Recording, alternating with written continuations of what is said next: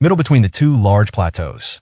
As the sun grew higher in the sky, the shadow stretching out along the ground would shrink. That was the signal for the start of the match. For a battle of this scale, they couldn't possibly place any official observers nearby. At the moment when the shadow totally disappeared, the fight between the world's ultimate two dragonkin would begin. Oriesha's 20th minister, Hito the Clamp, was taking part in this fight purely for the sake of Oriesha. It wasn't because of his own good nature, nor was it out of loyalty for Queen Sephite or the Oriesha Assembly. In fact, Hito had never once in his entire life been seriously concerned for another person, and he even acknowledged that he himself was a bit of a villain. He just didn't have any ambition. Simply resolving Oriesha's problems as they came up, and nothing more. Given that, the fact that he ended up working together with the person who held the strongest ambitions of all, the Wyvern Uhulus the Star Runner, truly was an ironic twist of fate. Hey, Uhulus. There was a bottomless abyss right below his feet. He was sitting down on the edge of the table-shaped plateau directly across from Lucknoka's. Uhulus's responses were always slow, so whenever they'd converse at the beginning, it would always start with Hito talking at him in this way. This is nothing but a big show. You've known that a while, right? This is just some big festival for those minion race idiots to watch and enjoy all of you fighting. The whole crap about the hero or whatever is just window dressing. Doesn't it make it all seem so absurd? Why? A small silhouette looked down from an even steeper cliff top from where Hito sat. This was simply a question. Uhulus wasn't offended. He had spent enough time observing this wyvern that he could tell as much just from the tone of his voice. He looked over in a different direction. The crowding citizens. In the wasteland landscape, they were huddled together like a wind-blown drift of garbage. They had come to watch a calamity capable of annihilating them all 100 times over, as if they were on a pleasure trip. Their actions and everything about their lives seemed loathsome and senseless to Hito. Those idiots aren't putting their lives on the line. They can't even solve their own problems by themselves. Heck, they don't even know what their own problems even are, really. You want a country full of idiots like that? Me? I wouldn't. It's all the same. The wyvern blandly replied. There wasn't any emotion in his voice. Minion races, wyverns, everyone's the same, right? So you and I are the same as them, then? I just have people I like and people I don't like. Dumb, clever. It's all too nitpicky for me, and I don't really get it. At the very least, many are like that, let me tell you. What? It's fine if you don't get it. More importantly, if you're going to get out, now's your last chance. There's technically an agreement that outlines a penalty of some kind, but the Oriation army's never going to catch you flying up in the air. If it all sounds like nonsense, forget me and head back home. Hito knew his suggestion was a wasted effort. Uhulus did whatever it was he wanted to do, even if it was something that couldn't be measured in gains and losses. Otherwise, he wouldn't have been able to become a legend who had uncovered everything the world had to offer. It's not nonsense at all. You think so? It's a match against Hargit.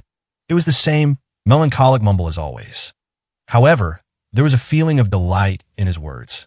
The one he recognized as the greatest opponent of all. The joy to battle against the powerless 6th general unacknowledged by anyone else. His gaze was fixed on Lucknoka the Winter, and also not on Lucknoka the Winter at all.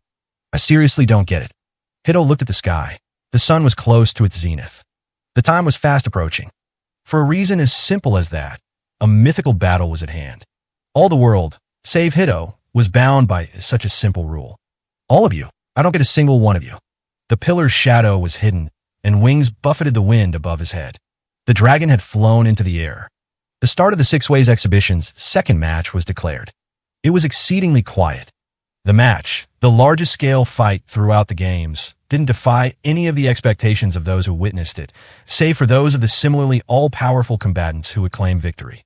In other words, before the sun could even set, the battle was one that brought eternal destruction to the land around it. The conclusion taught everyone exactly how terrifying the words all-powerful could truly be. Uhulus the Star Runner versus Lucknoka the Winter. The momentum of the silhouette flying out in front of her had the force of explosive firepower.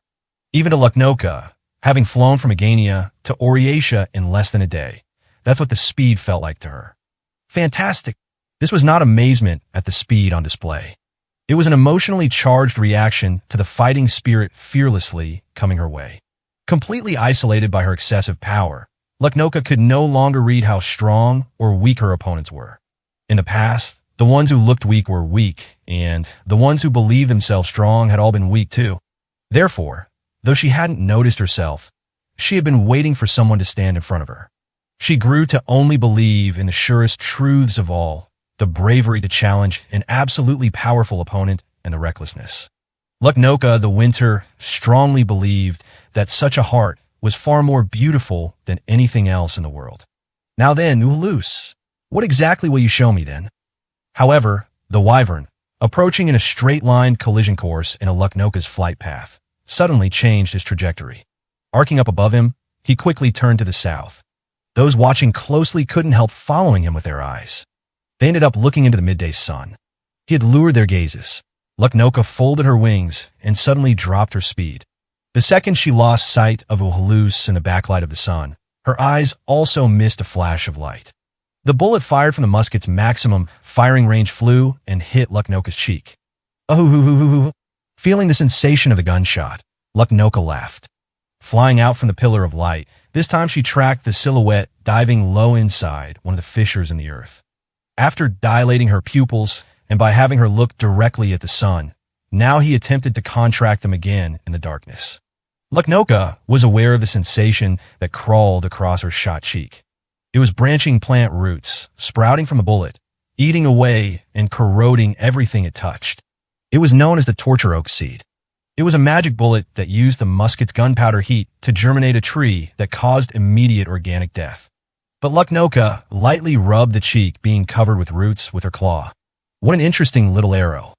That was the extent of the lethal magic bullet, simply peeled off with her dragon scales and falling to the ground, rendered meaningless. The reason behind the invincibility of dragon scale was not only their hardness. It lay in their insulating abilities. Aluza's previous shot had clearly been aimed at Luknoka's eye, the eye not covered with dragon scales. However, Luknoka knew very well that each and every one of the champions who challenged dragons aimed for the same spot.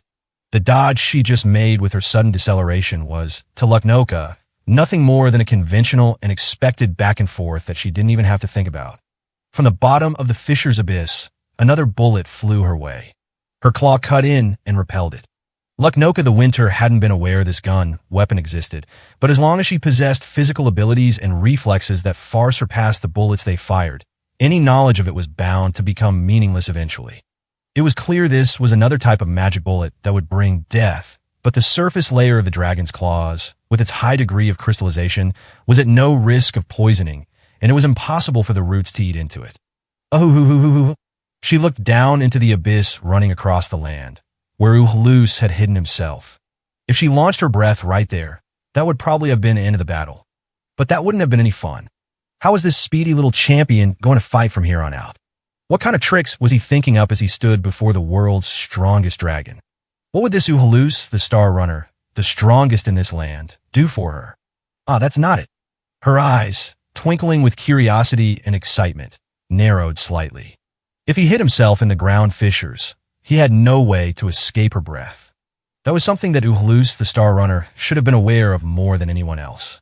In that case, the situation was already different. Got you. By the time she heard the voice, the whip had already been sent off behind her. It traced an angular zigzag, unbefitting a whip at all, across the sky, and grabbed the base of the ancient dragon's right wing. Kyo's hand. The caught section twisted and distorted strangely and began emitting a clicking sound. Kyo's hand, the magic whip that moved freely of its own accord, had another function to it as well. It would twist anything it wrapped itself around, regardless of the target's strength, and sever it. As long as he was utilizing supernatural magic items, there were methods he could use to ignore their durability and break through her dragon scales. Ahoo-hoo-hoo. Ahoo-hoo-hoo-hoo-hoo. Ah, how much fun. You truly are fast, Uhulus. Perhaps it's a sign of my old age, but my eyes can't keep up with you at all. Really now? You're weak then? Kyo's hand was still nothing more than a foothold for his next move. While Uhulus kept one of his 3 arms pulling on the whip, another arm produced a new weapon. The strongest enchanted sword of all. It was at that moment the clear voice rang out. Solfelna. Takuto wins. To those with some knowledge of word arts, they understood this was meaningless resistance. In order to use thermal arts for destruction, it was necessary to give them a direction. It was impossible to use them offensively in a direction that would involve oneself in the blast. Uhulus was now behind Luknoka, and he locked down her right wing to prevent her from turning her neck around back at him. Much like a certain visitor had done in a labyrinth city of the past, even the heat's wake wouldn't reach a person positioned directly behind the practitioner. Nevertheless, the motion of the dragon's breath attack began and ended with a single breath. Siolka's scars wither and fall at the edge of light. At the end of Luknoka's field of view, there was a gently sloping valley and a waterfront. There was the red horizon of the wasteland, and beautifully contrasting with it was a blue sky of sparsely scattered clouds. It was the past several hundred years of the Mari Waste changing landscape. All of it disappeared. It was as though the five senses held by all life had stopped. Silence. Darkness. Even the spectators viewing from far off in the distance immediately felt the cataclysmic change to the world. Luknoka's soundless breath brought the landscape in front of her to a standstill. All that existed there was blinded by white. No, it hadn't been brought to an exact standstill. Though thermal arts were unaccompanied by any wind or impacting force, the cracked terrain had indeed changed within the raging stillness. Even the drastic transformation, dyeing the world white by freezing air molecules, was over in an instant. It was chilled, as if the bottom of the world itself had fallen out. Yet even more so, the rocky earth had completely contorted black, rippling out as if on the surface of an open sea. Chilled to the absolute limit, below it may not have been solid matter at all. Page 95. The construction of the earth, condensed under the terrifying force, flowed like one singular molecule. Ah, Hargant, you said my breath wouldn't work, didn't you? The ruler of the truly silent world muttered to herself. Perhaps, in your world, that may have been true, but it was horribly quiet. But, even with this, the conclusion was yet to come. After a brief pause, it happened. An explosion like lightning shaking heaven and earth. The boundless, thunderous rumble devastated the world of silence. The air, pelting like a raging torrent, surged into the world present before Luknoka's eyes, and even Uhulus the Star Runner was swept away by the raging billows, having moored himself to her with his magic whip. Any and all matter had fallen in front of Luknoka. The eyes of the wyvern, completely off balance, and the eyes of the dragon waiting for him to do so mingled together for one moment. My breath works. With a downward swipe of her transcendent claws, Uhulus fell in a straight line down to dead earth. The lightweight wyvern smashed through the rocky ground just from the speed of his descent. The champion-slaying legend brushed away the magic whip, torn off from its grip around her right wing, like picking off a piece of seaweed. She was unharmed. All the champions who challenged the dragon had tried the same thing. Luknoka's breath, shutting the world away in winter, was known even among the children who didn't grow up to become warriors through children's songs. There were those who came with defenses against low temperatures laid out around them. There were those who carried a magic item that blocked any and all forms of destruction. Yet others were like this Uhulus before her, using their mobility and tactical skills to try escaping from the vicinity. Historically, all of them had died. The absolute and ultimate ice art's breath. All air particles within range were made solid. In which case, the destruction didn't end there. Continued afterward was the explosion of tumultuous tempest winds that tried to flow in and fill the hole the lost world left behind. Even an exceptional creature of the age, Uhulus the Star Runner, couldn't fight against this reality before him. However, However, Luknoka laughed. There was only one possible meaning behind it. Oh, how funny. She hadn't seen anything yet. What sort of fighting style did he have left? Just what kind of tricks did he retain to fight the strongest of all dragons before him? What would the strongest of this land, Uhulus the Star Runner, show her next? That you're toying with me, aren't you? It was the same quiet, gloomy, and weak voice as usual. Nevertheless, if someone well acquainted with the wyvern had heard it, they would have been able to guess the singular strong emotion within it, tinged with the slightest degree of anger. The emotion of irritation. Great shield of the dead. Once guarding him from Vikian, the smoldering's breath, it was his ultimate form of protection, capable of defending against the strongest dragon claws in the world, as long as the proper compensation was paid. You're bragging. Even Dati, the guy who's about to kill you. Uhulus the Star Runner brandished his next weapon. Kicking the ground, he took off. But he couldn't. The world around them was chilled to the core. The air was heavy. The ground that had once been all rocks was now some sort of black crystal, twisted into a strange pattern by some effect of physics. Hoo. You can't go standing in a place like that, you know? Luknoka looked down from far up above Aluza's head. Much the same way Uhalus had to all of the legends he had encountered before now. Uhalus tried again to take to the skies. He coughed up blood. The cells in his lungs were being gnawed from the inside. He began to be drastically robbed of his body heat. The landscape, after a breath had passed through, as well as the air, the earth, and everything else, was far colder than any ice, than anything he had ever known. Perhaps your back legs have gotten themselves stuck to the ice. The strongest race in the land. The strongest individual among them. There was no escaping from Luknoka, the winter's breath. Sofelna, Siolka scars, Takuto winds, wither and fall at the edge of light. Why you? You gotta be kidding. On top of a faraway plateau, Hito gasped, the color draining from his face. He had witnessed Luknoka, the winter's dragon breath, with his own eyes. The embodiment of demise itself, completely eclipsing all imagination. The sight should have been far off in the distance, but he definitely wasn't that removed from it all. If the area of effect had veered to the west, what if that spot where Luknoka and Uhalus had clashed had been even half as close to where he was? It was cold. The extremely frigid winds, prickling his skin far worse than any snowfield he had visited before, terrified Hito. The spot showered by the ice breath was so far away from his position. This was still supposed to be the Mari Wastes. However, the current temperature indicated it was no longer, and it was likely that it would stay that way from now on. That fool. Did Harga know about this? He couldn't have possibly known. Supposing he had witnessed the attack at Agania Ice Lake, he clearly wouldn't have returned to Oriatia alive. He may have been Wing Clipper Hargant, but Hito wanted to believe he wasn't foolish enough to know about this and still bring Luknoka the Winter to compete. He immediately shouldered the bare minimum of his belongings and called out to the soldier on standby behind him. Get the car. H-huh. Didn't hear me? Steam's running, right? Get the car. We're heading to the caravan. Hito turned his attention to the caravan, visible in another direction. The citizens gathered together like locusts. They must have been wildly excited about the shocking scene and the tremendous being that the people of the current era were witnessing for the first time.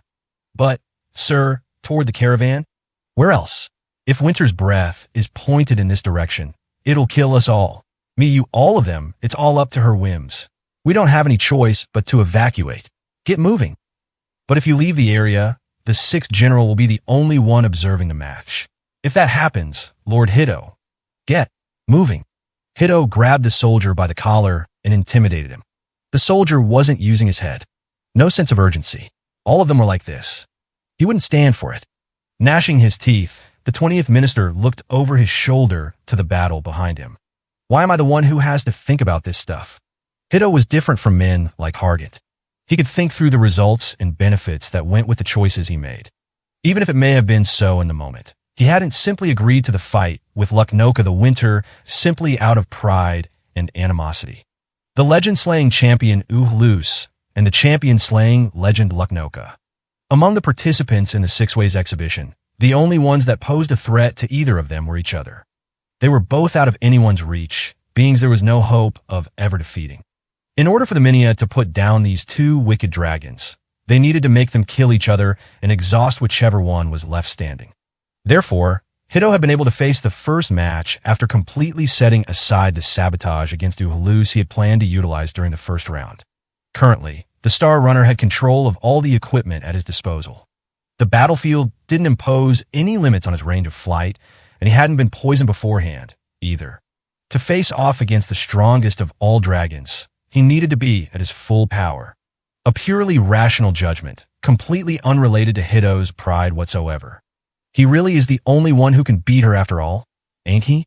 Luknoka, the Winter's strength, went beyond the reach of the Minion race's powers of imagination. You better win here, Uhalus. Slipping into the passenger seat of the steam-powered automobile, he spoke into the radio installed within. A female liaison responded to his call. It was someone who knew about their operation. It's Hito the Clamp. Get Rosclay on. Forget it. I'll leave a message. You tell him, Luknoka is stronger than we anticipated. If Luknoka wins here, we won't be able to use that process we discussed. Got that? This might be the last time I'll be able to report in. Not important. You got my whole message, right? Tell him all of it now. Roseclay should be able to think of something. On the horizon, the giant white dragon silhouette was in motion.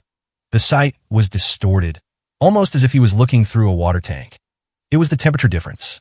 Hito could understand that. The extremely drastic gradient of cold air even changed the speed of light itself. Was this some other world? A far distant shore, where people were unable to live or trespass. It was as if a frozen-over Hell's Cape had been extracted from the passages of a story and emerged in that strip of wasteland. "You think I can die?" he warned, speaking to no one in particular. He'd force all the spectators to evacuate. Think about future steps against this calamity going forward. He would make sure the Six Ways exhibition ended without any mishaps. There was still a mountain of work to get to. He wasn't going to get buried in that worthless work and die like this. "I can't die now." Together with a puff of steam, the car departed. 6th General Hargant the Still was also looking out at the same scene, clutching his knees to his chest underneath his blanket. The cloudlessly noontime wasteland was now sealed in winter. It was a time period that existed in the beyond when the world died out. Meanwhile, in this land, bereft of seasons, spring would never come. Once winter had visited, the world remained in eternal death. There was a sense of an unopposable and inevitable end in the cold air that traveled all the way to where he sat. A temperature of despair and fated resignation, like he had felt in a Gania ice lake. Nevertheless, Hargant looked unblinking at that distant scene. His eyes were bloodshot and crackled with fire inside the blanket. He was the only one who had believed it. Not yet. Luknoka the Winter was truly the strongest legend of all. So strong that she had lost her opportunities to fight. So strong that she was brimming with pride and negligence, and still had more to spare. That he hasn't done it yet. Not yet. Not yet. He continued to mutter words for no one to hear as his teeth rattled in the cold. The idea to run away hadn't even crossed his mind. It wasn't due to his bravery. He never had that choice in the first place. Uvalus the Star Runner was putting his whole soul on the line. A contest that would never come again, that Hargant had sunk the piddling remnants of his pride and future entirely into. He wasn't a sham like Roseclay. He was the only wyvern and the only true dragon-slaying hero in the land. If he could just defeat Uvalus in this first round, there would no longer be anyone who could defeat Luknoka the Winter. Uvalus. The white dragon once again showered the land with her ruthless breath. Her attack, aimed down below her, didn't destroy a large area like the one before it. Instead, a radius of 30-odd meters of the earth collapsed like mud and caved in deep into the ground. The dragon breath of Luknoka the Winter didn't possess any physical impact whatsoever. Such phenomenon occurred simply due to the extreme cooling. If all the space between molecules, extending several kilometers below ground, were lost in the instant cooling, was it possible for a topographical shift, almost like a meteor crater, to appear? As it was understood in the beyond, when under extremely low temperatures, matter didn't maintain its volume. Condensed, pulverized, its entire structure changed completely. In the real, macroscopic world, when that exact phenomenon happened, how did that reality present itself? Even among the residents of the beyond, no one had seen anything like it with their own eyes. Uhalus. Amid the vortex of ruination, he knew Uhalus had to be there. Biting down on his lip hard enough to draw blood, Hargant was trembling. What emotion exactly was making him tremble? Even he himself didn't know. He simply repeated those words over and over again. And not yet. Not yet. He saw the world behind him crumble away. Uvalus didn't fully comprehend exactly what type of phenomenon was occurring behind him.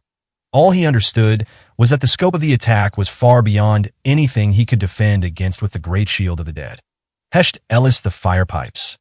Even after seeing such destruction, Uvalus the Star Runner felt more regretful about losing one of his magic items than the right toe that had frozen and torn off. When he killed Vikian, the Smoldering, Uvalus had pierced his flank with a long spear, but what magic item had allowed him to pierce through a dragon's flesh? Even Hargant the Still didn't know the answer to that question. Hesht Ellis the Fire Pipe was a simple iron pipe, not even loaded with gunpowder, but any object that touched its gun barrel would be launched with extraordinary force. As long as it was aimed at a gap where their scales were torn off, the magic gun could even finish off a dragon. He had been faced with a dilemma where instead of using it offensively, he was forced to use it for an emergency escape. Stuck to the ultra-cold ground, he had launched himself out from the extinction zone, sacrificing a right toe in the process. Inside a small jar, he lit the magic items, ground runners, flame, and refreshed the air around him to stop it from freezing his lungs. While Luknoka had yet to find Uhulus, he checked the workings of his favorite gun.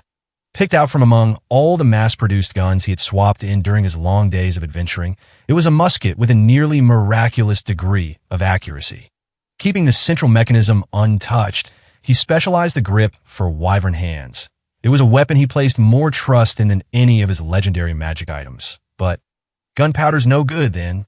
The percussion cap gunpowder was frigidly cold. Even if he did pull the trigger, it'd likely misfire. At the very least, during this battle, his arboreal magic bullets, poison magic bullets, and lightning bullets were now all unusable. Kyo's hand, that he had used to twist off Vikian's arm, had been cut apart, and Hesht Ellis the fire pipe, used to pierce through his flesh, was lost. The winter of world finality had even killed his lifeless magic tools. I wondered what sort of treasure Luknoka the Winter has.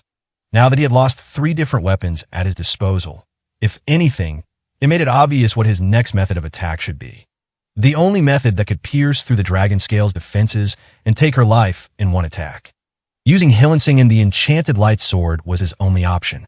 Kicking off the ground with his wounded leg, the wyvern once again flew into the air. As long as he was up in the sky, where Luknoka's breath hadn't frozen anything over, he could still fly. While he was flying, his crippled leg wouldn't put him at a disadvantage, either. There was a clear fact of reality. He needed to get in close, or he would lose. The all-powerful breath, sweeping death across all the eyes could see, was harder and harder to escape the farther he was from Luknoka. Even supposing he could defend against the power of breath itself with the great shield of the dead, the ultra-cold world left behind prevented the activity of any living creature.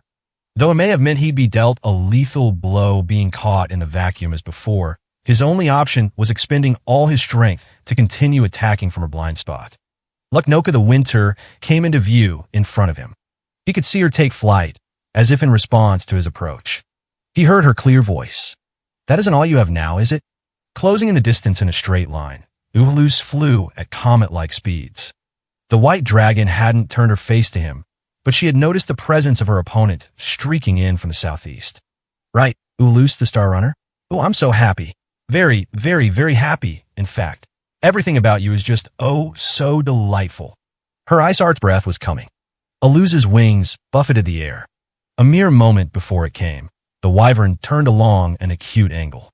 He needed to be going at his maximum, life-threatening speed, faster than Luknoka's eyes could keep up. However, so Felna. Takuto wins. However, Luknoka caught him directly in front of her. After their last exchange, Uhulus had placed Luknoka at the top among all the other legends he had fought up until now. The destructive scale of their clash wasn't the only reason why. Even when it came to simple physical ability, that she was so overwhelmingly superior, it was impudent to even compare her to the others. Page 95. Why was she able to keep up her activity within this frozen hellscape, born from her own breath? Why could she face the violent vortex gale, sucking everything into an air vacuum, and not stir an inch? It was because her body could endure it all. Dragons were the only living creatures that could possibly survive the aftermath effects of their own dragon breath. Save for a single young elf girl exception, the Wordmaker never bestowed word arts that the user's body couldn't handle. The strongest physical abilities in the land were even able to follow a silhouette going faster than the eye could see. Siolkiskars, wither and fall at the edge of light. Termination spread. The view was annihilated in white.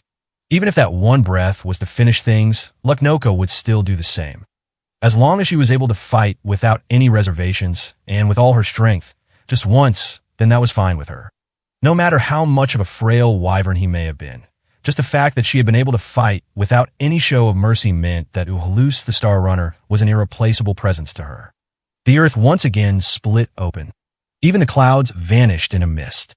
Her word arts, ostensibly only supposed to affect the winds, transformed the depths of the earth's crust into eternally frozen soil, simply from the aftermath of the atmospheric cooling. All in a single breath incantation, shorter than the thermal arts minia used to produce sparks. Showered in cold air, the silhouette, just like every single champion before him, had disappointingly vanished. Ahoo-hoo-hoo-hoo-hoo. Ahoo-hoo-hoo. Ah, it's been 100 years since I've had a battle like this. Why? Maybe even longer than that. I doubt I'll enjoy myself this much anytime soon again. Eventually, another champion would appear who would demand her full power. Lucknoka would end up waiting in solitude at that ice lake, anticipating more than that one encounter. The vacuum born from the breath's aftermath began to swallow the surrounding atmosphere like a tidal wave. All of it happened in an instant. And if there was someone who knew all of that, if someone had already suffered the aftermath once, then they could match their acceleration with the torrent of wind. From a blind spot on the dragon's flank, there existed a magic item called Rotting Soil Sun. It was a sphere formed from a clod of dirt, and it could launch blades or bullets formed from the mud endlessly fontaining forth. That mud could even, for example, form something resembling a wyvern gliding on folded wings. In the middle of his ultra-high-speed maneuvering, he used his flight inertia to abandon the substitute behind him and force the all-powerful dragon's sights that were following him to stop mid-pursuit. He made her launch a breath attack at the substitute. No matter how much kinetic visual acuity or how fast her reaction speeds were, differentiating between two tiny shadows in a split second while tracking Uhulus the Star Runner at his max speed was impossible for any legend. Hillensingen, quietly, feebly, he was finishing his mumbling. He always made sure to get his boasting in. It was his only method of attack that could trivialize the dragon-scale defenses and end everything in a single, split-second attack. Multiplied by the speed of the vacuum winds, as well as Aluza's own speed, the attack. The enchanted Lee. He collided with something massive. With a loud crunch, Aluza's world dissolved away. Oh my! Lucknoka the Winter was slow to notice. Yet she shouted in despair. Oh no! You are still alive. Oh, heavens me, what have I done? The light blade had cut deep, slicing the tip of her massive tail clean through to the bone. However, that same tail had just slammed Uhulus to the ground under its massive weight. Why? I truly didn't notice at all. What a terrible failure on my part. My opponent was still alive, and I wasted my chance. If I had known, oh, how much more fun I could have. It hadn't been an attack. The strongest dragon of all had simply changed her direction in midair. Her tail, swung around to adjust her position, had just, in a stroke of misfortune, lined up with the trajectory of Aluza's attack. The instant kill suicide rush, surpassing the efforts of all the other champions in history, was defeated by plain bad luck. She was too strong.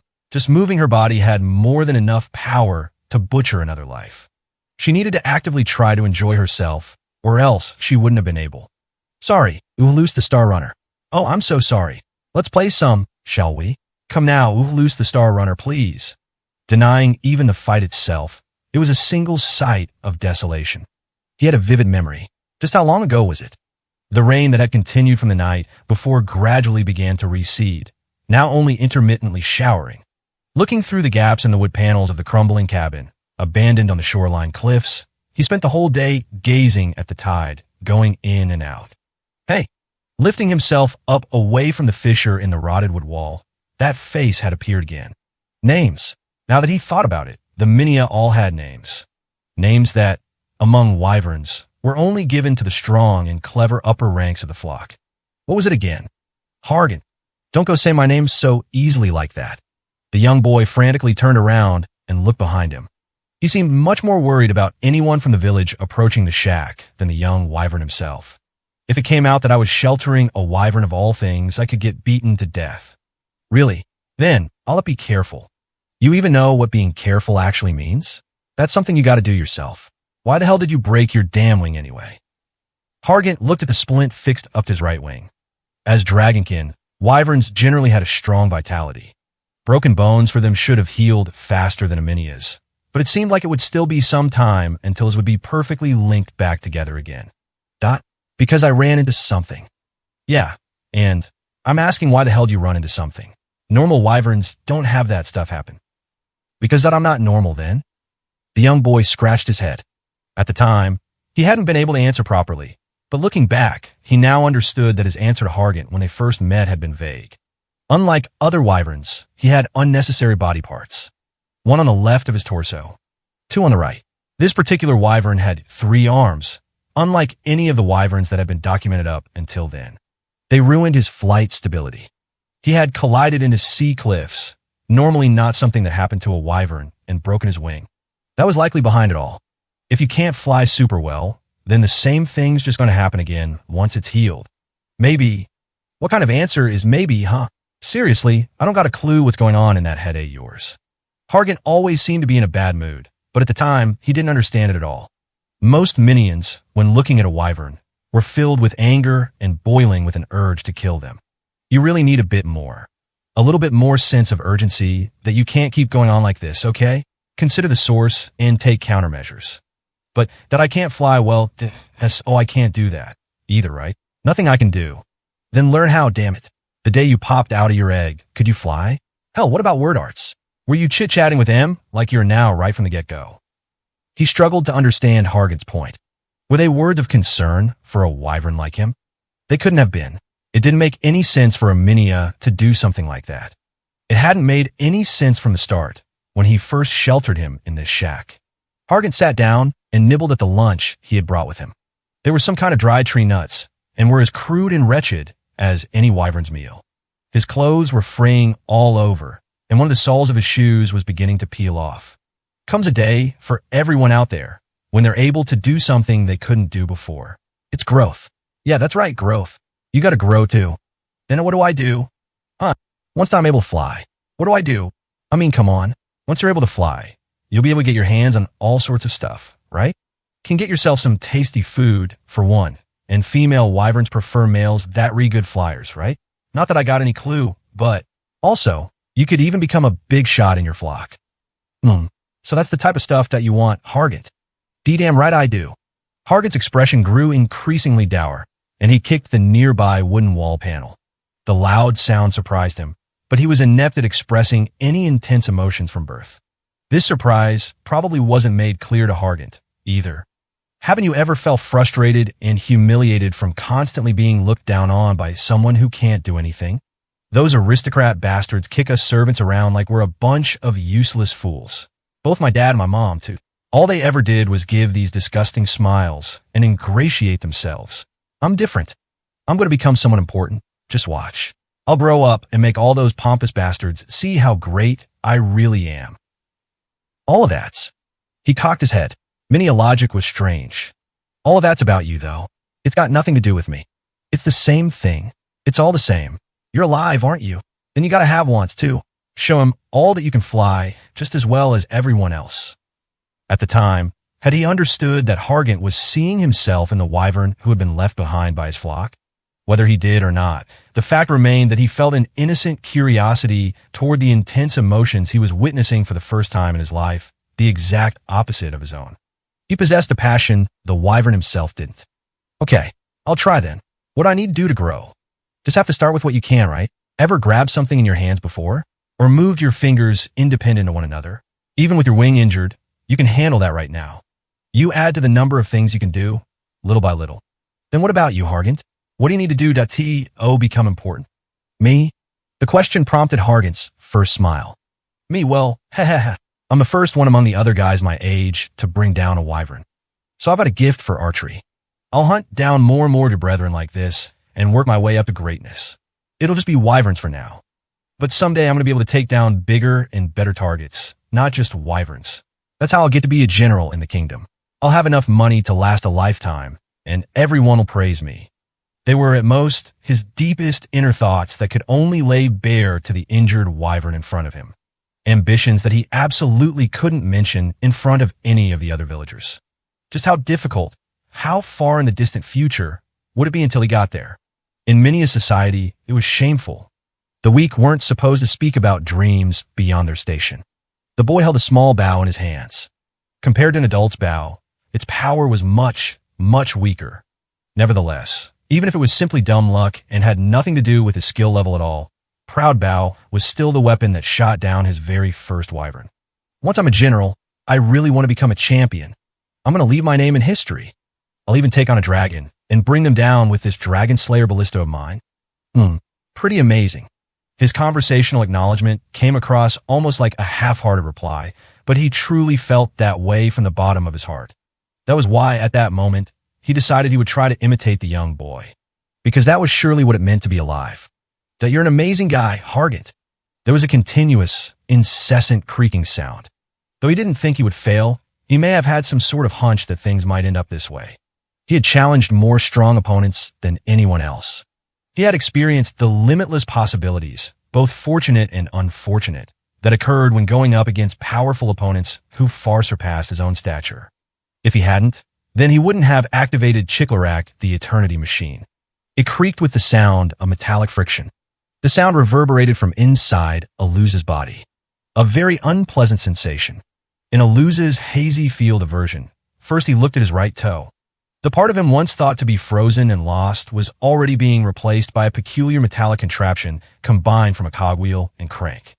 Chiclarak, the Eternity Machine. Simply a minute gear of unknown composition that was smaller than the tip of Aminia's pinky, yet was the most valuable item for Vikian, the Smoldering's Horde. The gear turned the inside of his body.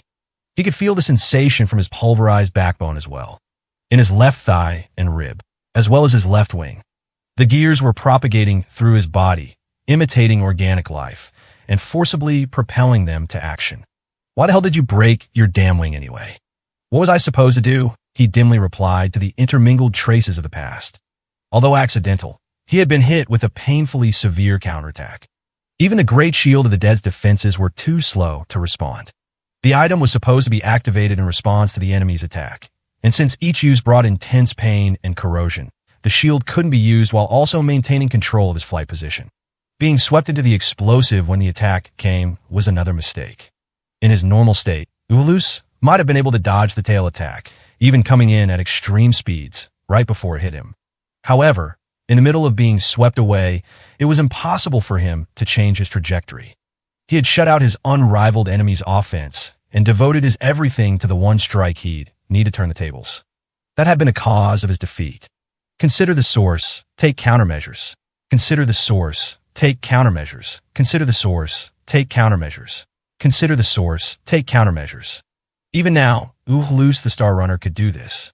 He wasn't able to do everything from the start. He constantly added to the things he was able to accomplish. First, it was defeating the strongest wyvern in his own flock. Then the terrifying ogre in the forest. The biological apex of the desert, the worm. The powerful warrior from a suppression squad. Then it was a champion, a legend, and finally, a dragon. Ulus was smacked out of the air by Luknoka's attack, but despite that, he had kept his grip on Hillensingen, the enchanted light sword. His greed prevented him from letting go of his treasures even in life and death crises, leaving him one final method of attack at his disposal. Hargant. I'm going to beat Hargant. He would exhaust every option he had. No matter what sort of treasure he'd have to throw away, he was going to beat him, because it was a promise to his only friend. Ah, Ulus the Star Runner. You must still be alive, right? After all, you took those claws of mine just fine. This couldn't possibly be enough to do you in now. So please, show me more. Unlike moments before, Luknoka the Winter was grieving. I wanted to fight even more. Truly, the wonderful champion, Ulus the Star Runner, died. In a terribly boring and dull way. So many multitudes of warriors, all making her despondent. Therefore, it caught her off guard. A sound like a long whistle, letting out a shrill cry as it cut through the air. The blade violently flew around Luknoka's vicinity. It was an enchanted sword by the name Trembling Bird, but of course this wasn't an attack. Kalkeo Kayakowak, Kestek Ko Bakyo, from Ulus to Hillensingen, a hailstorm to heaven and earth. The instant her attention turned to the enchanted sword's shriek, a shadow closed in on her from directly below. She didn't know the abilities of Rotten Soil Sun. She naturally recognized the figure in the corner of her eyes to be Ulus, the Star Runner. Still not intending to make any attack, she extended her claw and instantly smacked the shadow out of the sky. She shouted in delight. Page 97. Ah, you're still alive, was what she was going to say. Realizing once again that she had knocked it out of the way herself, she looked as it turned into a splotch on the ground. There was one other thing that had flown toward her from the same direction. The bullets fired from Rotten Soil Sun didn't start and end with a single shot shaped to copy the wyvern.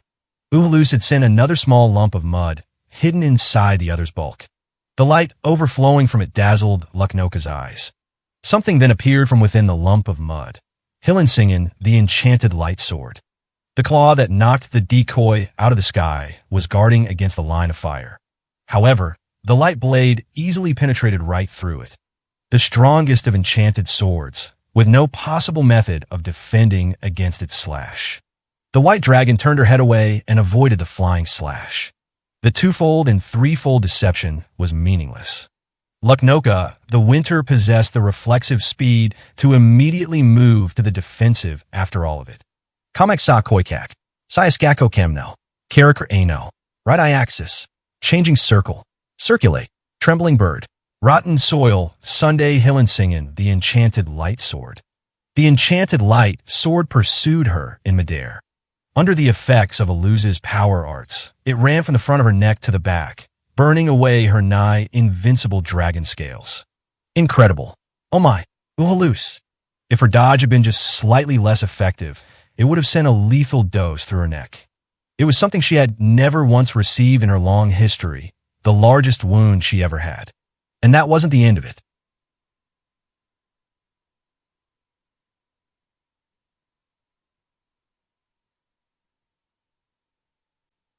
If the attack cut up her tail, seized her claws, and came from directly below her, she couldn't even shower her opponent in her breath. Because her own enormous body would be included in the attack radius. Why? To be able to fight like this.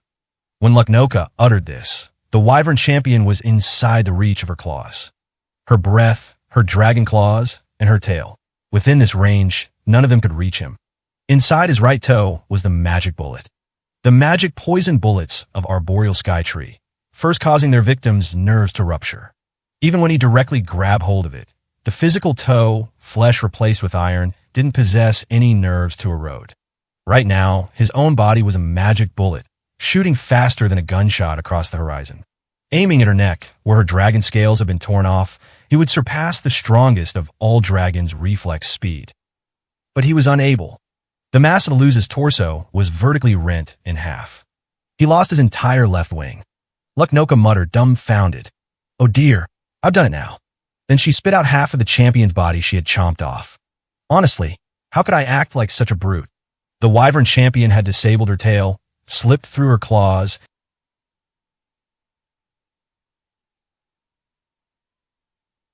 as he challenged the dragon. It hadn't been enough. Beyond all of those were her fangs. On the actual brink of death for the first time in her eternal history, the spinal reflex speed of the dragon's maw far surpassed the maximum direct flight velocity of the strongest of all wyverns. A reactive speed that even Lucknoka the Winter herself found to be completely unexpected. It wasn't the sort of personal growth that occurred under extreme situations, like Uhlus the Star Runner had accumulated over the years. It was the basic instincts of a wild animal. Like her eradicating breath. Nothing but a latent ability that the strongest of all creatures had possessed from the start. Why, I didn't know I was so fast. It was simply that no one had seen her utilize her full strength before. Even Lucknoka, the Winter herself, didn't know her limits. There hadn't been a single person, anyone in the vast, wide world, who had backed her that far into a corner. The rogue who had conquered everything far and wide on the horizon had fallen.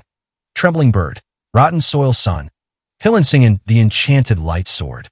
Together with all his treasures, together with the sparkling brilliance of the world, he fell down into the ruptured Earth's abyss. What if Lucknoka the Winter's tail attack hadn't accidentally caught him? If he hadn't been wounded by that attack? If his muscles hadn't gone numb in the cold air? If he had thrown his gun away and made his bag lighter? If he hadn't been born with 3 arms? It was he, the one lone wyvern, who was the champion to get the closest to taking Lucknoka the Winter's life. I was right. In the final moments of his fading consciousness, he thought, Hargan's an amazing guy, after all. And not yet. Hargan stood up and staggered ahead. Uhalus the Star Runner had fallen.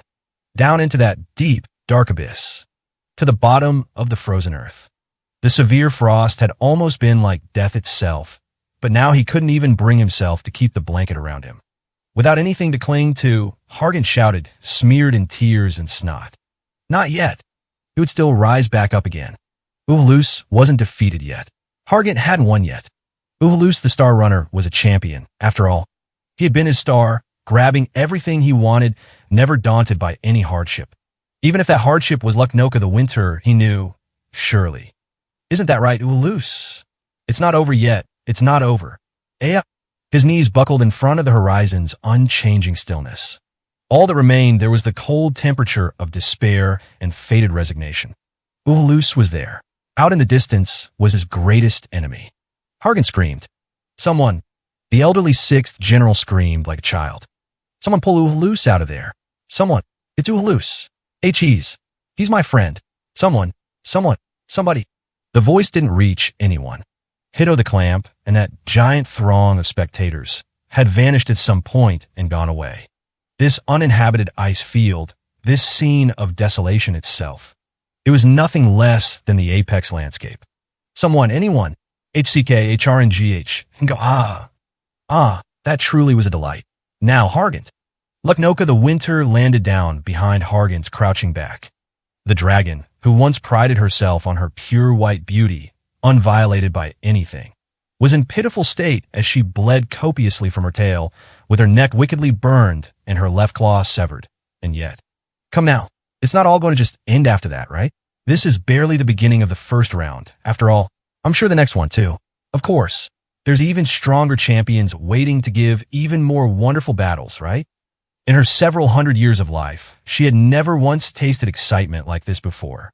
The solitary and removed landscape seemed to glisten in her eyes. She thought that there still remained things she could love about this world. For her, denied any hope of battle itself, those wounds were exactly what she had wanted more than anything else. More, and more battles like that. I truly can't wait for the next battle. The next champion. Match 2. Winner, Luknoka the Winter. Page 98. The identity of the one who defeated the true Demon King, the ultimate threat who gripped the world in terror, is shrouded in mystery. Little is known about this hero. The terror of the true Demon King abruptly came to an end. Nevertheless, the champions born from the era of the Demon King still remain in this world. Now, with the enemy of all life brought low, these champions, wielding enough power to transform the world, have begun to do as they please. Their untamed wills threatening a new era of war and strife. To Oriatia, now the sole kingdom unifying the Minion races, the existence of these champions has become a threat. No longer champions, they are now demons bringing ruin to all, the Shura. To ensure peace in the new era, it is necessary to eliminate any threat to the world's future and designate the true hero to guide and protect the hopes of the people. Thus, the 29 officials, the governing administrators of Oriatia, have gathered these Shura and their miraculous abilities from across the land, regardless of race, and organized an imperial competition to crown the true hero once and for all. It was around the time the true demon lord's reign of terror had begun to spread across the world.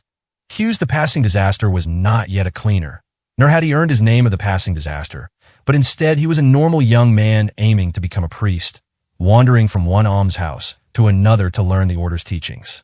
In some frontier city, all communication to the outside world had been cut off overnight, and every person who left to investigate never returned.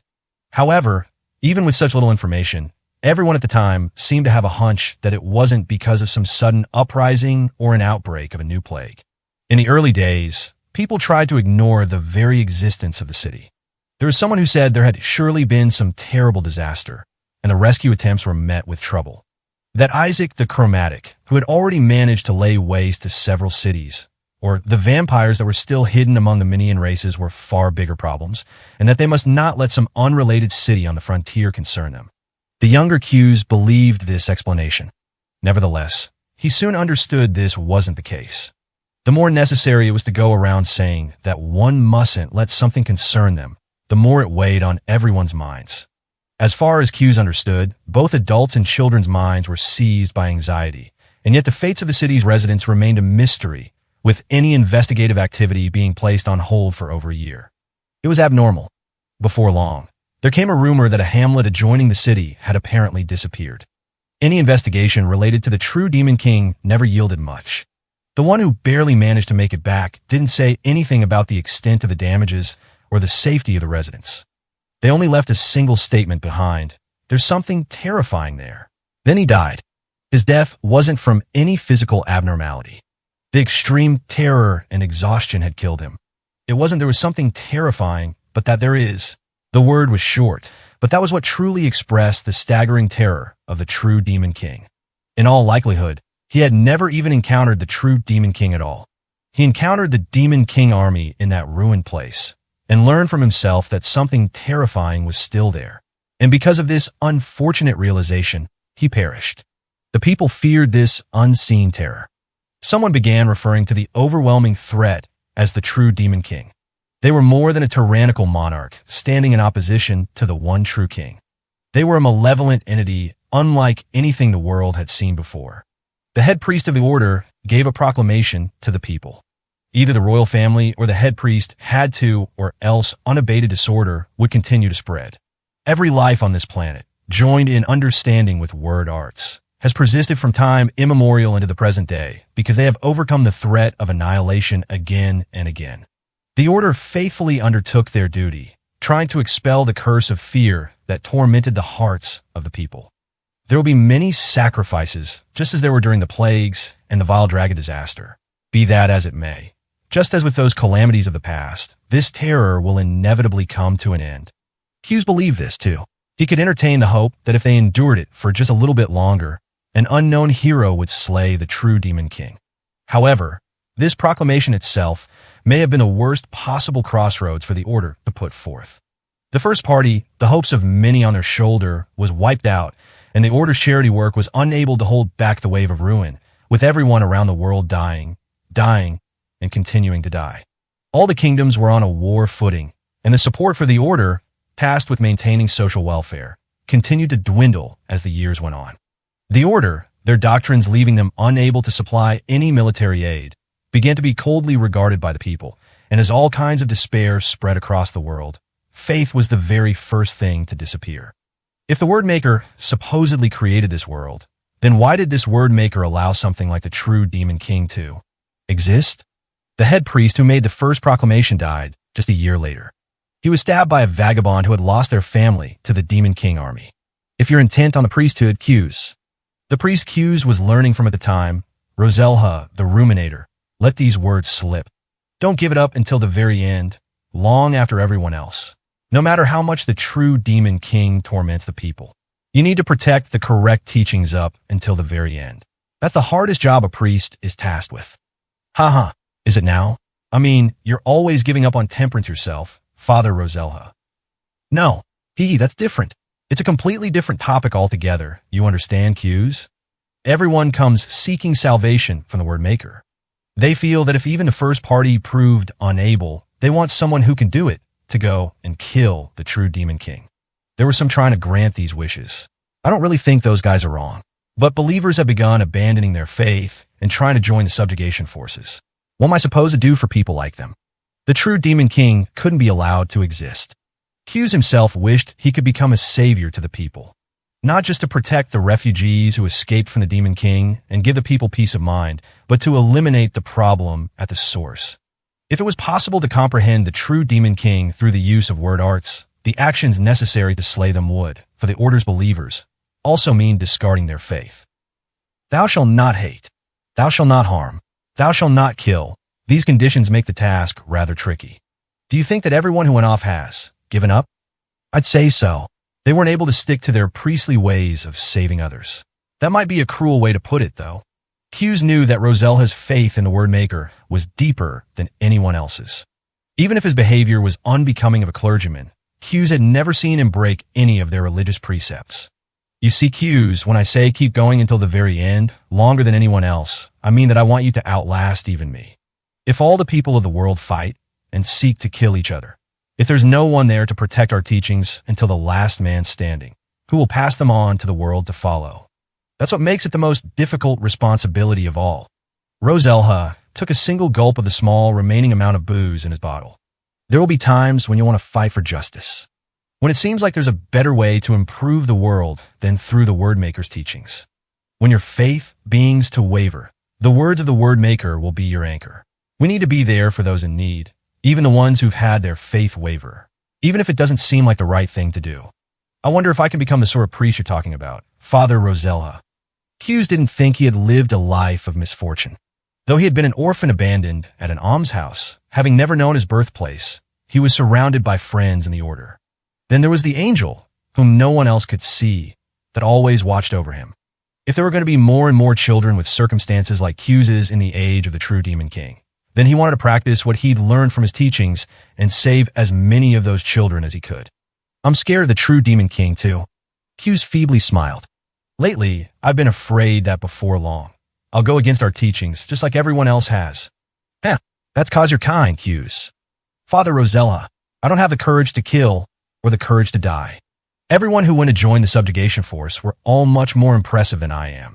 Do you think someday everyone will come back to the order and we'll be able to do things like we used to? Of course we can.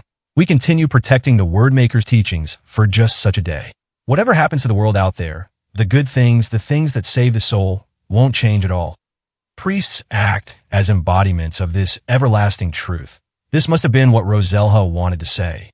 In the order, those who voluntarily broke the precepts of their teachers would be unable to become priests. Q's. I know plenty well enough that the ones who have separated from the order are experiencing the worst hardships of all, because they have to believe for themselves in the justness they were willing to abandon the Wordmaker's teachings for the decision to harm and kill someone. They might have to live right up to the end, holding firm to this sense of justice. That is a truly agonizing thing. That's why we will wait. Even then, if they were all to return to their faith, the Wordmaker's teachings made it clear. If they returned to the order, their sins would be forgiven. Lately, I've been dreaming that I'm in Kennedy's almshouse like I was way back when, truly just like I was doing stupid stuff with Nofold, teasing Ina. Emos was still alive too. To Q's, faith in the Wordmaker was no different from the memories of such happy days. A majority of the friends Q's had lived with had also broken off in the order. There were some who would never come back. I want to be waiting here for everyone. I know. That's what faith feels like. I'm sure we'll be okay. Q's. Putting down his glasses, Rosella smiled. You'll be able to find happiness. Q's, just an orphan on the path to priesthood, had never met someone's true intent to kill until the spiraling slaughterborn from the true Demon King spread out over the world. Therefore, at the time, he had no way of knowing about Nastique's unusual ability to automatically bring instant death to all who confronted him. A long time passed. Q's was looking at a church pelted in a downpour of rain. Close to 20 years had passed since he had his conversation with Rosella, and the terror of the true Demon King still continued to exist in the world. Why did things end up like this? Drenched by the rain, Q's gave an exhausted smile. A self-deprecating smirk. There were 6 dead bodies lying around him. All of them were armed. I've become a murderer myself, Father Rosella. Q's the passing disaster wore a robe that closely resembled a priest's, but it was black. He wasn't a real priest. He was no longer young, and he had lost the ambitious glimmer in his eye. There was also a stubbly beard on his chin. For a long time, the rank of paladin within the order had been discontinued. In the era of the true Demon King, where no one could rely on any other power and needed to protect themselves with violence, there was a class of warrior assigned once again to a single individual. The cleaner for the order. The armed group that attacked the church that day even included an ogre over twice as tall as Q's in their ranks. This ogre, too, had collapsed and was leaning up against the wall. It had attacked this church and eaten many of the children here, and yet the look on his dead face was peaceful, as if he were asleep. There were some who attacked the order to pillage them, but Q's knew that a majority weren't like that. They were filled with hatred toward the order and their teachings that did nothing to help them. Q's looked up to the top of the roof. There was a being that had been watching over Q's ever since he was a child. Hey there, Nastique. That's where you're sitting today, huh? On top of the roof, doused in cold rain, her palely glowing form was the one thing that would never get wet. Pure white hair, pure white clothes, pure white wings. Her soft, short hair and delicate frame made her look like a young boy, but her appearance was elegant and graceful. When Q's noticed Nastique's presence, she replied with a faint smile. The corners of her mouth, relaxing, meant a smile. The angel's expressions were so indistinct that it took Q's a long time until he understood even this much. She seemed like a whole different being from anything else. Page 99. Are you okay? Q's was convinced this was her salutation to him. I'm fine. We were just saying hi to each other, really, Q's said, trying to show that he was tough. He knocked on the church door. If Nastique wasn't watching, he might have still wavered. Pardon me, the rain's really coming down out here. The priest and children inside were safe, and they'd holler back their reply. That was the fantasy he played in his mind. Could you lend me your roof for a little while? Silence at first. Then there came a reply. The sound of a crossbow pulling back. Hughes readied his large shield. Twisting the handle as he gripped it tight, he braced for impact. The storm of arrows that pierced through the doorway rushed toward the steel shield. Hughes lowered his body. He withstood. If he grew scared, he'd be repelled, and his fears would become reality. The shield he raised became riddled with arrows. Sheesh. Not very kind of you. The class of paladin was meant for combat, but they could not equip themselves with swords or bows. The only thing they carried with them was a large shield to defend against their enemies' violence.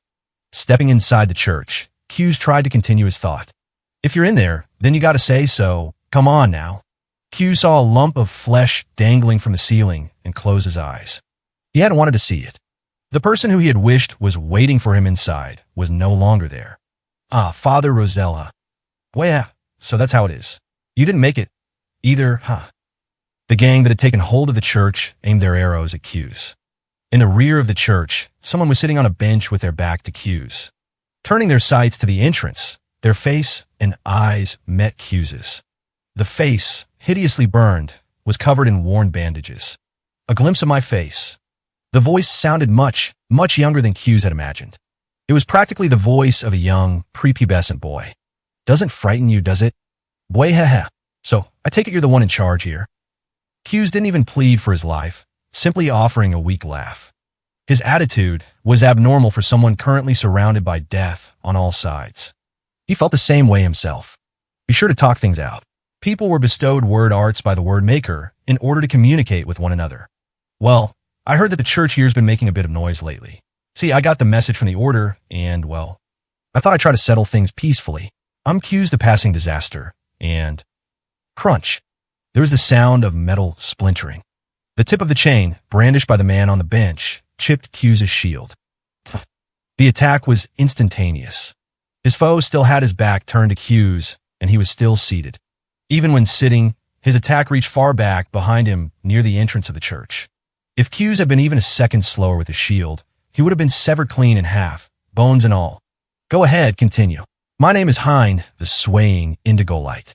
A long, long time ago, I was the first formation rearguard of Obsidian Eyes. Suddenly, a slash attack was launched at his blind spot on the right. Hughes narrowly deflected it with his gauntlet.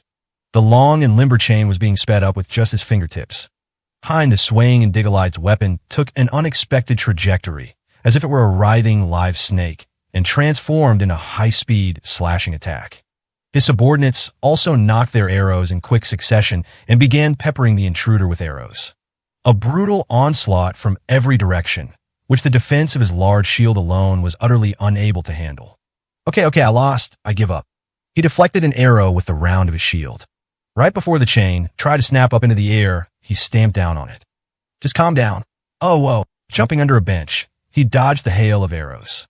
This was a familiar church. He had played tag with the children here, before then being scolded by the aging priest. He had found a slim means of escape. He kept finding them. If he didn't desperately cling to that scant opportunity, he'd lose sight of it forever. Hughes had long since gotten used to fights like this. Raising his large shield up like a roof over his head, he blocked the deluge of arrows. Ultimately, he was unable to defeat anybody. On that day, he hadn't been able to go off and defeat the true Demon King either. Thanks to a wonderful miracle, we no longer live in solitude. All creatures with a heart and soul are our family. Back. Keep your distance. Hind mumbled quietly. Was he really being cautious of Hughes's non-resistance? You might try to punch with that shield of yours. Or maybe you're preparing to use some word arts. See, I can't do anything like that. The tempestuous assault continued. Hind continued to precisely assail Hughes from all sides with his chain, as though it was filling in any gaps between the arrows besieging him. Please, no more killing. Hind, the swaying indigo light. Just how dedicated he must have been to train and develop his skills to this level. Even that dedicated training hadn't been enough to erase his hatred for the order. Blood, severed arms, legs, eyeballs, innards, no matter what he did, the left-behind traces of the tragedy that occurred in this church reflected in Hughes's eyes as he continued to live on and survive. I'm begging you, don't try to kill me. In the thick of a world where anyone and everyone kept meeting their ends, Q's raged against the inevitable. The bench concealing Q's was severed in two, iron frame and all. Heinz chain was picking up speed. Q's readied his shield again, fortifying against the arc of the chain's slash. Shoot! One of the gang members who had drawn in near his blind spot was readying an arrow. The destruction of his cover had thrown off his calculations. He couldn't block it with the armor on his arms or legs, either. That was the moment facing him. Q's prepared for death. The attacker's legs twisted, and they collapsed. Their boss, Hein, picked up on the obviously strange event, too. What did he do just now? Q's didn't answer. He had prepared for death, and nothing more. The death of his enemy. Q's was the only one capable of perceiving it. Nastique's figure, as she teleported behind the back of the one directing their killing intentions Q's way, and stabbed them with her short sword. They were beings who had been scattered at the time of creation, when the Wordmaker gathered a great number of visitors together, and this world began. They were tasked with establishing the laws that govern the world. When the time of creation ended, so too did their responsibilities. As time marched on, the angels disappeared, and perhaps the people stopped trying to see them, turning them into mere figures of legend, even within the order. Death was her domain. Q's referred to the sinister red blade, ill-matched with her elegant, white body, as death's fawn. Thou shalt not hate. Thou shalt not harm. Thou shalt not kill. Treat others as thou would treat thy own family. Taking advantage of the gang's attention being drawn to the inscrutable and sudden death, Q's fled to the wall. A fresh member of the mob readied their short spear and charged toward Q's. The impact sank through the shield. Matching the movements of the spearhead's thrust, he pulled back his shield. Pulling his assailant down to the ground after his stance faltered, he pinned him down. Phew! Still pinning the attacker down against the wall, he covered the other side of him with a shield, forcibly making a safe zone. At long last, he could take a deep breath. Nastique floated right next to Q's and fixed her eyes up at the lump of flesh dangling from the ceiling. Who is this person? See, Father Nozelha has taken really good care of me for a long, long time. Nastique was not a heartless angel. Q's believed that she must have a heart that mourned for people, lamented, and tried to do good. This was why he continued to talk to her, even if he never got a reply. He was super good at making potato soup, let me tell you. All the kids in the almshouse, and I mean all of them, loved it. Though, for a priest he was pretty loose, and he'd have his mistresses and stuff, but he was a kind man, always caring deeply for all of us. Curse you, let me go. Like I give a damn about whoever the hell you're talking about. The rogue Q's kept pinned down yelled out. He must have believed Q's was talking to him. You know, I tell you. Oh, really? You don't know him? You didn't hate him or anything, and you killed him anyway? He always prayed that no one would get killed. And yet things never went that way. Each time a person killed another, Q's faith faltered, and he'd drift further away from some potential happiness. He's the guy you have hanging up there. He was my teacher. The short spear, wielding rogue must have tried to attack Q's without waiting for the answer. Either with some concealed weapon he could use while held down against the ground, or maybe some type of word arts. However, he never put his plan into motion. The angel silently cut up the rogue's side with her short sword. Without exception, a single attack from Death's Fong would prove lethal, no matter how tiny of scratch it may have left. The gusting carnage of chain and arrow also meant nothing to Nastique, as she didn't possess a corporeal form in their world. Without anyone being aware of her, Nastique and Nastique alone, protecting Q's, was always claiming the lives of others without any of them being able to fight back at all. Are you okay? She must have been concerned for him. Turning to Nastique, Q's laughed. A fatigued laugh. Boy, heh. Well, now he's dead. He understood. It was almost certain that none of them would put down their weapons. They must have had a reason driving them to go to such lengths. And yet Q's could only flounder in meaninglessness, desperately trying not to kill anyone and trying not to be killed himself. He didn't even want to keep making his angel add to her sins. He shouted, "Oh yeah, so I forgot to mention something. I came out here to kill all of you guys." After he acknowledged it once, the only thing left was to carry it out to the end. "Sorry, but I'm going to need you to die. All of you. You think after the order couldn't save anybody? They have the right to kill us now? I guess I don't. Maybe if we had just talked things over a bit more, we could have worked things out. Truly. But the thing is," he planted his humongous shield at a spot on the floor with a large image of an angel spreading her wings. Behind Q's the passing disaster's back, the angel of death, invisible to everyone else, was unfurling her pure white wings. Apparently the angel, isn't going to forgive you for what you've done. Hughes began walking toward Hein, sitting on a bench in the back of the church. A rogue with a long sword slashed at him from his flank. Nastique's short sword brushed against the man's neck. With just this, the attacker lost his strength and collapsed. What's with this guy? Hein twisted his bandage-wrapped face and shouted. One who had tried circling around him. One who had charged with a short spear. And just now, one wielding a long sword. All of them died. From their perspective, none of them was hit by any attack at all, and Hughes was just defending himself. And yet they were the only ones losing their lives. That was how it all looked. Everyone stand back. I'll get him. Hein Io Kwasiku. Ham Nager, Meg 9 Fran, or Borg 5186. Zydo Lebehi. From Hein to Ku Kisiku's cord. Running ecliptic, right elbow axis, touch skylight 5186. Shred him. The thick chain glowed red hot and rent the church from the floor to the ceiling with a 6-meter-long arc. A combination of thermal arts, power arts, and iron chain techniques using both fingers. It was a crystallization of all the combat prowess that Hein, the swaying Indigolite, had trained in as a warrior for Obsidian Eyes, nevertheless. Hein's technique cleaved the bench, the altar, and his remaining subordinates, while also incidentally twisting and breaking the fingers, serving as the basis of his technique. It can't be. These fingers of his are now lying at his feet, while only a red cross section on his wrist remained behind. The instant he unleashed his ultimate technique, his hands were cut off at the wrists, and he lost control. Impossible. There's no way. There sure is. These things happen.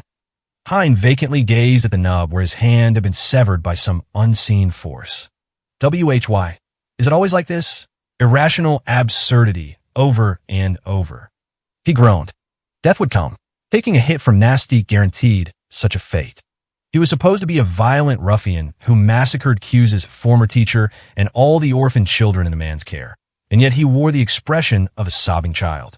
The terrible burns beneath the bandages told Hughes the kind of life the man had led up until now. It's always like this. That you're going to die, Hein the swaying Indigolite. Your time has come, just as it comes for everyone else. But who gets to decide that? Why do these things happen? Tell me, did the word maker decide it was my time to die? Hughes slowly walked until he came to a halt in front of Hein. It's the same way for everyone, right? The word maker isn't responsible for anything and everything. No, you're wrong. Underneath the bandages, Hein twisted in hatred. It's the word maker, and you order people's fault. All of it. You praise the word maker for the creation, for being omnipotent. And despite all that, the word maker doesn't bear any responsibility for their own world. The terror of the true demon king would inevitably come to an end. Hughes believed those words, too. Everything went just as the murdered head priest once said. Nevertheless, it all came too late. The true demon king continued to terrorize the world, and before long, a whole 25 years had passed. What had the order actually saved from that reign of tyranny? Yeah, everyone suffered, more than was ever necessary. How about we chat about the salvation of this world? The word maker's salvation. Hugh sat down on the half-demolished bench. The church had transformed into a crucible of atrocity, drowned in a sea of blood. However, when Hughes first saw him, Hein was sitting on this very bench, looking toward the altar.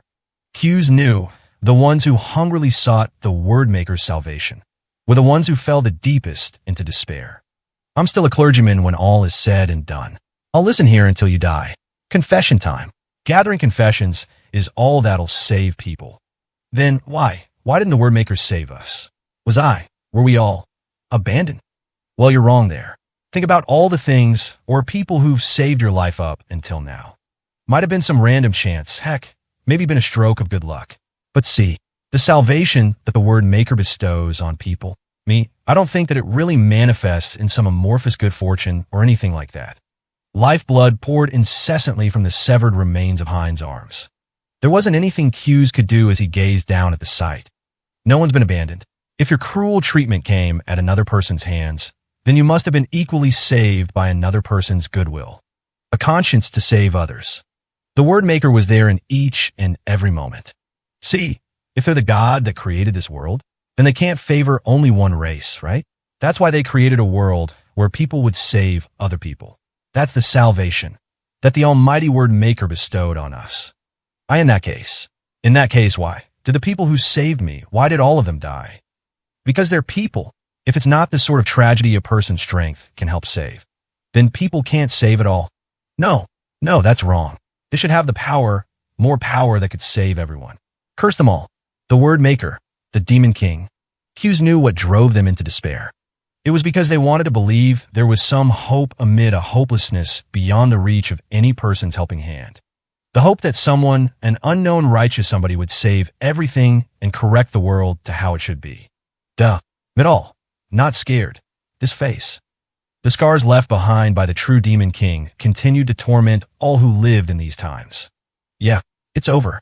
Watching Hein's death, Q's addressed the empty air. Floating, there was an invisible angel. The young white girl smiled faintly. Thank goodness. Page 100. Without a doubt, she was genuinely concerned for Q's life. Q's understood that. Thank goodness you were able to survive, huh? Now, in the present day, Q's the passing disaster was a hero candidate in the Six Ways exhibition. His sponsor was Oriesha's 11th minister. Naftak the Crepuscule Bell was a veteran within Oriesha's 29 officials, but the older man was the least like the rest of the 29 officials. Without any exceptional great ambitions or displays of wit, he obediently handled the work assigned to him, and nothing more, going back and forth between the assembly hall and his own home slowly, with the gait of a pigeon. But on that day, with the Six Ways exhibition drawing near, Naftak stopped. Excuse me, you there. In a narrow alleyway, hidden away from the sights of the people going down the main road, a small girl crouched down. The clothes she was wrapped in were brand new, but they were likely stolen. Her arms and legs were emaciated, and she was clearly in a poor state of health. Are you all right? Yeah. The girl nodded blankly. They were the eyes of someone who never expected any goodwill or help from the start. It's not much, but have some. He presented her with a hard piece of bread. He had been carrying it with him for lunch. If she was a beggar and learned in the techniques for receiving charity, then she wouldn't have been hiding away from the eyes of others. He thought she might have been a child who only recently drifted into Oriesha after losing her hometown in some strife, such as the Lithia War or the Parkle Storm. You must be thirsty. I do have a water flask with me. The girl accepted the bread, and seeing her begin to eat, Naftak let out a sigh of relief. Thank you. Mr. Stranger Man. I see. You don't know me, do you? I see then. Naftak smiled with his eyes, hidden behind his thick white eyebrows. Naftak's presence among the 29 officials was weak. He was nominally the leader in charge of the Order's division of the government, but within the younger generation of the Order, there were many who didn't even know the man's name. There's a big avenue over there. Do you know which one I'm talking about? Yeah. If you cross it and head toward the general store with the yellow roof, you'll see a church. If you don't have anywhere to go, then let the Order shelter you. It'll be far better than sleeping out here on the street like this. The Order, the large eyeballs fitted into her emaciated face, looked at Naftak. Are liars. Are they now? I was told that the word maker doesn't even exist, but they lie and collect donations, and they just do bad stuff with it instead. Well, that's no good now, is it? Naftak couldn't bring himself to ask who had taught the girl such things. Even the large-scale massacre that destroyed 90% of the Minia race's living sphere was nothing but one facet of the true hopelessness brought forth by the true Demon King. The most irrevocable destruction that the true Demon King bestowed on this world was completely killing the faith in the Word Maker that had existed from the beginning of time. If I could help you myself, I would. Forgive me. It's okay. Thank you for giving me food, mister. If things get rough for you, get someone to share their food with you again. You need to have the courage to ask for help. You shouldn't steal. Got it? Okay. Naftak left the girl behind and began walking along his usual route. At this point, the Order can no longer bear their function as a social welfare organization. Should we keep allowing an organization to exist when they can't save anyone? The Order's destitution wasn't solely because Oriesha's financial support had stagnated. The contributions from the faithful continued to decline, and the nightmare the true Demon King unleashed on the world was still breeding individuals beyond all salvation. Due to lack of capital necessary to help said people, they now had difficulties picking up those who had been abandoned by society, teaching them, and returning them back into the world. Naftak still remembered the incident that a man called Hein, the swaying indigo light, brought about. Though he was an orphan raised by the Order, he was ultimately drawn into the societal underworld Obsidian Eyes. Master Naftak.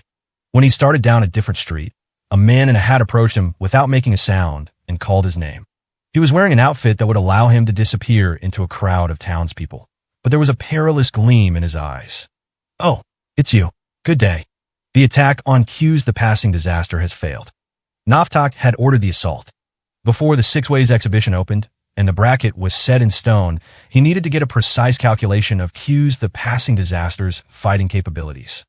This is the second time we've attacked him in his sleep, but again, he killed all his attackers.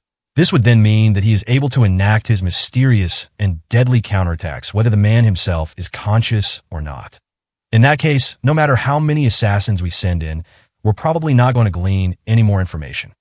Naftak himself was simply an older man without either wits or ambitions.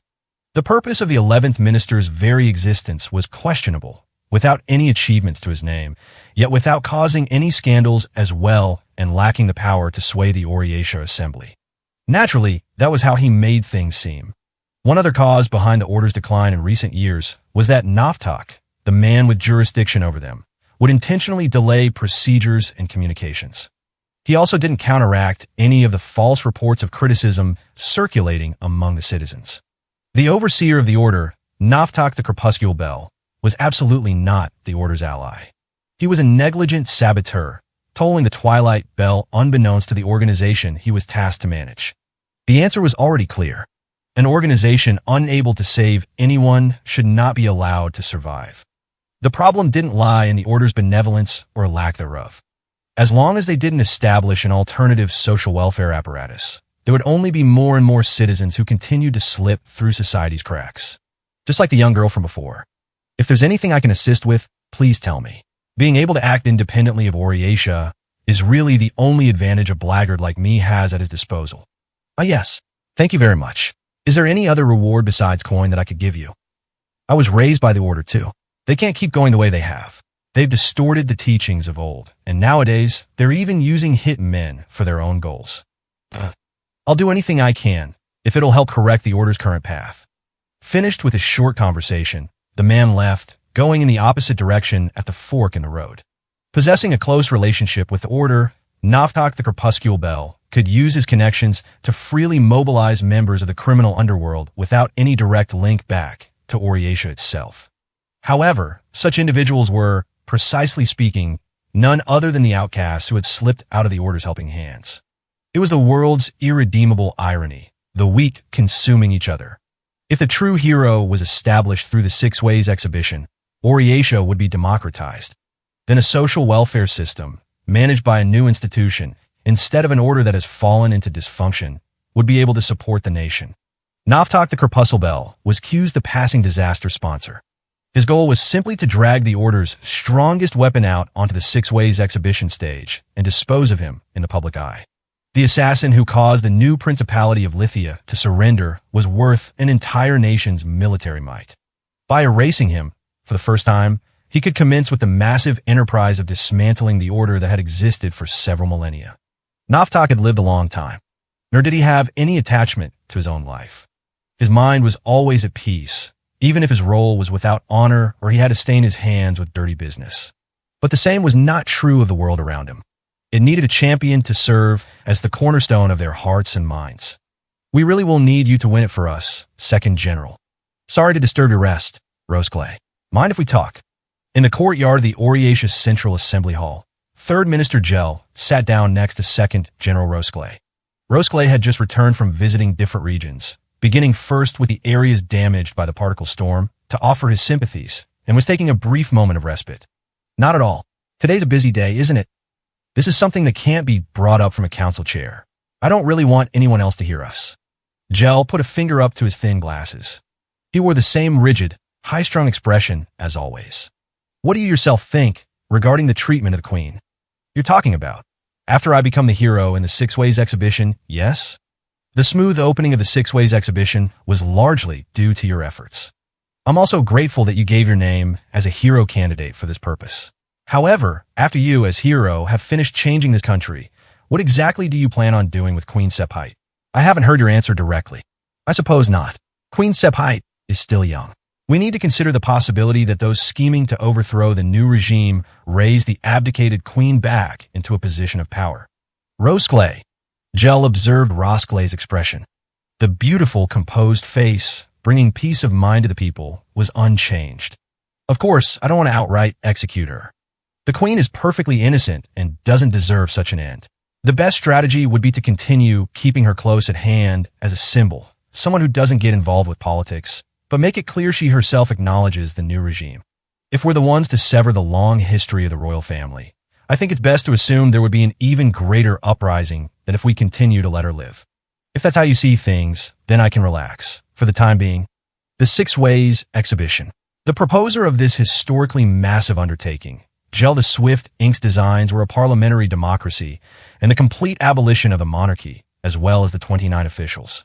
However, the Six Ways exhibition's hero candidates are the only ones who should shed blood, not ever making the queen or the people spill blood themselves. It may be too naive, too idealistic, but he believed that was the best path. He needed to back the new symbol that everyone of the age was longing for to prevent a civil war, fighting over making the sole remaining member of the royal family. Sepp Haidt, a puppet, and to avoid a future where the citizens and Sepp Haidt herself were drawn into wars and strife. A true hero. I do feel it's a bit hasty to be worrying about what will happen once I claim victory, though. The bracket hasn't even been settled yet. Still, you're bound to be victorious. Am I wrong? If you were, I'd be far too terrified to fight. They would give the appearance of a fair match and avoid the true danger. Roskleigh's camp had already won over others in the 29 officials and, as the largest faction, continued to expand their operations. At the very least, with regard to the first round. Hitto the Clamp, Uhulus the Star Runner sponsor. Naftak the Crepuscule Bell, Hughes the Passing Disaster sponsor. The administrator of the Six Ways exhibition, Roskleigh the Absolute, had joined forces with more than just these men. There's a high chance I'll be matched up against a hero candidate who we already have an agreement with. The threats propagating the land would crush each other, and the last one who should be left standing was the Minion champion. The largest undertaking in the history of the Minion races, intrigue and violence mysteriously entwined together. That was the true face of the Six Ways exhibition. A young girl was walking along the roofs of the homes lining the hilly road. Though she was high enough up to guarantee injury if she ever fell, the girl's long legs were completely exposed, without even a pair of shoes on her feet. Her chestnut-colored braids swayed behind her like a tail as she walked. Her name was Tu the Magic. "Hey, Reek, mind if I ask you something?" she asked her companion down below. "It's dangerous up there," Reek the Misfortune replied, exasperated. The dwarf was a famous mercenary, but in the streets of Oriatia, he was dressed lightly and not carrying his bow. "2. You may be totally fine if you fall, but anyone who sees you is going to be in for a shock. So, tell me, why do you think some houses have nice, tidy roofs, but others are falling apart?" 2 liked high places because they gave her a clearer view of the far-off landscape. Having lived her whole life in the desolate wastes of the Land of the End, for 2, everything about the Oriatia townscape was novel and strange. That's got to do with if someone's got the money to repair their roof or not. Everyone's circumstances are different, but there aren't any rundown roofs in the noble section of town, that's for sure. Nobles are people like Flynn Suda, right? Tu the Magic was also a hero candidate appearing in the Six Ways exhibition. Known as the Demon King's Bastard, not only was she without any relations to speak of, but her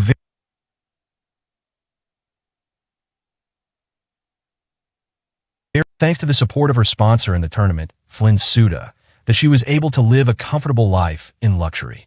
The Seventh Minister. Flynn Suda's a really special case, even among the other nobility.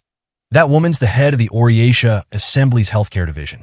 She's probably the richest person in the country, second only to the queen herself. You think if I became that rich, I could see Sepp Haidt whenever I wanted? Tu had decided to participate in the Six Ways exhibition as a hero candidate for a chance to be reunited with Queen Sepp Haidt, who she met in the past. It was quite possible that 70% of the responsibility for this string of events was the result of Kraftner's maneuvering the hero candidate Flynn Suda originally planned on sponsoring. Tu was a candid and honest young girl. At the very least, the motives she gave for herself were truthful. But why? Neither Reek nor Kraftner knew the reason why. Though she seemed not to keep any secrets, the naive and unsophisticated Tu wouldn't talk about this single point. This girl, origins unknown and possessing tremendous individual fighting strength, sought an audience with the queen for reasons she couldn't speak of to anyone else. Nevertheless, for Reek, Tu didn't appear to be plotting the queen's assassination. There is technically another way to meet with the queen, Tuesday. Do you know where we're headed today? Nope, not a clue. You came along without knowing? Tu the Magic was a powerful being, beyond any of the monsters Reek had seen in his life as a mercenary. Yet on the inside, she was like a young child. That may have been why she had taken like a baby bird to people like Reek and Krafner, the furthest from honesty and integrity one could get. An order almshouse. They take in orphans and children from houses unable to raise their offspring and educate them. History, writing, word arts, arithmetic, and the like. Sounds hard. Nowadays, there are some places that teach even harder stuff than that. Oriatia's government-operated schools, well, they're even more complex. That's where kids are studying stuff like natural sciences or economic theory. Queen Sephite attends school herself. She's still 11, after all. Then if I join this school place, I could meet Sephite too. Now, there's still a super tough exam you have to pass to get in. An academic exam at that. I think I'll stick with the 6 Ways exhibition then. You might be right about that. At the very least, the queen will be spectating the matches starting from the second round. If you and the queen know each other, then she might recognize you. For the school the queen attended, the issue of one's social standing also was a major factor. Even supposing one received a recommendation from Oriatia's 29 officials to actually attend, one would need to be, at least, a commoner's child.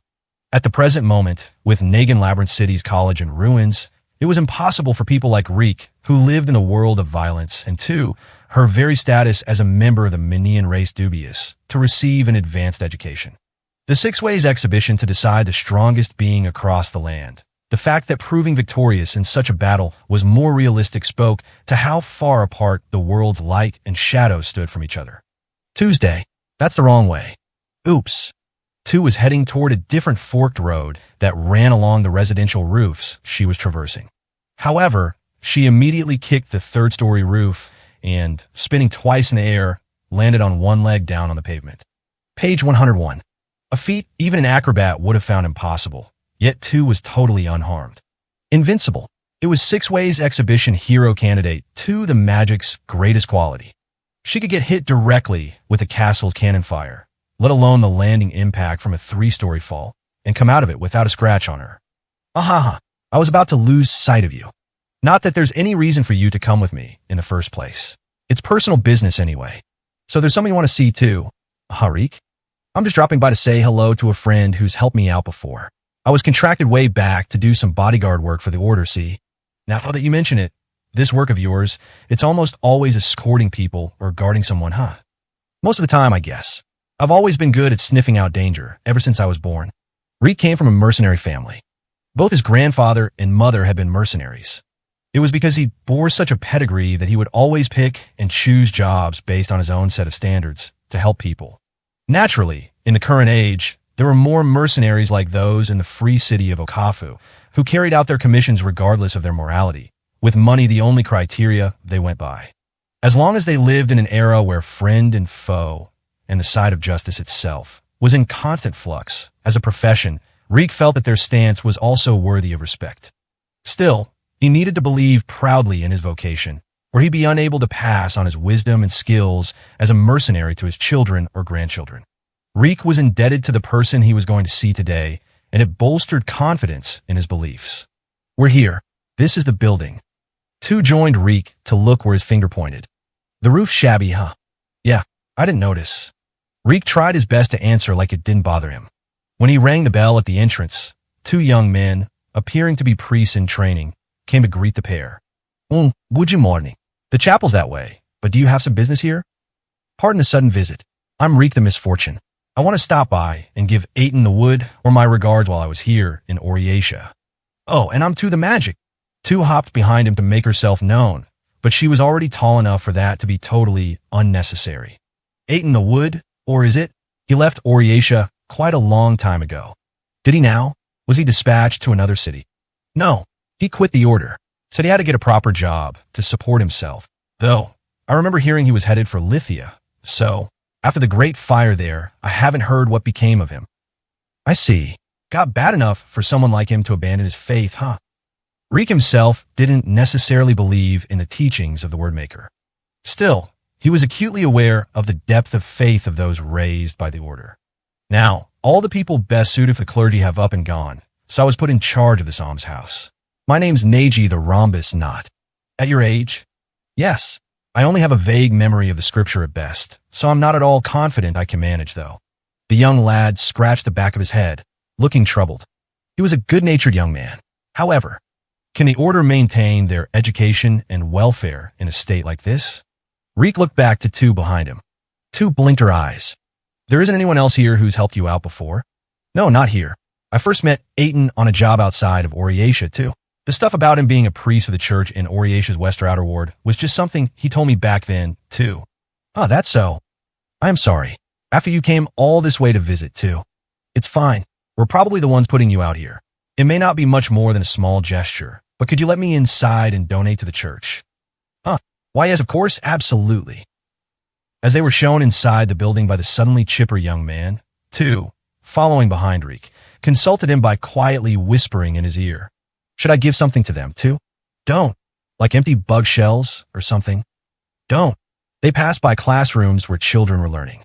Reek felt the number of children was very small for an order institution in the Minion race's greatest city. If it meant there were less orphans and impoverished children in the world, then it might have been something to celebrate. But he knew this wasn't so. Then there was a man walking toward them from the far end of the corridor. Reek gasped. You. Well now, if it ain't Reek the misfortune. And look at this fine woman you got with you. Reek immediately focused his attention on the position of the short sword concealed inside his clothes. Whoa, no need to square up now. The other man shrugged. He had a large mouth, and his hair was combed back. Haha, either way, you're just a chump without that bow of yours. You may be right, though even if I am a chump, I'm pretty sure that's enough to take you on. Taking stock of this sudden change in atmosphere, the youthful guide posed a question to Reek. Reek? Are you an acquaintance of Master Jivlart the Ashboarder? Master? Reek frowned at young man's word choice. Jivlart the Ashboarder, the boss of Sun's Conifer. Reek knew this man. These guys are a band of punk thugs from a country town. Ever since a job of mine 2 years ago, I made up my mind to never trust these Sun's Conifer dregs. What's all this master nonsense about, then? Jivlart. A country town. Haha. A real nasty way to refer to a man's beloved hometown, wouldn't you say? Jivlart jogged forward and looked down right in Reek's face. Though his dress itself was rather high class, the distinctive violent and boorish air to him hadn't changed at all since Reek last saw him. Though you're not wrong. Sun's Conifer, rising up from a frontier village and rapidly making a name for themselves in recent years, proclaimed to be a guild. They behaved like a band of skilled and capable mercenaries, and a majority of the city's citizens believed their act. However, in reality, this brute force only ever pointed their blades at those weaker than themselves who they could exploit. Hiki. If you're in charge here, then you listen too. A while back, I took up a job guarding the daughter of a wealthy farmer. I had to escort her to the family she was marrying into. The ones the client hired to act as the on-site guarantor were Sun's Conifer. When I successfully escorted the girl, I handed her over to these guys. But, though he had only a relatively short relationship with her, the girl was cheerful and loved to make small talk. Reek had thought she'd be able to live a happy life in her new home. For some reason, that girl's finger was sent to the wealthy farmer's house. The girl who I had definitely escorted safely to her destination had apparently been abducted by bandits. The young girl who returned in exchange for a ransom was no longer in any state to present to her fiancé, and ultimately, she died. Well, that sure is a strange story, yeah? Though, I wonder which is stranger, that or a bungling mercenary trying to push a past failure onto someone else. There are children living in this home. Reek pulled his hood back over his eyes. And I'm not going to dirty it with blood. Step out front. You're the boss, so you're going to take responsibility for the job you did. You know, I wonder why they all start sounding the same to me. The jabbering drivel of pretentious guys like you. Jivlart's smile disappeared, and he put his hand on the sheath of his long sword. At least have the guts to say you'll kill me right here on the spot. Hold up. Someone butted into the powder keg mood in the air to the magic. Inside, outside, it's not happening either way. And Reek. Too unexpectedly pointed to Reek. Don't try to kill someone before asking about the situation in front of you. Hold up, Tuesday. You think you're going to tell me that? Back when Tu and Reek had battled each other in the Land of the End, if the Demon King's bastard, Tu the Magic, had actually asked about why Reek and Krafner were there, they never would have needed to fight in the first place. I learned my lesson, so you gotta learn yours too. Flipping the script is really unfair, you know that? The young priest in training, scared by the current state of affairs, timidly spoke up from behind the pair. Master Jivlart is donating to our facilities here. It's largely thanks to him that I am even able to run the almshouse all by myself. What? So if there's indeed some misunderstanding between the two of you, please, I ask you to put away your swords. At the very least, I would ask you to respect the Wordmaker's teachings in these halls. Reek looked again at Jivlart. He absolutely couldn't trust the man. There was a possibility that, like his past escort mission, the man had some nefarious schemes up his sleeve. However, at present, Reek couldn't see any benefit to Jivlart currying favor with the Order in its weakened state. What's your angle? Angle? Is there any angle to charity? Jivlart stuck out his tongue to needle Reek. I'm real kind to kids, and the kids here are really well behaved. Who wouldn't want to give them a bit of spending money? Those are the eyes. People like you are always like that, eh? Arbitrarily judging and labeling whatever a person does as they see fit. Raised up nice and proper into a righteous prick. What the hell do you know about me? Dragging on some moldy grudge of yours and getting a bunch of random other people wrapped up in it too. And you too, Jivlart. Tu butted in. She wasn't intimidated by the violence in the air. That's going too far. You may not like Reek, but none of that's got anything to do with the Order, either. If you got your own case to make, then make it. Who are you? Tu the Magic. Her green eyes, faintly glowing, stared hard at Jivlart. Jivlart, the Ash Border, once again slowly placed his hand on the hilt of his long sword. An imposing move. When it came solely to making a show of brute force, Jivlart's skills might have excelled more than those of a true mercenary like Reek. I'm Jivlart, the Ash Border, hero candidate. I was invited to the Six Ways exhibition and came out here to Oriatia. Tu didn't look intimidated in the slightest. It almost seemed like she didn't notice his aura at all. That's so hot. We're in the same boat then. I'm a hero candidate too. As Tu stretched her hand to Jivlart, a smile blossomed on her face. You gotta be kidding me. Jivlart couldn't bring himself to return Tu's handshake. His fingers stayed on his sword hilt. A woman like you, a hero candidate? She's telling the truth. Reek grumbled. You'll see once they announce the matchups. Tu's an official hero candidate, backed by the 7th Minister, Flynn Suda. So this woman's stronger than you, huh? You're so spineless I can't help but laugh, Reek. Hey, hiv. Stronger than me? No, that can't be right. Reek laughed. He hadn't thought there'd be anything to make him laugh when confronting Jivlart. She's stronger than Krafner the Hatch of Truth, and me combined. The silence continued. Jivlart remained stock-still before the inscrutable young girl, while conversely, Tu also wasn't sure what to do with the hand outstretched before Jivlart. Makes me sick. Screw this. Jivlart backed off. He shoved the hand affixed to his sword into his pocket and cracked his neck. I'll be by again. You understood. Thank you, as always. He departed without returning any of the numerous bows from the priest in training. Tu was frozen in her current pose, her hand still outstretched. Hey, Reek. Tuesday. Thanks for stopping me. Reek grabbed her hand instead. Tu happily shook it up and down. I wasn't thinking things through clearly. Whether he's a bad guy or not, it wasn't right to rush to conclusions without trying to learn anything about him. Right? Maybe Jivlart's actually a good guy after all. Maybe. Tu probably wanted to believe he was. The success Tu had achieved that day likely made her happier than ever. The experience of talking things out with Reek and Krafner on a mission to subdue the Demon King's bastard and coming to a mutual understanding. That was why she was still so attached to Reek and sought the very same thing from all the people she met here in Oriatia. Having been a mercenary for a long time, Reek knew that the world wasn't like that. Folks who it was meaningless to try talking it out with, just like those two had long expelled from the Land of the End, accounted for a large majority of people out there. That day, Reek had been unable to meet the person he was indebted to, but he donated more money than he had first planned on. He stayed there until the sun sank low, without forcing his travel companion to go back ahead of him. Reek watched Tu from behind as she joined in the children's playtime and pondered. Maybe, huh? Jivlart's group, Sons Conifer, was an organization from a frontier village that had rapidly and suddenly distinguished themselves and had risen up in the world. A guild founded by a group of poor youths with neither lineage nor learning to their names. in order to grab success for themselves. Without anyone at their back supporting them, they might not have had any other methods besides dirtying their hands with the sort of vile, underhanded jobs that Obsidian Eyes, for example, had formerly taken on for themselves. The worlds of light and shadow stood so far apart that those born in squalor were forced to further stain their hands with such dirty methods. There were the Order's destitute, who the inhabitants of Oriatia paid no mind. There were children that even the Order had failed to reach. Poor people on the frontier who only had brute force and violence at their disposal. Alternatively, there were the victims left behind in the land of the end that too had kept under her protection. I don't think I can forgive Jivlart. But Reek was a mercenary. He had always chosen jobs he could take pride in. Had he ever been able to save even a single person faced with such circumstances? 2. I want to believe that there's salvation out there for everyone. Laisha sincerely loved Q's the passing disaster.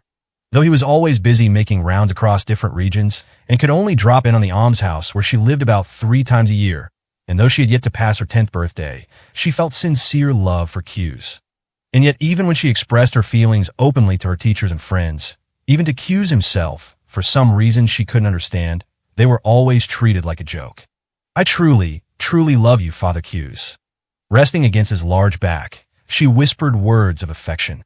At that moment, Q's had a small child resting on his lap, and he was teaching them the Order script.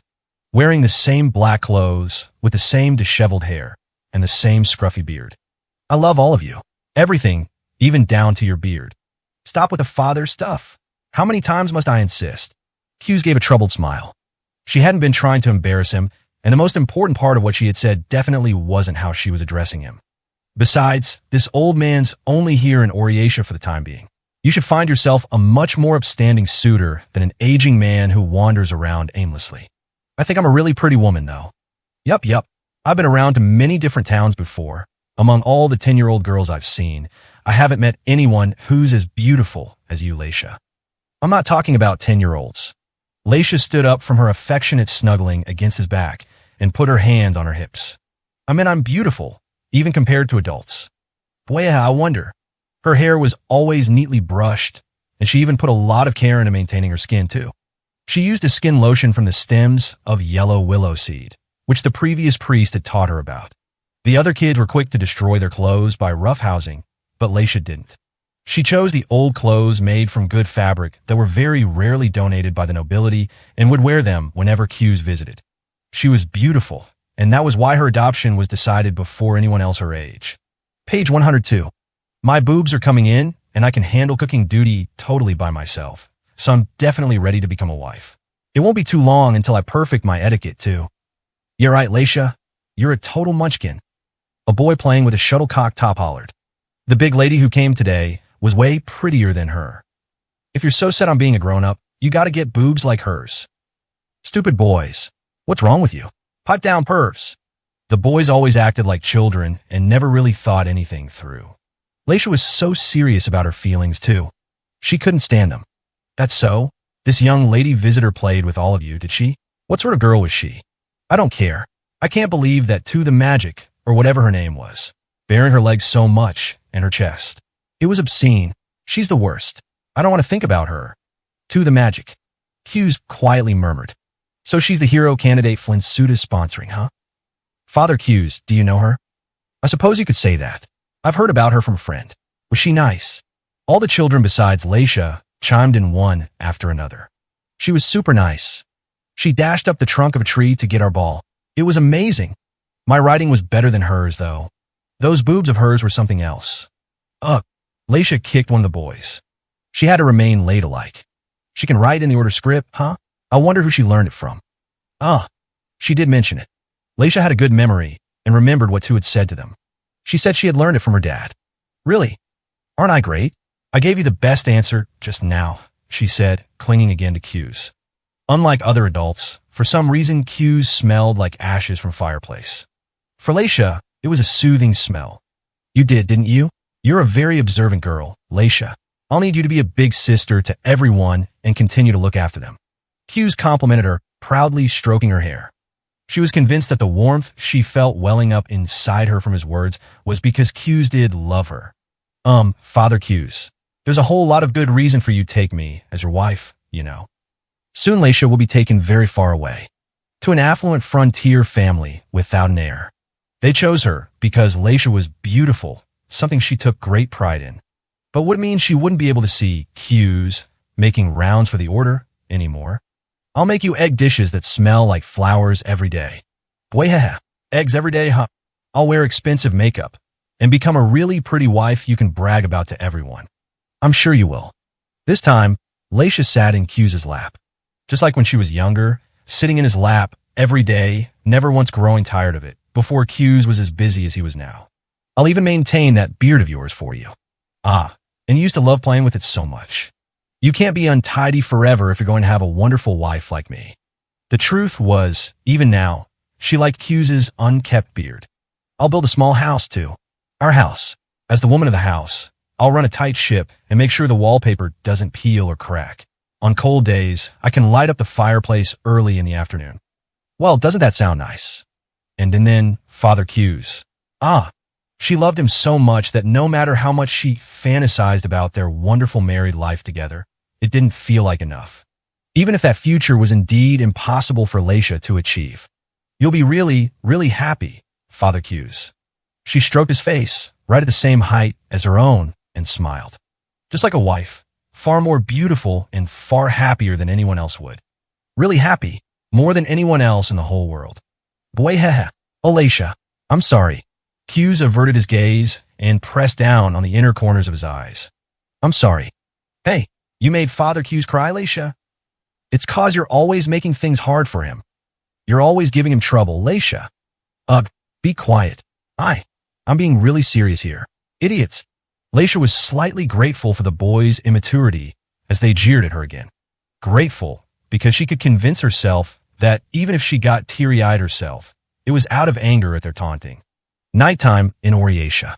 Though the light from the gas lamps illuminated the streets above ground, the canal that stretched under the bridge was very dark.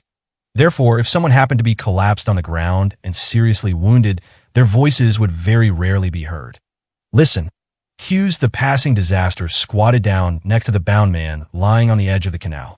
He looked like a powerless, good-natured, middle-aged man. Leisha felt proud that she was getting taken in by you. You know that? The head of a wealthy frontier farming family without an heir. It had all been a lie, feigning their social status. These people would take in children with exceptional features and looks and sell them off for abhorrent purposes. Currently, with the order's authority fading away, and lacking the strength for proper investigations, it was difficult to pick up on criminals with these objectives in mind. Q's couldn't blame the young man left in charge of the almshouse. Starting a few years ago, many people had begun hearing tragic stories about children in the order's care being swept up into the criminal underworld. This exacerbated the persecution of the order and the expulsion of the poor that had spread across society, and as a result, the order began to see the power to save others taken from them. A vicious cycle. See, she said she was getting taken in because she was the prettiest. Q's was looking at the white angel sitting on the gas lamp on top of the bridge. The man had lost consciousness and couldn't hear what Q's was saying to him. But why hasn't she been saved yet?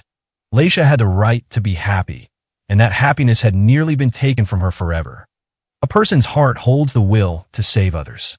That was the blessing bestowed by the word maker. That alone was something Q's truly believed existed. After all, Leisha's a really good kid. This man was a small-time scoundrel. Crimes like this had existed for a long time, and Q's was only able to glimpse a handful of instances of this commonplace and worldwide activity. Those with power took from the weak. Violent gangs attacked almshouses, and slavers targeted orphans. Oriatia aimed the citizens' criticism toward the order, and all the sinless, pious faithful were being forced into becoming martyrs to maintain order for the ones living in comfort. Q's gave a weak laugh. Boy, should I kill him? He felt like he heard such a voice. He turned to look at the gas lamp over the bridge. Nastique, the quiet singer, was staring at him. It's okay. His reply came out as a sigh. He didn't want to kill. He never did. Q's the passing disaster was invincible. In this world, Q's alone was protected by an absolute authority that could deliver death to any being. A power that only ever killed his enemies and never truly intended to rescue who he wanted to save. I made it in time, without anyone needing to die. He was trying to calm himself. Leisha was safe now. That was enough. When Cunity died, and when Roselle had died, Hughes was able to give up. He could accept that there was nothing he could do about a tragedy that had already come and gone. All the deceased had been just as important and cherished as Leisha. In which case, he should have been overjoyed right now that this time he had been able to save her. Boy, I have to keep my smile, but I wonder, what is it feeling? What you're feeling is fear, Hughes. Just below the bridge that crossed the canal, there was another voice from the darkness. The voice belonged to a young boy with gray hair. He looked just as old as the almshouse orphans. His name was Hiroto the Paradox. It looks like you're scared to me, Hughes. Sometimes the future, which we have the ability to change, can feel more terrifying than a cemented past. What if I had been just a little bit later? For example, Hiroto's troops had captured and bound the man underneath the bridge. Hughes had merely arrived afterward. It's a good thing you made it in time, while you could still make an impact. Yeah, I feel the same way. And that's not the only reason for your fear, Hughes, I'm sure. Is this sort of thing happening right now, all across the Order and just out of my sight? Am I standing by the wayside and letting down kids that I should be able to save, that I should be able to reach? Boy, you're a nasty man yourself, Mr. Hiroto. Given his involvement with the criminal underworld as a cleaner, Hughes knew the gray-haired child's voice. That he had made contact with him like this, before his opponent in the Six Ways exhibition was to be decided, made his objective that night perfectly clear to Hughes, too. So that's why you gave me the information on this guy, for free, eh? With our forces, it will be possible to track the whereabouts of all the children in the Order across the whole land. I have some information on organizations we already have a grip on as well. Hughes stayed standing stock still and looked down at the blood-soaked man. If he had been too late today, what would have happened to Leisha? In this day and age, it wouldn't have been unthinkable if tomorrow another one of the children Hughes held so dear fell victim. Not good enough. That's not enough. With a white angel watching over him, Hughes stepped into the bridge's shadow, where Hiroto lingered. I have another condition. If you have that much power, then I want you to save everyone in the Order for me. After the Six Ways exhibition is over, if you guys manage to win, I want you to make it so all the children can go out into the world on their own and continue the Wordmaker's teachings that VE brought us salvation. Education and welfare for the people are absolutely necessary to maintain a civilized society, Hiroto earnestly replied to Hughes. A politician's superpower was being able to see through to what someone truly desired and make them believe in a future where it could be made real.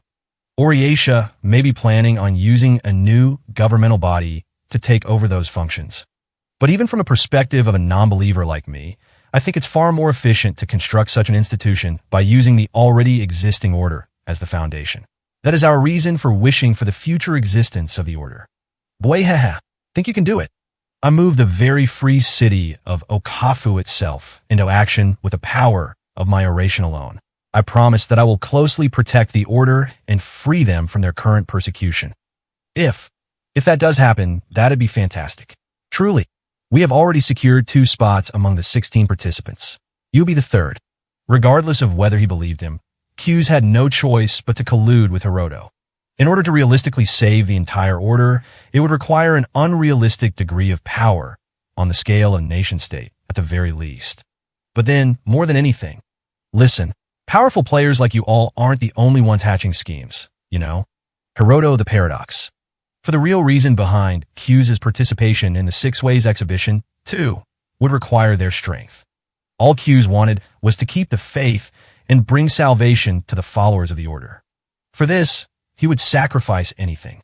Let's join forces, Hughes the passing disaster. I accept. He took the hand spread out before him. Hiroto's hand was small, a petite hand like the orphans Hughes knew. 12 days before the start of the 3rd match.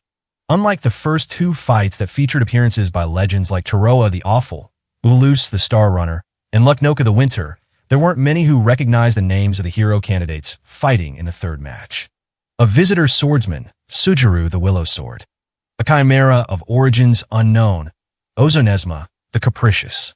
Mysterious, obscure, but powerful fighters. In Ozonesma's case, the citizens of Oriatia hadn't even had the chance to see what he looked like. As if to keep all information about him a secret, he was staying in nearby Gamina City. Gamina City, a metropolis of a far different nature than Oriatia. Rice fields stretched out in between the brick buildings, with trees lining the streets in equal distances along the roadways crisscrossed by carriages. The atmosphere, carefully managed nature quietly melding into the surrounding civilization, was almost the exact opposite of Oriasha's noisy and flamboyant city streets. Gamina City was also affiliated with the Oriasha Council, and there was one member of the 29 officials who owned an enormous mansion there. A giant of a man, rotund, yet one who left a cordial and amicable impression. The 14th General, Yuka the Halatian Jail. A strange beast had been residing in his large estate for the past several days. You always look busy, Yuka. Well, suppressing a rebellion isn't just about cutting someone down in a fair fight or anything. Besides, right now, I gotta keep these old kingdom's loyalists in check somehow. An 8-legged beast with blue and silver fur, who appeared almost like a streamlined version of a wolf. Ozonesma, the capricious. Completely ignorant when it came to political bargaining, Yuka was oblivious to the fact himself. But as a result of being caught up in Hiroto's behind-the-scenes maneuvering, he had been enticed into sponsoring Ozonesma, the capricious. The other military officers can work when war breaks out, and that's enough for them, but my work always ends up being a lot to deal with. I perceive you are having issues. Nah, you're a big help by not being difficult to handle, Ozonesma. Hito and Hade seem like they're having a real hard time. Even when stripping away the details surrounding the sponsorship or the Chimera's own temperament, Ozonesma and Yuka got along better than they imagined. Ozonesma found Yuka's mild-mannered and generous personality pleasing, while Yuka was also grateful that even with the Chimera's strange form, Ozonesma didn't make any excessive demands of him and stayed put here in Gamina City. Yuka also showed interest in Ozonesma's vast knowledge. And although he couldn't comprehend everything the Chimera spoke of, he was still an excellent listener who could express his honest admiration and astonishment about the details of the topic at hand. When all is said and done, I'm preventing a big uprising from happening. I'd say they can probably start the 6 Ways exhibition now. Within the 29 officials, Yuka's responsibility was leading the nation's public safety branch. Fortifying against enemies not from abroad but from within, he stood on the front lines to suppress rebellion and uprising, in some cases purging his own compatriots when necessary. While this role was an essential presence in keeping the nation safe, it was definitely not a job that would turn him into a champion living in the light. However, Yuka, the Halatian Jail, handled this assigned job completely contrary to his own benign temperament, without complaint. You could lump supporting a chimera like me into this as well, but are you not being pushed into taking on disadvantageous roles? While Ozonesma placed his trust in Yuka's character, he did this with a twinge of anxiety. Was his kindness that made him unable to refuse any request going to be his ruin and make discontent grow within him? There was a possibility that, when the time came, it would become an unexpected rift for Ozonesma. Nah, it's not like that, I'm telling you. I volunteered for it myself. Surprisingly, folks like me are suited for this work, you know? Because I'm good at not thinking about anything. Even if someone carefully considers how to do this job, no matter how good things go at the start, I think it'll quickly get harder and harder for them. Sinking his corpulent body into the big chair, Yuka talked to himself. The types who have to resort to rebellion and violence are usually real weak and powerless. That is fair, no matter what sort of conspiracy may be behind their actions. The ones who stand on the front lines for such activities are usually the weak with their backs up against the wall. Even knowing full well this exploitative structure, Yuka could clearly separate himself from this understanding to fulfill his role and brandish his blade. He could use his own strength to ensure that no one else would be burdened with this feeling of guilt. Page 103. That was the understanding Ozonesma had of Yuka's character. In that case, what do you think about the Order? Not the Old Kingdom's loyalists? The Order, huh? Well, I'm pretty sure there are a whole bunch out there who want to reverse the way things are currently going for them. But unlike the Old Kingdom's loyalists or the Lithia remnants, I guess they don't present a very big threat to be wary of. I believe they possess a considerable amount of organizational power, though. Organizational power, sure. But in their current situation, the Order has almost no warriors who could let them resort to violence. I mean, historically, yeah, they had plenty of their paladin-class soldiers or what have you, and there were some periods when they had military on par with the kingdoms of the day, but none of that's there now. Tenets of the Word Maker dictate things to be that way, after all. So you are saying by making them obey doctrine, they've had their fangs dulled over many years. I mean, I seriously doubt that this current state of affairs was something they were planning for. I think the fact that the kingdom had always protected the order with military force meant that part of it was them telling the order that they'd bear responsibility for the nation and to focus on their teachings instead. Though, I guess the country's true wish was to have a grip on their leash should anything happen, right? Yet during the era of the true Demon King, the order lost the power meant to be spared for their protection. Spears have been pointed at the order, filled with the anger and sadness toward a calamity beyond any means of salvation, and their existence was slowly fading away. As of now, with the destruction of the kingdoms meant to have a tight control over them, the order were livestock dying of starvation while shackled in their pens. They no longer had the power within them to rebel against the nation. Thank you.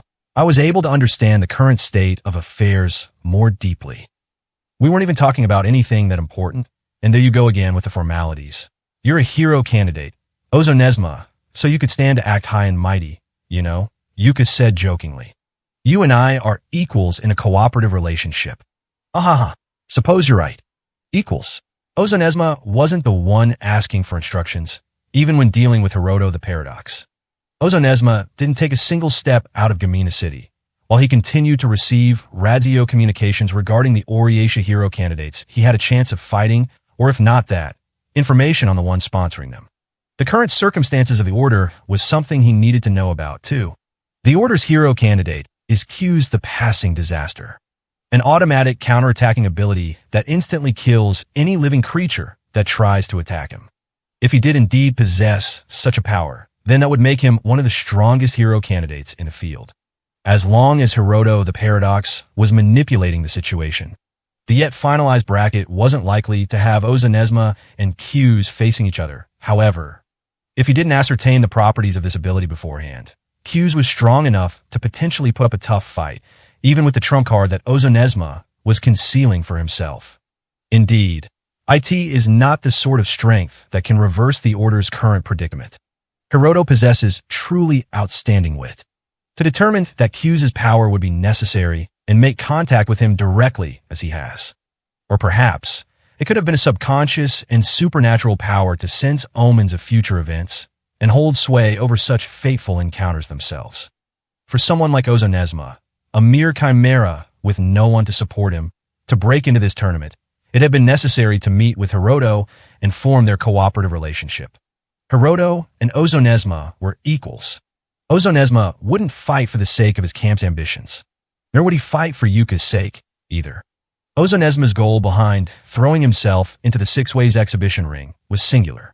Still, Ozonesma, aren't you bored spending all your time cooped up in this mansion? I imagine the feeling's the same for chimeras as it is with anyone else. Ozonesma was holding himself up in Gamina City without showing his body in Oriatia at all, while also being a hero candidate. He had information that there were other organizations outside of Hiroto's camp and Oriatia's own that were investigating the fighting strength of the hero candidates. Supposing there came a time when he engaged with these sorts of attempts on his life, even in the worst-case scenario, he couldn't expose his trump card. True, I do not mean to present myself as superior, but there's one favor I would like to ask when the time comes to depart Gamina City for Oriatia. Therefore, this was a request that was entirely out of Ozonesma's own interest, unrelated to his goals or tournament strategy.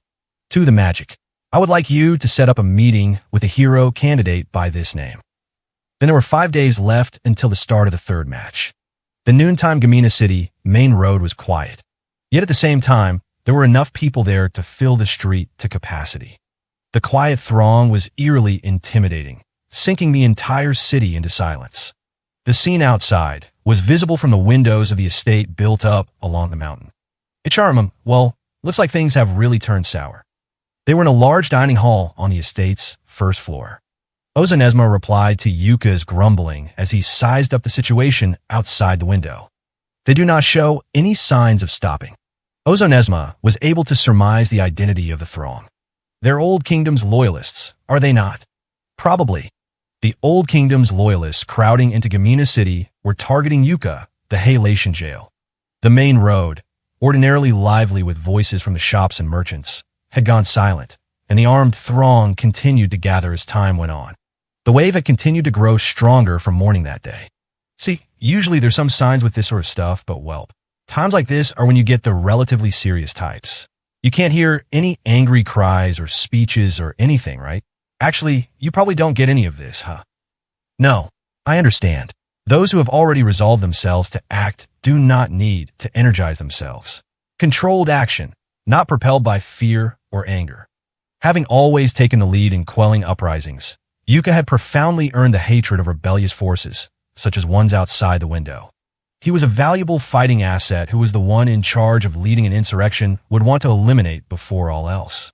However, together with the execution of Gilnes the ruined castle, the Old Kingdom's loyalists had lost their main constituents and were supposed to have already cleaned up entirely. Safety is not guaranteed outside of Oriatia. Their true target may actually be me. Naturally, a disorderly group of however many thousands surging toward him couldn't possibly be enough to defeat Ozonesma, the capricious. However, the same wasn't true of his sponsor, Yuka. The situation is by design, a manipulated uprising. Well, thinking through it all logically like that isn't really going to do anything, to be honest. Something's got to be done about the situation first. After this is all over, there'll be someone else to think about all that stuff. I can face them. No. Quelling uprisings falls under my jurisdiction, after all, and I can't owe you a favor, Ozonesma. Yuka was already donning a red suit of light armor. Very sparse armor, preventing arrows from piercing through to his vitals, and nothing more. But escape should be the first priority. You and I are equals. I want you to buy time. Ha. Well, you got me there. And here I thought I'd just fight through them all on my own. There is a mountain behind this mansion, yes? Surely you have an escape route prepared. I'm surprised you knew that. Merely conjecture. Yuka's manor had a steep mountain behind it. It was for times like now, suddenly under attack, to restrict the defensive area to its facade. It was an approach very appropriate of a military official. Even if the attackers had sensed the presence of an escape route through the mountain, Ozonesma concluded that the troops' strength capable of deploying in the tangled mountain wilds would be more restricted than it would be in front of the mansion. Let us move together until we pass into the mountain path. I will keep our rear safe. Once you escape, gather soldiers and pound this force back again. We shall divide our roles between us. That should be acceptable. I didn't want to trouble you like this, you know? Didn't you want to keep your skills hidden until the day of your match? I'm the one who should be thinking about that. Leave it to me. Of course. Well then, let's go with that. With the matter settled, the two moved quickly. They were both warriors who had fought through a great number of battles. When they passed through the wooden corridor that stretched out from the hidden back exit in the mansion's basement, they immediately exited out into the middle of the mountain. After cutting apart the entryway, concealed by bushes, they both dashed down the wet crags, without wasting any breath between them. Ozonesma ran in front of Yuka, ensuring the mountain road was safe.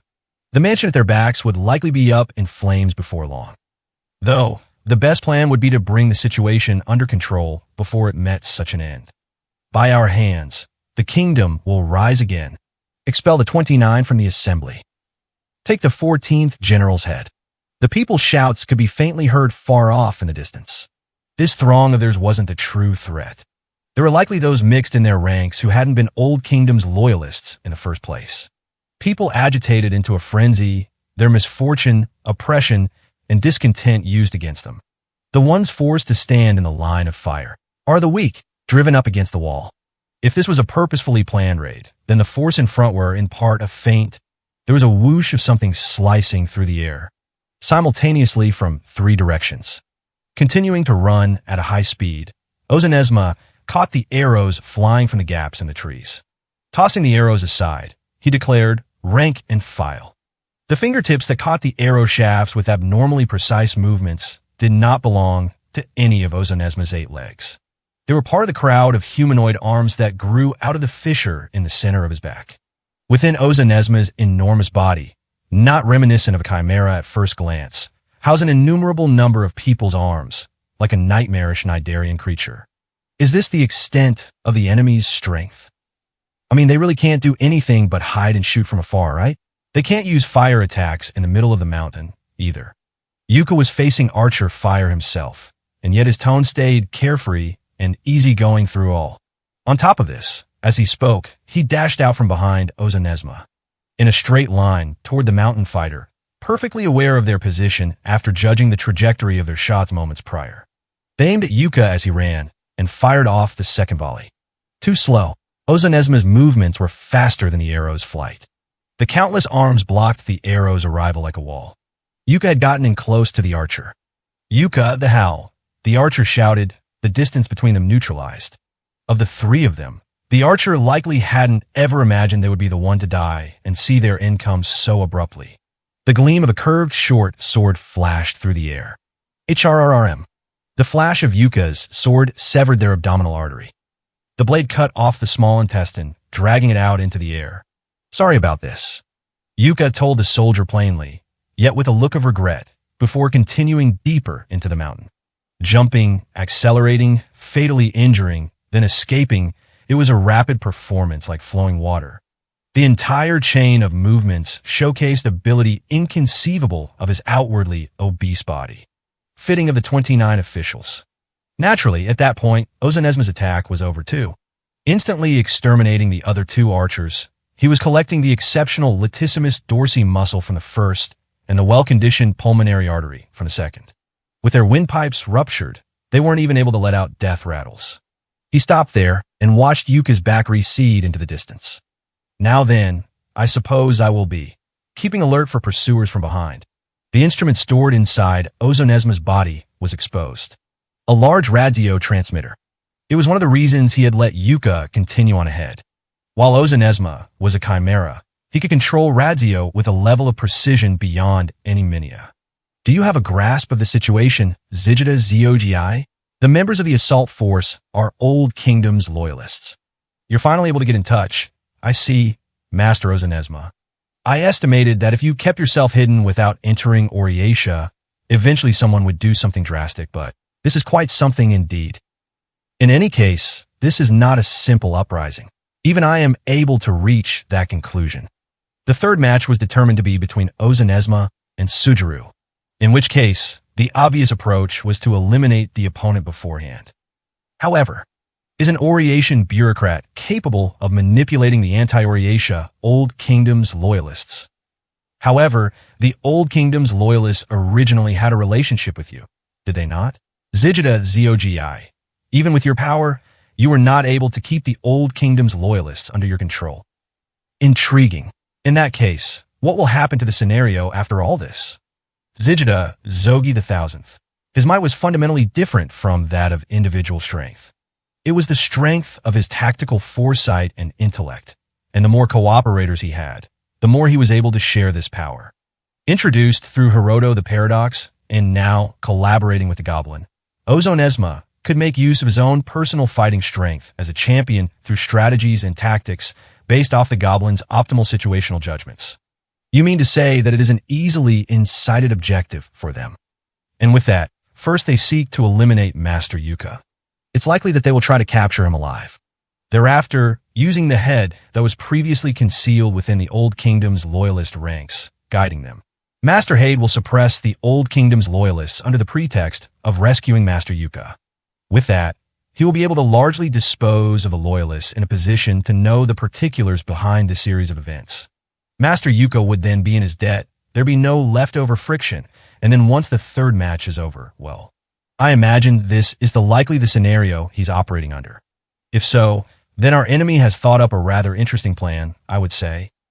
If this head is here now, I might be able to cut it off myself. Are you fine with me making a move? The radio communication was cut off. Zigida Zogi, as expected of a strategist recognized by Hiroto the Paradox. He was always reading 2 or 3 steps ahead of his enemy, weaving webs of initiative and taking every precaution. If he was guaranteeing Yuka's safety, then Ozonesma believed he must have indeed been truly safe. Page 104. As if to prove this fact, a single soldier came running up to Ozonesma. "Hey, Ozonesma!" It was one of the 14th General's bodyguards, who he had seen several times before. "Is Yuka safe?" "Yeah, our unit's already begun moving to put down the uprising. The Old Kingdom's louts are moving much slower than expected. You should retreat now while you have the chance. Because their forward-facing actions were all a feint to lure US into these mountains. Thus the slow pace. Then their best troops were hunted down by Zigida Zogi's soldiers. No matter how meticulously prepared and planned their forces may have been, they couldn't possibly put up a fight against a goblin colony moving in accord with the truest tactical strategy. Ozonesma lifted his enormous head and captured the citizen mob in his gaze from atop the mountain. Their individual heads looked like poppy seed from afar, but for Ozonesma, that was more than good enough. Of course, I will obey the order to retreat. However, before that, I have something to test. What's that? Ye goyurg yogog. Yog maginariu. Yes Jeff goyurg. Ye oinkuya. Yuraku. From Ozonesma to Gamina's soil. Shadow of Q divergence. Swimming horn. Reflected in a white line. Assemble. With this, he scratched the dirt with his colossal forelimbs. Countless silver lights appeared from beneath the thin layer of soil. The weapons Ozonesma created with his craft arts were surgical knives used for medical treatment. There was a man, a renowned mercenary named Albert the Summer Rain. Far, far away, Ozonesma observed the throng, tinier than ants at this distance. Ozonesma could distinguish all the bodies in the rabble from each other, along with each of their movements, even down to their breathing too. Though they consciously tried to hide it, he was able to grasp the movements of an Oriation soldier. It wasn't relevant who the Old Kingdom's loyalists were outwardly propping up as their leader. Hay the Flashpoint was a true-born soldier, which meant that the subordinates he sent for the task would be too. Ozonesma identified 3 targets. Hay's undercover agents, sent into the Old Kingdom's loyalist ranks. The head, guiding the organization from within. The Minian arms that sprouted up in droves from his back picked up the blades formed from soil. Then, while they may not be as accurate as Summer Rain was, a shrill sound of slicing through the air like a flute. With it, his throw was finished. The 3 Ozonesma had in his sights were eviscerated by surgical knives launched at bullet speed. In terms of raw power, I would say my capabilities are quite impressive. Why you killed them? From his distance. Impossible. Leaving the still-stunned Gar behind, Ozonesma quickly departed the area. He reported back to his own camp on the other side of the Radzio. I disposed of the head. I heard about your exchange. This is Dant. If Hade really is behind this, then this head, or what have you, doesn't end with the one standing out in the open. There had to be others who saw your attack. The 24th General, Dant the Heath Furrow. Zigida's Zogi sponsor. That is not a concern. As long as the ones out in the open have been dealt with, they will have lost their control. It should also help with putting the uprising down to some extent. So you're saying the attacks you showed off weren't everything, huh? In that case, what's your trump card then? I haven't been told yet about how you fight. Damn. Ozonesma glumly smiled without answering Dant's question. A bestial smile that couldn't be expressed through the Radzio. I am grateful. You made the correct choice. The sponsor you prepared for me, Yuka, the Halation jail. The man does not trouble himself with schemes and is not looked at with caution by the bureaucrats. But he has other strengths as well. Ozonesma had a goal, an objective that had remained unchanged from the moment the true Demon King's era came to an end. IT is his authority over the Public Safety Division.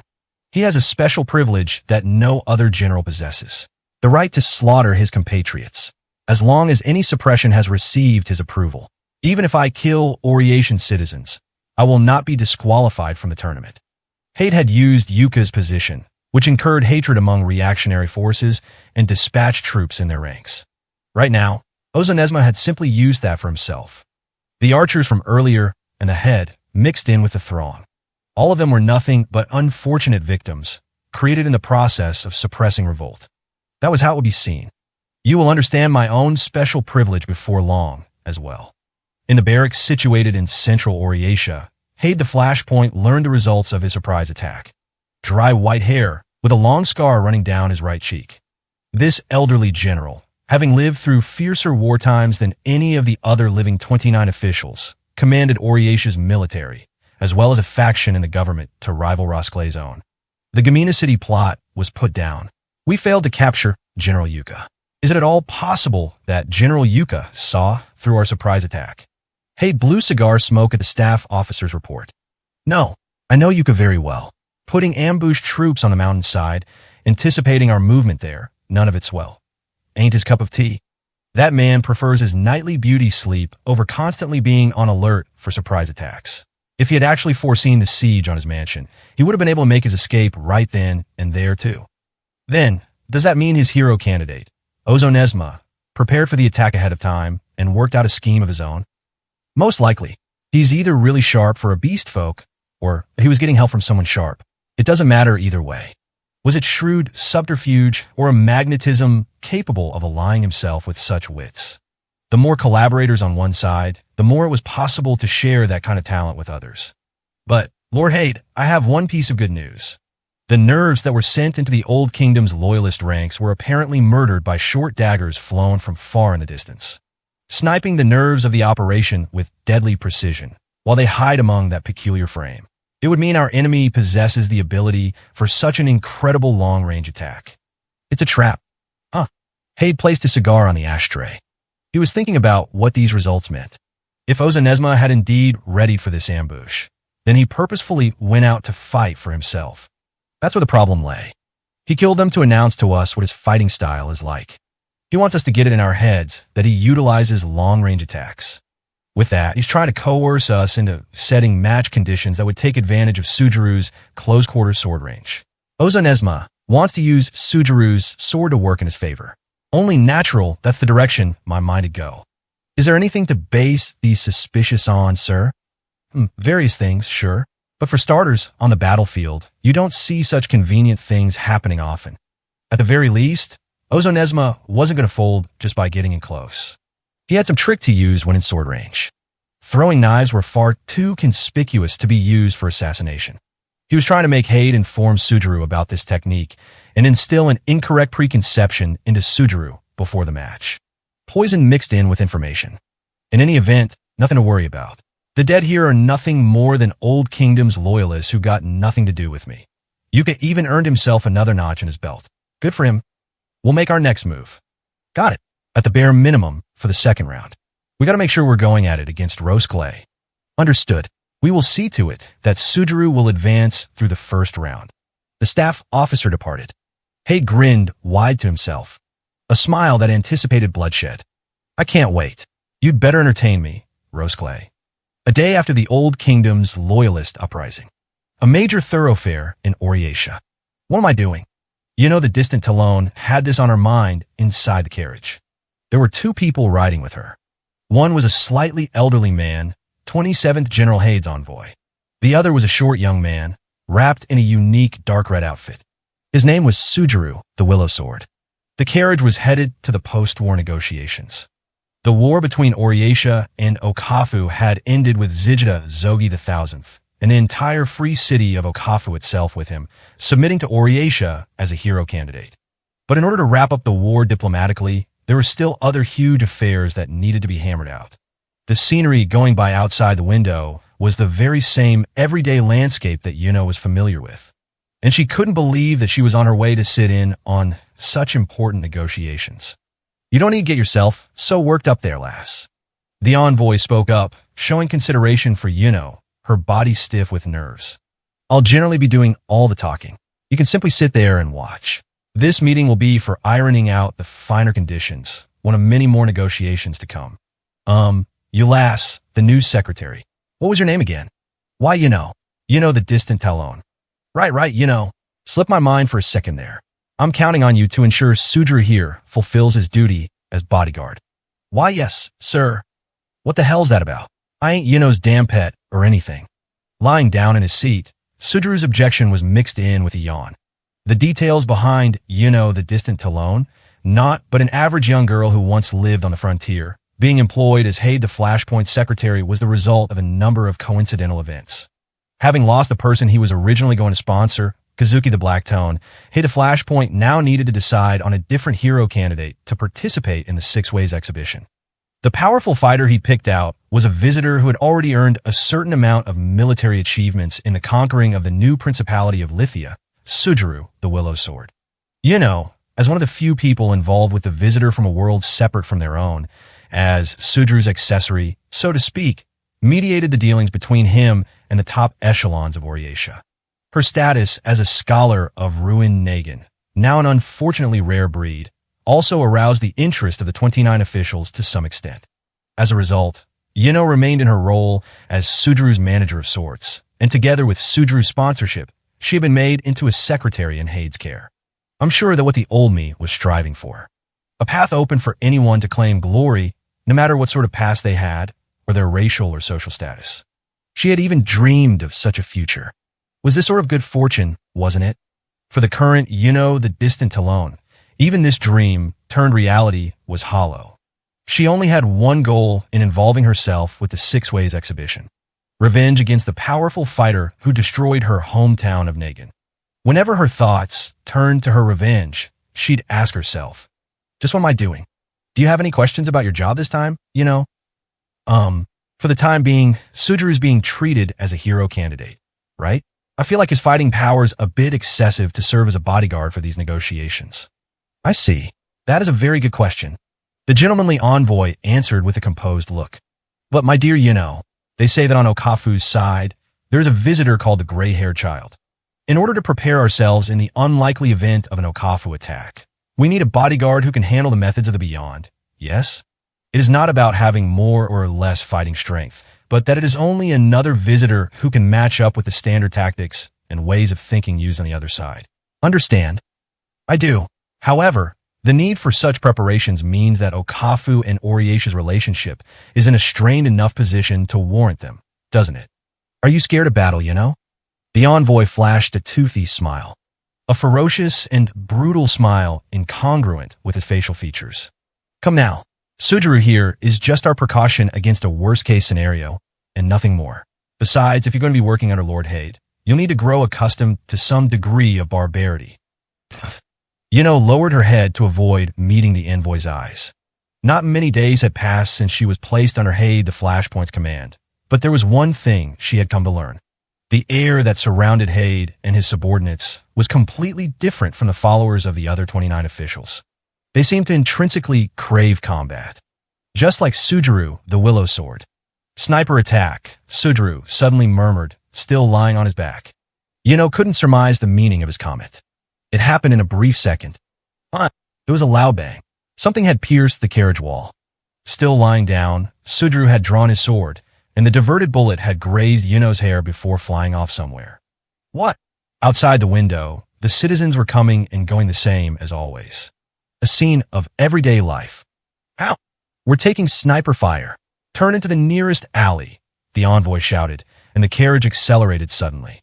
Sujiru broke the window and jumped out of the carriage's passenger car, blocking the bullet aimed at the driver at the last moment. He groaned, annoyed. Ugh, give me a break. I gotta defend 3 people like this? No, there's no way. Right. We're in the middle of town. Get your head down. Yo, it's coming from the fire tower. There's 2 more shots on the damn way. Sujiru performed an acrobatic leap through the air and flying backward against the carriage's path, he cut off the roof on a diagonal. The arc of his katana blocked the shot aimed at the envoy, while a scattered fragment of the carriage roof blocked the shot aimed at the driver. The carriage catapulted into the alleyway with enough force to roll the vehicle over. Horse hooves crushed piled up wooden boxes filled with fruit. The loud roar and tremors assailed Yuno inside the carriage. Cough. Her brain was rattled. Her insides were thrown into chaos in the span of a second, to the point of nausea. Her life was being targeted, too. In the middle of this everyday scenery, without any warning. No one had noticed. Even the overturning of their carriage, in the eyes of the citizens, likely appeared to be a simple runaway carriage accident. Yo, get out, They're gonna pick you off. The carriage door, warped from the impact, was instantly cleaved through. Sujiru was peering inside the carriage car. What about the envoy? He jumped out of there a while ago. You're the only one still dilly-dallying. Seriously, why is it always like this? Led by the hand, she guardedly looked over the narrow alleyway stretching out in front and behind her. But then, her senses couldn't determine the sniper's location or if they still had their sights set on Yuno's position. It was sniper fire, but there weren't any arrows piercing the carriage. Our enemies definitely using guns. They were using the bustling city noise to cover their gunshots and attacking them without revealing themselves. If Sujiru's intuition hadn't sensed the sniper fire, then they all would have been assassinated right in the public eye. Try to get her breathing under control. Cough. Sujiru, you knew about the attack before they fired? How many thousands of times do you think I was under sniper fire back in my other world? Just going off experience here. Whether she knew the tricks from the beyond or not, Yino understood one thing. Sujuru the Willow Sword's level was far beyond this attack. At the very least, for him, this didn't even register as being in danger. Do you think we can hold out if we hide in this alleyway? Nah, that big main road back, there was one way despite how many people were on it. Yeah? If we suddenly come under fire, we don't got a lot of options for side streets to escape, too, neither. They've dispatched enough fighting power to chase us down no matter which side street we escape down, prompting Yuno's group to then flee into the present alleyway. It meant the enemy had finished encircling them again, if the enemy truly intended on assassinating them. Geez, protecting weaklings is such a pain in the ass. Sujuru scratched his head while he followed through with his sword, gripping it upside down. There was the metallic sound of a bullet being repelled. Page 105. With the sound behind her, Yuno desperately dashed over to the shadows behind stacked wooden crates of fruit. The envoy and driver were already hiding there. The envoy stroked his beard as he spoke. I'm glad you're all right, Yuno. Igrejas verli. She turned around. Sujuru vaulted in a zigzag between both walls of the narrow alley and rushed up to the top of the buildings with tremendous momentum. These were abnormal physical abilities. No gunshots, game. Not yet. D does Okafu. Intend to oppose Oriesha? Sniper attacks. Well-trained gunmen. They knew we would be passing by here today, too. Mercenaries from Okafu are the only logical explanation. Judging by the current situation, I see no other interpretation. Reluctant as we may be, there's even a chance war will break out inside Oriesha's borders. At the very least, subduing the hero candidate Zijitazogi and the free city of Okafu is all but unavoidable at this point, isn't it? Subduing? In situations where it was evident a hero candidate participating in the Six Ways exhibition attacked another participant, the other hero candidates were obligated to put the attacker down. Would the free city of Okafu set up an attack like this knowing full well about this rule? But then what does Okafu's side have to benefit from? Yuno screamed. A mysterious burning mass had fallen from the rooftop. It was a mangled minion corpse. Sujuru landed on the ground after it. He had been fighting the fallen man moments prior. The guy went and blew himself up, Sujuru said with displeasure. I cut down 4 of them, but they'd all had some kind of explosive in their bodies. Weird. Yuno covered her mouth with both hands. The urge to vomit from the carriage's rollover welled up inside her again. She still couldn't come to grips with the terrible battlefield opening up before her eyes. Do you think it's to cover up their association? Their association with the free city? That really all there is to it. Get the feeling that torching everything, body and all, is a little much. Sujuru kicked the corpse with the tip of his foot. The burned torso blocked the latest rifle bullet flying their way. Sujuru looked toward the main road. Those guys are a bit far away. Hearing Sujuru's words, the envoy made a window with his fingers and measured the distance to the spot they believed the sniper attacks were coming from. About 300 meters, I would say. Can you capture them alive, Sujuru, my boy? I mean, I tried. I ain't some bloodthirsty killer or anything. Okay? They all blew themselves up when I got close. It's a real pain. Just try to do what you can. I'd like to recover one of them. No guarantees. Smacking his shoulder twice with his sword, Sujuru dashed off again. He was as fast as the wind. No matter how imposing the target, Sujuru didn't hesitate to cut them down. In the blink of an eye, he had traveled an impossible distance. The enemy, Yuno wiped cold sweat from her cheeks. Must have known that Sujuru was here escorting us, right? What do you mean? I can't see their self-destruction prep work as anything but these snipers anticipating a counterattack. They're the ones encircling us, yet blowing themselves up the moment Sujuru gets close makes it seem like they knew they'd lose from the start, doesn't it? Still, if the Okafu side knew about Sujuru the Willow Sword's presence, they would never have thought their ambush would succeed in the first place. Personally, I feel like that doesn't mesh with meticulously setting up a sniper attack and cutting off our route to escape on the way to the meeting. Yes, and that's why it's strange. Pardon me, envoy, but do you have a replacement? It was a truly rude question. Yuno herself felt as much even saying it. Replacement? If you were truly an irreplaceable member of Mr. Hades, someone worth assassinating, even when taking into account the sacrifices it would require, then maybe in that case it might be possible that they'd risk the small chance of success to ambush us. But if that isn't the case, I don't think there's much benefit for Okafu's side. You, my girl. The envoy raised his eyebrows slightly and looked Yuno in the eye. Have very good combat intuition, don't you? Indeed, military provocation is the only result one could anticipate from this attack. There aren't many young girls who could calmly come to such a conclusion in this situation. I've had something far more terrifying than any armed force standing beside me for a long time. Regardless of the motive, that only means any hope Yuno and the others had of making it out of this situation lay in Sujuru, the Willow Sword. Until he returned and told them he had secured their safety, they couldn't go anywhere. However, the fact remains that there are a limited number of individuals who knew about the post-war negotiations being held today and who could obtain our route to the meeting. Taking that into consideration, I don't think our attackers could be anyone but the free city of Okafu, but Yuno let a small cry slip out. Another carriage tried to enter the alleyway they were hiding in and was showered with sniper fire before rolling over. It was likely a civilian carriage, wholly unrelated to the situation. For a brief second, she was able to see the small child inside the carriage. MN. Right as she instinctively went to dash over, the envoy grabbed her shoulder. You'll die if you go out there, my girl. Wait for Sujuru. But Sujuru won't save them. Sujuru the Willow Sword wasn't a fiend, only capable of killing others. Knew that. He carried what resembled his own form of duty and obligation, which was why he was trying to carry out his job as bodyguard for Yuno and Hade's envoy. However, he didn't show any compassion for those who lost their lives. Uninvolved bystanders, people who jumped into the jaws of death on their own, along with the worthy strong who battled against him. For all these people, he thought if they ended up dying, there was nothing he could about it. I'm different. Yuno flew out from the shadow of the wooden crates. She hadn't summoned her courage. It was the reckless willpower that had continued since the fall of Nagin, and she had simply found herself wanting to resist. Depending on the model, reloading a musket can take longer than a bow. If their target's the envoy for the negotiations, then they won't prioritize shooting a simple tag-along like me. Sujuru's closing in on the snipers too. They might not have a moment to ready their next shot. A number of rationalizations passed through Yuno's mind, all of them completely unfounded. Clinging to the rolled-over carriage, she kicked in the glass on the door with the heel of her shoe. A desperate move, indifferent to how it may have made her look.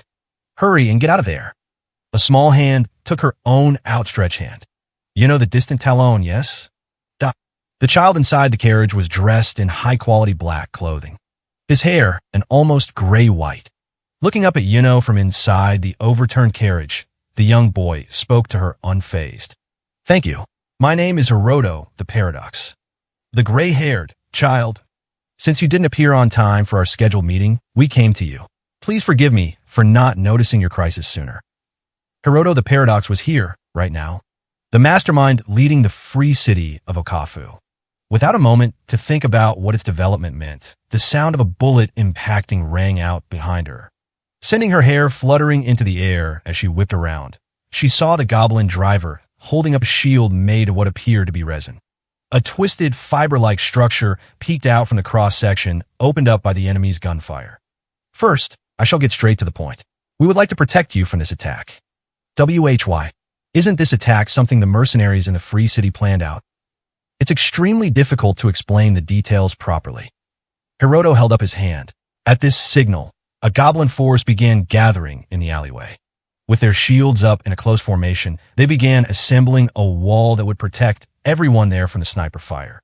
The movements were efficient and extremely well disciplined. You are correct to assume that the ones fighting us right now are mercenaries from the free city of Okafu.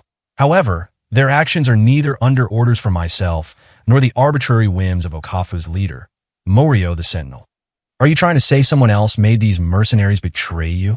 Indeed, there are a countless number of spies infiltrating any of the forces involved with the Six Ways exhibition, not just Okafu. We have taken to calling this group the Invisible Army and are trying to tackle the issue.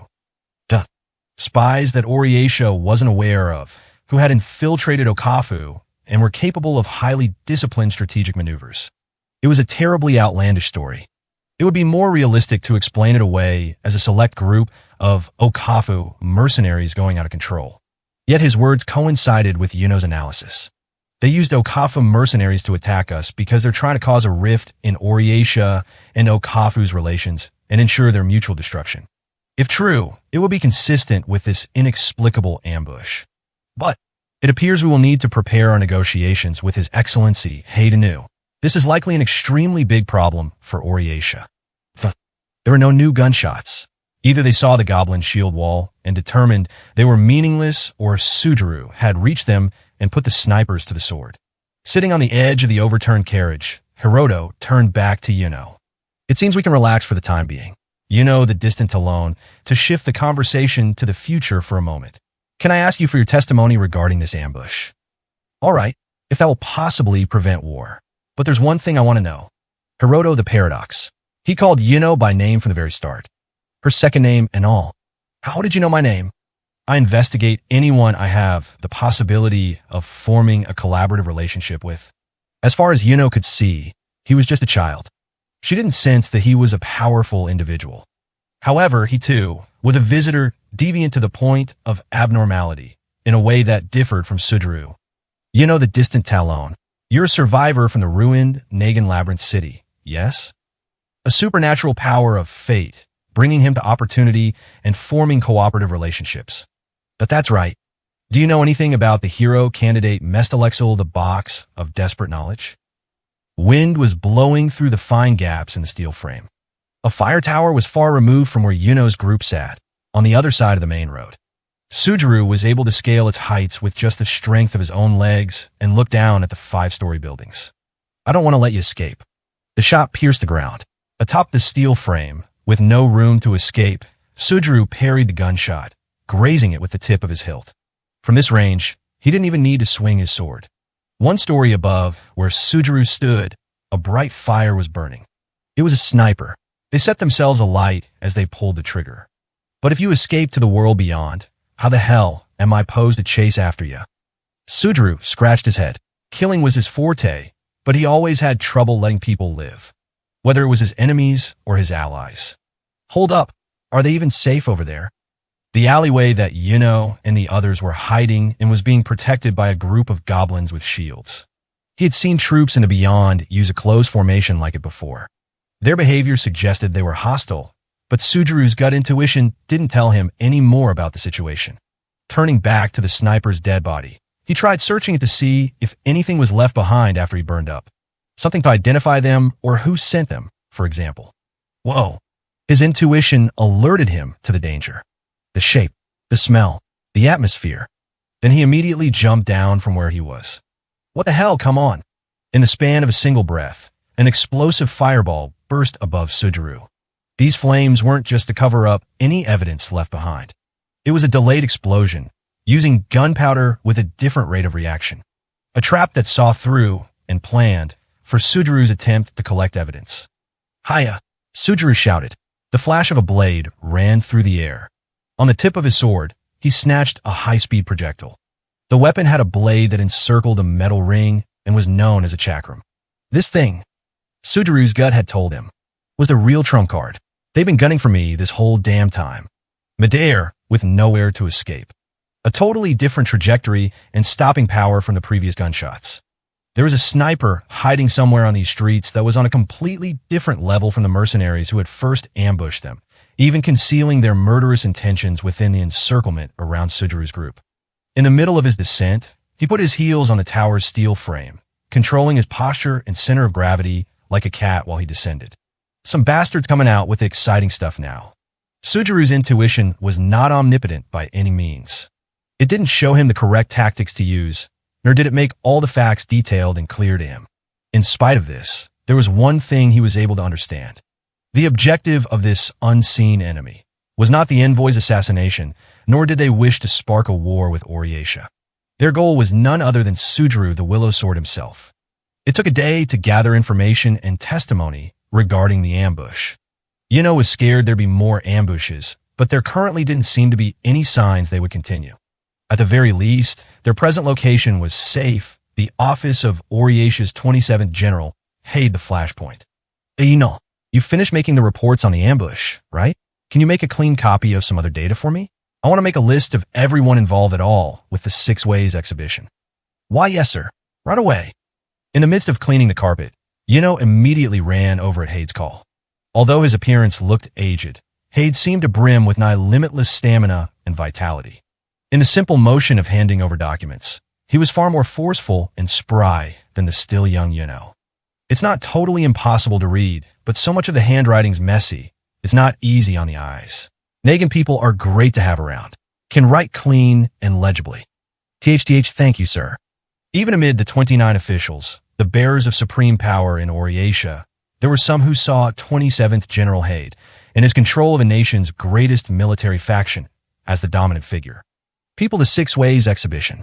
As she browsed the documents, Yuno thought back to the events of the previous day.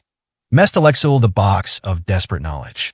At the time, she had been on guard against the gray-haired child's rhetoric skills, although she hadn't been able to ask him what he was trying to get across to her. When she saw the list of participants, she learned what Hiroto had been trying to say to her. Someone involved with Mestalexil, the box of desperate knowledge. Kayazuna, the Axle. Whoa there, what happened? Haid asked, his suspicions raised by the concern in Yuno's voice. Oh no, it's nothing. Lord Haid. Definitely didn't sound like nothing. Haid roared with laughter. Nothing? Yuno was shaking with rage. It was rage at herself. If she wasn't right before Haid's eyes, she would punch herself bloody. Oh, of course. Of course it's not nothing. How could it be? Kayazuna, the Axle. Kayazuna, the Axle. A name she'd never forget. A fearsome, self-proclaimed demon king who made labyrinths and dungeons with her own hands. The creator of the dungeon golem who destroyed her homeland.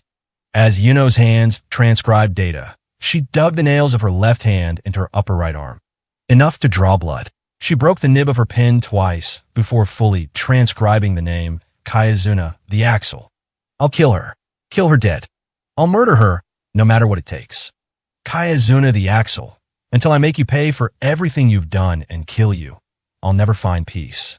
Up until that moment, how could she let herself be so languid and listless?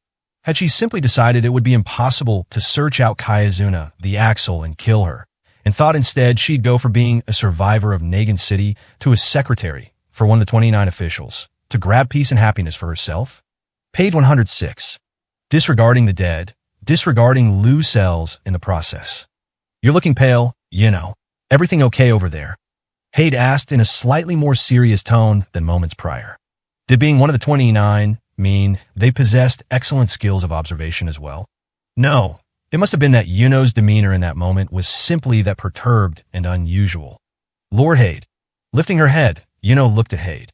The red tint to her vision was likely because of the tremendous amount of blood shooting through her eyes. Is this really right? What? She was about to make an irrevocably improper remark. However, it was too late for regrets. Yuno had already begun to speak. Is this how things should be for me, with my homeland destroyed? The Demon King, who caused it. Kayazuna the Axle, still alive. Why was I able to pretend everything was fine? It's ridiculous. Not Suduru, nor Dakai, but her. She was the one I should have killed first. Otherwise, everything about getting revenge would have all been a lie. Lucelles. Didn't I love her? It was all useless. The entire time. Even if it cost me my life, even if it meant being slaughtered without a fight, I should have gone after Kayazuna the Axle to kill her. I needed to prove myself, whether it took 5 years or 100. Damn it, just where are my feelings supposed to be then? Why wasn't it until I saw her name? Until I had the possibility of making it happen thrust in front of me? Why are my feelings making me feel that this is how I want it to be? I want vengeance. If I'm going to forget, then I'd rather be dead. I needed to fight. Forgive me. I'm sorry. Master Haid. Haid observed the girl without interrupting her, until she had spewed out all her emotions. With a raptorial glare, quiet yet keen. I get it now, Yuno. Then he twisted his lips, enough to show his gums, into a smile. So you like war too? What? For Yuno, in her stupor, it was a totally incomprehensible comment. War. There shouldn't have been anyone in the world who could derive pleasure from such a terrible thing.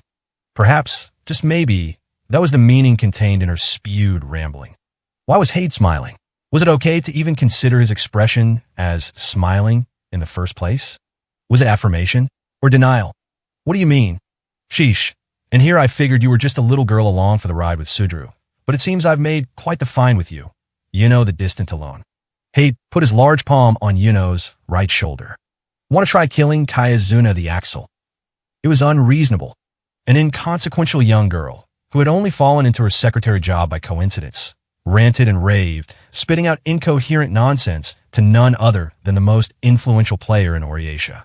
It would have made perfect sense for her to be seen as deranged and fired immediately. If anything, that was the correct course of action. I don't understand. BWAHA. You won't, in the beginning.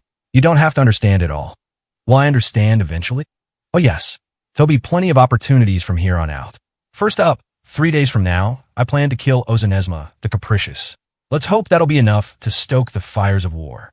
Haid put on his overcoat, looking in high spirits, and opened the study door. During the Six Ways exhibition, act however you want. You have my permission. Duh. For a moment after the door closed, Yuno stared at both of her hands, dumbfounded. There was still a small amount of blood left over on the nails of her left hand she had dug into her arm while working. However, they were just as much the fists of a plain young girl from the frontier. Right now she was composed. She was fully aware she had lost her head and blurted out awful things to the General Haid.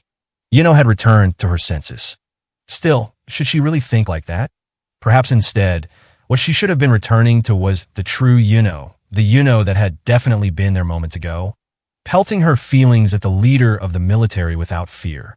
Present that time, when she challenged Dakai, the magpie, to combat amid the fall of Lithia. Present at the beginning of it all, when she had sworn her revenge against Sudru and Nagin after losing everything.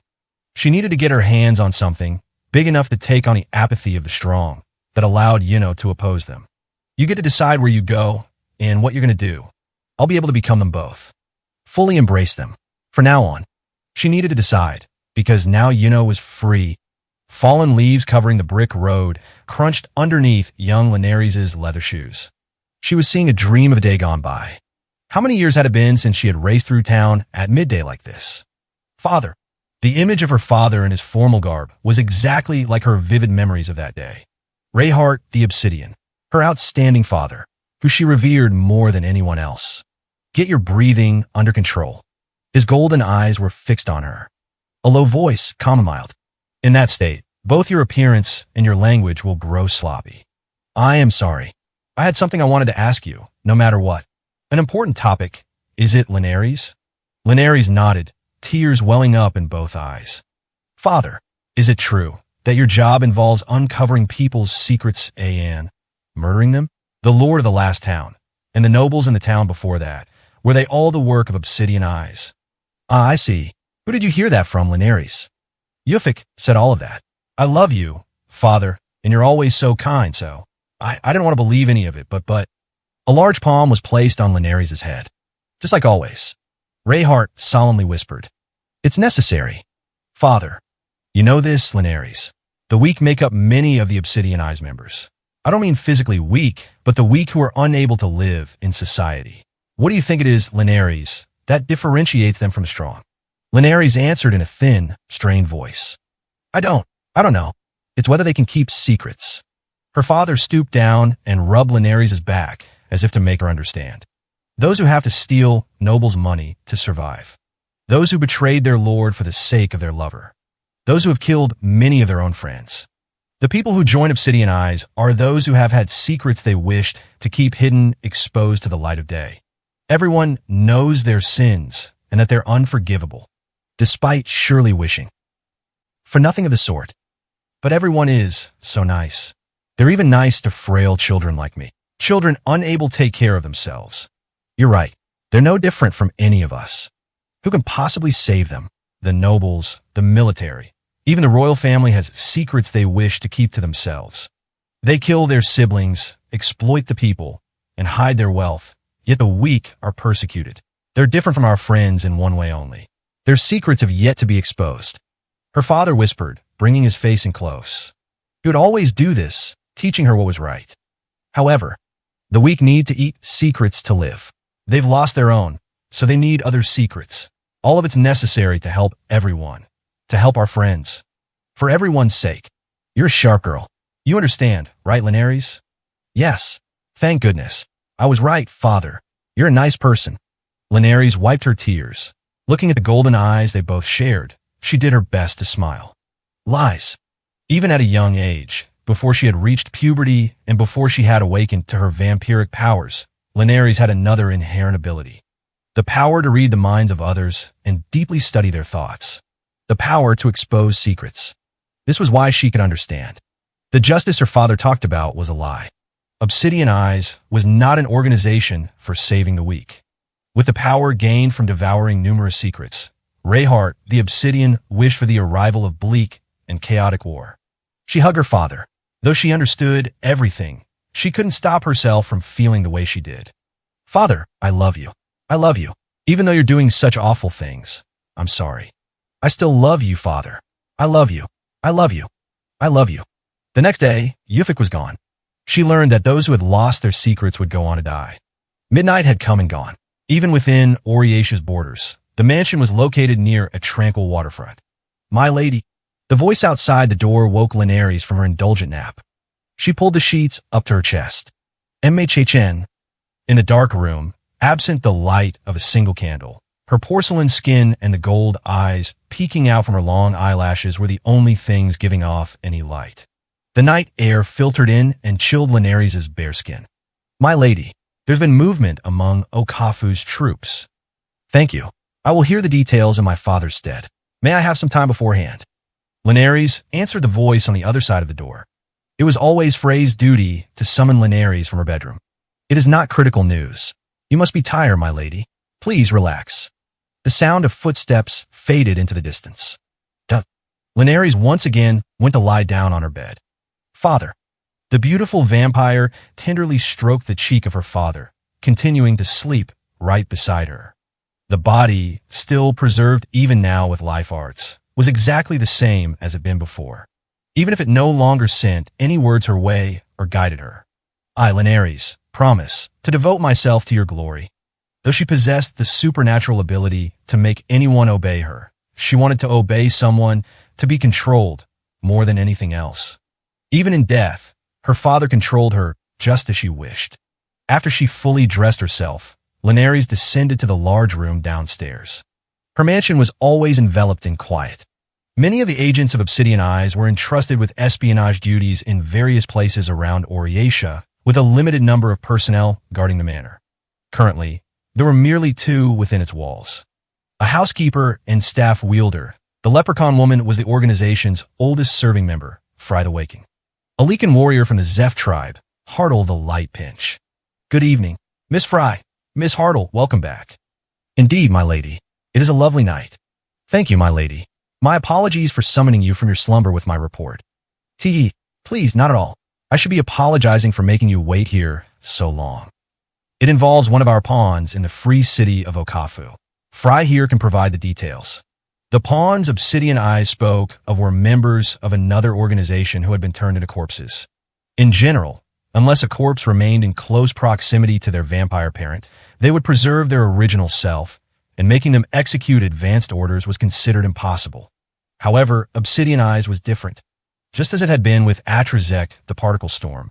Through the destruction of the host's mental barriers by the vampire's domineering infection, they were able to create sleeper agents capable of reliably executing orders without being close to their parent. The technique to destroy the mind, instead of the body, was a special characteristic of Obsidian Eyes, passed down from the previous generation.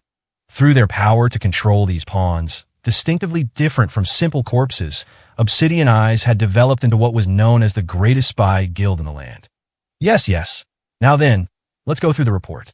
Before nightfall, at least 70 Okafu soldiers departed Oriesha. I believe they plan on withdrawing all the personnel they had infiltrate the city. How honest of them. It would have been so much nicer if they wavered on their next move for us. The ambush attack on Sudru the Willow Sword was one part of the large-scale operation of Obsidian Eyes. Hay the Flashpoint, head of the military faction and known for his highly belligerent nature. His long-embattled opponent, the free city of Okafu. By manipulating Okafu soldiers to stage the attack on Hade's envoy, the objective of their operation was to fan discord between both parties. That wasn't the entirety of it. The other objective was to give Sudru the Willow Sword a grazing wound. The chakram he had blocked at the end of the fight belonged to an Obsidian Eyes marksman named V's the Fluctuation. Linares' corpses didn't inherit her unique airborne transmission of the vampire pathogen. However, By using a trace amount of her blood coated onto a weapon, they could force a transmission through blood. However, both objectives ended in failure. The trap set for Sujuru had admittedly been, in some senses, an ancillary plot.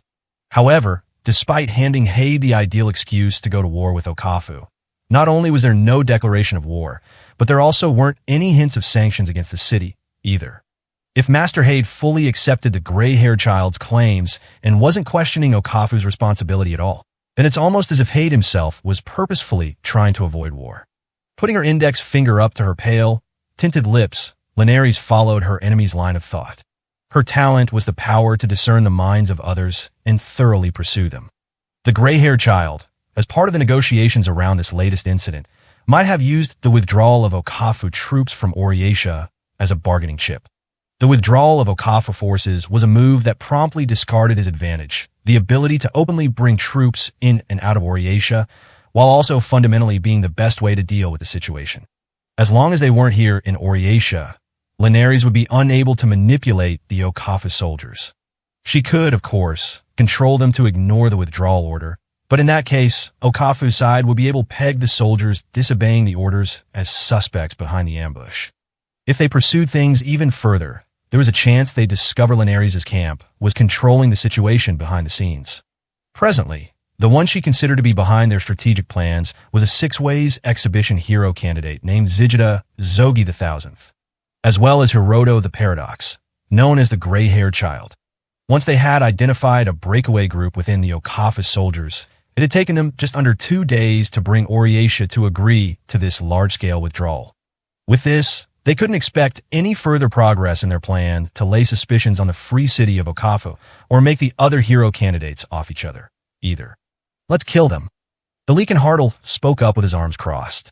If the Okafu soldiers investigate their pawns, there's a big risk they'll look into our identity. Dead bodies reveal our existence more than anything else. If they autopsy the body of the infected and happen to examine their blood, we'll end up handing over proof to them all on a silver platter that a vampire is maneuvering behind the scenes. Infection and control through airborne transmission. At first glance, it seemed like an unrivaled power. However, it was ultimately still a power based on the racial nature of vampires. There existed an antiserum for the vampire virus that protected against infection. The manufacturing process was extremely unique. With fears of possible side effects, adoption was limited to a select group of people, those involved in medical treatment, and the like. But the instant it was suspected a vampire was spreading their virus, there'd be measures taken against them. Furthermore, the vampire virus that Linares possessed could only infect through the air if it was coming from Linares herself. The moment she infected another, and the virus took hold, it would turn into an ordinary virus transmitted through blood. My lady, I can kill and incinerate the ones we turned into pawns immediately. The biggest strength of corpses is that they can be prepared quickly and easily replaced. There's no need to hold on to them for dear life. In any case, Okafu's likely already discerned that there is another organization besides Oriatia executing their own espionage operation. The members of Obsidian Eyes, while Linares' corpses were not under mental control, making it possible to take their opinions into account, determined by their own observed experiences as individuals, swearing loyalty of their own volition, made Linares' Obsidian Eyes distinct from a normal vampire colony. Quite so. Accepting the dangerous proposal, the young lady smiled with grace. Miss Fry, if they're suspicious of a collaborator, then Okafu is performing an internal investigation, yes? Page 107. Yes, they appear to have already begun. They're also investigating if there have been any secret acts of sabotage from other organizations as well. It goes without saying that our pawns will not be identified that easily. From among those targeted by Okafu's investigation, would it be possible to take 2 or 3 of them who aren't our pawns and kill them without infection? Not only Okafu, but let's kill the ones in Oriatia, in Sun's Conifer, and in the Order as well. We'll make them out to be our spies. I see. People from several different powers disappearing all at once. For those who know the truth to some extent, that there's been sabotage behind the scenes, they'll simply correlate these organizations to the deaths all by themselves. That's right. Given that our opponent is looking into us, making them believe the scale of their enemy is much bigger must be more convenient, wouldn't you say? For Zigida Zogi, as well as Oriatia. It was also in part a diversionary tactic against the free city of Okafu to delay their cooperation with other powers.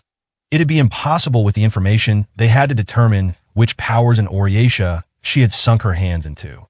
Additionally, a slew of suspicious deaths occurring simultaneously with the Okafu army's large-scale withdrawal would be reason enough for the suspicious eyes of the other powers in play to turn their focus on Okafu. Obsidian Eyes would set a quiet attack on all the players at once in order to sow these seeds of doubt. Petite Frey's smile remained as she repeated Linares' orders. Yes. Then, let's kill a few of them at a time. The job can be done in 3 days if we rely on V's sharpshooting. Please do then, as I'm sure Father is hoping for just such a thing. Linares the Obsidian spelled disaster. Just as Atrazek the Particle Storm or Kia the World Word could do the same themselves, it was perhaps possible for her to control the nerve center of the world, including the Oriatia Assembly, and annihilate the current Minion society. However, the existence of Obsidian Eyes couldn't be exposed. The pestilent vampire would lose a large amount of her superior positioning the moment her existence was uncovered and measures were put in to combat her. Linares was the only person who could infect through the air, when her corpses were unable to do it, too. It was a shortcoming at first glance, but when looking at it as a survival strategy, she considered it an advantage, if anything. If all of Oriatia was inflicted with disease by way of indiscriminate airborne transmission, the Minion races would band together, pursue the origin of the infection, and put an end to her. The same conclusion as any normal epidemic. However, as long as Linares didn't make any moves, she could keep the path of infection completely within the palm of her hand. Additionally, with warriors of the caliber of Obsidian Eyes under her command, meeting the conditions for blood transmission was simple. Therefore, it was necessary for Linares to choose her targets carefully. In order to achieve her goal, simple destruction wouldn't be enough. She needed to usher in discord among the Minion race's fellow members and bring forth a voluntary demand for chaotic war. Ensuring Obsidian Eyes didn't become a mutually hated enemy, she would create a world where only those capable of living in darkness would be allowed to exist. That was what the Six Ways exhibition was for. If, by using this special event, she could sow decisive seeds of doubt between a power with plenty of reason to oppose Oriatia, the free city of Okafu, and Oriatia itself, then the maelstrom of conflict she wished for would descend on the world. Yet Hade avoided starting a war. She had thought that Hade the Flashpoint was the first person she should set her sights on. Linares might have been mistaken in her choice of targets. The first round. In the third match, Hade's champion, Sudaru, will battle against Ozonesma, who has Zigidazogi at his back. But after that, there was the second round, then the third round. If Hade is setting up what I fear he is, then the meaning behind his attempt to avoid war. A plague that could think. She would only ever take action herself when she had her sights on a truly vital target. I entrust dealing with the Okafu side of things to you. I myself will probe into Hade's movements. My lady, are you sure? Yes. I'm able to investigate much deeper secrets than anyone else in Obsidian Eyes. Behind her composed smile, Linares was afraid. She feared her comrades dying.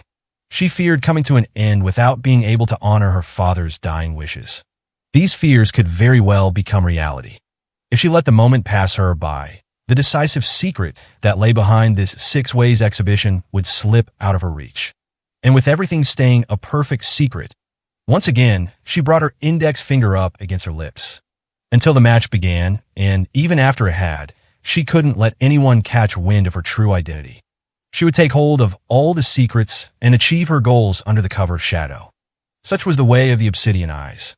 Because if we don't, we won't be able to survive. The office in the soldier barracks was where Hade the Flashpoint usually spent his time. He would always stay on base, keeping an eye on the soldiers' morale and discipline, and he almost never visited the central assembly hall in the course of his daily duties. There was also a visitor who was freely allowed to go in and out of this office as well. Sudaru, have you been using that sword this whole time? Sudaru the Willow Sword was sitting down, leaning up against the wall. While his eyes were closed, he wasn't asleep. He simply didn't like any superfluous or bothersome activity. He had never even practiced any of the techniques he knew.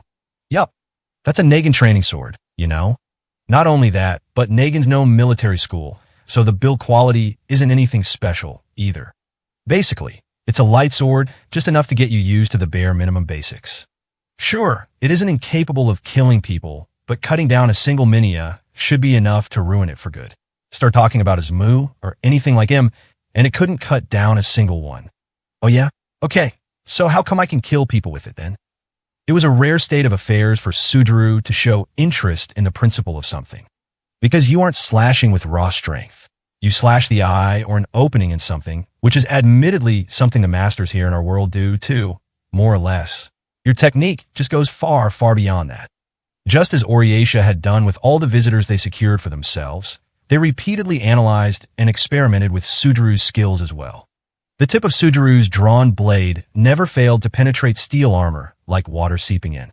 The story was that his sword attack had even sliced through Nihilo, the vortical stampede's deep celestial charsteel armor. With a slash of that speed, it was possible to slice through material of any quality with the very first cut.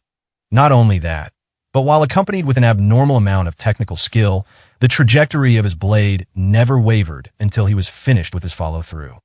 However, if that explanation was enough to detail his entire abilities, that would truly place him in the category of abnormal technical skill. Sujuru could slice a clean line through an ooze corpse that would collapse at the slightest touch. Pull off curved slashes that seemed impossible to explain, judging by his sword trajectory, and even managed to slice through a gun while it was pushed against his blade. A being existing in a realm that even Haid the Flashpoint, having witnessed the skills of soldiers more than anyone else, was unable to comprehend. That was what it meant to be a visitor. Just as it was with a dragon's forelimbs, a Gigani's long lifespan, or an enchanted sword or magic tools, those first initial abnormalities were impossible to replicate no matter what word arts or types of science one used. That was why they were all banished from the beyond and brought to this world. Sujuru, are you particular about that sword or something? I can figure out whether a sword's good or not, too, you know. If I pick myself up another sword, then I would have used that. I see then. Since you're appearing in the Six Ways exhibition, are you going to need a higher quality sword? If you don't got one, then I don't need any. I'll give you an enchanted sword. Haid opened the package on his desk and took out a sheathed sword. The long sword had a blade that gently curved with a single edge, as if it knew of Sujuru's origins back in the beyond and had chosen him specifically. Here in this world, there are swords that'll explode just by touching the tip, swords that'll spit fire, swords that'll move on their own. Enigmas beyond analysis, one being worth as much as a whole army. Don't need him. Knew you'd give me that. Relax. This one's got nothing to it. The exploding sword jumbled the recoil from hitting something. The flame-spitting sword was already not really a sword, considering the range of destruction and its behavior. Swords that moved on their own and their ilk were out of the question while in the middle of subtle and intriguing sword techniques.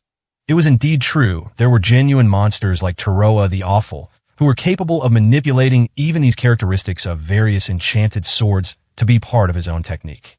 However, it was the fantasy of those who didn't know the way of the sword to think an enchanted sword would unconditionally lead to unrivaled power.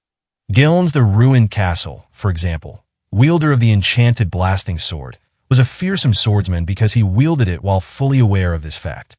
Haid casually tossed the enchanted sword, after speaking of its scarcity and value, to Sujuru. With his eyes closed, Sujuru remained seated as he grabbed the sheath in midair. Alcuzari the Hollow Blade. What sort of sword is it? It doesn't break or chip. That's it. Its metal's flexible, sure, but no warping or bendings left behind. Not only is that an inexhaustible sword, but it's an impregnable shield. That should be good for you, eh? Heh. Sujuru stifled his laughter. Several traces of light flashed through the air. With the follow-up clack of the hilt, Haid then realized he had tried out the sword by slicing through the air. Ain't nothing special. No different from the average sword. The shield stuff doesn't matter neither. I've never blocked with my sword before. Looked like a pretty good match just now. Yeah, I guess. Haid had witnessed Sujuru's swordsmanship with his training sword. Now that he had swapped out to the weight of a common sword, it seemed as if the difference in heft had been converted to speed. To say nothing of the power should such a slash connect, it was impossible for Haid to imagine. The swordsman was sneering, like a beast impatiently waiting for his premonition of bloodshed to come true. Hith. Hey, Haid, you're thinking up something awful, aren't ya? BWA haha. Yeah, I guess. The same smile spread across the 27th General's face. The third match was about to begin, in front of the Long Bridge in Oriatia. A steam automobile stopped right before it had finished crossing the bridge. The driver shouted, "This is it. I can't go any farther." Understood. The door of the car's bed promptly opened, and a monstrous beast jumped out of it. He stamped down the city road. Colors streamed through their sights as they raced. Even with the portly 14th General, Yuka, on his back, his running speed still surpassed any and all of the automobiles around him. Oh boy, we sure are late, huh? But at least it looks like we made it in time for the match.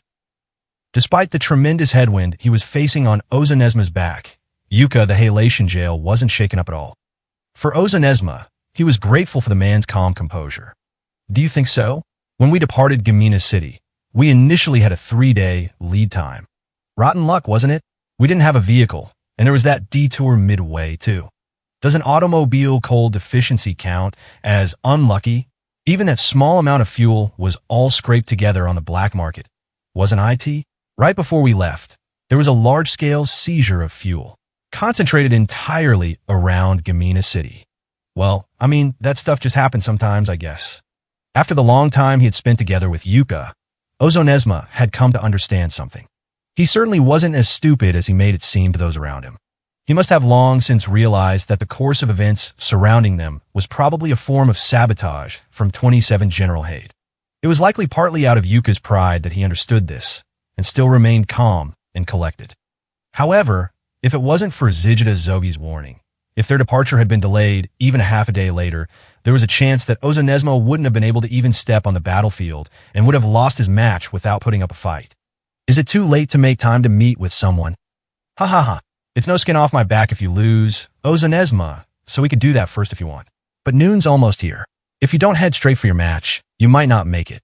Understood. It was Ozanesma himself who chose to tactically delay his arrival to Oriatia until the very last moment. Of course, he was resigned to the considerations he'd have to make as a result, but he still had some regrets. Where are you right now? He had memories of Oriatia's layout from the map he had obtained from Zigida Zogi's men beforehand. Turning at a sharp angle in the alleyway, he kicked the wall to dodge a carriage, continuing at such extreme speeds that the eyes of the passers-by didn't register his passing. Such full power speed, when compared to the battle he was about to fight, didn't tire him out in the slightest. You're talking about the magic, right? Sorry about that. Flinsuda and I actually get along pretty well, and she might have brought her out to Gamina City if I asked her to. A far too optimistic view. Another sponsor leading their candidate out of Oriatia before their match, even proposing it would invite suspicion from the others. It's impossible. Still, though, are you sure you shouldn't meet up with her first? You could just as easily get heavily injured in this upcoming match, too. You won't go as far to say I might die then? He came to a sudden stop. His monstrously huge frame used a small building's window frame as a foothold and climbed up as if his body weighed nothing at all. It was mobility that far eclipsed the speed of automobiles or horses. Geez, it might have been better to run on your back from the start. For 3 whole days? Sure, you could do that, right? You wouldn't get through it unscathed. In fact, Ozanesma's acceleration should induce a horrifying amount of physical strain to a minion body. Despite this, Yuka was composed enough to chit-chat with Ozanesma just like he always did. He was a tenacious man.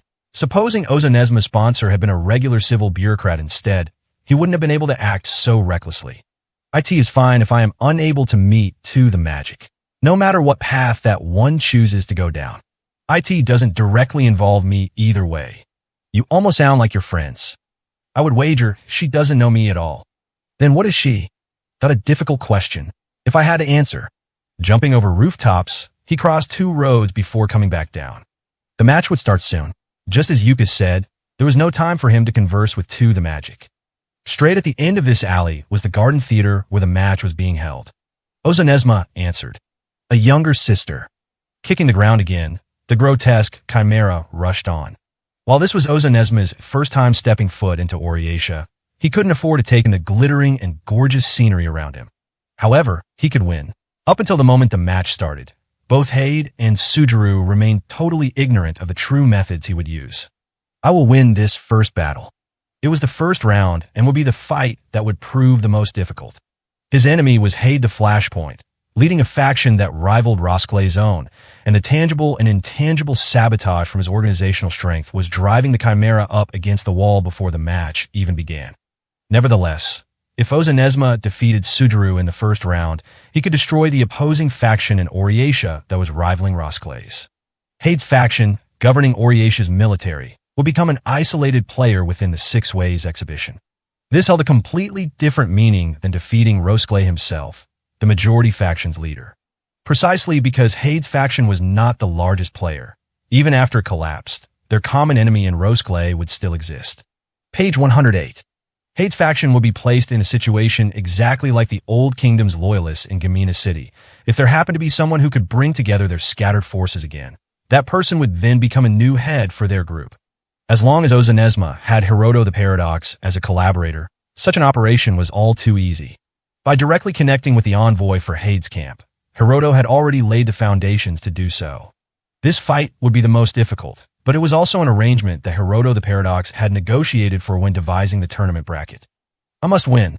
Therefore, for this first-round match, it had been necessary to assemble an absolutely flawless surprise attack.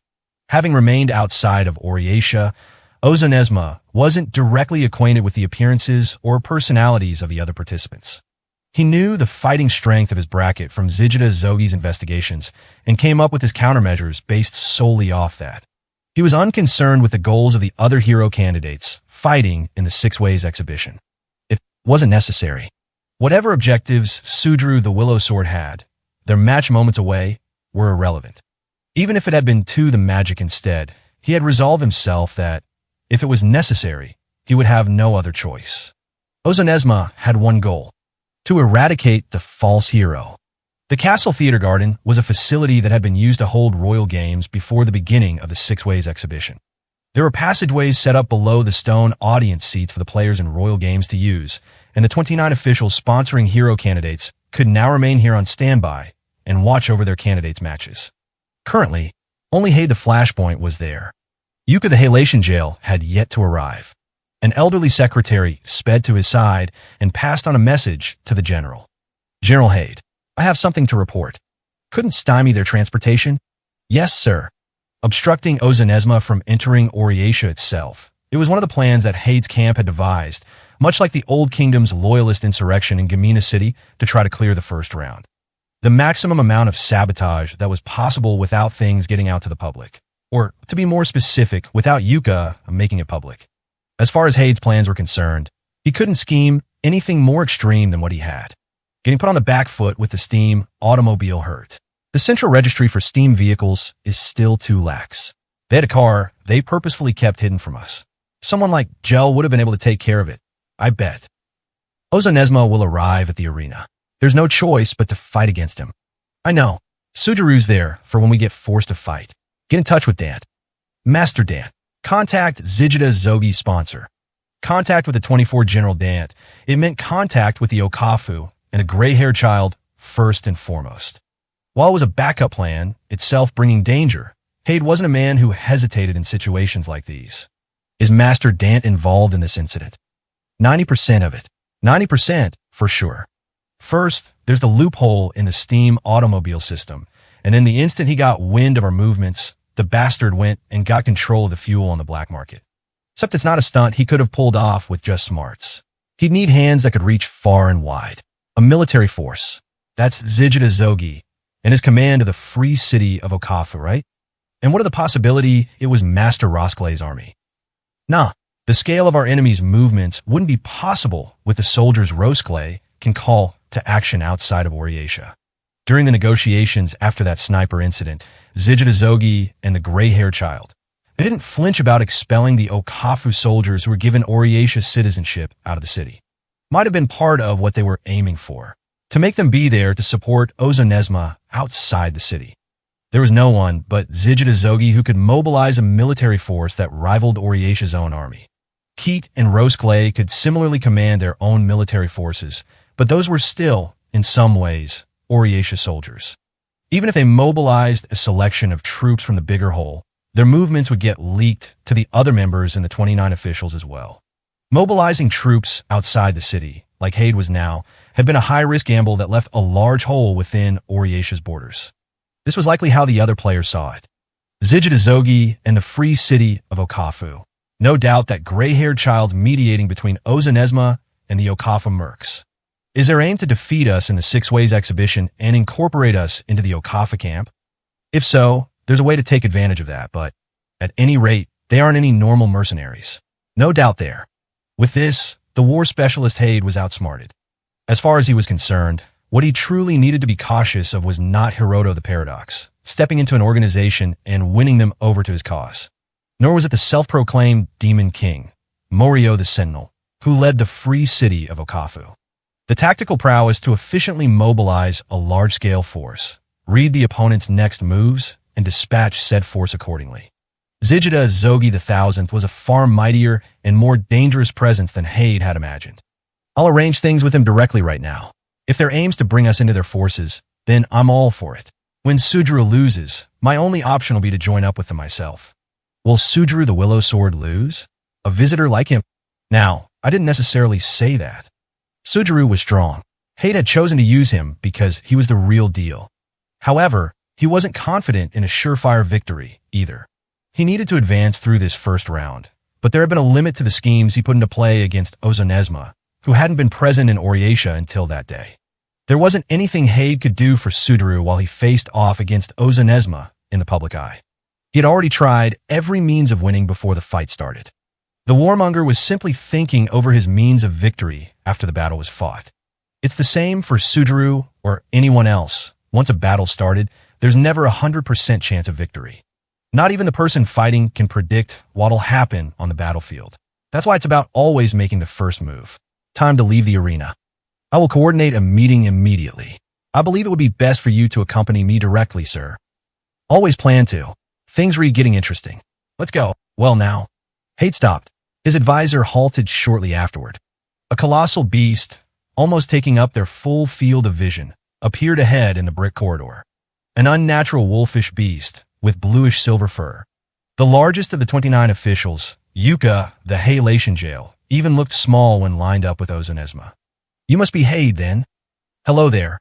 Ozonesma, the capricious. The 27th general wasn't perturbed by the monstrosity and instead had stopped and waited for his arrival. He took a cigar from his breast pocket and stuck in his mouth. His advisor, walking out from beside him, lit it. Hade closed his eyes and took a puff of the cigar. Took you long enough, eh? The audience is growing impatient out there. Run into some sort of problem. We are not late. There is plenty of time to finish up our business. Right here, right now. Ozonesma was directly in front of the corridor. He'd have to pass by him, or he wouldn't be able to depart the Garden Theater. In order to head for his destination, Hade the Flashpoint would have to pass right beside the brute force capable of massacring Minia with a single touch. PWM. Hade laughed, blowing smoke. Sorry, but I got important business coming up soon, see? Fine if I sneak by you, right? Ha ha ha. Don't go getting up to anything too nasty, Hade. Yuka said, upbeat and without any concern for the tension in the air. Though they currently were working with different powers, they had confidence in each other as fellow military officers. Hade, feared as a merciless tactician, might have been showing diffidence, in some ways, to the man in front of him. Well, if there were any injuries to the citizens, I couldn't overlook that, now could I? Looks like we both lucked out. Right. Shaking his head slightly, Hade passed his finished cigar to his advisor. Ozonesma, I'm coming through. Even as he passed by Ozonesma's side, Hade didn't quicken his pace a single step. To Hade, war meant that death was always close at hand. All right, Yuka, your birthday's in about 10 days, isn't it? I guess so, now that you mention it. Looks like my mind hasn't gone yet. Let me do something for you to celebrate. The elderly general went on his way without watching the match that was about to begin. The warriors for match 3 had gathered. Ozonesma, the capricious versus Sujuru, the Willow Sword. 26 Minister Mika, the Whispered, tasked with adjudicating the Six Ways exhibition, would be categorized as having a large build for a woman. Even with the beast dwarfing the two of them, her large stature still made him look noticeably small. Combatants, are there any objections to the true duel arrangements? No. No. After reaching the same agreement that was laid out in the first match, Mika left the area. The spacious Garden Theater. If the opposing participants had both wished for it, they could have started from mid-range instead. However, Ozonesma chose to start in sword range on purpose. Sujuru went along with the decision. Well, look at you. That's quite the form you've got there. Sujuru mumbled in a low voice.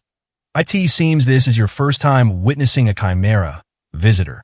An explosive sound echoed in the air. The cannon shot from the brass band to announce the start of the match. Nevertheless, both parties remained still. Regardless of Ozonesma being in range of his sword, the Blade Master hadn't tried to cut him down. Hivifith, how many lives you got there? Sujuru's eyes narrowed. There weren't any vulnerable areas. Even without his opponent moving a muscle, Sujuru had a deviant fighting instinct that could recognize the quality of his enemy's fighting skills with a single glance. Far beyond a mere sixth sense, it was an infallible intuition, on par with true precognition. Ozonesma's abnormally colossal body was constructed entirely out of champion-level muscles and bones. Every fiber was intricately woven around each bone to achieve peak performance. Far beyond just Sujuru, the Chimera's physical abilities likely outstripped those of the arachnid tank he had fought against in Lithia. This wasn't all. Fatal weak points, present in all living creatures, were missing from this Chimera. You have a swordsman's body, I see. No other weapon will work for you. Ozonesma, too, had finished his observations of Sujuru upon first glance. However, in his case, this was not a natural gift, but insight into a body's construction that he had accumulated through experience. Though he was a chimera, he was also a doctor. Whether it was above or beneath the skin, he was the creature who had observed the most champions out of anyone else across the land. And you have your guard up. In fact, Sujuru was actually putting distance between himself and Ozonesma. 2 sword lengths away, he surely had techniques to slash at Ozonesma even from this distance. However, are you thinking I have some method of countering your attack? Do not worry. It is not the type of method you are imagining. He held a secret trick he could employ within sword range.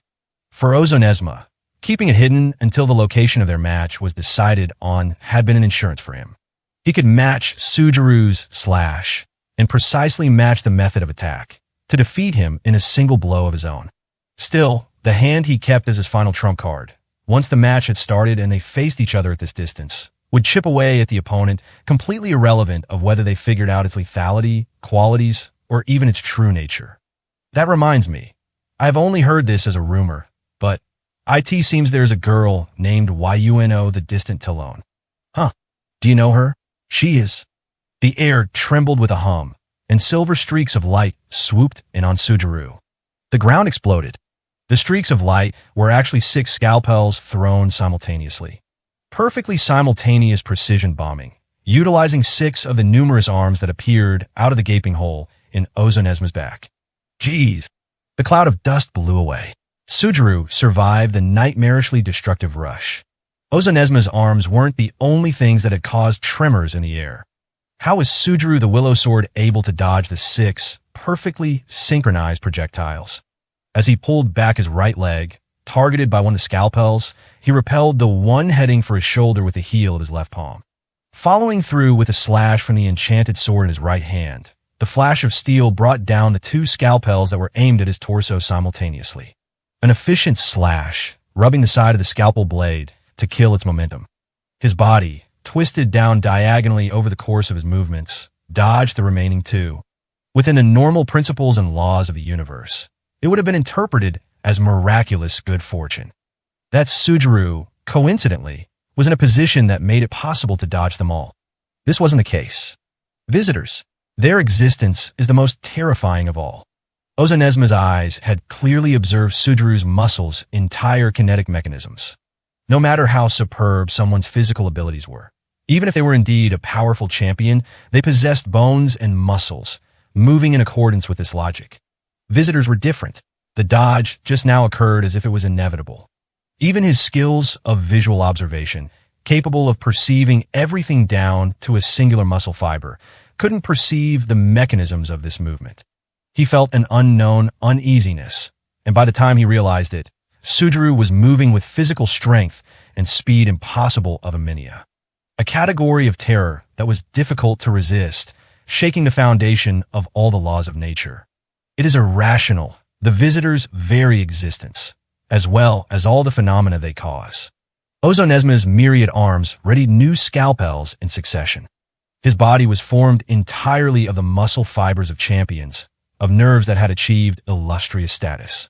As a medic, he was a chimera capable of remodeling himself, thus forming only the greatest, carefully selected materials. This was Ozonesma. The arms sprouting from Ozonesma's body were visibly prepared to throw their scalpels. Sujuru responded with signs he would evade them. As the beast threw his projectiles, his 8 legs switched directions. He charged. To Ozonesma, it was ultra-close range. He reached it in a bound. Sujuru sent out a flash of his sword. Too slow, Ozonesma's acceleration, that seemed ready to knock down and trample over Sujuru, stopped still right as his snout was lightly cut. Inconceivable muscular strength and body control, capable of halting the momentum of his colossal body. A blunder unbecoming of a swordsman. Mental discord, perhaps. Yo, what did you do? Very well, Sujuru the Willow Sword. I will reveal my secret. Together with a crack, he fired off silver lines of light. Direct fire from super close range. Sent flying by Sujuru's slash upward were forceps thrown in a spiral toward him. You know something? You. An initial movement, unlike all the throws Ozonesma had made up to that point, laughing with just a back-and-forth motion. A surprise attack that anyone who was on their guard against the previous simultaneous throws would be incapable of evading, was deflected by Sujuru. Even from this close range. Definitely gotta have a nasty personality. If you feel virtue is necessary in a battle to the death, then you can be responsible for that yourself. Ozonesma was already shifting his movements for his next throws. Sujuru lowered his sword slightly and ran to cut off the line of fire. He anticipated the trajectory of the destructive meteor.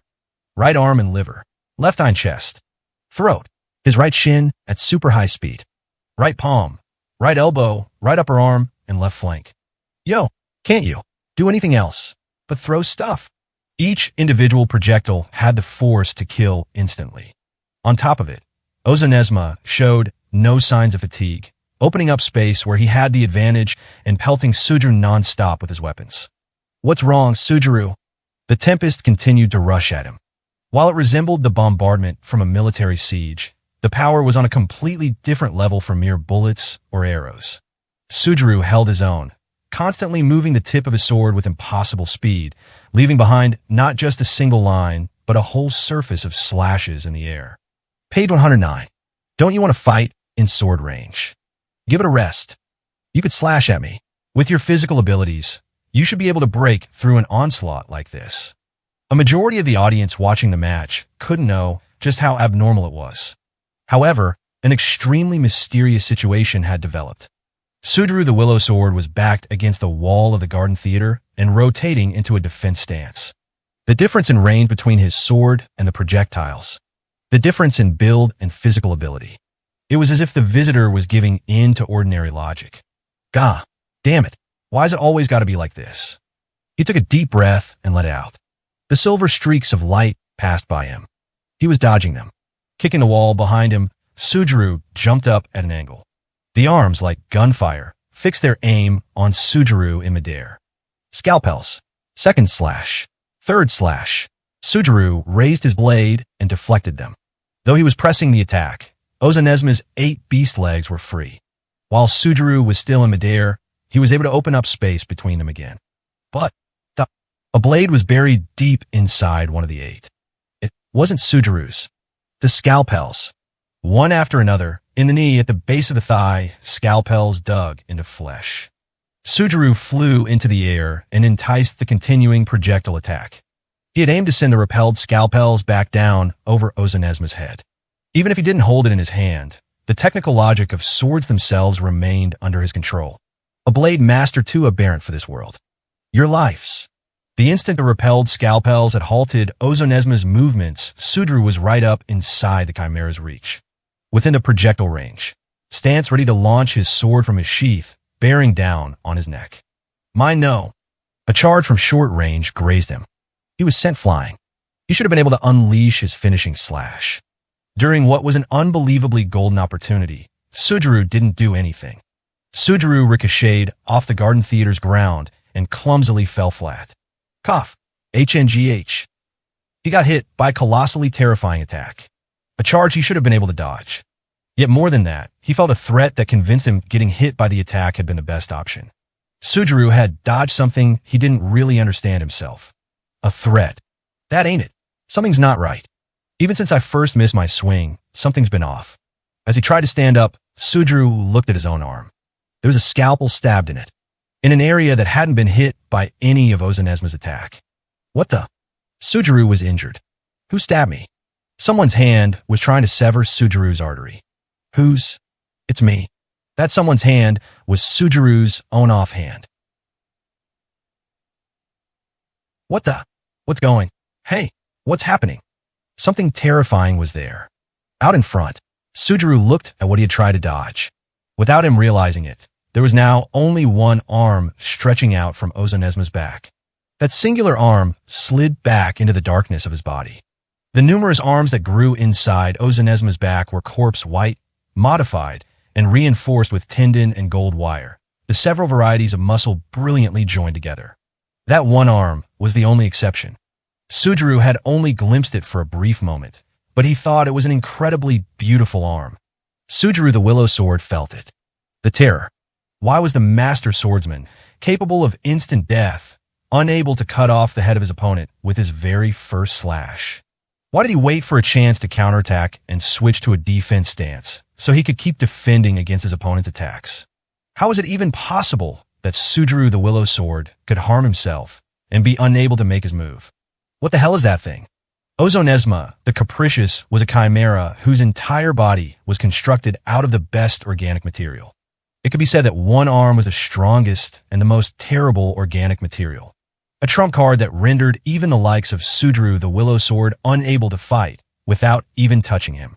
He had a special privilege, one that none of the other hero candidates had. The Demon King's arm. The special privilege of the true Demon King. He no longer remembered how many years ago it had happened. He did, however, remember the shadow of the collapsing transmission tower. The scenes of the beyond had remained in Sujuru's memory. A tower burning up in flames and melting on the other side of the piled building rubble. Thinking it was a very strange way for a tower to fall, Sujuru watched it crumble. Hey, god damn it. I told you. Quit going on ahead, Sujuru. A man in his 40s was calling Sujuru's name. It was Tsukiyoshi.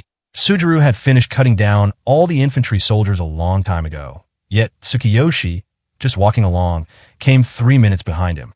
This man was dressed in a casual kimono with no hakama, which looked like a joke smack dab in the middle of the urban battle. Tsukiyoshi Yagyu. He claimed to be the last true successor to the Yagyu Shinkijryu school of swordsmanship. But was he really? It's cause your outfit's hard to walk around in, dumbass. Why you little? Listen, you keep making fun of your master like that, and I'll cut you down before you can blink. A quick moon shadow, and it's off with your bratty head. Master my ass. Bodies were strewn about the area, cut up in round slices, level 4 body armor and all. Sujuru was rolling a severed infantry soldier's arm with the tip of his foot.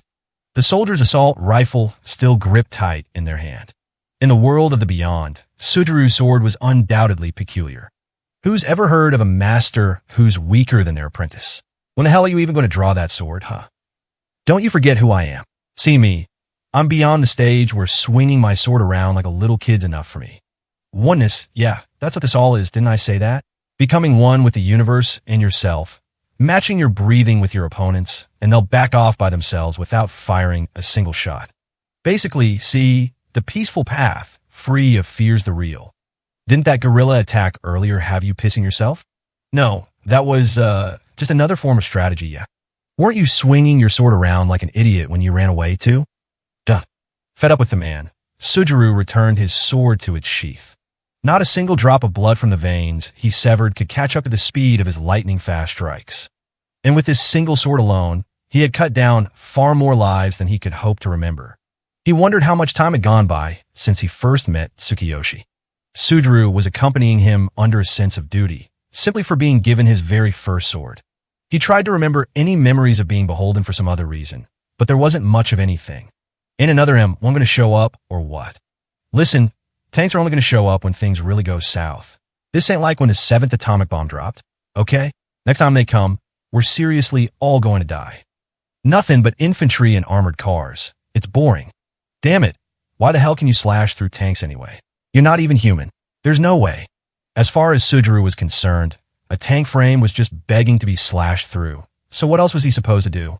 It was indeed true that Sujuru wasn't all-powerful, and somewhere out there in the world there was definitely something he couldn't slice through.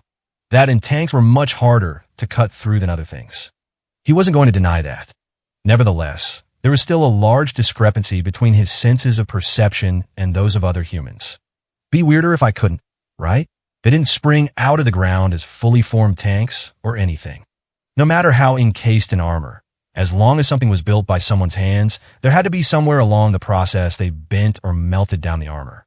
They couldn't shape it how they wanted if they didn't. On top of that, given that it was assembled together, there was no possible way to make it flawlessly without any gaps or warps. There wasn't any logical reason why someone wouldn't be able to destroy it. Sujuru was simply doing all this with his katana. He was always making this case in response to Tsukiyoshi's comments. Listen, do you even get how they process metals? No, guess you wouldn't, huh? Your generation has no idea at this point, do they? Hell, there aren't any schools to teach it anymore, either. Yup, school. Was it fun for you, Tsukiyoshi? More fun than cutting down tanks. How the hell can I even compare the two? Let's talk about Yagyu instead. Tsukiyoshi scratched his head. Whenever Sujuru would bring up these topics, Tsukiyoshi would never fail to try to change the subject. Claiming to be the Yagyu Shinkidryu's successor, now impossible to verify, he spouted dubious swordsmanship knowledge, dressing in a casual kimono, and wore a sword at his waist. If anything, he seemed to loathe his life back when there was peace. But instead of the talks of useless principles, Sujuru preferred the conversations about back then. Just what sort of life did they live, without any war or soldiers coming in to bring them goods and resources? What had the world been like before Shiki Ehara appeared? From the time he was born, it had been a mystery. So really, you ain't a Yagyu or anything like it, right? Excuse me, I'm the real deal, you know. You little. This is exactly what I'm talking about. You're just a corpse-eating kasha at this point. Don't be sorry when someone comes and chops you down. Oh, hey, that's a bomber, ain't it? Eek. He was an appallingly weak master. He couldn't do anything, not only being unable to deflect bullets with his sword or thrust his blade into a moving armored car, but even simply enjoying battle itself was impossible for him. Grand only in his words and demeanor, he hadn't once done anything useful. It was mysterious that regardless of just how weak he was, he still believed he could fight with his katana. Surviving for less than 2 years from that day, Tsukiyoshi Yagyu met his inevitable death. That might have been why Sujuru had arrived in this alternate world. "It is a corpse," Ozonesma declared. The unique voice of a chimera, like several different voices combined into one. Nothing more than a mass of proteins. It holds no meaning. Sujuru was unable to properly swing his blade, as he had moments prior. However, things were already different. "Stop," Sujuru mumbled. He was trying to stop his other hand from cutting open his own artery. Of his own volition, with his own body. It was decidedly different. It wasn't the same as moments before, when he had been able to fight fearlessly. Ozonesma knew there wasn't the slightest bit of the true Demon King's past influence left over in the Demon King's arm. It was just a simple, dead body, and even when connecting it to his own body, Ozonesma had been able to grow accustomed to it after nothing more than several big months of nightmarish insanity where he killed himself over and over again. It was now just a dead girl's arm, without any abnormalities at all. All of it had just been the terror of when she had been alive. The current Ozonesma understood that too. However, for those who laid eyes on this trump card of his for the first time, viscous sweat endlessly trickled off Sujuru's entire body. He had sliced through everything that could be cut down across the entire beyond.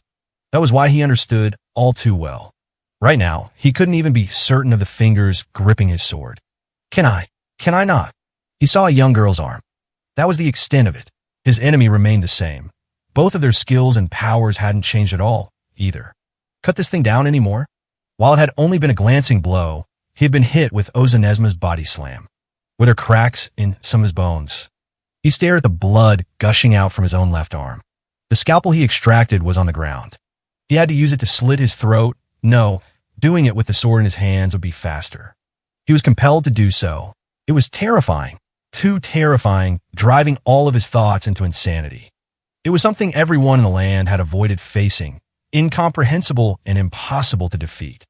I'll cut you dead. He felt the sensation of cutting through flesh. He was trying to slice through his own abdomen. Huh, huh. Emotional perspiration. Your hands are sweating. Ozonesma didn't attack. If anything, he was speaking slowly, as if to tease his opponent. I suggest you focus on whether you can grip your sword properly. Control your breathing and concentrate on your hands. This is a life or death affair. You can't let it drop, no matter what.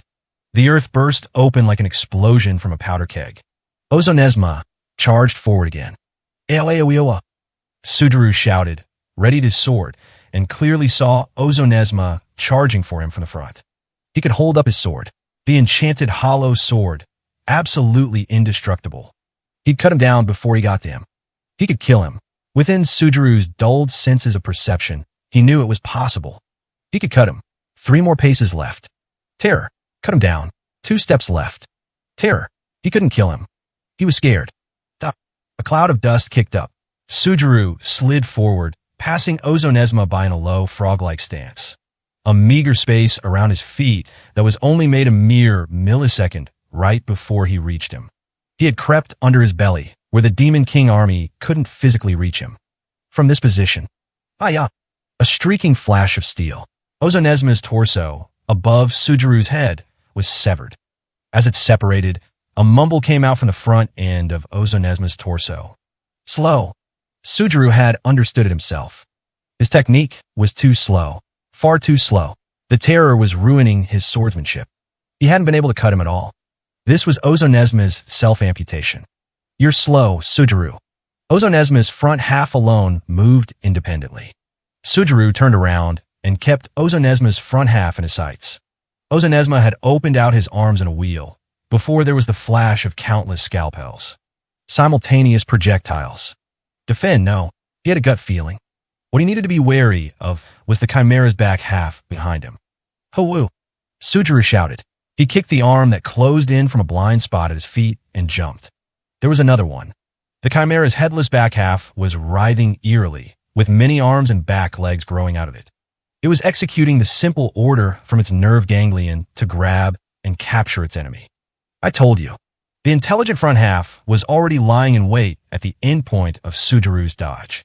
Another charge, accelerating while simultaneously using his innumerable arms. Suduru raised his katana. No matter what, you can't let yourself drop it.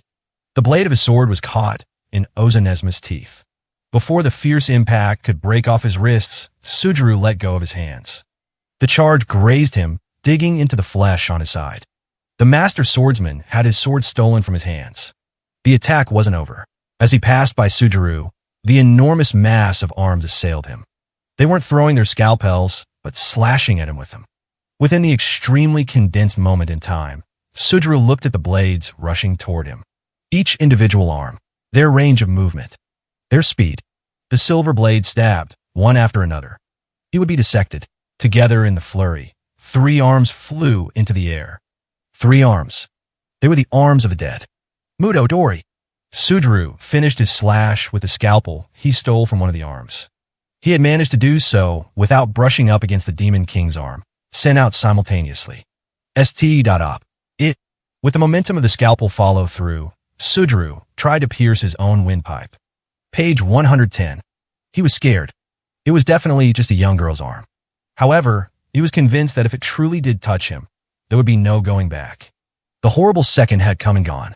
The second of terror that would have taken the life of a normal person many, many, many times over. Ozonesma's front half passed by his recently severed back half and, with a single leap, finished reattaching his body together, without leaving even a seam behind. They both readjusted their stances. But far faster than that, the air shuddered with another roar. Suduru wasn't even given a single second to breathe. The Chimera's grotesque body was capable of immediately switching to the offensive from any situation. Gua! The otherworld master swordsman turned away and repelled 7 scalpels that flew his way. That much was clear. Even at the limits of tremendous exhaustion, it had been possible for Suduru, the Willow Sword. However, as for his mental, not physical exhaustion, just now, did you think my attack was over? Suduru let out a muffled voice. GNGH. Jigua. They were agonizing groans. The true Demon King's terror. Driven far past its limits under such pressure, his mental state.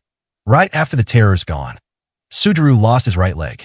It hadn't been due to a direct hit from one of the scalpels. Simultaneous with a slash that had defended against Ozonesma's whirlwind of projectiles. That instant is what creates the biggest hole in one's mental state. Sujuru had sliced off his own right thigh. He did something he shouldn't have. No matter how powerful one may have been, they would lose control over their own body, their own will, absolutely everything. That was terror. The loss of his right leg. Geha. Ha. Everything was over. In Sujuru's hand was a single scalpel blade. Blood gushed from his severed leg. It would likely be impossible for him to perfectly unleash his techniques as a swordsman forever. Nevertheless, Sujuru sneered. Right then he saw it all. He could see how things would unfold from now. There was nothing more he could do. He understood that. From here, Ozonesma would charge and extend the Demon King's arm. An absolutely perfect opportunity, his enemies stepping within his range of their own accord, would come.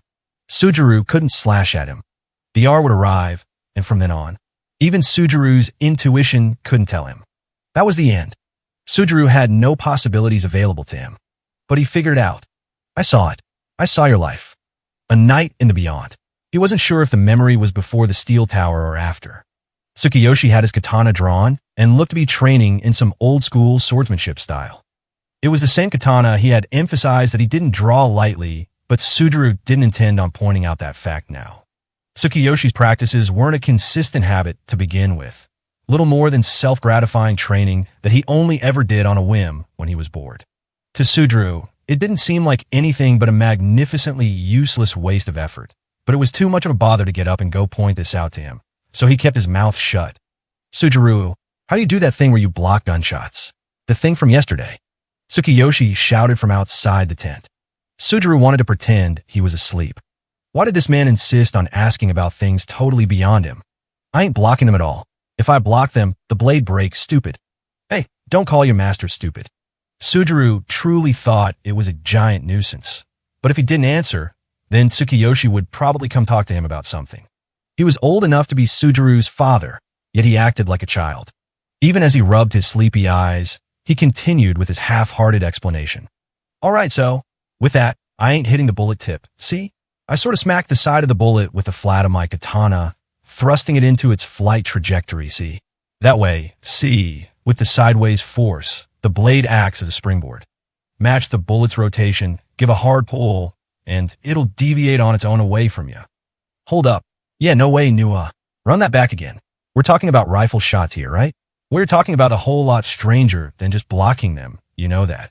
And that's why I'm saying it's impossible for you. You're way too weak. Sujuru could manage about 10 rifle shots coming at him at once. He had never attempted any more than that before, but considering their shot grouping at mid-range, it was possible for him to maneuver effectively against their firearms. However, that level of technique wasn't enough to survive in this world. When flamethrowers or grenades showed up, he would need a completely different method of dealing with them. Tsukiyoshi Yagyu was too weak to fully deal with everything using his katana. If it's swords or knives flying at you, though, there's probably a better way of deflecting them. Vertical rotation's part of it, so you can't smack their central point from the side. Vertical? So if a bullet rotates sideways, a knife's vertical. I mean, a knife sideways too, I guess. Which one's vertical then? Sujuru wouldn't be defeated by a blade. Even in another world, this should have been an unchanging fact. Sujuru the Willow Sword had cut himself. As Ozonesma had told him, the taste of relief brought about the nightmare. An unhinged madness ordinarily unthinkable to see from Sujuru. It had all been under the control of the singular arm, Ozonesma's trump card. The Demon King's arm, its mere existence terrifying, was the wickedest deterrent in the land, operated with intelligence and strategy by the butchering beast, Ozonesma. The situation was beyond the realm of merely keeping his guard up against the trump card's counterattacks when he was in sword range. From a moment Sujuru had established this distance, from the opening moment of the fight, he was checkmated. As long as he fought Ozonesma from close range, he would be unable to resist the ultimate terror. Don't got time to stop the bleeding. Hell, Sujuru thought with a foggy mind. He was experiencing hemorrhagic shock. His blood pressure dropped, his motor functions were deteriorating, and he was wearier than he had been at any point during this third match. Mineo were awfully fragile, descending into this state just from losing their left leg. I can't even move at this point, huh? Still, he had to move. Brandishing the scalpel in his hands straight out in front of him, he showed he had no intentions of surrender. Even if doing so was entirely meaningless, it was necessary. Brilliant courage. Ozonesma didn't speak long before galloping again. As he ran, the Chimera's head split. A delicate white arm lithely stretched out of it. The Demon King's arm. Sujuru could see Ozonesma's life as he pressed in. It wasn't the life of the myriad organisms that composed the Chimera's entire body. If there was indeed a life within him that, with one clean cut, could end all of them at once. Don't lower your sword. He was frightened, terrified. Just maybe this was how his master has been feeling. While Sujuru had enjoyed himself in that inferno of battle, had, felt the same? Why the hell are you thinking about all this stupid stuff now?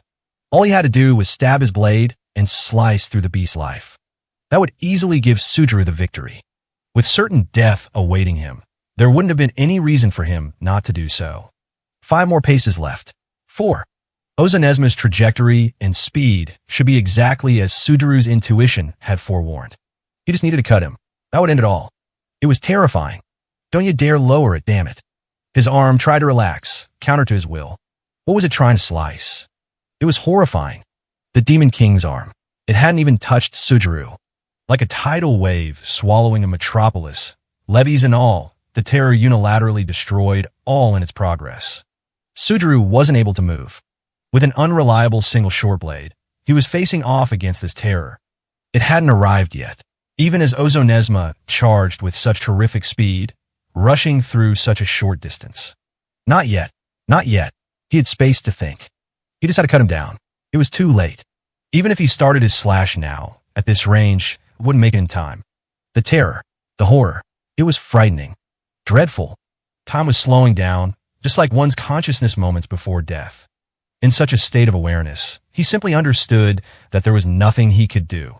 The terror, bordering on madness, was prolonged several times over, gnawing at his mind.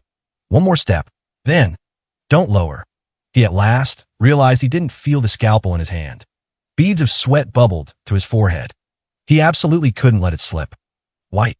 A white hand was right in front of his eyes. Ozonesma was extending the Demon King's arm. The master swordsman from another world lost to the terror. UNGH. Ozonesma was the one to let out a groan. The Demon King's white finger bent seconds before it could touch Sujuru and missed its mark. What? Did you? Ozonesma looked at the abnormality in the Demon King's arm. A scalpel had pierced through its elbow. Ozonesma should have been able to crush the stopped Sujuru in his jaw, but he was in an abnormal state of confusion. Right in front of Sujuru, he halted, then groaned. He couldn't afford to stop, either. Next, a different scalpel with a spin twisted off the flesh of the Demon King's arm. The beautiful arm was shredded mercilessly, separating from Ozonesma's body and flying into the air. Though he shouldn't have had any ability to feel pain, Ozonesma shouted. Ngaga! It was the second scalpel, no. The crunching and mashing sounds continued. In a position shifted slightly from the 2 scalpels, there were 5 sticking up from the ground. More than 7 scalpels had rained down from the sky. In other words, AHAF. My arms. Impossible. Why you? Repelled them. In that moment, the transcendent swordsman was capable of precisely repelling the blades thrown his way, which was precisely why Ozonesma was confident he had outdone Sujuru's ability to counter him with a surprise projectile attack, immediately after he had instilled him with terror. Then he chose to charge him as a method of finishing him off. Instead of projectiles that risked deflection, he had tried to eradicate Sujuru through direct contact with the Demon King's arm. You launched the blades up into the air. Sujuru had no possibilities available to him. Sujuru understood that. In which case, what if Sujuru's own will didn't intervene at all then? A direct attack from the Demon King's arm, the best guarantee of bringing instant death to the frozen Sujuru. Confident, with his superpowered combat intuition, that the Chimera would choose this method of attack. What if there was an unearthly technique that made it possible to sync up the free fall of Ozonesma's scalpels previously deflected high up into the area to that certain future? 1181, the fourth year of Jisho. There was an anecdote of a warrior monk who fought bravely under Minamoto no Uramesa, named Gochien no Taijima. Facing off against 300 Haika horsemen, the imperial forces battled them on a bridge with 50 horsemen of their own. Gochien no Taijima, with just his Naginata, cut down all the Haika's hailstorm of arrows and was given the nickname of Taijima the Arrow Cutter. It was not simply slicing something that could not be cut, nor was it slashing at speeds faster than his opponent could. Even within a nightmare horrible enough to sever his own right leg, Sujuru the Willow Sword was able to do it. He looked at Ozonesma. Even with the Demon King's arm lobbed off, he had physical abilities that far outstripped Sujuru. An extremely crafty intelligence. A myriad of lives, more than he could kill. Nevertheless, right now, he could cut him down. Sujuru grabbed the scalpel that had severed the Demon King's arm in midair. The scalpel was a new weapon. It was plenty. An accidental death's all I got, Sujuru bellowed. An accidental death, to kill that thing for good. GWAH. Ozonesma spread out his numerous arms. Within distance to touch each other, the two beasts clashed swords. Nevertheless, even should he lose a leg, even should death be right before his eyes. For the master swordsman from another world, in the realm of bladed combat. The small blade pierced Ozonesma's heart as it passed by, severed a ganglion, before splitting open another heart. Lethal, lethal, lethal. All of them were fatal spots in Ozonesma's body. That was as far as he got. The thin scalpel blade shattered in Sujuru's hands. Any other living creature would have died by his hand. Ozonesma's fur blocked him, armor itself. His muscle, as dense as steel, blocked him. More than anything, however, the terror and fatigue he had accumulated throughout the fight had hindered Sujuru's technique. Just as Sujuru possessed unrealistic swordcraft, Ozonesma had an unrealistically strong body. That was all. The deviant swordsman from another world had, for the first time, broken a blade. Ozonesma's forelegs were closing in. There was wet slapping sound. HNG Awk, GLLRG, NGH Awong. Ozonesma moaned vaguely. Once again, his claws came down. Next, bones shattered, and it lost its original form. Still unable to stand, Sujuru watched the Chimera's movements. Ozonesma didn't even glance at the Minia gazing at him, and he continued to focus solely on destruction. On destroying the severed arm of the Demon King. HNGAF, NGH, HRN. His groaning voice trembled. He was scared. The unrivaled beast was haggard, as if the recoil from the entire fight had hit him at once. Once again, his claws tore at the carcass. It was nothing more than a corpse, transformed into a meaningless lump of flesh. Looks like I was right. That was the one, That one was your life, huh? The strongest chimera of all. An amalgam of physical abilities capable of surpassing the inscrutable visitor, tactics based on his many fights against other champions, and a trump card that brought instant death to all the living creatures of the world. Ozonesma, the capricious, was truly a fearsome monster. But there was something even more terrifying. Ain't no way you ain't scared of something like that. No way you got used to it. You probably get it by now, but we've both been freaked out by that thing. NGH Ga. Aye. You were gonna die by suicide, weren't ya? You were fighting to try to get yourself killed. The terror of the true Demon King. Dying by suicide and killing those you're close to. Unable to remove it, even escape was impossible. It drove you mad, all without you even realizing it. NNO. I will kill the fake heroes. It is my only way to atone. That is my own will. It should have been. Aye. The Demon King's arm. Such blasphemy. HNG. Ugh. The true hero. It's not true. That's not it. I'm sorry. Oh, lucked. I don't give a crap about whatever you got going on. You hear? Sujuru thrust out the broken scalpel in front of him. This time, it wasn't a bluff from sensing he would give in to terror. Even if this battle continued, Sujuru likely had no chance of winning. Understanding that it would end as he simply waited to bleed to death, he remained with his weapon raised, because despite everything, he would fight. To fight, and fight even more. Especially after learning what terror felt like. I just want to have fun, see? Aye. Ozonesma, trembling at the fear he had finally become conscious of, barely managed to squeeze out his words. Surrender. Haha. Victory is yours, Sujuru. No matter who it may have been, it was impossible to resist that one singular fear. Having lived through the age of the Demon King, he should have known it better than anyone else. Sujuru looked at the pool of blood that had formed on the ground. While Ozonesma had thrown away victory in a match, perhaps, in fact, all while throwing away his own life, long before any match at all, the young girl's arm, destroyed at last, radiated terror no longer. Page 111. After the match, Ozonesma was taken into a huge carriage, specifically for beast folk. Riding along in the freight car, Yuka spoke to him with concern. Are you really all right? Your wounds look terrible, but do you think you'll last until the doc gets here? I am a doctor. Physical wounds do not present any concern.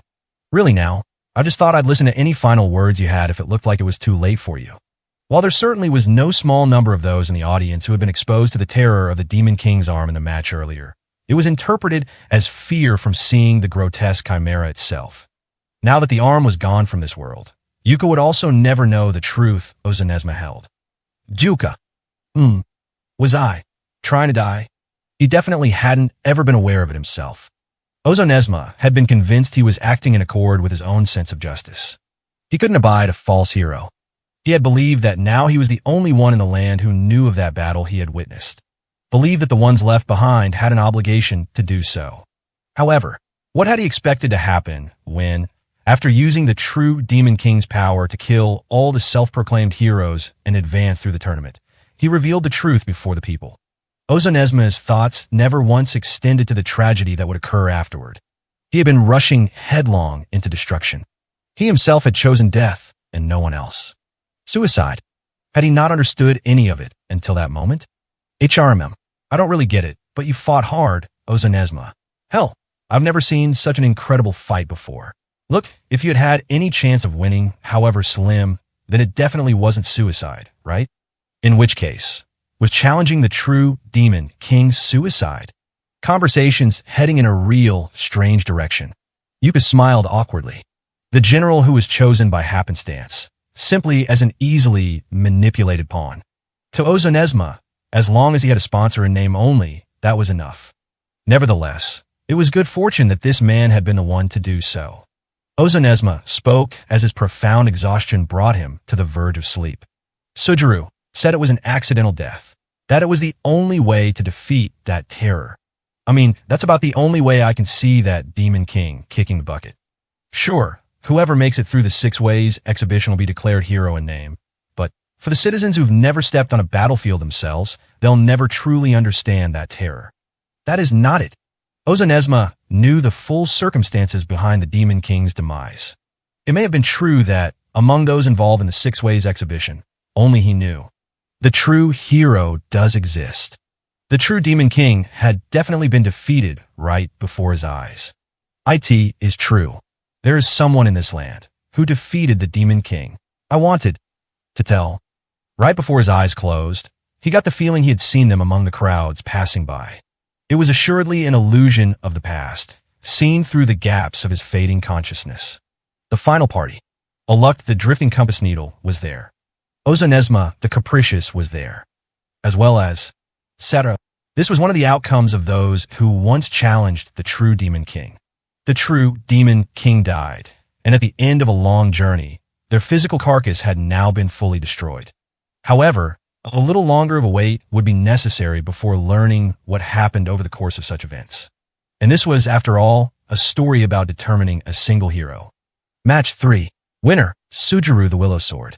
Shortly before the beginning of the 3rd match, in the complex corridors underneath the Castle Garden Theater's spectator seats. With Sujuru the Willow Sword's match imminent, Yino had been ordered to remain there on standby. Her assignment was trivial, simply recording the climate conditions before the match and the state of the audience. I don't have the time to be doing this. Ever since the moment she laid eyes on the name Kayazina, the Axle, vengeance was the only thing on her mind. I couldn't let things stand the way they were back then. I decided to get my revenge on Sujuru. It was why Yino had brought Sujuru this far. The only place under the horizon where death awaited, where someone more powerful than Sujuru the Willow Sword could appear, the Six Ways exhibition. If Sujuru was defeated in this match, she'd be able to carry out revenge on yet another. She could believe that there were still things she was capable of, because she needed to kill Kayazuna the Axle no matter what. Has the match already started?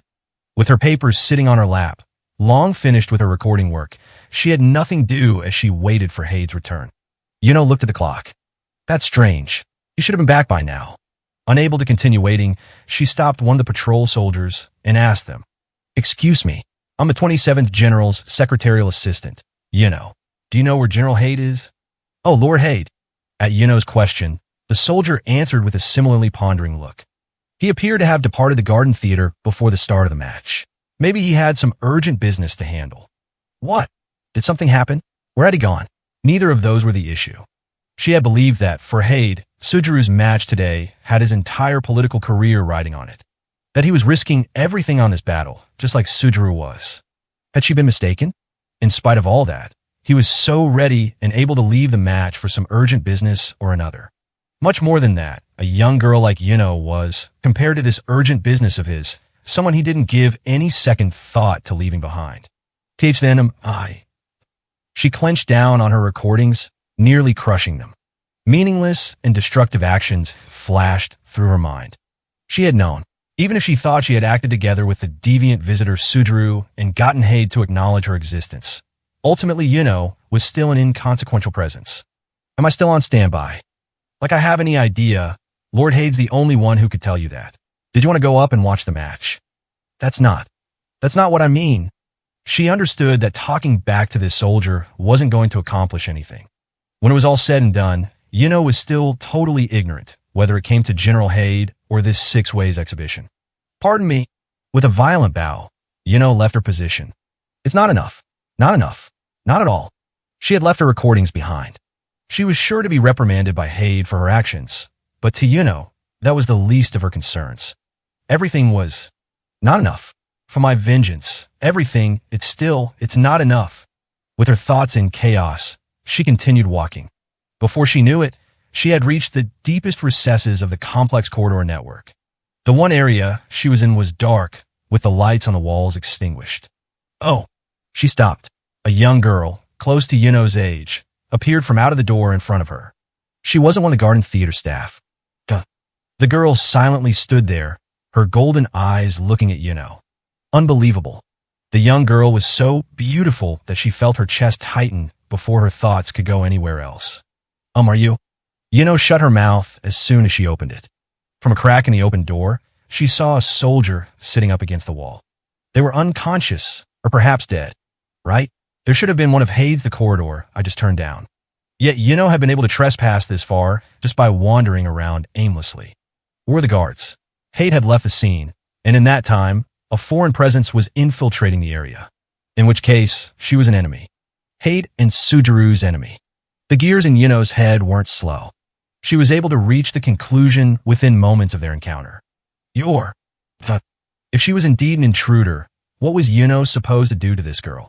The girl didn't appear to wield any weapons. Her hair black as night, her skin terribly white. Hey, someone's over there. Who are you? Give me your name. Suddenly, a voice from behind Yuno interrupted her thoughts. A different patrolling soldier had approached them. I can do whatever I want. Yuno the distant Talon was still not enough in every way but now. I'm Yuno the distant Talon. My apologies. She's my friend. She's my friend. The spectator seats were all full, so we were coming to inquire if it was possible to watch the match from the player's passageway. Do you know where General Hade is? Distant Talon. General Hade's secretary? Outsiders aren't allowed to be inside the premises. General Hade is gone, as well. Where's the guard who was positioned here? Does that friend of yours have some identification? It's no use. Yuno closed her eyes. Why did you want to try saving this girl? Simply by covering for this girl, just now, she could be tried under suspicion of being a spy. Please wait, sir. The young girl spoke.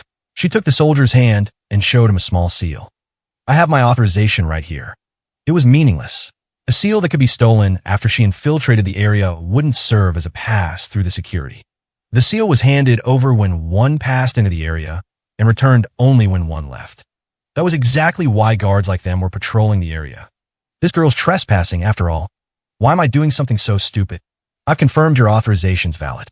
Forgive me for the trouble. Let us be off. Her delicate hand pulled Yuno's own. Even after they had started walking off, Yuno hadn't the slightest idea about what had just happened. Why? There's no way that excuse should have worked. It didn't seem like this girl did anything, either.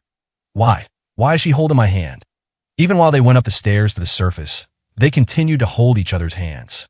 If she was being honest, Yuno was in such a state of confusion that she didn't have the presence of mind to let go. Yuno asked, her voice cracking, "Who are you?" With but a few words, she made the soldier submit to her. Was she some sort of preposterously important person, like the queen herself, and Yuno simple didn't know it?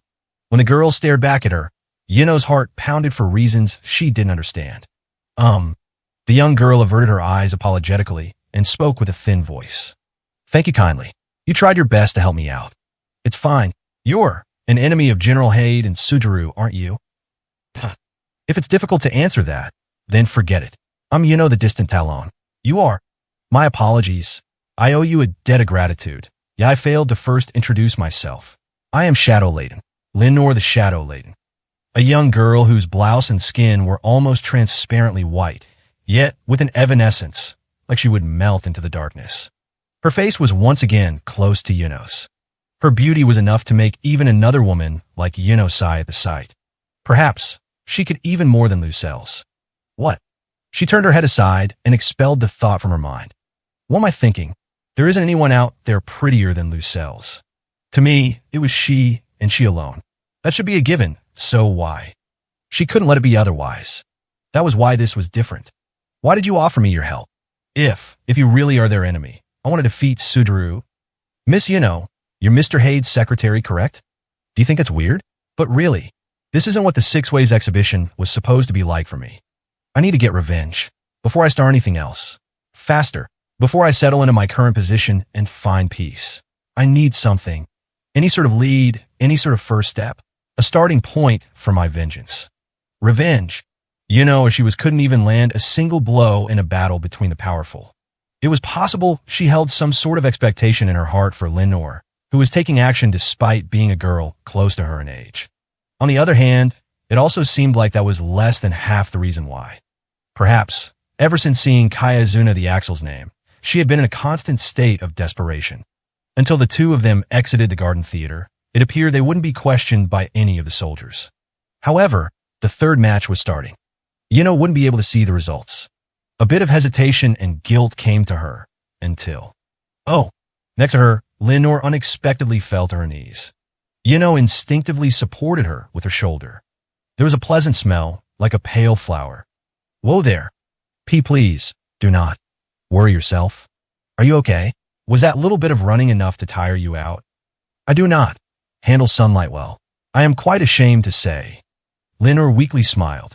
Her loveliness was enough to send a shudder down one's spine. We're outside at this point, so no need to rush anywhere. Let's rest in that street stall over there. We've only just met, Miss Yuno. I cannot ask you to continue showing me such kindness. I'm not really doing this out of goodwill or anything anyway. She needed to ask about her circumstances. That much was for certain, at the very least. The two ordered the same drink and sat down opposite each other out in front of the street stall. Well then, are you ready to tell me? Why exactly were you back there? Linor began, looking timid and nervous. Miss Yuno, why are you going out of your way to be so kind to me? Well, I could be planning on doing you harm. Much more, there's no guarantee that I'll be useful to you at all. Good question. Maybe because you're pretty. Yuno hotly replied. She had to be upset, she thought. She was absolutely biased. Without a doubt, this girl was a dangerous and suspicious individual. Supposing if the person she had encountered was a much shadier older person, or a terrifying ogre, would she have come to their aid and been as interested in them as she was now? Linor cast her eyelashes down. It was devious. It was her fault for being pretty, despite being someone other than Lucelle's. Pretty? What, is that weird? Answer me. What were you doing back there? Why yes, Samuel. If it's not any trouble to you, Miss Yuno, I'd like to repay you for your kindness. The young girl placed a document on the table. She had likely knocked out the soldier in order to steal this document. However, the document used a system of writing with a low adoption rate. Nothing a mere soldier would write. This is a document written in Welkin language. With written communication, subordinates won't be able to decipher it. And even if the person who wrote it isn't there to exchange the message directly, it's possible to confirm the original writer by their handwriting. This is likely the way Mr. Haid, or someone in a similar high position, uses soldiers to relay vital information. From the cerebrum to the brainstem. Depending on results, it may be necessary to adjust terminus excision period. Negotiations underway with insect. You can decipher what it says. I was a Nagin scholar at some point, after all. Luckily, I just happen to know Welkin language. The word's actually written on the page, though. It's all military code top to bottom, so I still don't really understand it anyway. In that case, Lenore brought her face in close and peered down at the document with, long eyelashes, golden eyes. Why was such a beautiful girl sitting beside her? Can you read it for me? I will decode what it means. Sure. Got it. Can you give me a bit more space? Oh, and my apologies. It's just a bit harder to read. That's all, okay? Sorry. At the end of what must have been the 100th of these awkward exchanges, read out the contents of the document, while opposite her, Lenore interpreted what everything actually meant. As they conversed, was hypnotized by Lenore's attractive features. Page 112. Insight far more precise than any of the Nagin scholars knew. Just who was she? In other words, this is, indeed, Miss if by any chance you intend on exposing Mr. Haid's secrets, this plan is far too dangerous for you to get involved in. The meticulous planning of whoever thought this up. It's unbelievable. Lenore grabbed both of hands. Searched for the words, but she couldn't find any. Striking back, getting a blow in, this posed a far bigger problem. You have my thanks, Miss I promise, no matter what, I will repay this favor in kind. Vengeance against the powerful who laid waste to her homeland.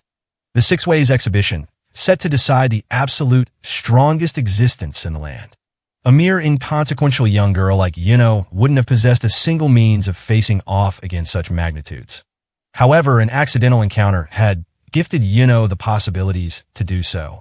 The first was a plan unknown to 27th General Haid. The other was a single Shura making.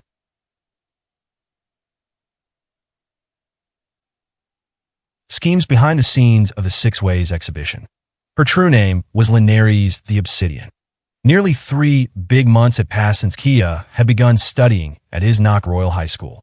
She still experienced strange looks from people, as a girl born and hailing from the untrodden and secluded land of mystery, Ada Sylvan Province. Isnok Royal High School had originally been constructed for the children of the royal family and nobility. Even in Oriatia, gradually opening the doors of education to the masses, a majority of the students who studied there were from respectable Minia families. The elf Kia attended the elementary section of the school for children a full 10 years younger than herself, and even then her grades were abysmal. Adding to things, her crabby, arrogant disposition hadn't changed in the slightest. However, Kia, let's eat lunch together. It was amazing how you solved that problem all by yourself, Kia. It was the hour of their noontime break. Yet again today, a number of the female students gathered around Kia's desk. The rude elf girl from the frontier had been so warmly welcomed into this new world that it was mysterious. At the very least, on the surface, the girls were all friendly. Kia's eyes stopped on one of the girls within the group. Velvet hair, glistening silver white. Large eyes filled with enigmatic depth. Kia was indifferent to many standards of beauty, but even then, she could tell her presence was completely and radically different from the other girls. Her name was Sepheit, the queen ruling over the Minion races. The very person who lived in the beautiful palace she witnessed on her first day in Oriatia. Hey, Kia said with irritation. For the past several days, she had constantly been in a sour mood. Aren't you making things hard for the queen? She certainly doesn't seem like she wants to talk with me. Sepheit was not the type of queen she had envisioned. Sepheit was far wiser than Kia. Despite being 3 years younger and excelled the most out of everyone in her class. But to Kia, her gloominess betrayed all of Kia's ideals of a queen. Her facial expressions were lacking, and she was little more than a brooding young girl. There was always a shadow of despair inside Sepheit's large eyes. Kia couldn't help thinking that a country that had a girl like her sitting at the top was destined for ruin. Kia had the expectation that if she was the master of the dreamlike scenery she saw on her first day in Oriatia, then surely she must have been so brilliant and blessed the people with so much happiness. That's not true, right, Queen Sepheit? Queen Sepheit wouldn't discriminate against her elven schoolmate. Kia, Her Majesty is quiet, but she truly wished to be your friend. The way Sephite's cronies insisted on pulling Kia into their circle of friends also felt a bit eerie and weird to Kia. She might have felt better if she was isolated from the girls or bullied instead. Since no matter how many enemies she may have faced, Kia was confident that, if it came to blows, she was invincible. Sephite spoke in a dull monotone. Sorry, Kia. If it pleases you, would you like to join us for lunch? Sure, but Her Majesty shouldn't be using words like sorry. Kia also sometimes thought that maybe her home tutor, Elia, was giving unneeded attention to the situation behind the scenes. She had only recently learned for the first time that Elia stood in a high-ranking position as one of Oriatia's 29 officials. Kia didn't know any specific details about what sort of work she did. If it was true, though, she wondered why Elia was content with the sort of life she was living. If she's such an important figure, she needs to have more fun in her life. Isn't that what being a bigwig's all about? Trying to keep some distance from the crowd surrounding Sephite, Kia headed toward the same lunchroom as they did. She tried not to think about the house she would go home to. It would only sour her mood even further. There were still all sorts of fun things waiting within the streets of Oriatia. New friends who weren't one of the Queen's cronies, too. On the way home that day, she was going to visit the traveling carnival. She heard that and there was a smooth street show in the Western District, too. Moreover, even the food provided at the school, though not very big, was much higher quality than what they had in the Ada Sylvan province. As she ate the well-simmered bean dish, she sized up Sephite sitting opposite her. Is it always like this for the Queen? Whatever do you mean? Sephite stopped picking at her food. Her white neck titled slightly, and she looked at Kia. Kia had her elbows up on the table and was gripping her fork in a tight, balled fist. Don't you ever get tired of always having your back up straight? With the way you eat, you won't get dirty at all, even without draping that napkin over your lap, right? I suppose so. Sephite fluttered her long eyelashes, her expression remaining largely unchanged. I do get tired.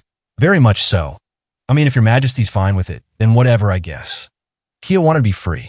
Nothing had changed from when she was living in the Ada Sylvan province. She didn't have any desire to join in the conversations of the girls around her. Kia's plate soon emptied. Doesn't she ever get sick of it? She can't even ask for seconds in front of the other kids. Oh my, Kia, you're done eating already? You're so fast. Not really. You sure you're not all, just slow? Kia pulled out one of the small berries she had in her pocket and plopped it into her mouth. The Queen's cronies all looked at her dubiously. Kia, what is that? Food. What? It's the yellow willow seed from the courtyard. They aren't growing it there, so we can eat it. Yellow willow seed. Wait, is it all right for us to eat that? Beats me. In Ada, it had been totally normal. For all these girls, it wasn't. Ignoring the other girls, exchanging glances with one another, she purposefully placed one of the berries in front of Sephite. I'm sure Her Majesty's never eaten one before, right? Sephite stared hard at Kia without saying a word. Dark pupils, as if scenes of ruin were forever burned into the deepest recesses of her eyes. The Queen took the pale pink berry and tilted her head slightly with a smile. Thank you. I'll try it. Kia sighed. She briskly departed the lunchroom. Please, you're not really smiling at all. In a district far removed from school in the hills was the mansion where Kia lived. It was the house of her home tutor, Elia, a pretty structure that was 10 times bigger than her house back in her homeland. Just as Kia returned home, a man was opening the door to exit. A wide-mouthed man with his hair combed back behind him. Well now, if it ain't little Kia. Ugh. Kia glared at the man with all the contempt she could muster. Jivlart, the ash boarder, leader of a guild called Sun's Conifer. However, for Kia, he was nothing more than a tyrant staying at Elia's house and acting like he owned the place. Kia knew that Jivlart was violent with Elia almost every day. He would drink booze in Elia's house and enjoyed extorting money daily, foisting unreasonable demands on her and abusing her. Hurry up and leave. Haha, what do you think I'm doing? While Kia was in class, this man was always here in Elia's house. No matter what sort of fun she was having or what food they provided for her in the lunchroom, Kia's mood would always sour whenever she remembered. I know that you hate me. I gotta be gentle with the kiddies though, right? Coward. If Kia was there to witness it all, she would absolutely knock him senseless. But whenever Kia would return home from school, she'd always arrive after it was all over. Don't ever come here again. Well now, that all depends on that woman's attitude, doesn't it? You better warn her, too, Kia. If she wants me to win the tourney, she's got to come up with terms better than Rosclays. Ha ha ha. Get lost. I'll make you disappear for good. I mean it. Yeah, I got it. Jivlart took his leave, a nasty smirk still on his face. He liked children, there was no way. Even now, Kia wished she had truly let the command disappear across her lips. I'm home, Ilya.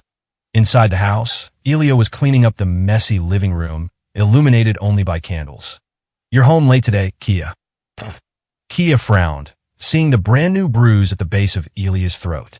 They were Jivlart's doing, both the disordered room and Ilya's wounds. Ever since he was selected to be a hero candidate, Jivlart's tyranny only continued to get more dreadful. Was school fun? Sort of, I guess. If there's anything you're worried about, you can always talk to me about it, okay? Not really. There's nothing to be worried about at all. I could do anything. Kia averted her eyes. She wasn't worried about anything concerning herself. But Ilya's lifestyle, compared to the version of her tutor she had long been familiar with, was an unimaginably desolate one. Ilya had no family or friends. Besides Kia, the only people she involved herself with were the hero candidate Jivlart or his scoundrel underlings. There was broken glass and ceramic fragments scattered all over the floor. It was possible that it wasn't just Jivlart who had come to the house that day. Not just him, but those Sons Conifer losers too. Gives me the creeps. Just what was so fun for them. Ilya, I don't want to cook today. Let's go eat out. I'll finish cleaning this up later. Teehee, will you now? You can't use word arts to clean up, you know. That much is fine, isn't it? I mean, I did all the time back in Ada. For the time being, she wanted to go outside. She didn't want to have to look at the aftermath of Jivlart's violence. Why was he able to get violent with people weaker than himself? Did people like Jivlart, when faced with the same awful treatment from someone stronger than themselves, someone like Kia, really think they'd accept the injustice without any complaints? Who cares about evidence or whatever? Next time I see him, I'm bringing him to tears.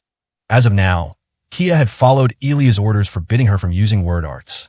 On a previous day, when something similar happened, she had healed the cut on Ilya's arm, but Ilya herself got unbelievably angry at her for it.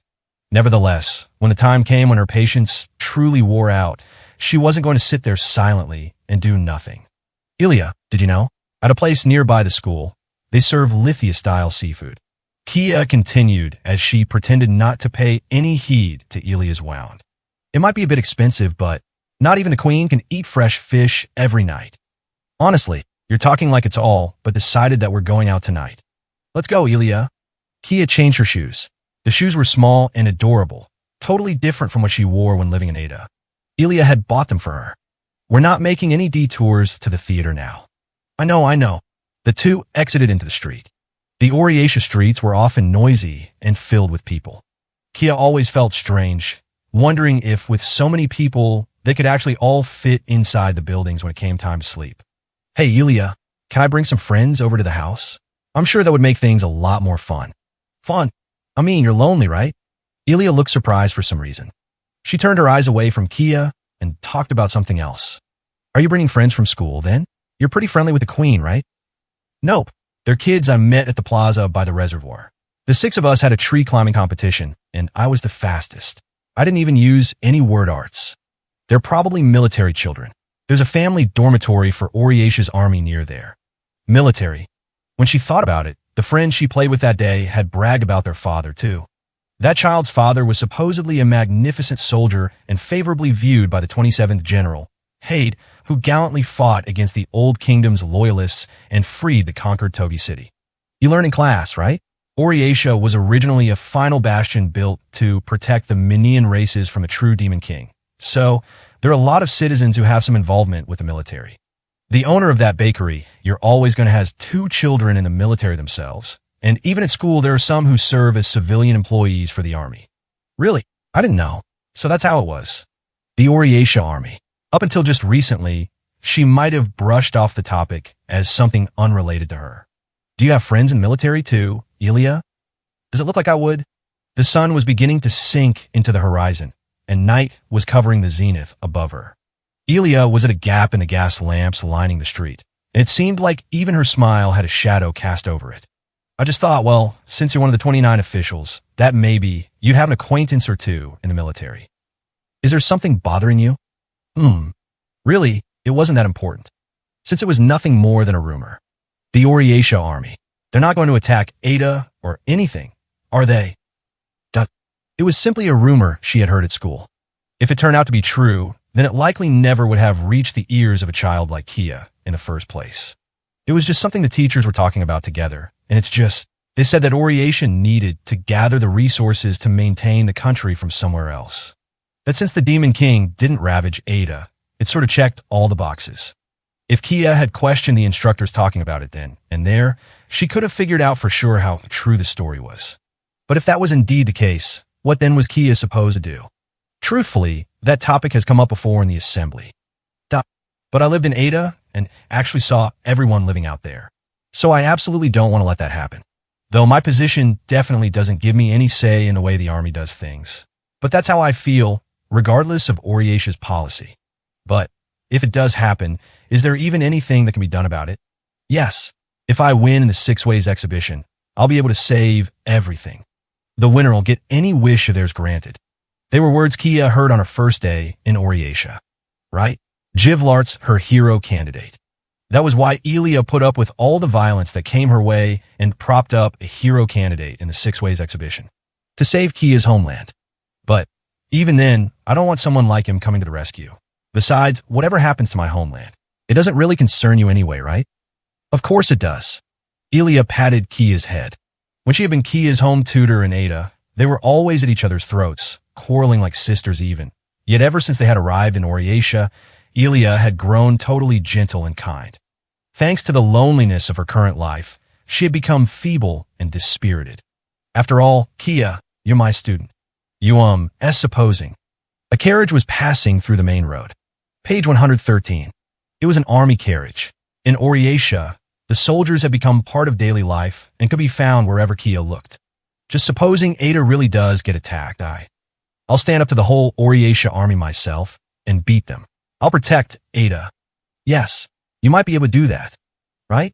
After all, I just have to say, blow them away, and no matter however many thousands come at once, I'll send them flying in a gust of wind.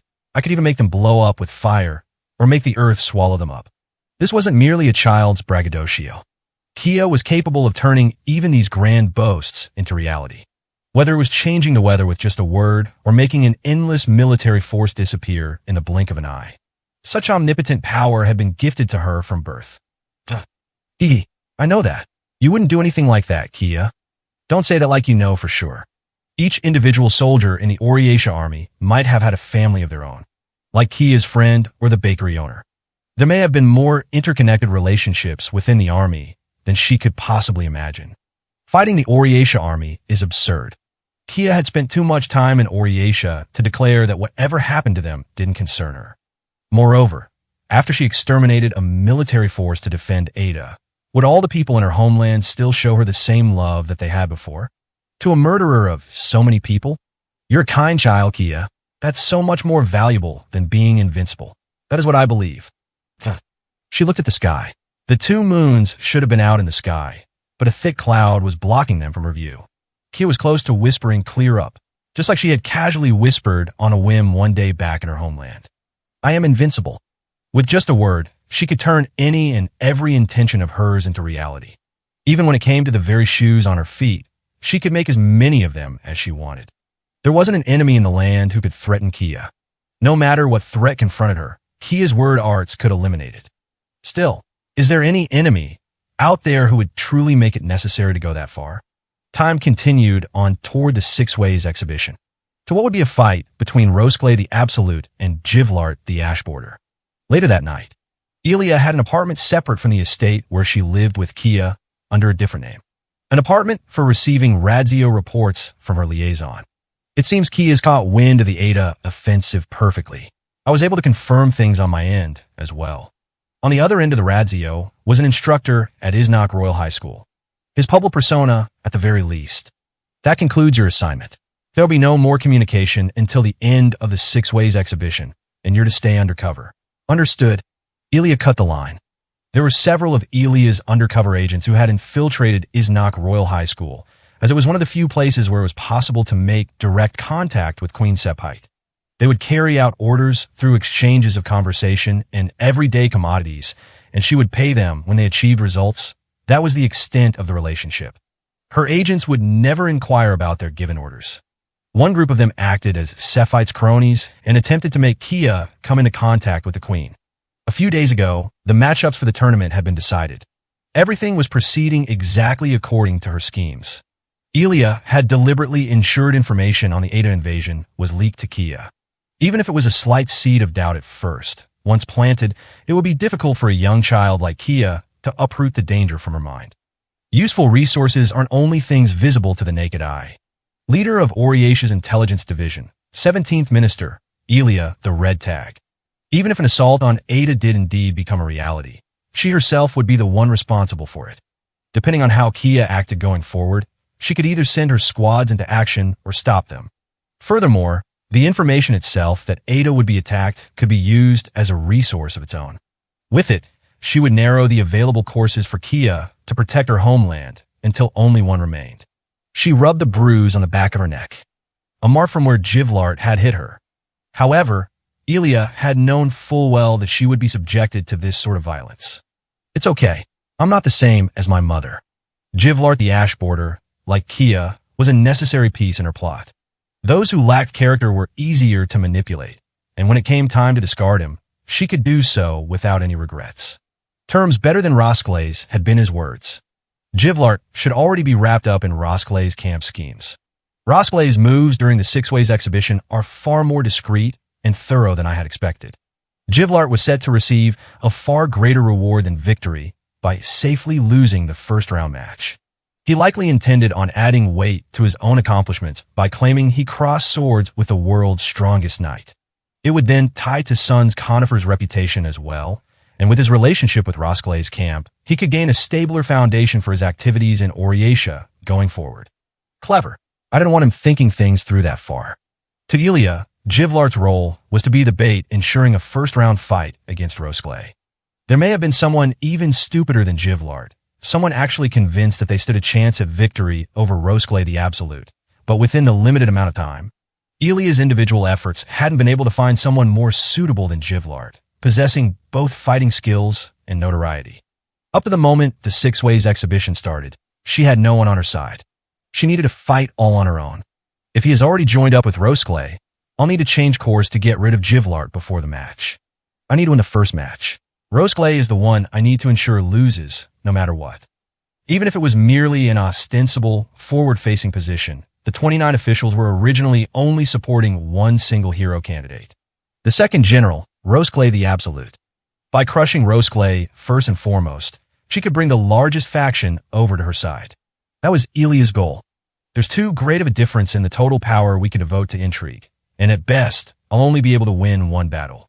But in the first round, if I defeat Rosklay at the start, I'll then be able to hijack Rosklay's camp's plans for the second round and beyond. Who possesses the power most suited to become the hero? Who we should secure victory for? I just need to place Kia into that position instead of Rosklay. Starting from the second round, when the 16 candidates will be trimmed down to 8, the Queen will be spectating the matches in person. With but a word from the Queen, it would be easy to overrule which hero candidate Oriasha should be promoting. It was for that purpose that she was also scheming to bring the Queen and Kia closer together. Overwhelming power was already within Elia's grasp. All that was left was to obtain someone to support her. I have the world word on my side, a trump card that no one would even imagine exists. She rubbed the bruise on the back of her neck again. Kia had worried about this wound of hers and tried to take her out. A tiny child like her. It would be okay. Kia had plenty of faith in Elia and certainly wouldn't suspect a thing. She would never dream that she was being wrapped up in a conspiracy. I mean, you're lonely, right? It's fine. Elia closed her eyes as if to hide from the blinking lights in the starry night sky outside her window. Elia had always been on her own.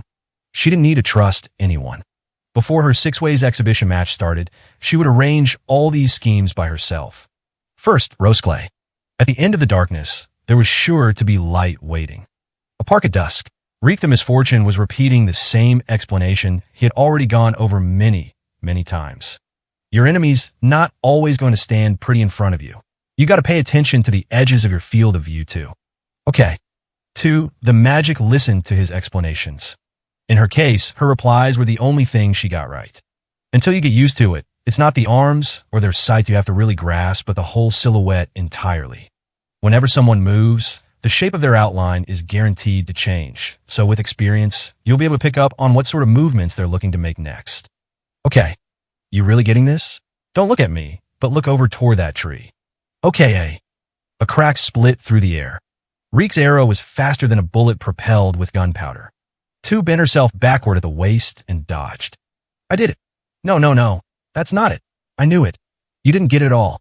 You dodged that by looking first before you moved, didn't you? That's not good enough. What do you mean they're different? I'm dodging, aren't I? I'm telling you, dodging by predicting the attack and dodging after seeing the attack are totally different. You got to be able to evade attacks that can't be evaded. If you don't have extra time during your dodge, it'll be harder to shift to the next move. That's why it's important to dodge predictively for both offense and defense. But even if I get hit, I'll be totally fine. Reek the Misfortune brought his hand down on his forehead and looked at the sky. Tuesday, I'm training you on how to dodge here, okay? It was safe to say that the half day spent training had produced almost no results whatsoever. Of course, Reek perfectly understood the source of her confidence. 2. The magic was invincible. He doubted that there existed any method that was capable of bringing her down. Nevertheless, Rosk lay the absolute. Ulus, the Star Runner. Luknoka the Winter. Considering the numerous champions of the land, he couldn't say with absolute certainty that there was no way to defeat her. In which case, he thought, he needed to at least instill within her the skills of the average warrior. If 2 was able to evade Reek's arrows with her physical abilities alone, the simple addition of some commonplace techniques would make her more than worthy enough to truly call herself invincible. Tuesday, do you want to win? Yeah. Then you got to think. All the others are thinking with everything they've got. They're watching, moving, and fighting with all their strength. Because their lives are on the line. You're the only one not thinking things through. I know, but do you think I can do that? Does being born dumb mean you can't become a hero? I really don't think I can ever become like you or Krafner. It's nothing but practice.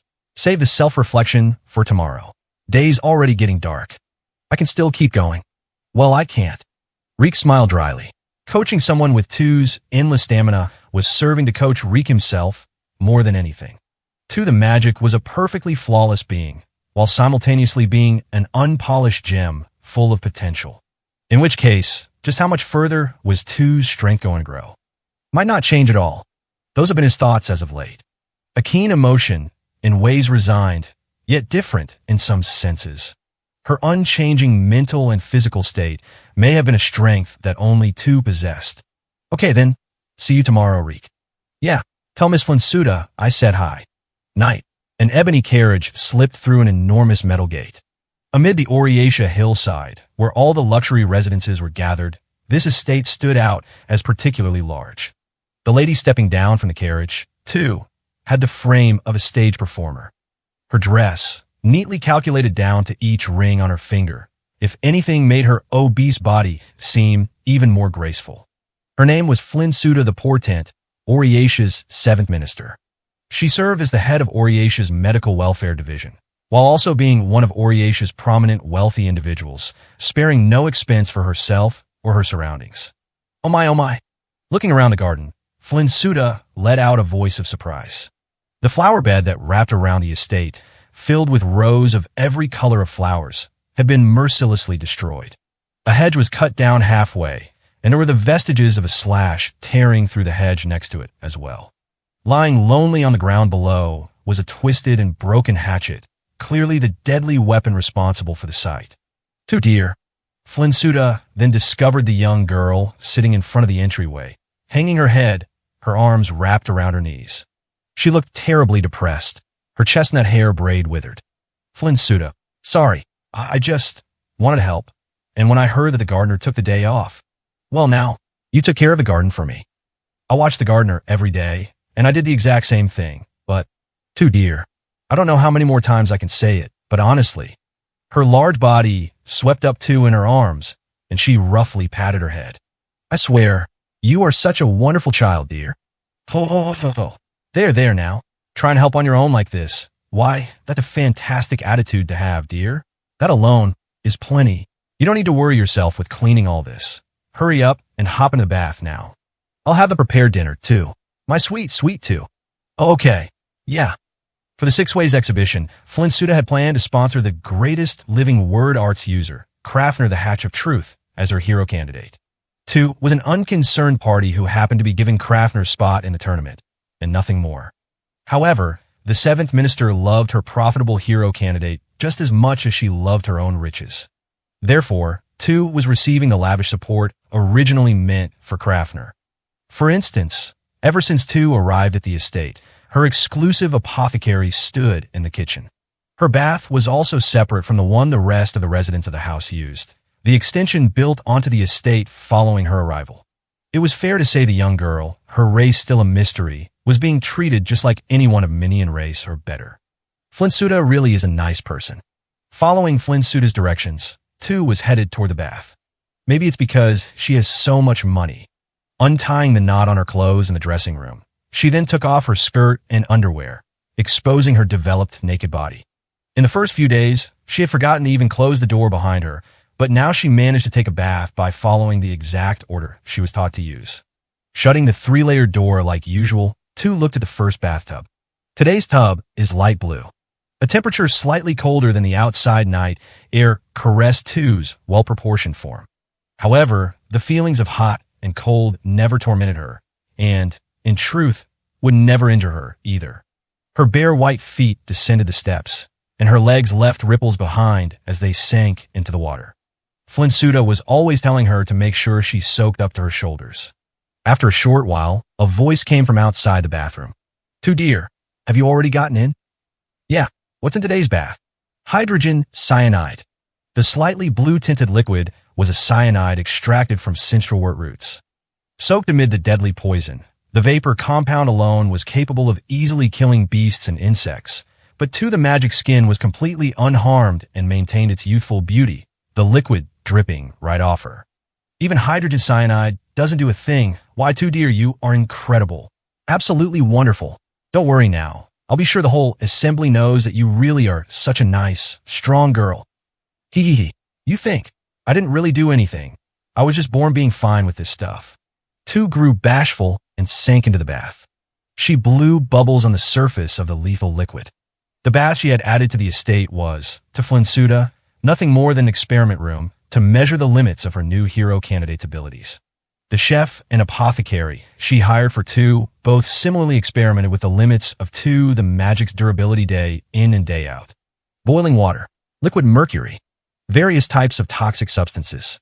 Flynn Suda recorded her resistance to every possible type of attack, taking note of the mysterious hero candidate's objective strength and continuously updating the information. Her goal was singular. She loved her profitable hero candidate just as much as she loved her own riches. Once you're finished, I have a new soup for you. I ordered it all the way from Katie. Page 114. Sure, but I'm going to spend a bit more time here in the bath. 2 the magic nonchalantly got up from the deadly bathwater and headed to the second bathtub, separated by a door. This was a normal bath for rinsing away all the toxic substances. Even if she could feel the presence of extreme temperatures or stimuli, 2 wouldn't feel the intense pain that should accompany it. That sensation was blocked. Nevertheless, she always liked the second bathtub over the first. Hee hee, it's so warm. She sank her body into the pure bathwater. Resting her cheek on the edge of the tub, she closed her eyes in bliss. Oriatia was a wonderful city. There wasn't any of the darkness or terror that ran rampant in the land of the end. It was brimming with fun, warm, and delicious things. More than that, though, it was filled with lots of people. Flynn Suda was here, along with Reek and Crafner. She even made friends with the almshouse children. And finally, eventually, the girl she had met on that day, Queen Sephite. I love baths. The mysterious and unknown Demon King's bastard. She had the ability to receive good fortune. Whatever circumstances she may have found herself in, she believed in a good world. The fourth match, where Rosclay the Absolute would fight. The bracket of matchups for the Six Ways exhibition was, of course, something he had arranged himself. 2 small months before the bracket was finalized. A meeting room in one of Oriatia's many civic assembly halls. While the facility was widely used among the citizens as well, There were few who would have imagined that there would be an important meeting that would sway government resolutions in one of its rooms.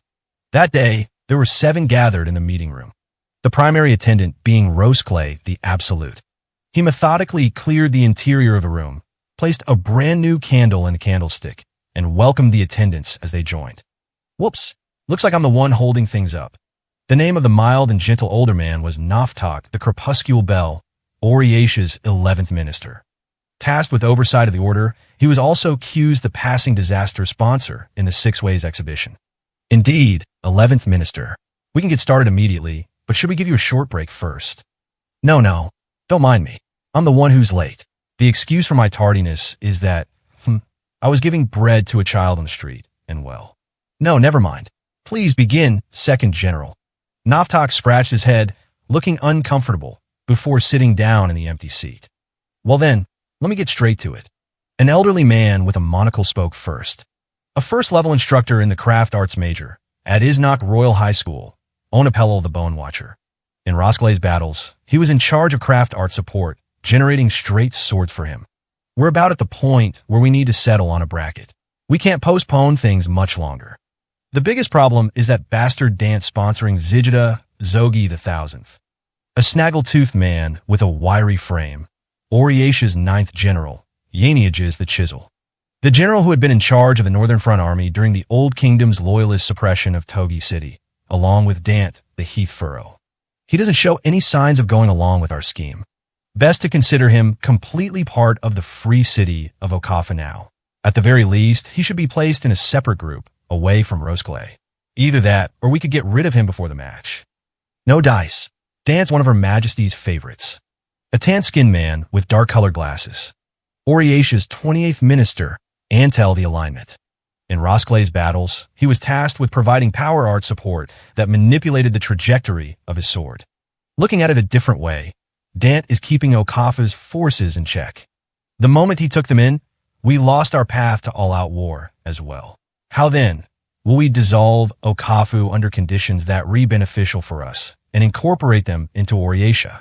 That'll be the direction going forward. When all is said and done, we need to avoid the possibility of going up against any sponsors who'll give us trouble. A bald man, looking stern and grim, a Kairaji the Blood Fountain, the royal family's governmental aide. In Rosclay's battles, he was tasked with providing life art support that enhanced the knight himself.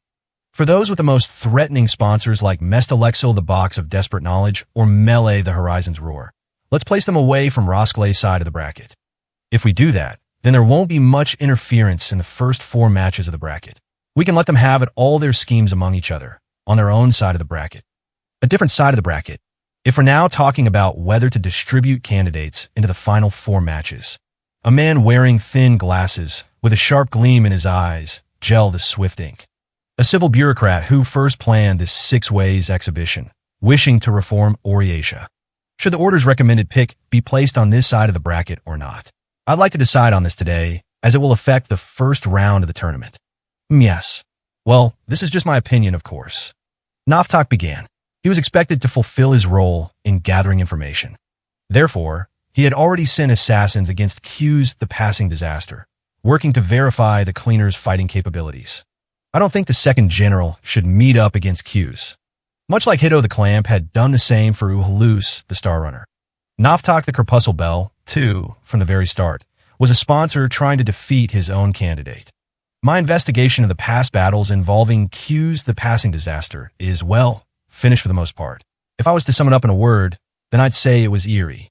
There's no cause behind the deaths that occur around him. Wouldn't it be better to observe what he does in a fight, rather than looking at past examples? Q's isn't especially skilled himself, right? Yes, it's already been done. Naftak laid out several photos on the table. All the photos showed the corpses of the assassins Naftak had sent. The results of their autopsies, without exception, showed stab wounds from short sword. One in the shoulder, one in the stomach, one in the leg. As you can see, well, save for the stomach wound, none of these are fatal spots on the body. And you're saying despite that, this single attack killed them all? I'll say it again, if you'll allow me to offer up my own judgment. Q's power is exceedingly uncanny. I don't know if it's some causality beyond what the results here show, but even without Q's touching them himself, his foes die in a way I can only describe as spontaneous. He is likely the opponent the second general should try the most to avoid in the first round. Therefore, I'm here to report that he isn't an opponent you can go up against for your first battle. Q's the passing disaster. The Order's candidate had been regarded as the most suitable opponent for Roskilde to face in the first round, even as the Reformation faction, including Roskilde, changed the status quo of Orietia and showed the people the second general conquering the Order's paladin. In the early stages, it would strongly impress on the citizens the need for a new social welfare apparatus and increase the likelihood that their systematic reforms went smoothly. Nevertheless, at the same time, Roskilde could not afford to lose. On top of that, he was nothing but a normal minia, possessing no special abilities of his own. No matter how slim the chances may have been, as long as a match carried a possibility of an accidental death, they would do everything in their power to avoid that danger.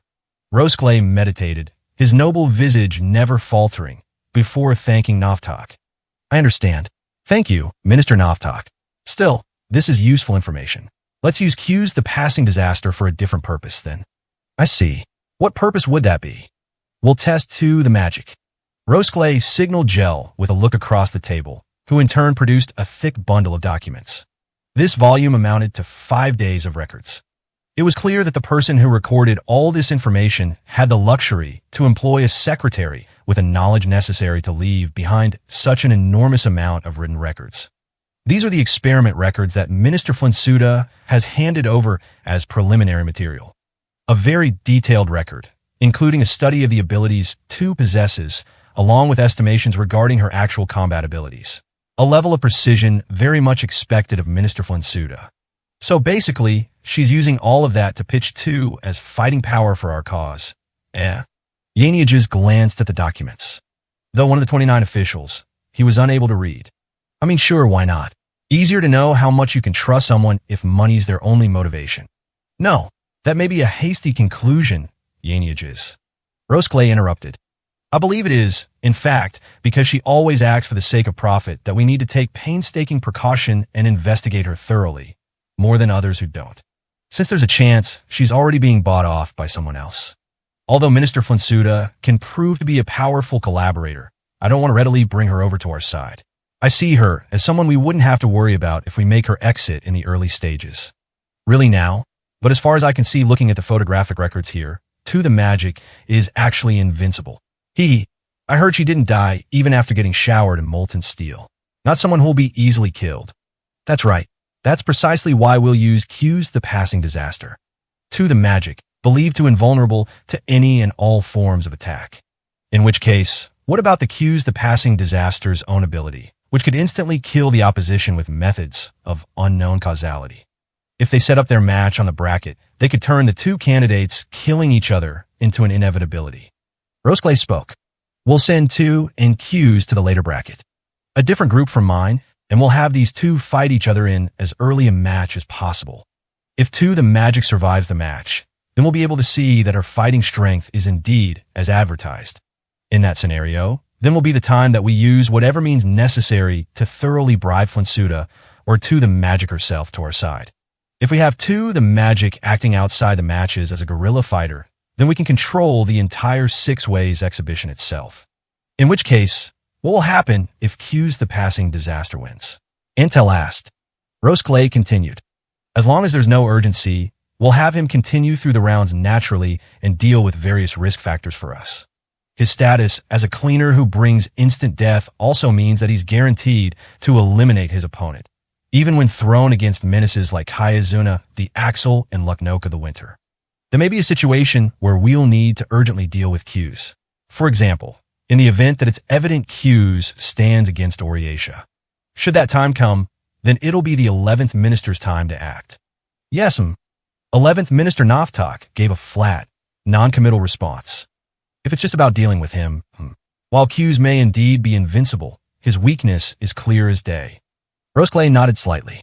As long as they worked out a way to ultimately get Q's the Passing Disaster out of the way, they could actually use him to proceed with the matches, depending on how they drew up the bracket. This was yet another special privilege afforded to the tournament organizers.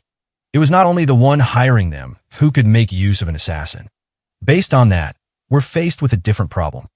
Securing victory in the first round for Roskilde It was the most significant problem of all. He examined the possibilities of a second candidate he should face in his first fight. This candidate was no exception to the others, posing some number of problems himself. What should we do about Jivlart the Ashboarder?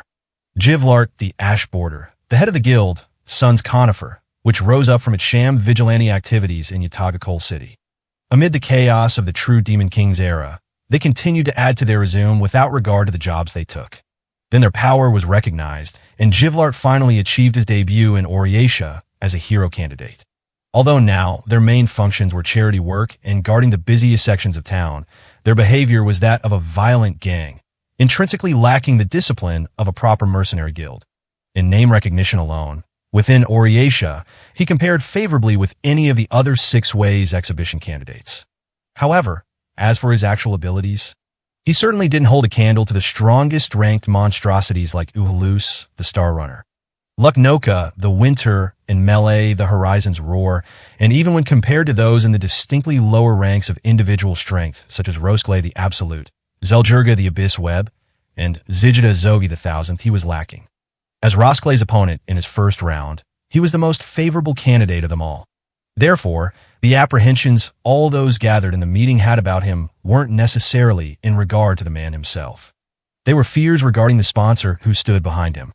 The 7th Minister, Elia the Red Tag. Mantle muttered to himself, arms crossed. Problems about whether she's worth trusting. She's a conspirator who'd give the 23rd Minister or the 27th General a run for their money. I'd like to place her far away on the bracket, if possible. Our advantage lies in being able to bring sponsors to our side as direct allies.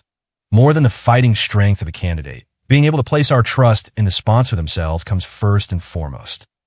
If only Horizon's Roar didn't have Kain with him, If he didn't have that man as a sponsor, we could force the match to start at melee range and have a chance at winning. TSK, come now, Instructor Akiraji. Melee the Horizon's Roar is not as straightforward a champion as that, you know? Besides, even if we prohibited Horizon's Roar from using his characteristic fighting style, and Roskle won, it wouldn't go over well if it was clear to the citizens what we did. I think it was a reasonable decision to avoid that. Roskle, have you considered a third possible option or further? The other remaining options are Cyanop the Inexhaustible Stagnation, Ozonesma the Capricious, Zeljurga the Abyss Web. Yes, first off, I think it best to avoid Zeljurga. Roskle immediately responded to Antel's question. Minister Inu isn't a man who's driven by ambition, but he has a wide network of connections, and his plans are even harder to read than Elia's. A troublesome opponent. One point is that we do not have a grace period to spare extra precautions on him. Also, regarding his candidate, Zeljurga the Abyss Web, whatever her circumstances may be, she was formerly with Obsidian Eyes. Even individually speaking, her spying and fighting abilities far and away outdo those of Jivlart's Sons Conifer. Cyanop then. In Cyanop's case, the difficulty lies in the rather high reliability of the report on Neft the Nirvana's demise. He should be disposed of in the same bracket, but I don't think there's a need to run the risk of fighting him in the first round. The remaining third option is Ozonesma. However, given that we know absolutely nothing about his true identity, in the event we're unable to get rid of him ahead of time, and we're forced into the ring, we won't be able to avoid it becoming a dangerous gamble. If we're concerned about the impression we're giving to the citizens, we want to avoid having me win by default in the first round as well. Indeed, he would be the third best option. It seems like you've really delved into all his circumstances to make your decision. Did this for all of them, then? Of course. Otherwise, someone like me wouldn't be able to advance through the tournament at all, Roskle answered, a composed look on his face. In reality, however, everyone present knew just how much hardship the champion had struggled through and how many considerations he made to keep up with these monstrous candidates. However far ahead he looked, no matter how many elaborate plans he tried to weave together, any single misjudgment along the way would make it all collapse. Because Roskle was but a normal Minia, how was he going to distort the providence of a fixed defeat and claim victory? If he exhausted whatever nastiness he had at his disposal, could he create a sliver of possibility? This stage, before the matches started, was the only battlefield that Roskle the Absolute could completely control himself. Well, with that said and done, it sounds like fighting against Jivlard will be the safest option. Yaniages spoke up in dissatisfaction, their conclusion having looped back to where they started. Mantle continued the discussion. We've also been investigating the 17th minister's motives on our end. There's no real indication that there's any stratagems in play around Jivlard. Presently, there haven't been any signs that another of the 29 have won him over to their faction, either. Page 115. In other words, she's on her own. Rosclay thought for a moment. He, too, knew that Elia the Red Tag was a sharp and ambitious woman. What then, if he was to think about things from her position? If she was preparing some sort of scheme to lead a mediocre man like Jivlard to victory in the face of the powerful opponents in front of him, it still meant that the hero candidate she chose to enact this plan was Jivlard himself. Would she be able to navigate such a tightrope all the way until victorious? At the very least, with him as her candidate, it wouldn't be possible. What about the idea she's prepared an alternative candidate for herself? If a participant drops out because of unforeseen circumstances before their match, the sponsor can select an alternative participant. Naturally, however, it was not easy to find the kinds of powerful individuals who possess the ability to fight through the Six Ways exhibition. Mantle answered, "There's no signs to suggest that possibility, either." Ever since her return from Ada Sylvan province, the 17th minister has been spending all her time looking after Jivlard and Sons Conifer. It's practically impossible that she could contact another powerful player while slipping through the watch of Sons Conifer. Right. I have one other thing to add regarding Miss Elia's movements. May I? Go ahead, Professor Onapello. She seems awfully devoted to the elf girl she brought back from Ada. She's worked on making her one of Queen Cephite's schoolmates and is trying to strengthen their relationship. This might serve as a helpful piece of info, wouldn't you say? How old is she? 14. I see. Then that would mean she's changed her approach to currying favor with the royal family by going through her student instead of herself. Would be the long and short of it, I would say. In which case, it was consistent with Elia's movements. She hadn't cast away her ambitions after all. However, her methods weren't going to win the Six Ways exhibition, but ingratiate herself to the queen and turn her into a puppet. To the ambitious, the Six Ways exhibition was a perfect opportunity for a power struggle, but the risk was then very large. Elia was letting this opportunity pass her by because of that danger. And perhaps Rosclay needed to view this as her offering up a sure-to-be-eliminated candidate in Jivlard to Rosclay's camp, and seeking to preserve her own safety for the time being. Rosclay brought his fingers together on top of the table. If our series of conjectures prove true, it would mean Elia the Red Tag's designs are more long-term. In which case, I believe it would be correct here to enlist her as an ally. Professor Onapello, have you been surveilling this elf girl's actions at school? Of course, that is why I am here after all. Incidentally, her name is Kia. She's a bit of an underperformer academically, though she's certainly a fun student to watch. Elia the Red Tag hadn't joined forces with any of the other 29 officials, nor was she hiding some other powerful fighter in the shadows behind Jivlard. So to achieve her own ambitions, she prepared herself another course to take. Rosclay's reasoning judged that she wouldn't cause a problem. In battle, he was able to stifle his emotions and act with rationality. However, many are not fundamentally creatures of reason.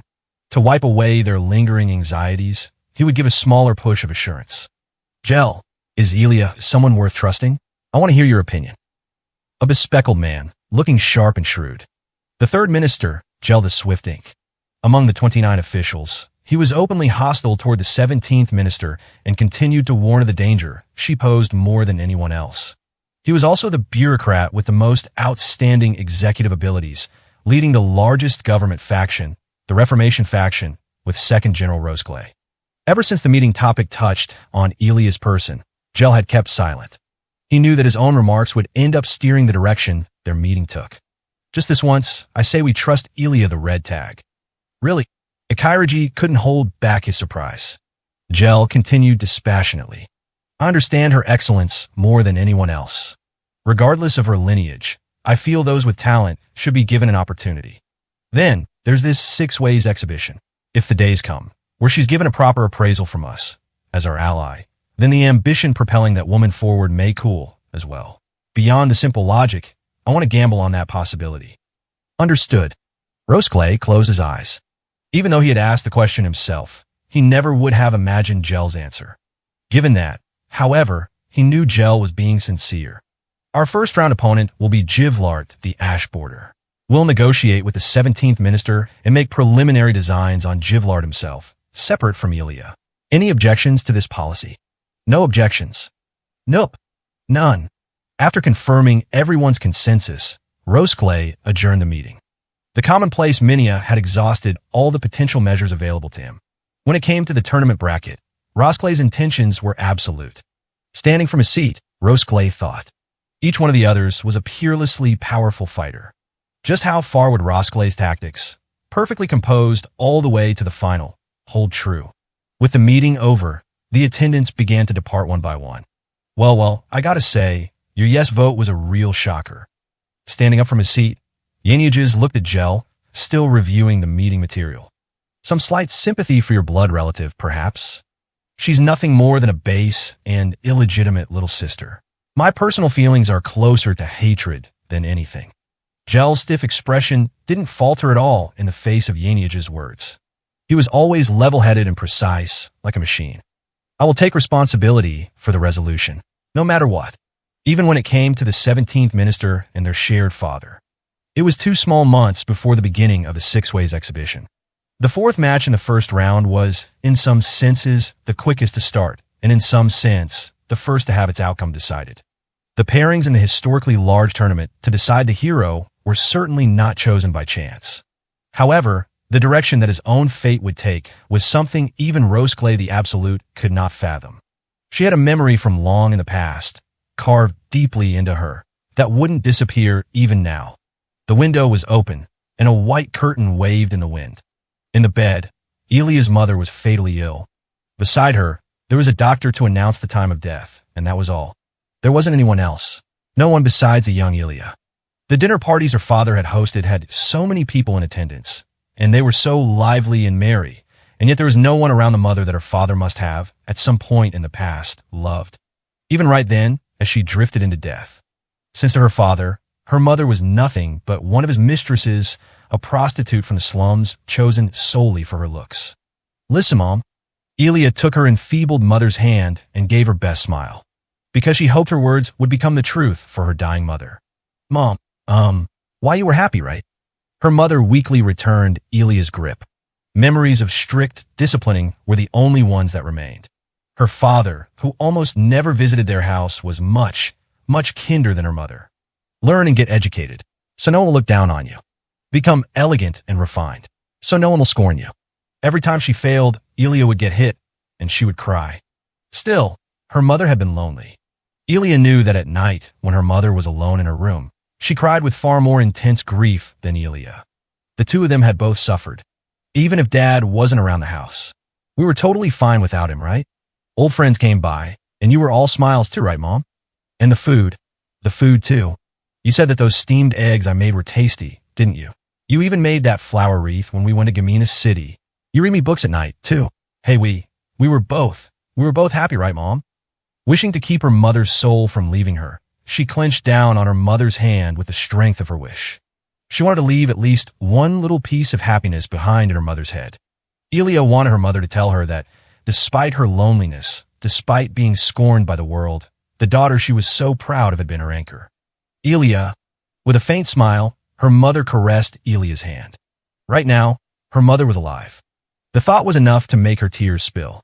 How could she be alive right now, yet be unable to greet the next morning's dawn? And all without her father ever knowing about it. It was too cruel. Mommy can't ever be happy, because Mommy's blood. Her smile cut into Elia's heart and never once left her. Is vulgar blood. At the end of her words, the wind blew in from the window and carried her mother's last breath away with it.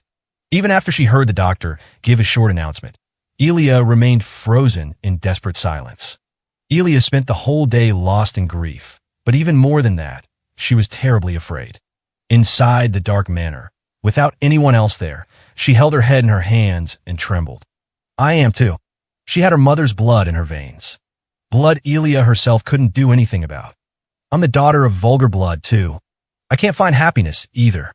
No, dying all alone, dying while despised by everyone, I don't want any of it. I don't want to die like that. Elia understood the reason why her mother had been so stubborn about educating her. She learned the reason why her mother tried to keep that nice great-grandmother away from her. As if propelled by an obsessive compulsion, she desperately persevered. To escape from the cast of the weak, destined to die in misfortune, disregarded by all. To reach the social echelons where she could change something through her own efforts, where she could earn recognition. Learn and get educated, so no one will look down on you. Become elegant and refined, so no one will scorn you. I'm different from great-grandma. I'm not like mom. I'll become someone much, much greater, even all by myself. I'll become a noble, an honest and true noble. Desperately sinking her teeth into it under candlelight, she studied script. With the knowledge of written language she gained, she rummaged through several reference books to ensure her grades excelled more than anyone else in her class. She had ruined her eyesight in the process, but she still continued. History, geography, physics, word arts, finally politics. She wasn't enough of a genius to always take the top spots in each subject.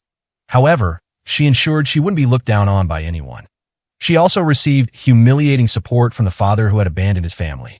With it, she was able to continue attending the same type of school the nobles attended. One day in the evening, that day, there were only 3 students remaining in the classroom, included Elia.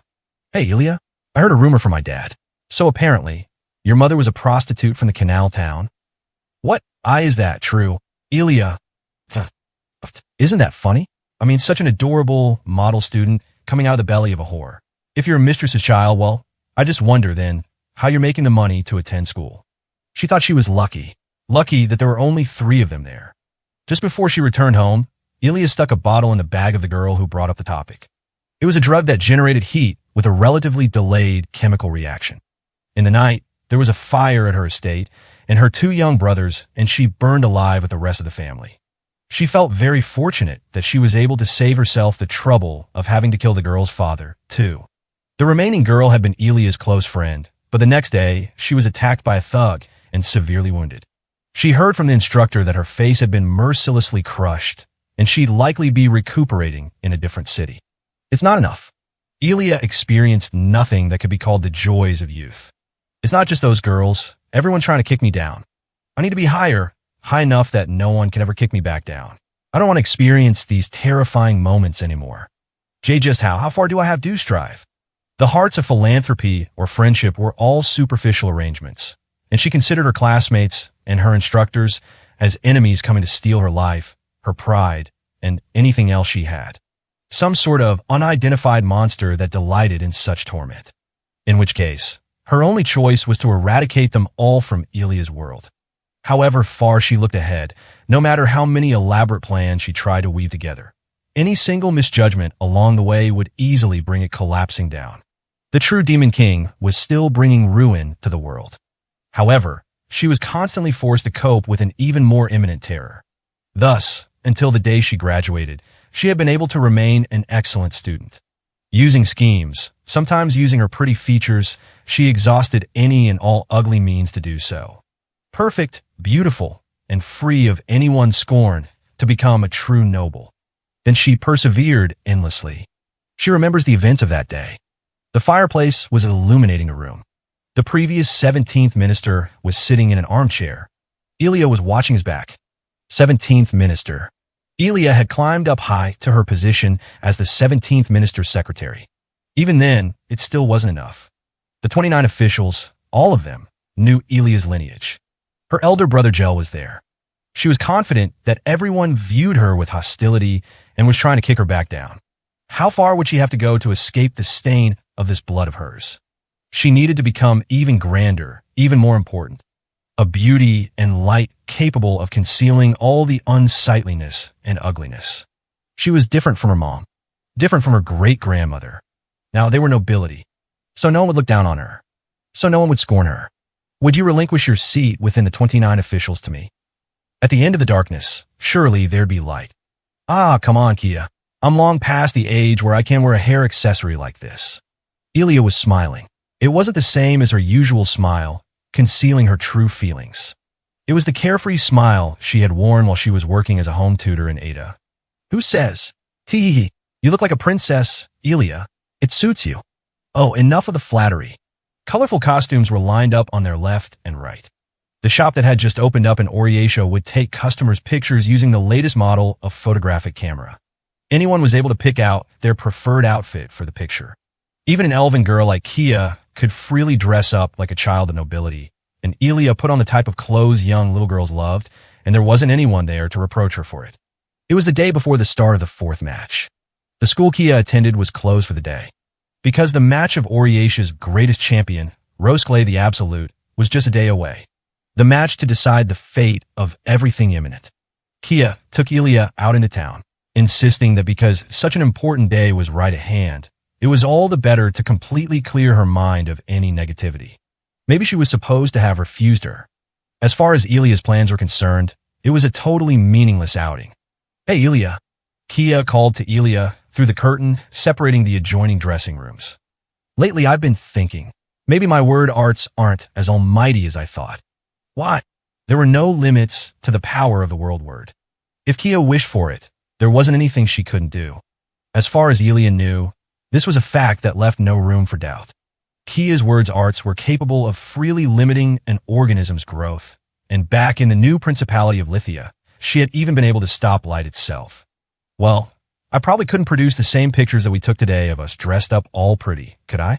I might be able to reproduce the photos once they were taken, but if I tried making it just from my imagination, then it'd definitely turn out completely different from the picture we took today, right? Page 116. Right, you might have a point there. She felt relieved. That level of restriction wouldn't pose a problem at all. Though Kia was omnipotent, she wasn't omniscient. She couldn't cause any phenomena that was beyond her own imagination. Conversely, it was enough to make it clear that for simple effects like death or annihilation, she could bring them about without a second thought. Everyone in my village always said I shouldn't rely on word arts to get everything done. That's probably what you were trying to teach me, wasn't it? Yes, that's right. You can make a lithious seafood dish appear right before our eyes, I'm sure. But as for what it should taste, look, or what it should look like, you wouldn't know without going there and having that dish for yourself. That goes for everything else out there in the world. That's why you need to know about all sorts of things. More. You need to learn about so much more. Elia was saying things that made her sound like a teacher. Forbidding Kia from using her word arts had been nothing but a means to hide the existence of the world word and to prevent Elia from revealing her hand before tomorrow's match. At this point, there's almost no need to teach Kia any of this. I wonder what it is. From her time teaching in Ada Sylvan province, she was a willful and brazen student who caused her more trouble than anyone else. Elia would advance through this six-ways exhibition and hold the top of Oriasia in her grip. If it hadn't been for the sake of her plans, she would have long since abandoned this home tutor farce and sent Kia packing back to her forest. Yet with her rebellious attitude, at the same time, Kia possessed a sort of carefree frankness. She was kind, considerate to children younger than herself, and she spent time thinking over the things Elia had taught her like she was now. Maybe it makes me happy? She looked at the dressing room mirror. Elia was smiling. This was her expression? Even though tomorrow she would kill Rosclay and continue down a far more blood-drenched path than before? I can't believe I'd feel happy to see a student's growth. Elia, did you finish getting changed? I did. Are you ready, Kia? Elia's current appearance made her look like royalty. Though, the pretty jewels were faux gems to match the costume, and the golden hairpiece was a fake, mixed with other metals. However, if Elia won, before long, even this sort of attire would become a reality. So no one would look down on her. So no one would scorn her. My, how adorable, Lady Elia, Kia said teasingly, with a smirking grin. You too, Miss Kia. Elia shot back, looking at Kia, attempting to appear mature by wearing an open-back dress. Elia, we still have 2 pictures left, so you have to come up with a different outfit. I've already got mine picked out. I wanted to do this for so long. And to make sure I came with you? Because it's a total waste. I mean, Elia, you're so... Kia abruptly cut herself off and dropped her eyes from Elia down to her feet. Why, you're so lucky to see how cute I am, obviously. An easily handled child. This young girl idolized Elia and showed her goodwill exactly as she had planned. Though the girl wielded unrivaled power at her command, Elia was able to control her like this. But, hey Elia, that hairpiece, how much do you think it costs? My allowance might be enough to buy it, right? You intend to buy it off the shop? Well, really, I could make 100 of these if I felt like it, of course. Elia looked at Kia's face in profile. She was smiling blissfully, just like a normal young girl, as if her omnipotent world word status was all a lie. But I want something real, not something I just made. There wasn't a moment where Elia the Red Tag's mind was at peace. She never once had a friend she could confide in. If she won the Six Ways exhibition, it would be rewarded the entirety of the life she had lived up until then. Kia had been patient through it all. Whether it was regarding her Ada homeland or Elia's current predicament, her concerns were only getting worse, but they weren't enough to make everything crumble down around her. Putting on an air that nothing was much of a problem, she brought Elia out to the photography studio and was able to laugh and chat with her for the first time in a while. Nevertheless, Elia had collapsed on the floor in the middle of the living room. Kia took a detour to watch a street performer, and Elia had returned ahead of her, which was why she hadn't been at Elia's side when. I'm okay. It's okay, Kia. That'll heal, right? With life arts. Or a doctor. Come on, that wound will heal, right? Blood was flowing from one of Elia's eyes. Kia was stunned. WL, say something, will you? Pushing Elia aside, she stepped into the room. Again, he hit her. Hit Elia. Hit her precious teacher. Jivlart was lying slovenly on the sofa without a shirt. This man normally wouldn't be at Elia's house in the middle of the day on a holiday. Nothing of the sort had ever happened before. Why? Why? What reason did he have to do this? Was it something she'd understand when she became an adult herself? She got angry. It wasn't just Kia. The children and Ada all loved those sky blue eyes of her. The eyes this man had hurt. Though she knew that this hero candidate's victory was the only path to saving her homeland, she couldn't forgive what he had done. Jivlart. What the? Huh? Oh, it's you, Kia. Pipe down. Even though he would be fighting against Rosclay, the Absolute, the very next day. He was supposed to have Kia's homeland on his shoulders. He was even harming his precious Elia, too. What? We're trying to do anyway. Why you torment Elia? You're a hero candidate, aren't you? Why the heck is someone like you in the fight to decide on a hero in the first place? Dumb kid. Still sprawled out on the couch, Jivlart sneered at her. Because it's a good gig, obviously. What do you mean, gig? All right, I guess I'll fill you in then. The match is tomorrow anyway, so there's no one to replace me. See me, from the very start, I made a promise to lose to Rosclay. You get it. Watching Kia bite down on her lip in front of him, Jivlart continued, seemingly enjoying every minute of it. I'm gonna lose and get paid for it. Ha ha ha. It's a hell of a story. Got neither kith nor kin, but me and the Sun's conifer guys, all getting famous, getting recognition. Heck, even just a guy like me. A piddling, low-born guy like me being a damn hero candidate at all. Some well-to-do aristocrat gal ain't gonna be able to talk back to me. Lies, his hero candidacy, the talk of this man saving Ada for her, it had all been lies. A lowlife like this had been crushing Elia under his heel this whole time. Haha, ain't heard anything funnier, right? Right, Kia? You get it, right? Growing up out in the sticks with nothing, and now you're attending a school for nobles, so you know, we can rise up even higher from here on out. Let me tell ya, all those guys who kept us underfoot, well, now we're going to be the ones keeping them. Down. I'll kill you. She realized it was the first time she had uttered those words at another person before. How had it been when she was in Ada's Sylvan province? Had she ever said the words die or kill to another person? At that moment, she understood clearly. It was people like this man here who were enemies worthy of such words. Huh. Jivlart mocked Kia with a laugh and went to leave her behind. Whoa, give me a break. I'm real gentle with. That's not it. You couldn't hit me, could you? It was always Elia. Always while I was still at school, in secret. Kia took one step forward. Jivlart's sneering expression was tinged with the faintest shade of hatred. Kia had never shown Jivlart her omnipotent word arts before. She always abided by Elia's instructions, never breaking them even once. In spite of that, Jivlart was avoiding Kia. It could only be because if he let Kia witness the decisive moment, it meant he would have to confront Kia. Nothing more than child. She closed the distance with another step. Jivlart, you're scared of children. What the hell do you say? You like children because they're honest. Was it? Well, you're wrong. I'm not honest at all. You're always hitting Elia where I won't see you doing it, right? What? Don't tell me you want ignorant children to think you're a nice guy. Or something.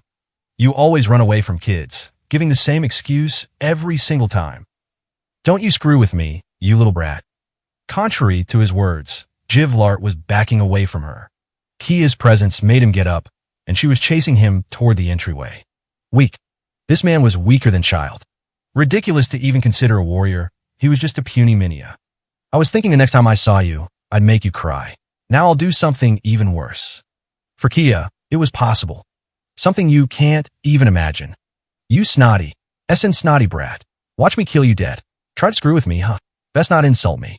Especially if you don't know a damn thing about us. Damn it, I ain't running away. I ain't a kid. I use my own strength too, so don't screw with me. Jivlart brandished his sword. It was likely his usual attempt of plain intimidation. His opening rush, his spirit, even his urge to kill itself, were all far too slow compared to a single word from Kia. She thought that right now, she could kill him. She had even decided on how he'd die. Burst. Burrs. Arpanon. Hamkist. Deformed flower. Harden. Urk. Jivlart stopped. Maintaining an expression of shame and anger, Jivlart collapsed and fell on his face in front of Kia. Behind him, Elia had placed the palm of her hand up to Jivlart's back and was finished in canning her word arts. Far faster than Kia could try to kill him herself. Jivlart had collapsed right at Kia's feet. He didn't move. What? Kia looked down at the floor again. The tips of her shoes were wet. Jivlart's blood. Blood spilling from Jivlart's mouth. Elia, Kia blankly mumbled. It's okay. I changed the alcohol in his poison. You did this, Elia? There was a liquor bottle lying on its side atop the living room table.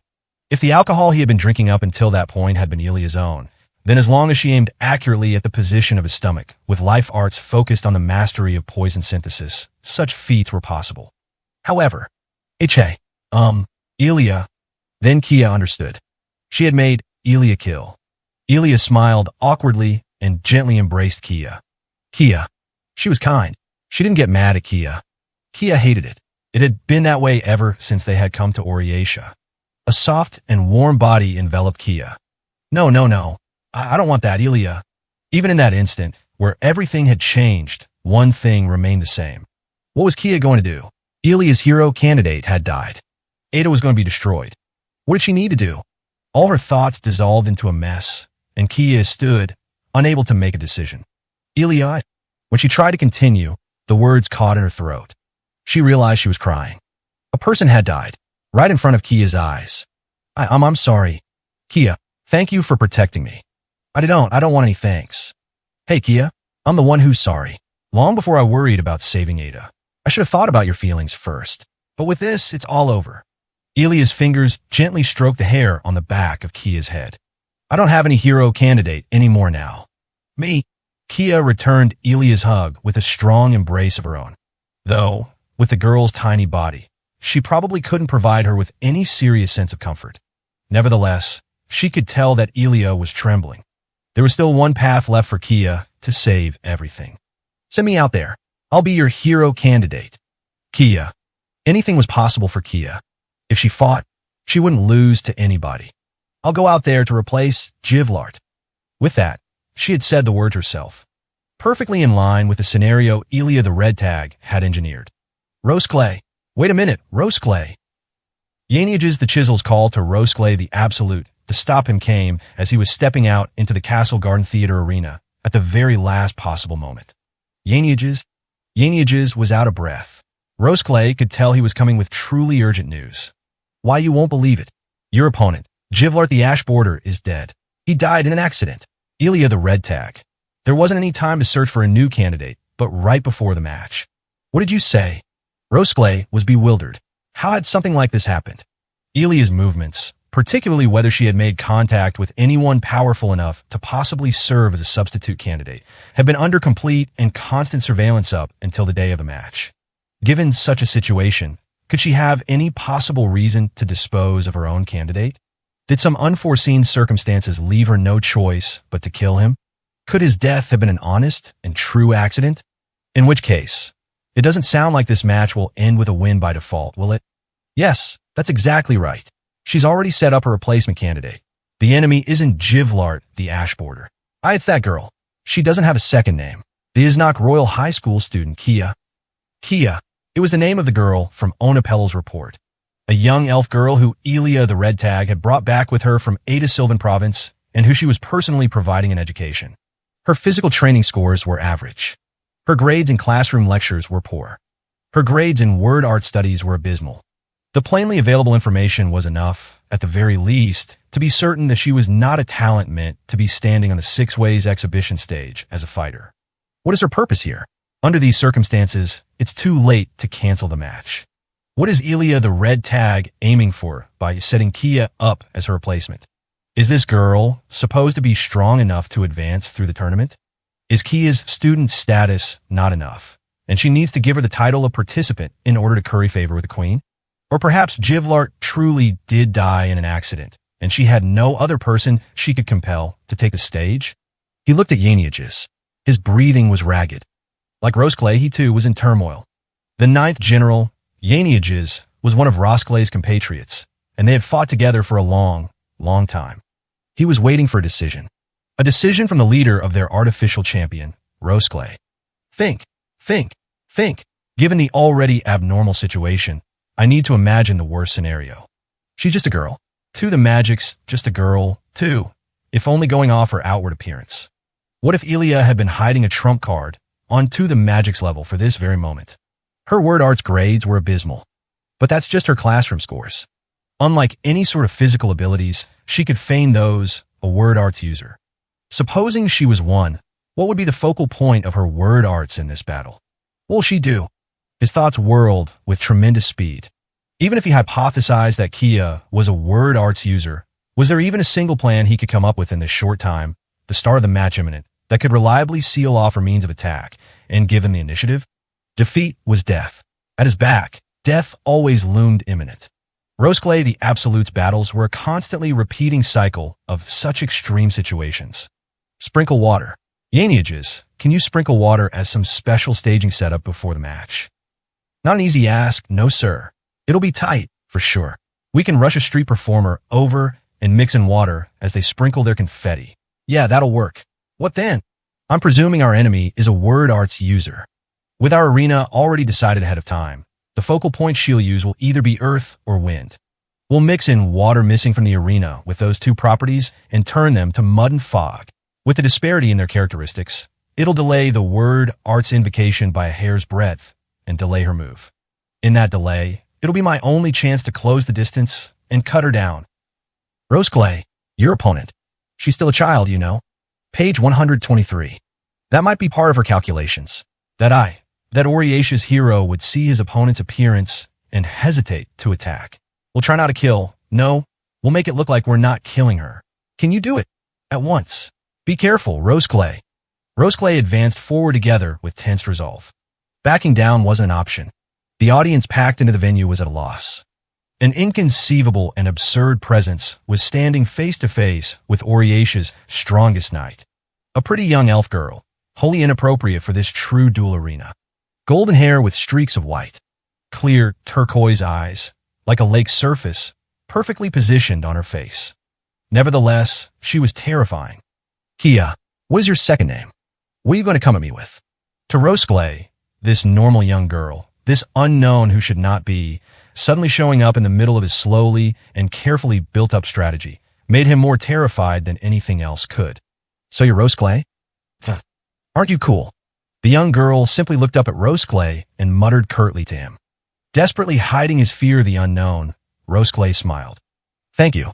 Please don't be too hard on me. Beyond her clothes, Kia didn't hold any vessel that would have served as a focal point for word arts.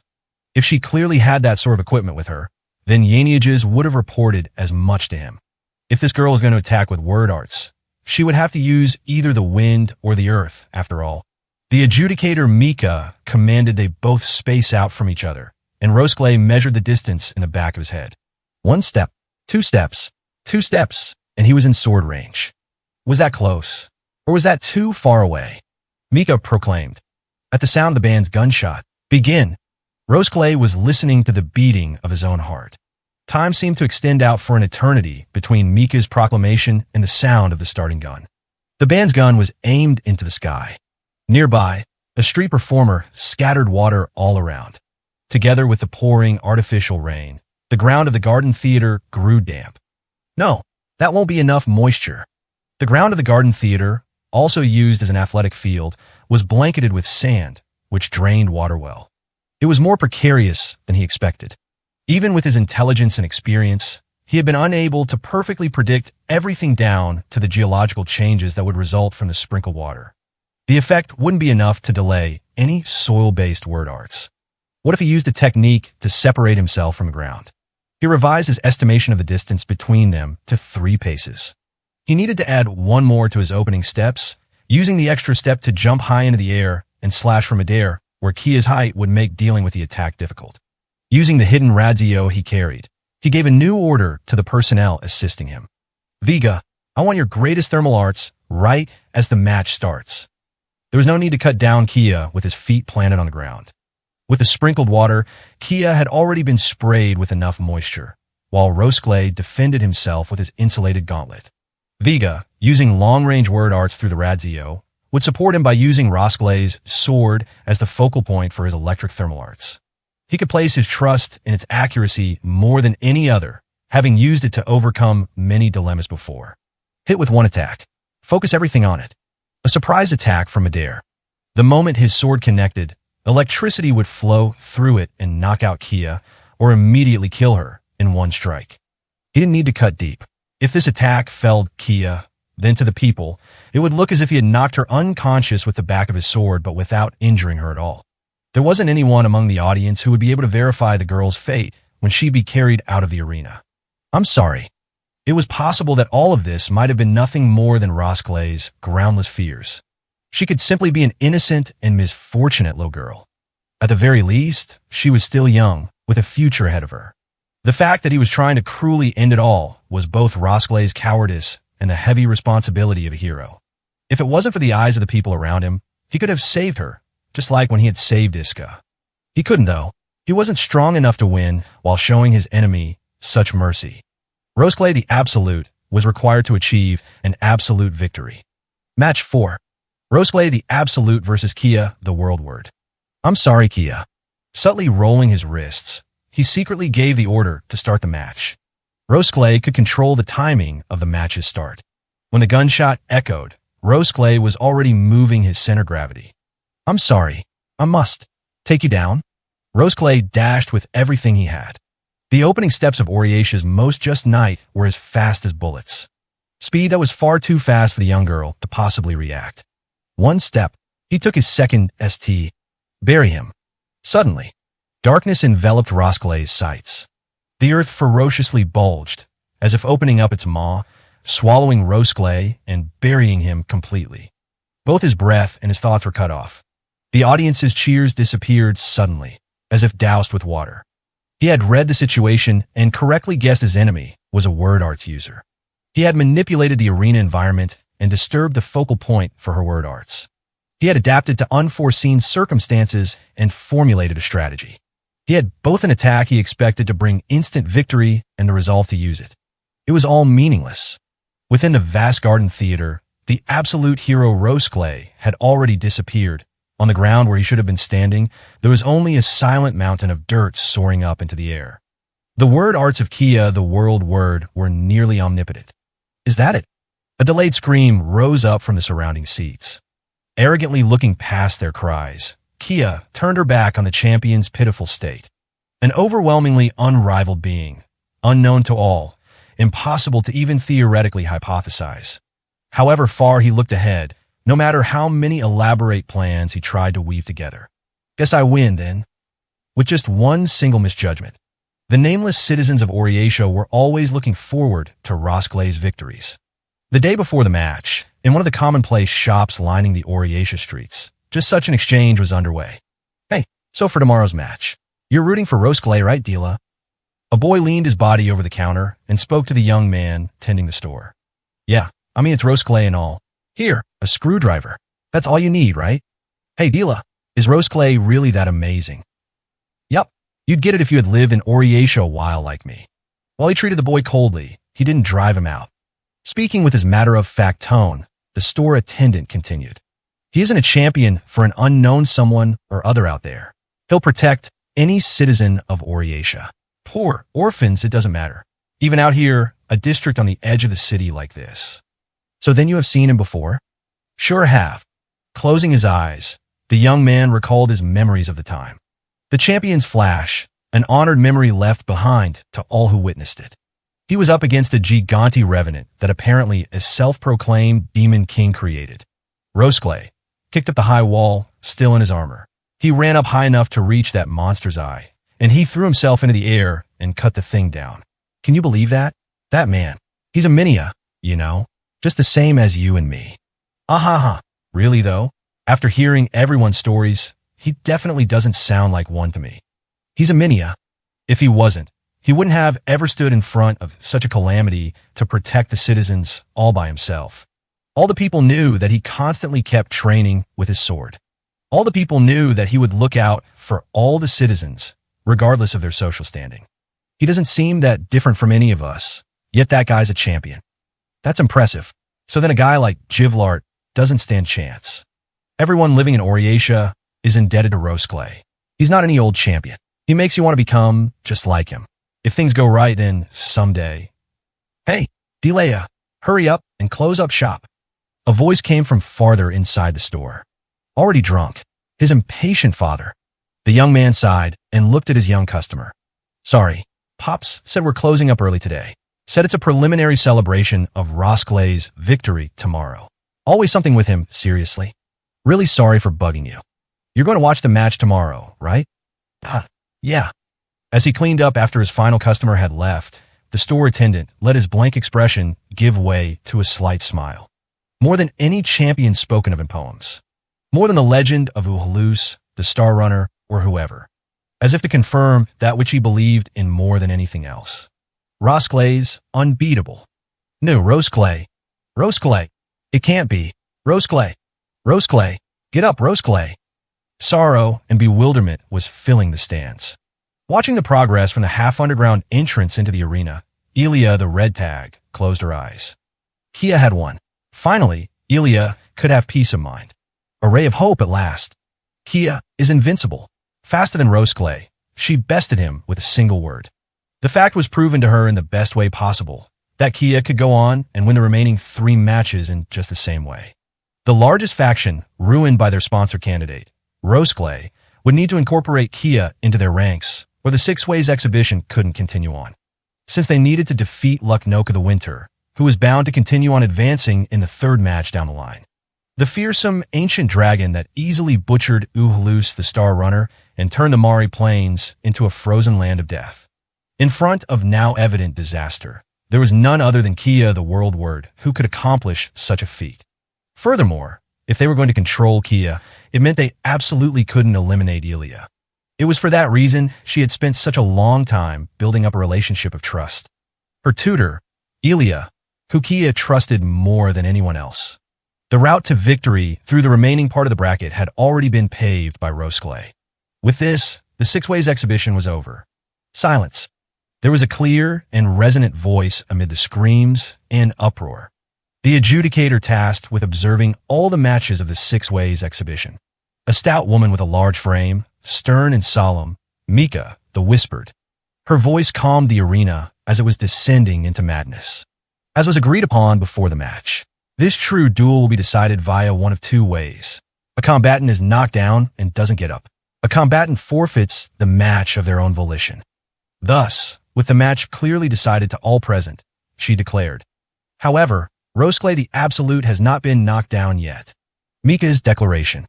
It took a moment for Elia to understand what it really meant. It can't be. She felt like she was once again being dragged back into a terrifying dark abyss. Mika's expression was as firm as steel. Her tone remained steady, as if she was narrating a clear and obvious truth. As long as this fact holds true, this match will continue. Crowd cheers welled up once again. The keeper of the judiciary, Oriatia's 26th minister, Mika the Whispered.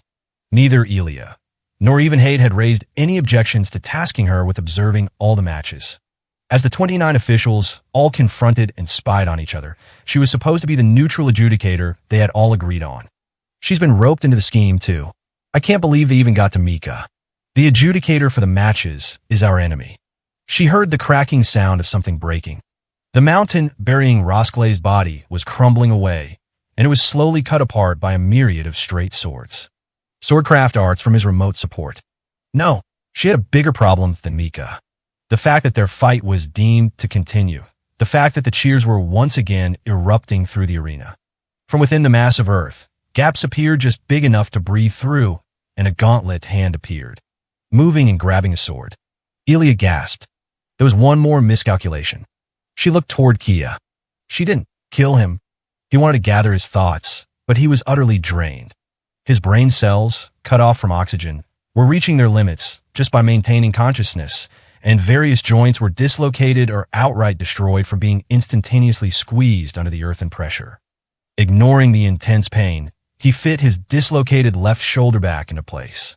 Gritting his teeth hard enough to draw blood, he nevertheless let out neither a scream nor a sob. Because he was Roskle the Absolute.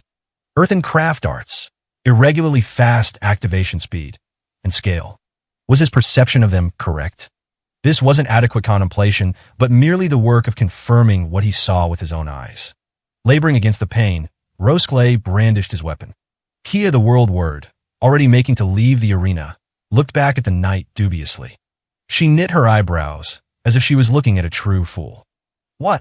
Fed up and disdainful. Even then, to Roskle, it didn't matter. Even in that brief instant, he needed time.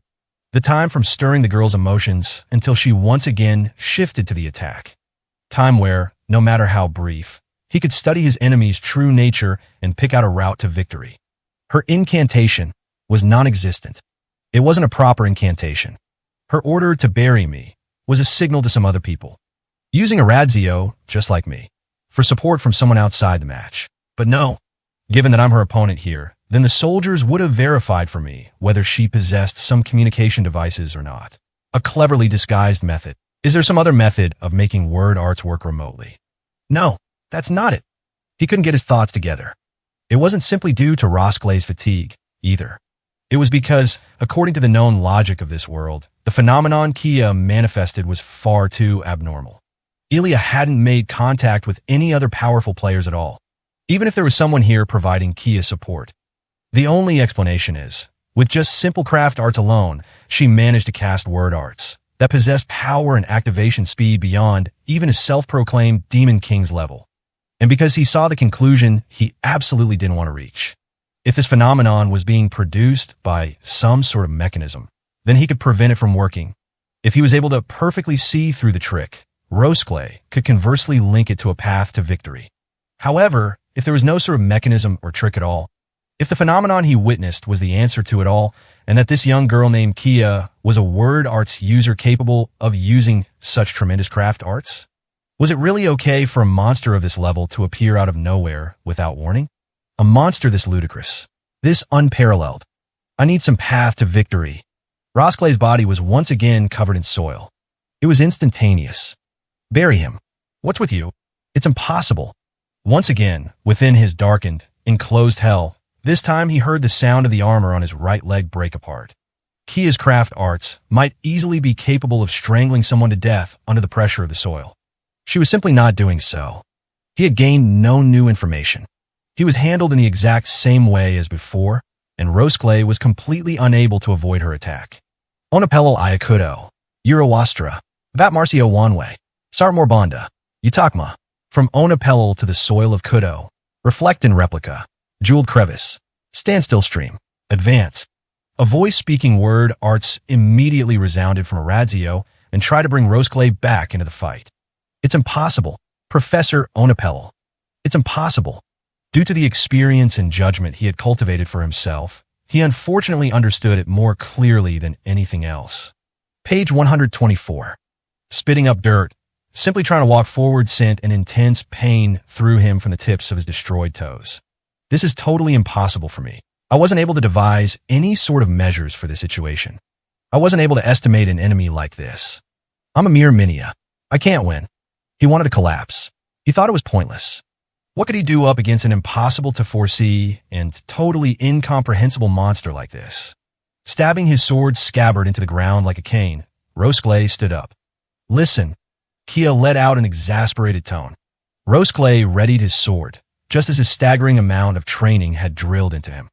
Earnestly finishing this meaningless motion was enough to make a painful groan slip out from deep in his throat. I don't really want to be a bully here. I cough. I'm a knight who knows nothing but the sword. I'd like to taste the honor of facing off against the pinnacle of word arts for as long as possible. While he was spouting his cheap bravado, he hoped the next attack wouldn't come. Roskilde was floundering for a way to kill this girl. There was a byproduct of the craft arts that dismantled the mountain of soil. Straight swords that were littered about the ground. Due to their vast numbers, it should have, in fact, meant she couldn't keep aware of all of them. Antel io jadwado. Lias for motbode. Temo yamvista. Ayuzemno. Zayanyaji. From Antel to the steel of Jaido. The axis is the fourth left finger. Pierce sound. Descend from clouds. Circulate. The remote power art support sent a sword flying from a blind spot behind Kia to sever her medulla oblongata. The blade melted away and evaporated. Question mark.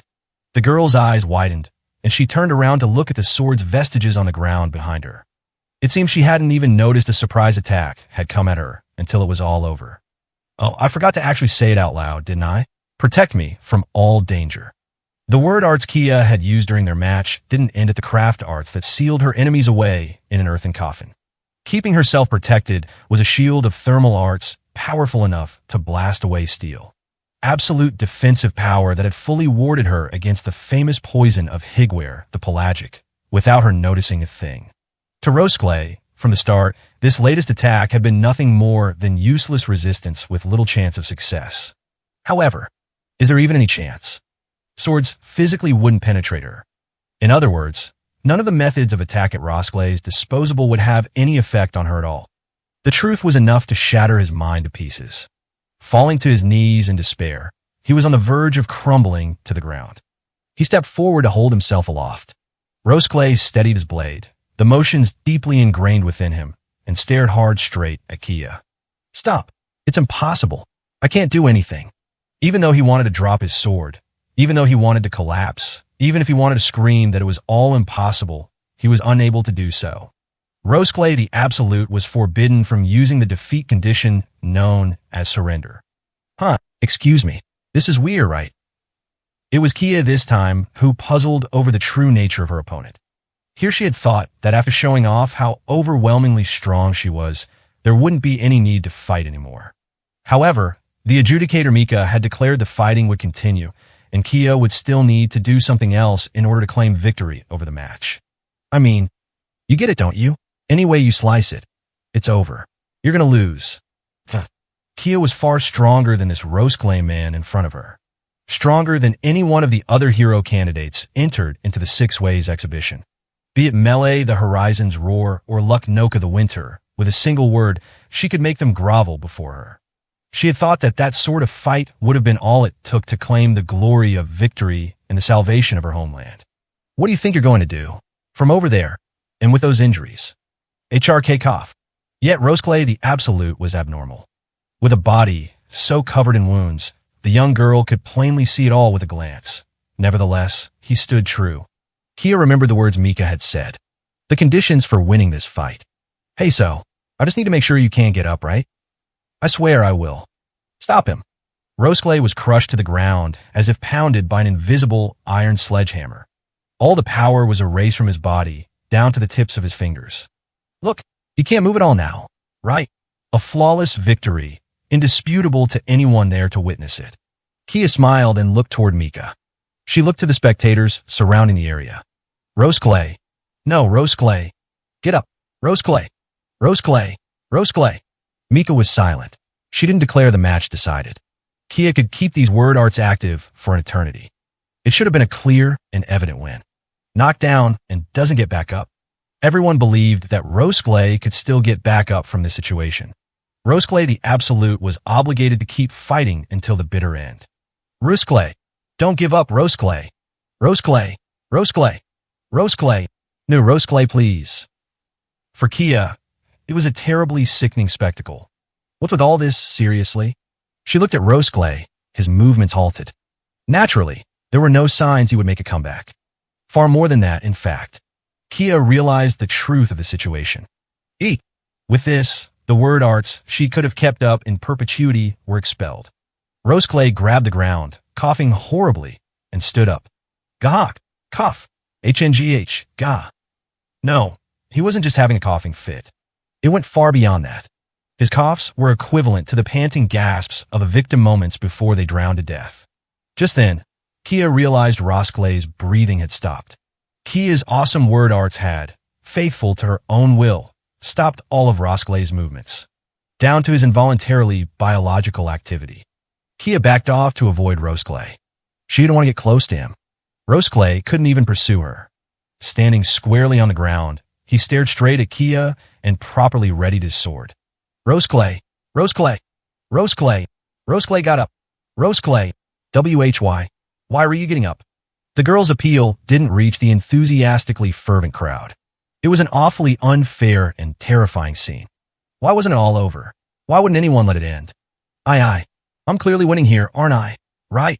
By this point, she was tearfully wailing.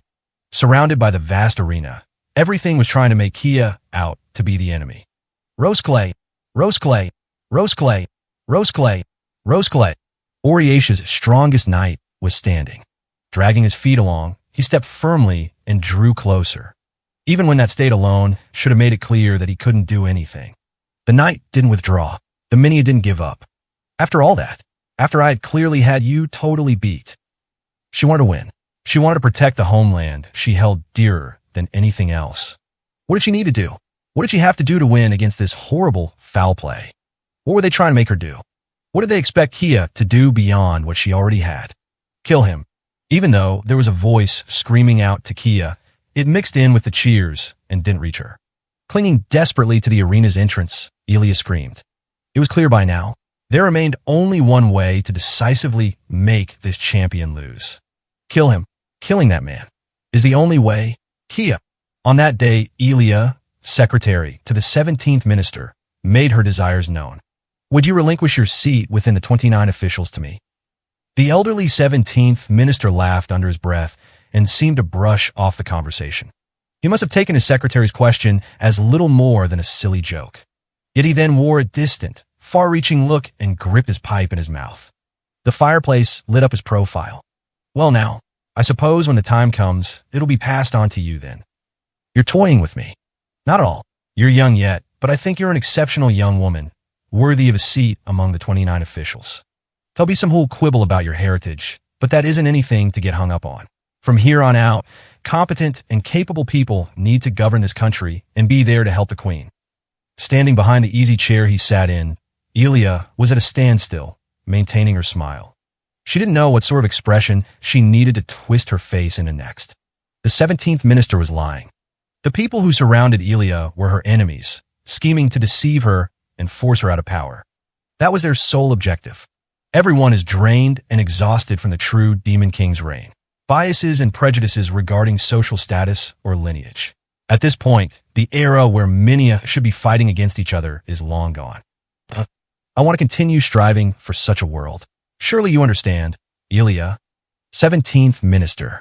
Did you know? The chef at the Porcelain Swallow was apparently arrested. What are you talking about? The 17th minister turned to look questioningly at Elia. She still wore the same gentle, beautiful smile. What sort of expression was she supposed to be making? That's the restaurant where I talked to the 8th minister this afternoon. I am aware. It's a wonderful establishment. Gahakong. The 17th minister suddenly vomited, and an excruciating pain in his gut made him double over. Once he had reached that point, he could only gasp out air, unable to breathe. Even a wonderful restaurant like that isn't without its own base individuals, it seems. Ga. HNGH. Ili. In exchange for a trifling sum, they'll serve food exactly as they're told and ultimately sacrifice their own life in the process. Do you not think it's appropriate for them to face prejudice and bias? I'm sure the people of vulgar blood do that sort of thing too. Nah. HNGH. Haha. The toxicity in the seeds of the blue moon fruit was relatively low.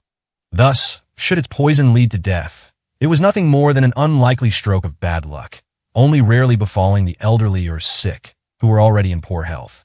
As long as said toxicity wasn't strengthened with life arts. Slipping word arts in between the gaps in a person's perception was an assassination skill.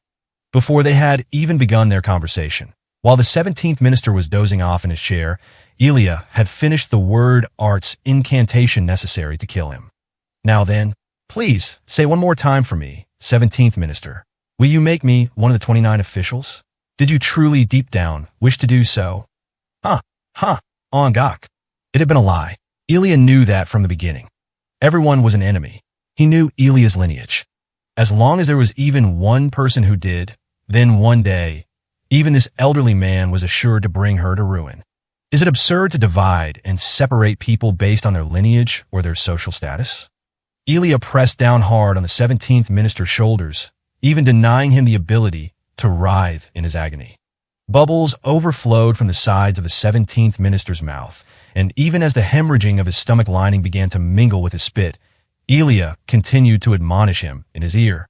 Now then, 17th minister, were you kind enough to say the same things to my mother? Ugh, HNNNGH. My mother worked much harder than I did to become a true member of the nobility, striving so hard to be a woman worthy of you. Cruelly holding his spasming shoulders, venting her pent-up years of spite, she still looked down at him with the same perfect smile, just as her mother taught her, with the beautiful smile she'd inherited. Become elegant and refined, so no one will scorn you. Why are you so quiet? HRNGH. Go on now. Say it, won't you? That you lived a very happy life. Watching the light in his eyes fade, Ilya continued to address him up until the end, just as she had before on that day. With this, he would die. She had to confirm the truth for herself, or she couldn't find relief. That you were proud to have such a fine daughter. The spasm stopped, and the strength drained from the shoulders she was pressing down on. Looking at his face, frozen in his final moments of agony, Ilya was finally able to wipe away her smile. In the youth she had lived through, these moments were the only ones where she had peace of mind. Farewell, father. So this is Roskle's. Faced with the cheering blanketing the garden theater, 9th General Yaniages couldn't help gasping. They hadn't imagined it. The situation before that hadn't been included in their strategic estimations at all. Even as Roskle floundered so disgracefully, so clearly defeated, the people wouldn't accept his defeat. The judges of it all wouldn't let Roskle, the absolute, lose. Even in this state, Roskle was able to turn the spectators into allies. Roskle, the absolute, won't lose. It was a sublime spectacle. Both Ilya and Yaniages as well had failed to recognize the extent of Roskle's influence. Roskle, the absolute, the pinnacle of valor, a true knight. He was horribly wounded, without any hopes of victory, and remained unable to put up the slightest glimmer of a fight. For the first time, he was laying bare a disgraceful sight that none of his citizens had ever seen before. Roskle strove non-stop to be perfect precisely because he believed that if he showed himself looking defeated to the people, it would all be over. He had been wrong. This wasn't the end of anything at all, even if his preparations were meaningless. It's plain to see he's been defeated. That won't be enough to finish Roskle, the absolute. He had no way to victory. Nevertheless, maybe, just maybe, it was the power to make even Yaniages, fully aware of the truth behind Roskle's abilities, believe in such a possibility. Meanwhile, underneath the audience seating, watching just as intently, Ilya the Red Tag feared the same power. I understood. Anyone who put themselves up against Roskle would be stood up on the side of evil. The longer and longer this match is drawn out, Kia will continue to be at a disadvantage. The match was dragging on. From the very start, the world word shouldn't have needed to fear such a thing. Whoever the opponent, with a single word, she could immediately bring the match to a close. She should have been able to erase the champion without anyone in the audience understanding anything about how it happened, and make it clear that they needed a replacement in his stead. Why? Why? Ilya shouted aloud. Her voice reached no one. Don't you want to save Ada? You're indebted to me, aren't you? Your enemy's the very symbol of the nation that'll bring ruin to your homeland. At this point, Kia was hesitating to attack the hopeless Roskle. Roskle would be eternally without a road to victory, but Kia wasn't able to kill him, either. I would kill him if it were me, no matter what. I need to kill Roskle, regardless of any malice or hatred toward him, or my happiness will never come. Kill him. I can't relax until I see him torn apart to shreds. If it were me, if I were the one. Blood dripped from her right hand. She had been keeping a vice-like grip on something in her palm, hard enough to draw blood. It was a hair ornament. The hair ornament Kia had bought from the photography studio the day prior. An ornament made with the quality of a toy. She had said it made her look like a princess, and it really suited Elia. She's a child, a normal child, who would pick out such a gift with her immature sensibilities. She's not like me. Kia was just a child, merely gifted with the power of almighty word arts. Page 125. It was dark. Amid the underground darkness, the zealous cheers were the only thing that continued to echo around her. In that place, neglected by everyone, Elia crouched down. One after another, sinister black emotions welled up from inside her own heart. Anguish and regret, enough to make her entire life come to nothing. Why? Why? Such a simple thing. Kia was a normal young girl. A simple child who had lived in happiness without deceiving or killing anyone. In which case, what about Elia? To Elia, presumption was obvious from a young age. Of course, she needed to kill. Letting any of the enemies who threatened her remain alive was completely out of the question. Elia didn't believe in a natural goodness in all beings that Kia took as a given. Why? What was?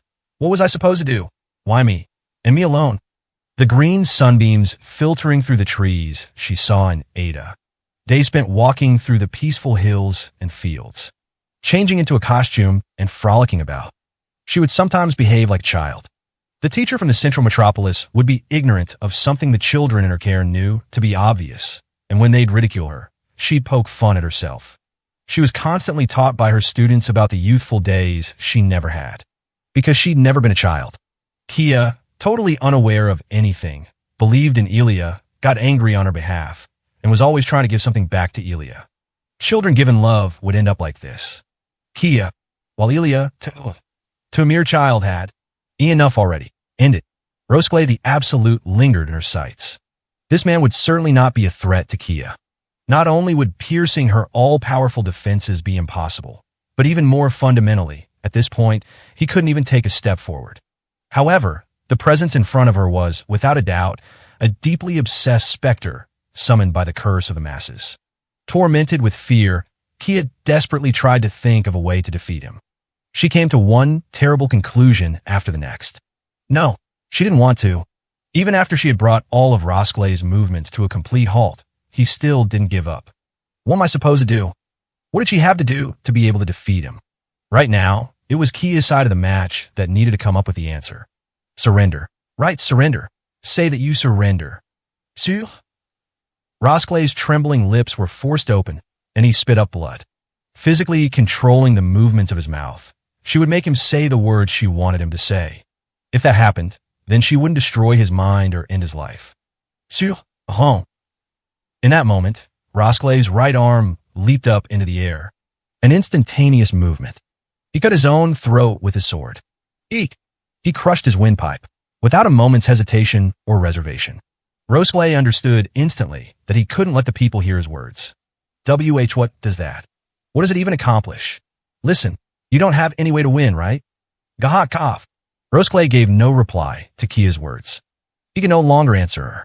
His vocal cords and his windpipe were torn apart. There wasn't much time left before his breath would catch in his throat, and he would die. The only choice was to make it clear to anyone's eyes that he couldn't stand up again. TWTW. Twist. Ugh. HNGH. With a horrible, splattering noise, both of Rosclay's legs were twisted backward at the knees. She had to take both legs from him. If he was left with one, he'd stand back up again. Blood oozed out from the flesh of his torn leg, and the champion's body was now unable to stand ever again. I'm sorry. Please, I'm so sorry. Nevertheless, the match wasn't declared to be over. A wave of sorrow spread throughout the audience. Yet it wasn't one of despair. Get up, Rosclay. Come on, stand up. Use your sword, Rosclay. Cut off that demon's head. Please, Word Maker, give Rosclay your divine protection. Rosclay. I believe in you, Rosclay. Rosclay. They believed in the absolute champion's victory. Such worthless prayers. This isn't right. Hey, all of you, something's wrong with you, all of you. Jay, just let this person. Just let him lose already. Can't you see? Look at how beat up he is.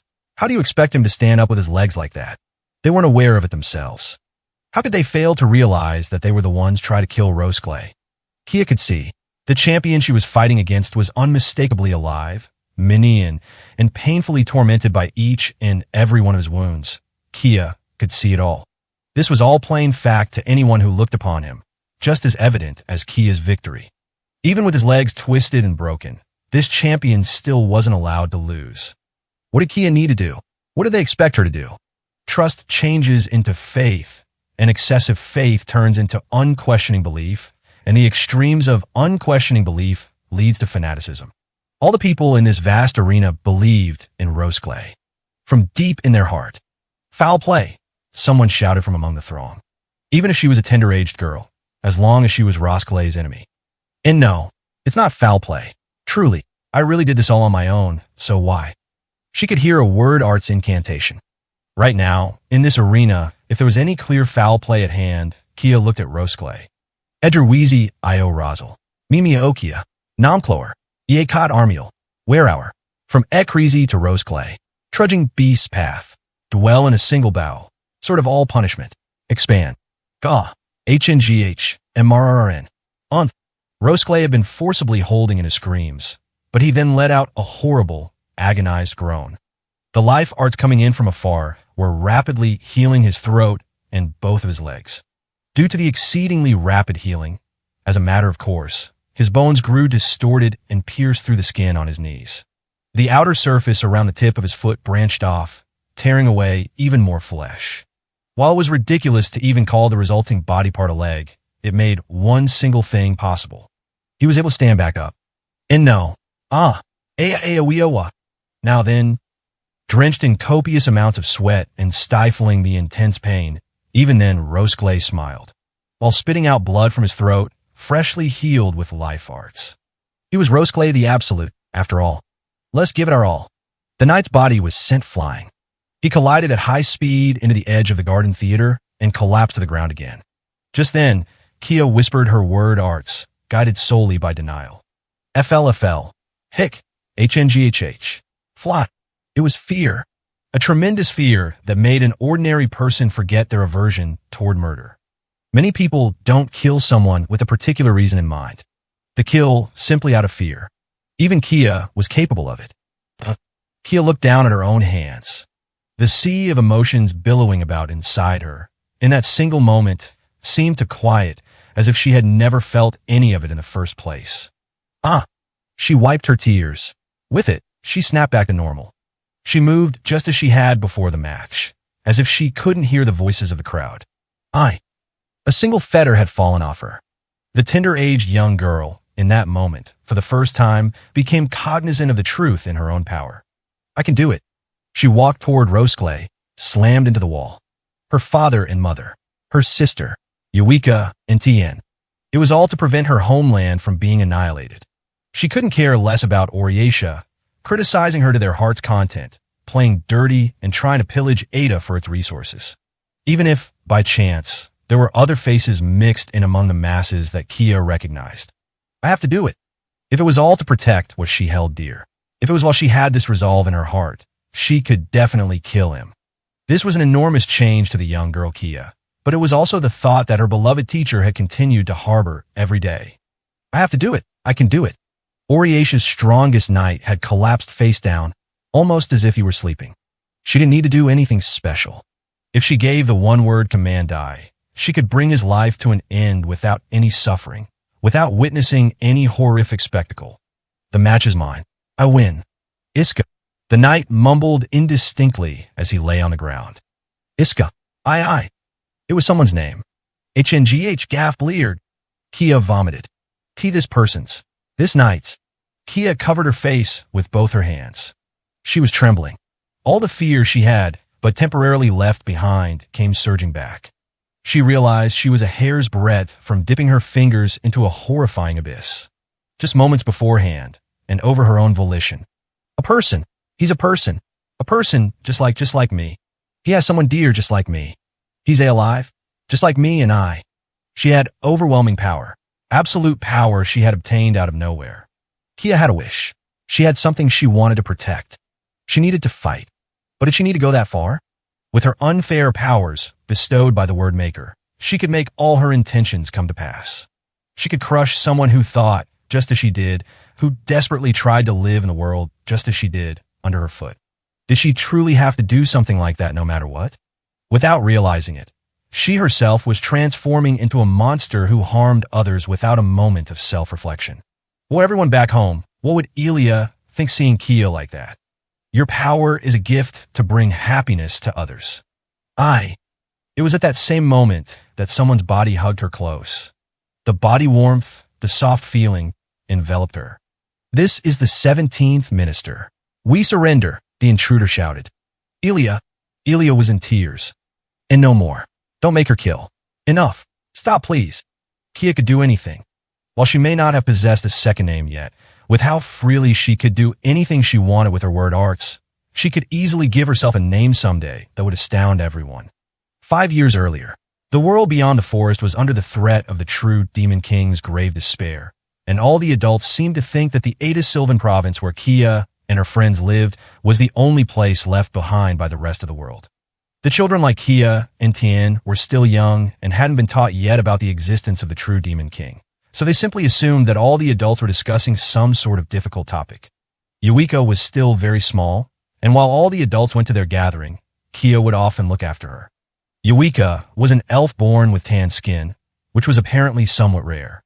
Since Kia was the one looking after this rare child, the adults also showed her more respect, and she felt that they should have then been more willing to overlook her teasing and pranks. Kia. Yes, what is it, Yuika? Sleepy. Kia had brought Yuika along to the lake, as usual, and was gathering mushrooms to use for cooking. Frogs were croaking all around her, and Kia thought they sounded almost like musical instruments. MRRM Kia cheek. Sheesh, what is it? Yuika's small hand slapped against Kia's cheek. From an early age, Yuika had acted a bit spoiled, and while she wasn't great with words, she was a cheerful child who smiled often. If only you'd hurry up and establish your words, so we could actually have a conversation together. Cheek. Even in this world, where all sentient living beings could converse with word arts, it didn't mean that newly born children could eloquently use their words to communicate. As they began to grow, they needed to naturally shape their inner system of words. Along the course of learning their own unique words, they begin to realize that those same words address the people and things around them. These are the word arts that could bring about various phenomena. As Kia dipped her toes into the cold lake, she addressed the ground right by her side. Grow. With a speed that seemed to send pops into the air, mushrooms sprouted up from the gaps in the rock. They were the mushrooms Kia was asked to gather for the day's meal. She could make them grow right outside the house if she really wanted, without needing to come all the way out to the lake, but Grandma Mike Chi would get angry at her, so she thought it was better not to. She claimed that mushrooms and fruits should each grow in their proper and befitting places, and if Kia kept using her word arts nonstop to make food, the forest might become sick. I don't really think there's anything to worry about, honestly. Kia could do anything, whether it was creating, destroying, or even changing situations to be exactly how she wanted them to be. With my power, I can reverse anything back to normal no matter what happens. She used word arts once again on the mushroom. Disappear. The mushrooms Kia made appear now disappeared, just as things had originally been. Before she had fully formed her own words, Kia was equipped with word arts that could make anything and everything obey her as she saw fit. Thanks to this, Ada was never lacking food. All the houses in the village had been renovated anew, and they were never troubled by terrible weather. Kia thought she deserved even more special treatment, if she was being honest, but nevertheless, just like the other children, she was forced to look after and care for Yuika like this. Although, in Kia's case, she just needed to say, refresh the chimney, or make it rain until tomorrow, and her job would be over, so perhaps that was simply the way it was. The adults were always hard at work, tilling the fields, repairing the waterways, and trimming back the forest.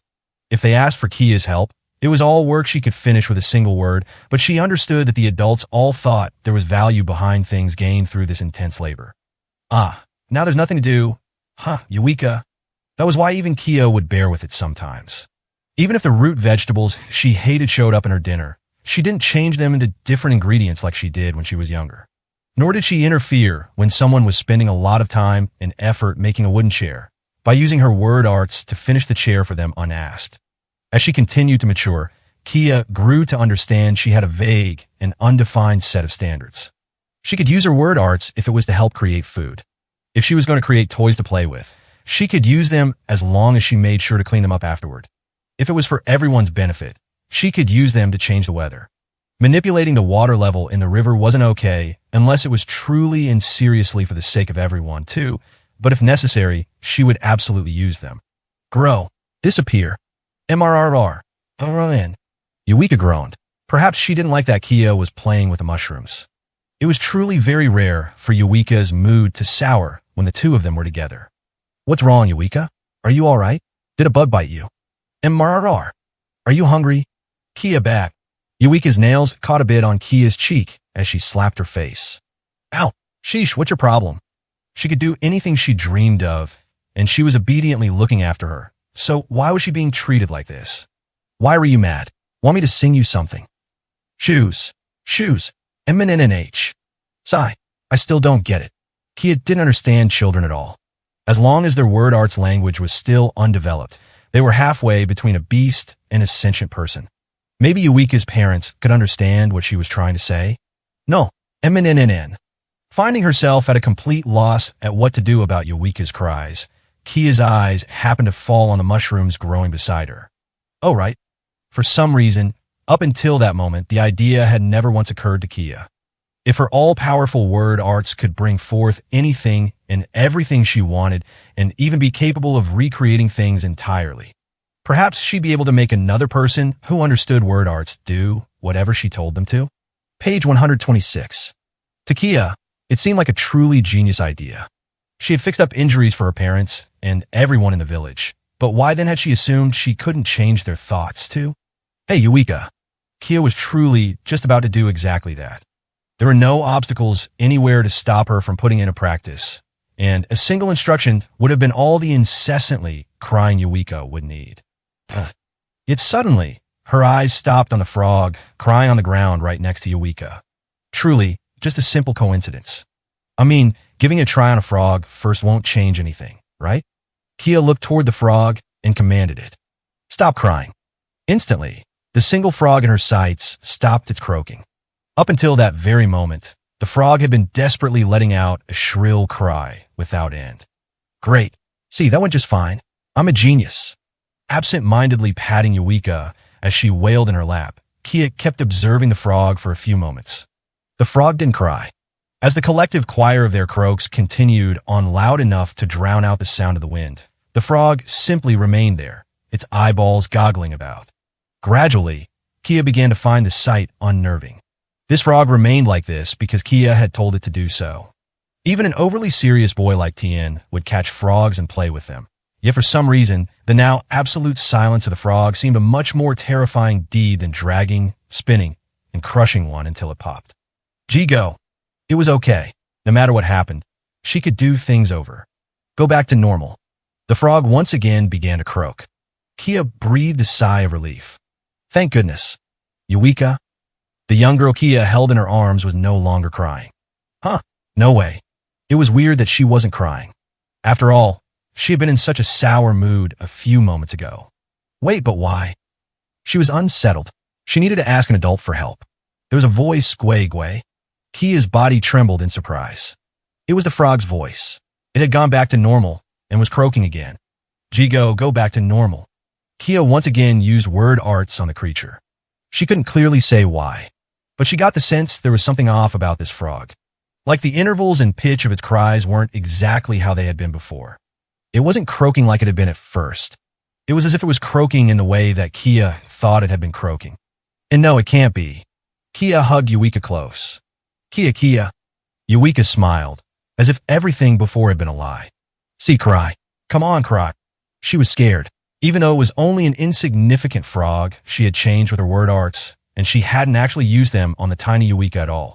Eureka, it's all just a joke, right? You're still you, right? Cheek. She drilled her finger into Kia's cheek. Just like always. Like the Eureka Kia knew. Without scratching her with her nails at all. There was no possible way to confirm it for herself. Eureka still hadn't fully developed her word arts. There wasn't any way to prove if she had been eternally changed forever or not, no matter what she did. Eureka. Kia roughly shook Eureka. MWW. No one had seen. Eureka might be just as she was before, and Kia wouldn't get yelled at, but it certainly wasn't okay to do such a thing without the world ever knowing about it. Mwah. It was likely because her tiny body had been shaken so thoroughly Eureka threw up the contents of her stomach. Then she started to cry, just like normal. Huh? Kia lost her strength and sat down where she stood. It was a relief. Thank goodness, she never even thought that Eureka would end up vomiting. Eureka hadn't been transformed into a version that bent to Kia's whims. Eureka. She stroked the young girl's back. What a handful, a truly troublesome child. But that was the Eureka she loved. Kia. Kia realized that, at some point, Eureka had taken off her right shoe. She had been so distressed that she didn't have the presence of mind to notice before. Right. So that's what it was. Shoes. Look, a tiny frog had slipped inside her shoe. She had been crying because it was uncomfortable. Once she was able to get it off, her mood improved. There wasn't anything strange at all. That was the simple truth to it. I'm sorry, Eureka. For a few seconds, she continued to embrace Eureka while she cried. The fact that, in that moment, she didn't go through with her intentions must have been the most fortunate period in Kia's life. I'm so glad I didn't use any word arts on you. In the middle of the garden theater, Elia kept her arms wrapped tight around Kia, almost like a mother bird embracing her egg, as if to protect the girl from the noise and gazes of the audience. That's enough. She wanted to cry more than anyone, and even now, Elia was truly the most unhappy of all. Yet for some reason, before Kia, she spoke words of encouragement. All the scary stuff is gone now, okay? Elia. Kia was crying, never in her wildest dreams thinking that everything had all been staged by Elia. It's okay. Elia said, stroking the child's golden hair. I will always be right here with you, okay? She should have forced Kia to kill Jivlard. If, back then, Kia had removed the shackles on her mind, preventing her from murder, Elia surely would have won here. More than anything, she should have understood that. And that was supposed to be her entire reason for summoning Jivlard to her house. Why then did she end him by her own hands instead? Why, in that one moment, had she made one mistake? In any case, Elia had done it. Before she could think things through, Elia had killed Jivlard with her own hands. Why? There had to be some reason. As she held Kia's tiny body and felt her quivering against her chest, Elia replayed the same regret over and over in her head. Why? We've confirmed Kia's foul play. At the same time, the match adjudicator Mika made an announcement. I will inform you all of the report I had just received from our soldiers. We have several testimonies from our citizens. The 17th Minister, Elia the Red Tag, made Kia stand on this dangerous battlefield and provided her with word arts support from outside the arena. Therefore, for this fourth match, Kia is disqualified, and Rosclay the Absolute is declared the winner. There wasn't anyone in the audience who doubted these words. The ear-rending cheers rained down on Rosclay as he remained collapsed on the ground and unable to stand. The champion didn't get up, as if he was a godly idol with no mind of his own. Supporting Kia in her severely exhausted state, Elia returned to the passageway. Despite agreeing to make Jivlard fight against Rosclay, she had altered the agreement at the very last moment. To Oriatia, right now she was essentially a traitor. Elia, it's okay. Breathe in, breathe out. Calm down, nice and slow, and it'll all be okay. She rubbed Kia's back for her. A small back that made the world word's power seem like a lie. We'll get out of Oriatia and flee somewhere. A future of darkness. It seemed like there wasn't anywhere across the horizon for her to belong. We'll conceal ourselves, get outside the city on the steam train. Then, in a carriage together. If she was with Kia, she just might be able to pull off such an escape. A young girl with almighty power. Elia could control her. She knew she could make her fight against their pursuers from Oriatia and even make her kill their enemies.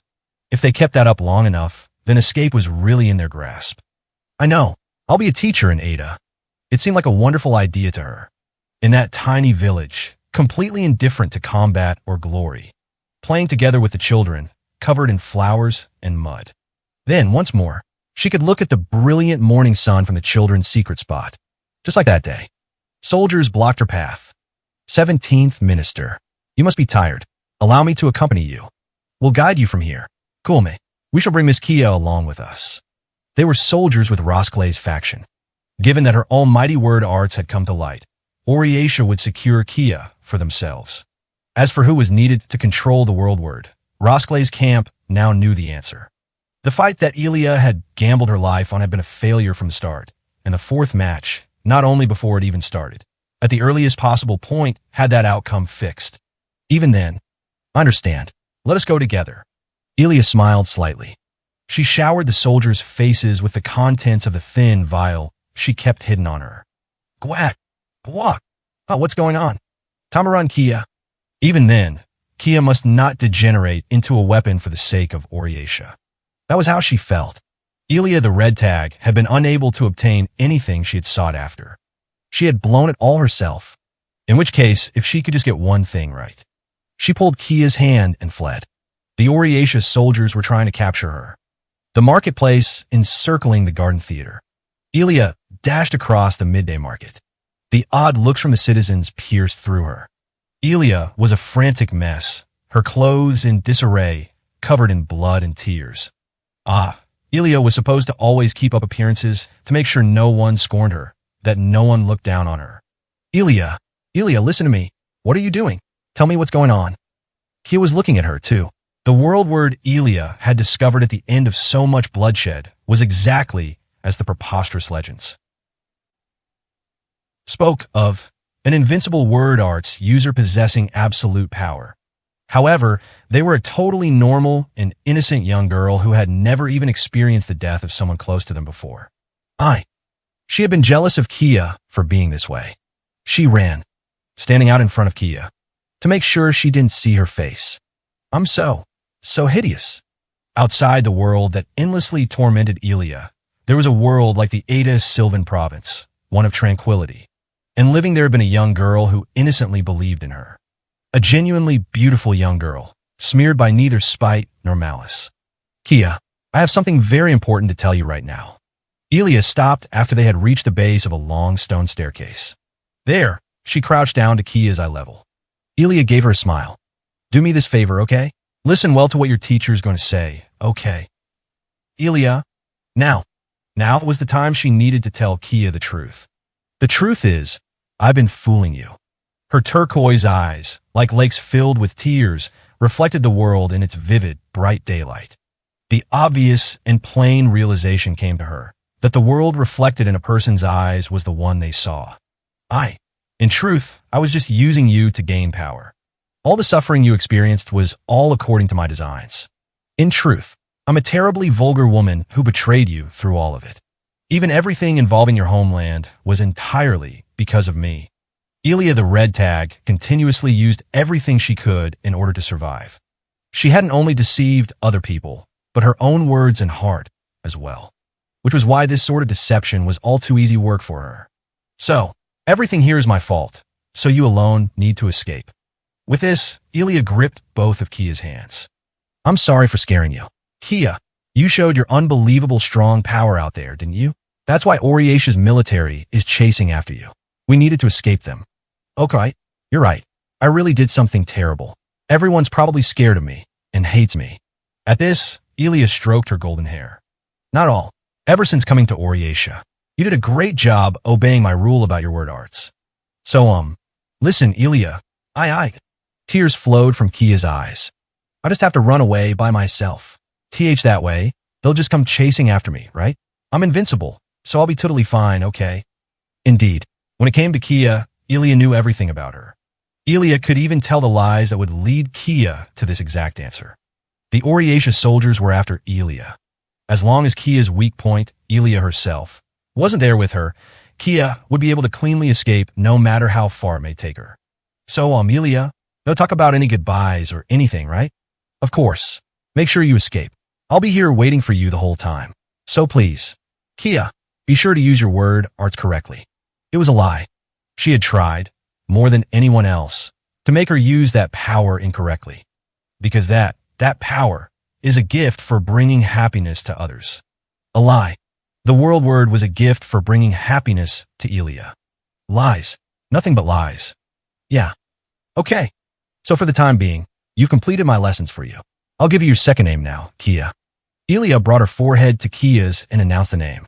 It was a name that Kia herself had been completely oblivious to, yet it was more appropriate than any other. World word. Kia the world word. My name. Ilya acted as though she truly was a teacher, even as she resolved to tell her the truth, even if it was her final opportunity to do so. Even if her ugliness ended up being exposed to everyone in the world, she wanted to remain this way in front of Kia alone. Since Elia had always been the perfect teacher, beautiful and kind. Thank you. Thank you, Elia. Kia nestled in close and pressed her cheek up to Elia's own. She took off the bandage over the eye Jivlard had injured and spoke. Heal. Then she smiled as she cried. I really do like those eyes. They're so pretty. Kia, you know, Elia, the truth is, getting to spend all this time together with you made me really happy. I was happy too. A lie. Not only these words, but everything else. She had always been spouting nothing but lies in order to manipulate Kia. I love you, Kia. I do. I love you so much. Lies. Another lie. Elia the red tag was always telling lies. Elia cried. It really is the truth. Elia, Miss Elia, was kind and pretty, someone who everyone was proud to call their teacher. The young girl with the almighty word arts made one final wish to Elia. Find happiness. They were not word arts. Yet more than any kind of word arts, such parting words were. Kia, Elia's light, dearer to her than anything else, dashed off.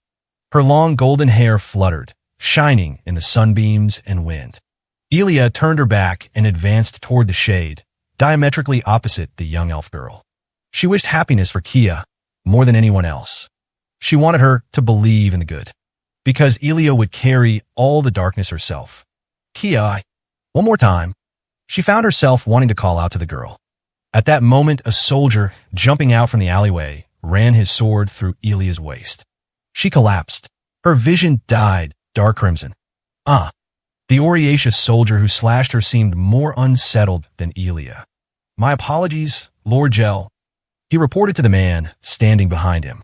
I only wanted to cut her legs to immobilize her, but because she suddenly turned around, my aim was thrown off. No matter. A cold and level-headed voice. She could hear the familiar tone of contempt. Third Minister Gel was looking down over Elia. This latest incident has made it quite clear. Even if we spare this woman's life, she will persistently use others for her own self-interest. A she-devil who putrefies Oriacia from within. We shouldn't have ever given her a chance. I'll take responsibility for the decision. There was something dirty right in front of Elia's eyes.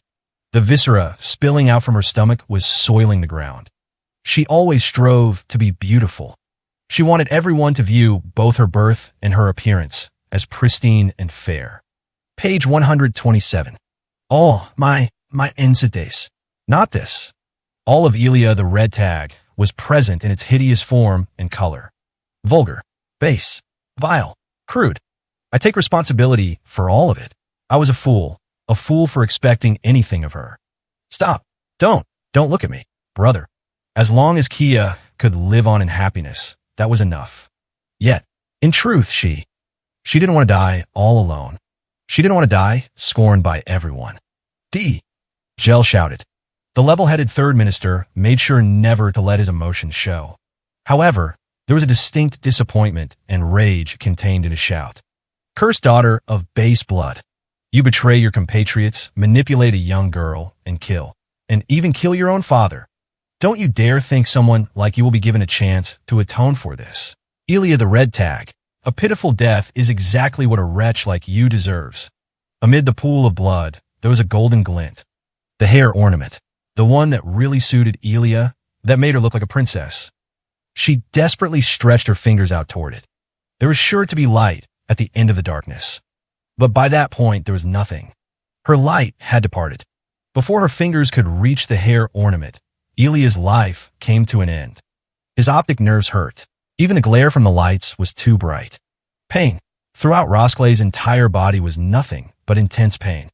The pain that came from being remade with healing life arts. Lying down on an infirmary bed, he spoke in delirium. I lost. Sitting at his side, Yaniages shook his head. That is not so, Rosklay. How many of Rosklay's wounds would recover? At the very least, he may have had more hope than Sujaru, who had completely severed his leg. He was a champion who absolutely couldn't die. There were a total of 4 life art specialists in charge of Rosklay's treatment. At least, they'd get him ready in time for the second round. Regardless of everything it would cost, it was definitely your victory. If you hadn't been so well trained yourself, you wouldn't have been able to stay conscious in the face of those word arts. The word arts that demolished the mound of dirt and the word arts that healed your legs were all part of your preparations. Getting the 26th minister to cooperate with us was also in thanks to your honest abilities. Ninth General Yaniages concealed his personal history publicly, but Rosclay knew. Yaniages was also born poor. An individual Rosclay had once saved in the past. One of those who felt genuine pride of being saved by the champion. That's just how many allies you've created for yourself. Far beyond what we imagine. Rosclay the Absolute has become a true champion. There was no room for any doubt. If it had been anyone else, they couldn't have brought down the almighty Kia. To all the people of Oriatia, you are a magnificent champion. Rosclay. Still. Rosclay mumbled as he stared at the ceiling. Ilya the Red Tag had worked alone. He had many more allies on his side than anyone else. The artificially constructed champion had won over the entire citizenry of Oriatia to his cause. Nevertheless, if even a single element had gone awry, then there was no doubt. All by herself, she drove us all into a corner. Match 4. Winner, Rosclay the Absolute. Oriatia. At night, long after the sun had sunk below the clouds. At this hour, the Order's chapel doors were locked, but it was also a time when regular believers normally didn't visit. However, Q's the Passing Disaster knew that there was someone who would offer prayers every day. When the bell sounded to let the faithful know the day was over, he would appear without fail. Hey there, haven't met before, have we? He was an ogre, a hero candidate by the name of Uhak the Silent. Viewing him in prayer from behind, his back alone, wrapped in white vestments, was wider than the great shield Q's wielded. See, my name's Q's the Passing Disaster. Mind if I sit here? Uhak raised his head and stared hard into Q's eyes. There was no reply. Thus, Q's used the nonverbal reactions to carefully gauge Uhak's intentions, just as he always did when speaking with Nastique. Sorry, I'll try as much as I can not to disturb you, okay? The massacre at Alimo Row. According to the memoirs of the older woman and order priest, Cunity the Ring Seat, Uhak was an ogre who was born without receiving the blessing of inborn word arts. The investigative report produced by Herodo the Paradox reached the same conclusion. It wasn't that he hadn't composed his own words inside his mind, like with infants and babies, nor had he lost the ability to speak or his hearing from a permanent disability. Despite having been proven that he didn't have any problem with either of these senses, the word arts for conversing, that even visitors were capable of utilizing, weren't present in Uhak the Silent and Uhak the Silent alone. One of the reasons for Q's visit to the chapel was to investigate Uhak the Silent, his presence the largest wild card for Herodo's camp. It's my fault that I wasn't able to save Mother Cunity. However, Q's had a far bigger reason than that to be there. Cunity the Ring Seat was dead. She was Uhak the Silent and his sponsor, 16th General Nofelt's teacher and mentor, and Q's own as well. That day the massacre occurred in Alimo Row. Q's, visiting Alimo Row on his rounds, saw a burning red light in the direction of the church. He ran over, spurred by fear and impatience, but by the time he arrived, it was already too late.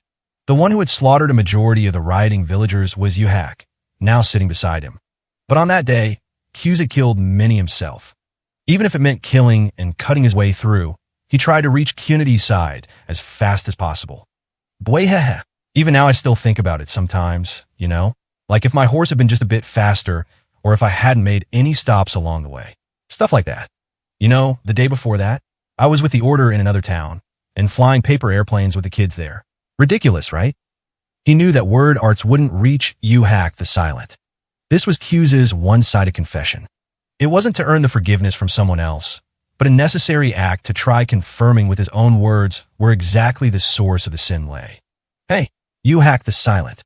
As well as a crime that there was no longer any way to verify. When you killed people, was it painful? Uhak the Silent was an ogre. Nevertheless, Q's wanted him to adhere to the teachings of the Word Maker. As Cunity's final disciple, different from Q's and his deplorable state. Belka, the rending quake, and everyone else in Alimo Row, they had all been alive. They had hearts, minds, and word arts. Even if, for example, the Demon King had broken their minds beyond saving. Honestly, no one should have died, and I shouldn't have made her kill anybody. That day, he had tried saving Cunity, even if it meant killing the villagers. If he ended up surrounded by a group with murder on their mind, then Nastique would kill them. No matter how much Q's tried to protect them, As long as everyone who he faced was an enemy, countless lives would always slip through his fingers. It was a nightmarish crime. I wish it had been just me. Silence was Yu-Hak's only reply. Sorry, I didn't make it in time. His mumble came out like a groan. Yu-Hak, listen. Truth is, even you could have gotten through it all without killing anyone. If you had adhered to the teachings, your heart would have been able to be saved. I should have been the only one to go through it. Just me. At the end of Cunity's memoirs, she repented for accidentally inviting so much death and chronicled the despair she felt at her inability to believe in the Wordmaker's teachings anymore. Even if she was going to meet the same fate, he should have at least been able to give her a peaceful death. Or perhaps to Cunity, that had been the proper end for her. To die after awakening to the truth that the hearts of beasts and the hearts of people were equally valuable. Thing is, Nastique, she can't get close to you. That power to nullify word arts has got to be the real deal. They were the only two in the chapel.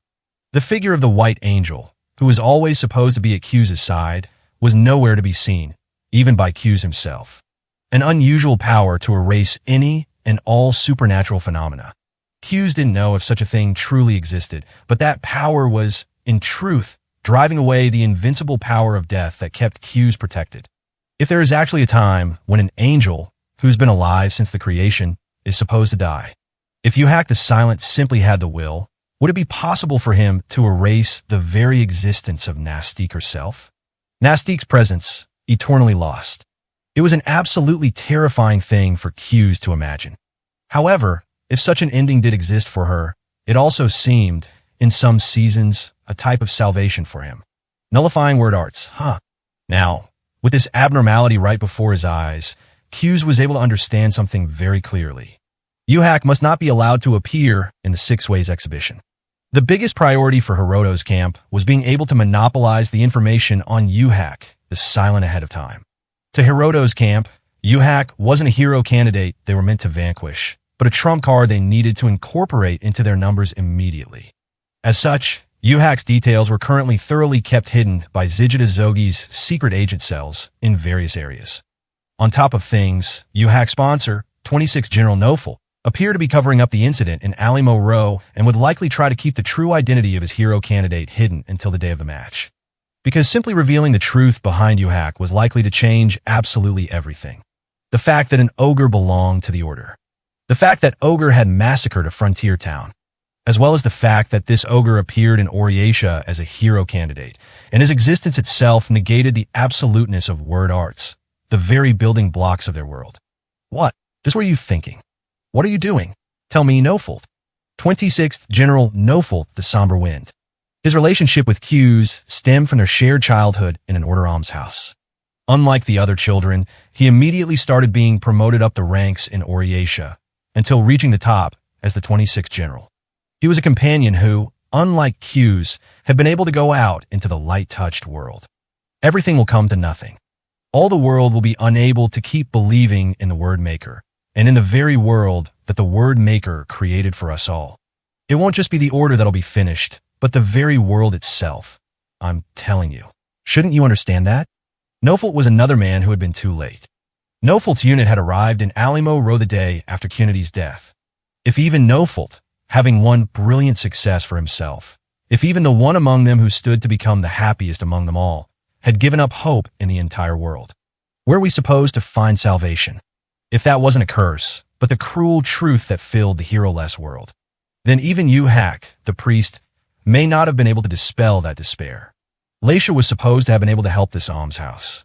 As she took bites of the crude wheat porridge, she couldn't stop the thought from crossing her mind. The talk of her adoption by a wealthy frontier farmer had dissipated. She was terribly disappointed when she heard and wanted to cry, but she still remained with the Order, and when she considered she'd be able to see her beloved Q's, that helped soothe her wounded heart ever so slightly. Hey, if I did actually get adopted. The meals had gotten a bit shabbier, but the building didn't change at all. It was just as filled with cracks as it had been before, the wallpaper design still outdated, still the same almshouse building that Leisha had long known and loved. Even then, even if it didn't appear like anything was changing, they would not be able to keep things going as they had for long. I would have been able to give you all a bit more luxury, wouldn't I have? If they were getting a beautiful woman like me, why then, in return, I'm sure they would have donated a hefty sum for the honor. That's why everyone, It's fine. This isn't your fault, Leisha. Father Nagy, sitting across the dinner table from her, gave a fatigued smile. He was a young priest in training who still couldn't read all the scripture. But he had always cared for the children's well-being, handling all the difficult things Leisha didn't really understand, like money and their relationship with the assembly. So she thought he must have truly been very tired. Master Givlard, the man who had long been lending money to this church, has died. It's my fault I wasn't able to create some means beyond his contributions to keep this church running. I've heard about this Master Givlard person always providing for us, but I never met him. That's right. For all of you, you're probably more familiar with that girl who's been coming by lately to play with you all. But he had been here many times starting way back. Apparently, Master Givlard didn't really want to show himself to children. He would immediately leave whenever you all came. Why? He said he didn't want small children to think of him as a bad guy. Haha, strange, isn't it? I don't believe there'd be any child who would speak ill of him myself. I see. A strange man.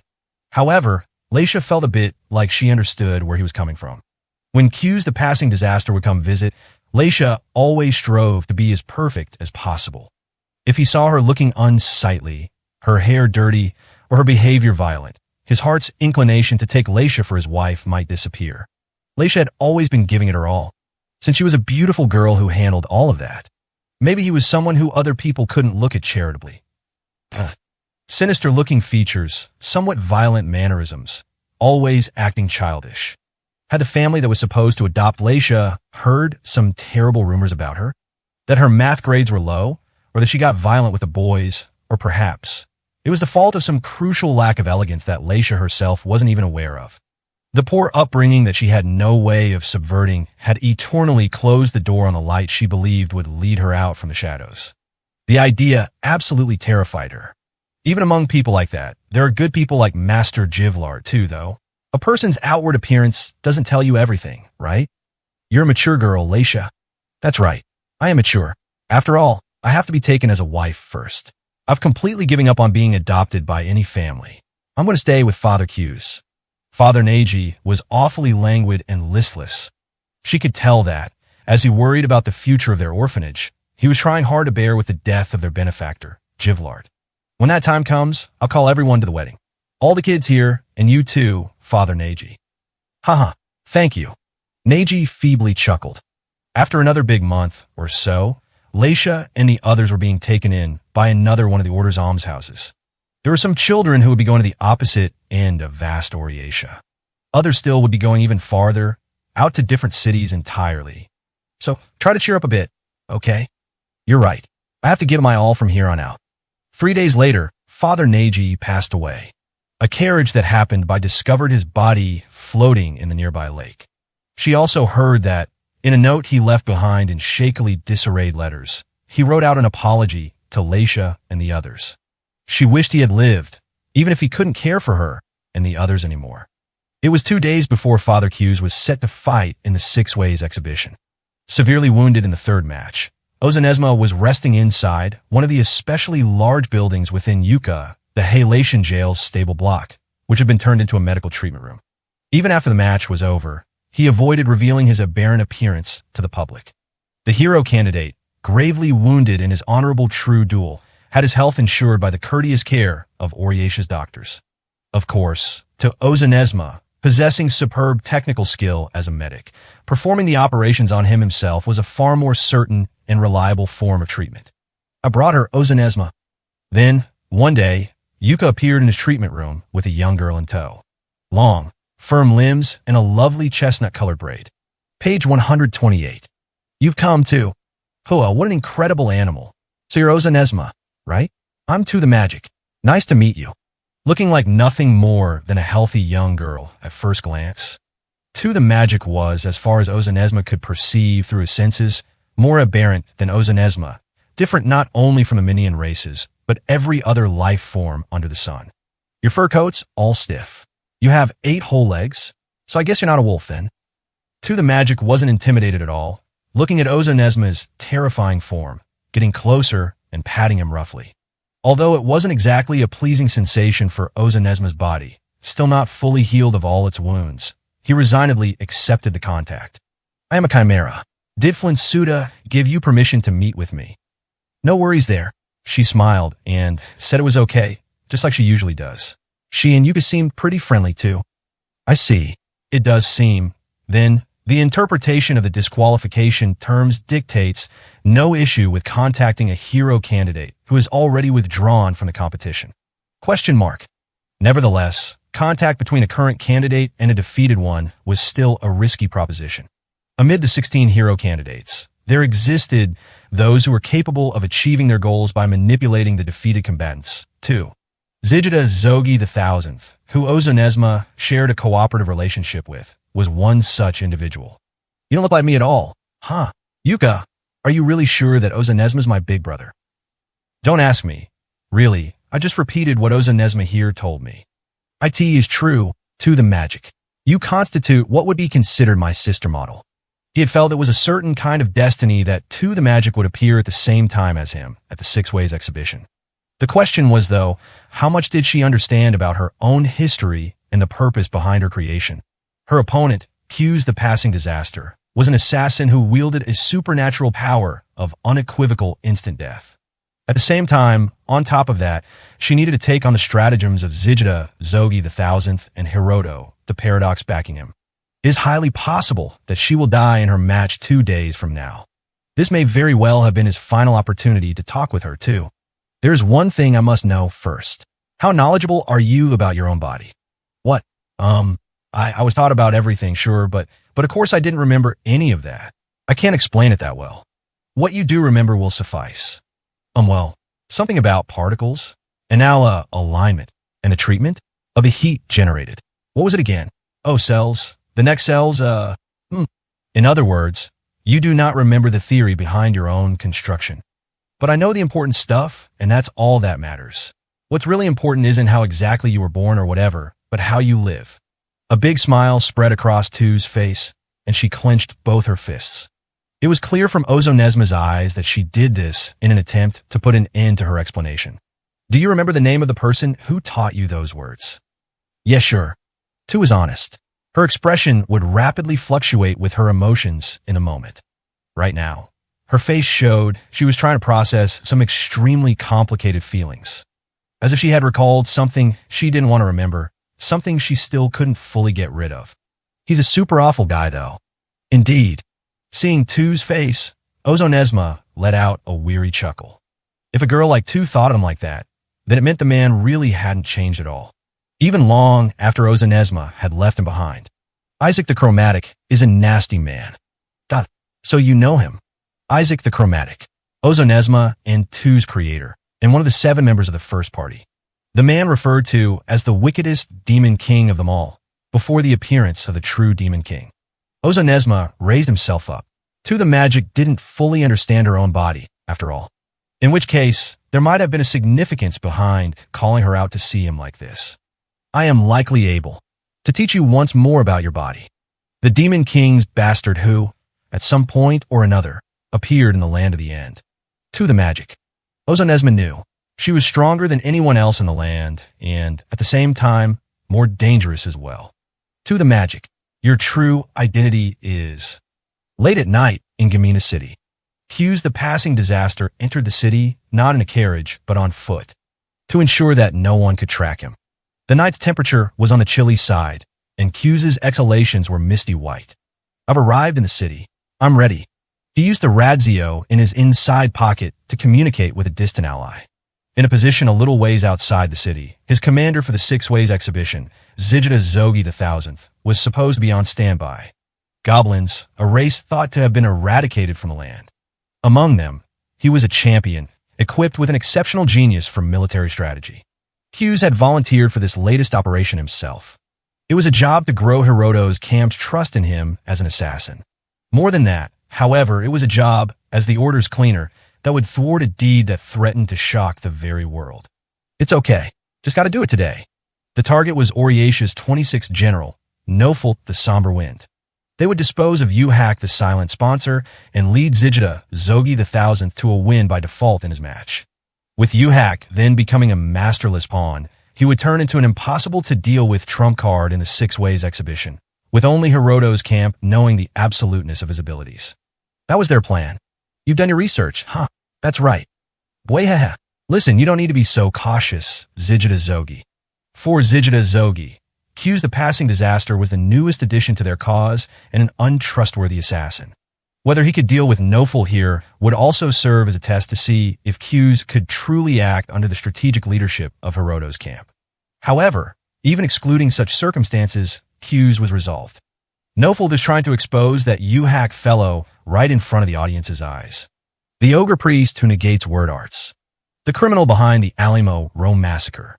I don't think for a moment that Yu-Hack's mere existence is a crime, but if the truth behind him is made known to the world, it'd be blasphemy against the word maker.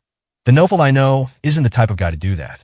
Though he had long lost the qualifications to be a priest, Q's was someone who shared an order upbringing with Noful, and he was a paladin.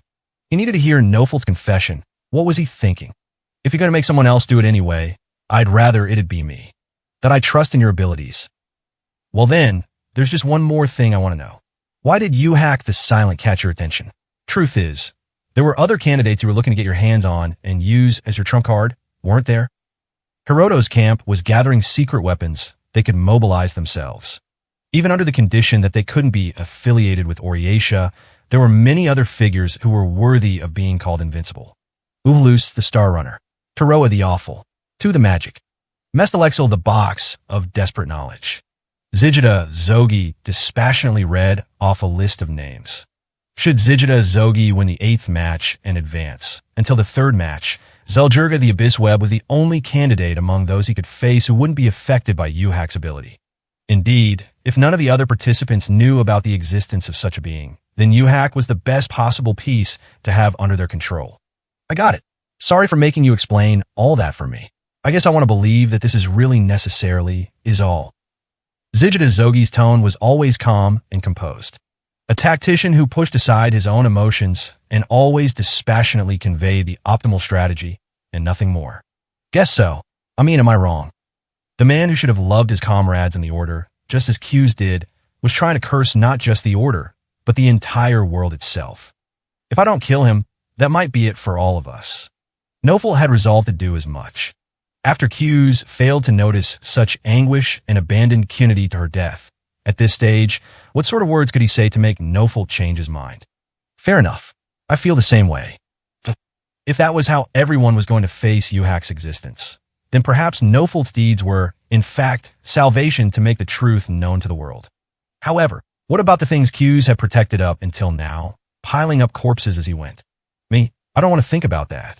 Both Yu-Hack the Silence and Cunity's final moments. Q's covered his face with one hand.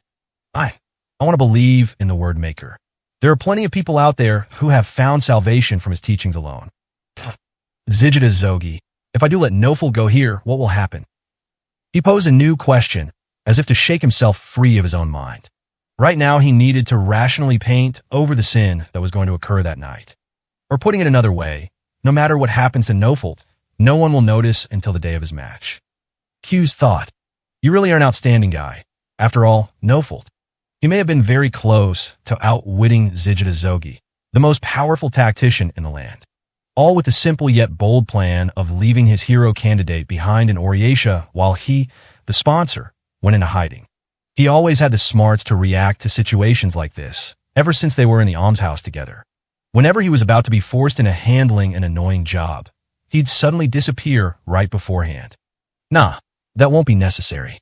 If he's in the city, I have an idea where he'd make his last stop for the night. Q's footsteps advanced through the streets without any hesitation. He continued to speak briefly with Zijida Zogi before he cut the Radzio communication line. Once he had lost his conversation partner, he realized it was a terribly lonesome night. Thanks to a wonderful miracle, we are all no longer in solitude. Q's arrived at church. He was confident that Noful was certain to be here. All living things who possess minds of their own are all part of our family. In his mind, Q's recited the teachings he once learned. He was unable to hope that doing so would bring some kind of salvation. When he opened the door, he saw the figure of a man sitting down at the altar. There was no one else. Noful the Somber Wind was here in this church. Hey there, Noful. Haven't seen you in a spell. Ugh. Even seated, Noful was very tall. He had been ever since they were kids. Every year, he'd grow taller, as if to answer the expectations of those around him, like his body itself couldn't wait to broadcast Nofelt's prominent talents, even if the man himself remained silent. Nofelt laughed foolishly. That obnoxious speaking style. Gotta be Big Brother Q's, huh? That mouth of yours hasn't changed. Either has it? Q's replied with a faint laugh of his own, and he started approaching Nofelt. Oh, mind if I take a seat? And if I said no? What? I'll still sit, of course. I mean, let me tell you, at this age, it doesn't take much to make your back ache. Q sat down next to Nofelt, nor did Nofelt make any attempt to stop him. Sitting side by side, Nofelt was indeed about 2 heads taller than Q's. Just how old was Nofelt going to get before he stopped growing? Q's wished he had the time to indulge in such earnest questions. You're back? At your age? Seriously? Quit it with that. You're going to make me look like an old man, too. Boy, haha. Don't worry about that. We've both been old men for a while now. How many years do you think it's been since then? 22. Or it is 23. Heh, I don't remember. Come on, you gotta remember that much. As of 2 small months ago, right, it was 20. You don't even remember. Boy, haha. Damn, it's that aging brain of mine. Despite it being all so long ago, he could remember it even now. The true Demon King was still a far-off incident in some place the kids didn't recognize, and even though they were poor, they were all able to help each other. The kids joined with the adults at work. They met many priests and heard all sorts of words from them. Then, even as each individual word vaguely blurred together, he remembered the many memories like a song he couldn't help humming to himself. Nastique, the quiet singer, surely must have seen the world in a similar way. Q's believed so. What do you say to a round of feather top? Nofelt. For real. I still have it. The one you left with me when you graduated. Here. Taking a brass top out of his inner pocket, he tossed it to Nofelt. Nofelt was by no means good at feather top, but the top was one he had always taken pride in. Seeing the dull gleam, unchanged from times past, he laughed. That's kid stuff, come on. Hey, can't hurt every once in a while. Here we go. 5, 4, 3. Whoa now. Wait, just hold up a sec, geez. 2, 1, and aiming at church floorboards, Q's let the feather top fly. Nofelt's lagged slightly behind. The 2 tops spun, letting out unique sounds as their spins cut through the air. We got yelled at whenever we did this on the church floor. Right, that didn't make any damn sense, for real. Paid $129, especially since all the boards were level, and it had the most space. If I ever got to be a priest, that whole stupid rule be gone. But I guess kids these days don't play feather top as much. Wait, Big Brother Q's, you're still doing that order stuff? Indeed, Q's couldn't leave the order even while he betrayed the teachings more than any follower. Would his mind be more at ease if he had lived without believing in the word maker? Could he have lived while pretending not to see the angel watching him? So was there some test to be a priest or something? Nope.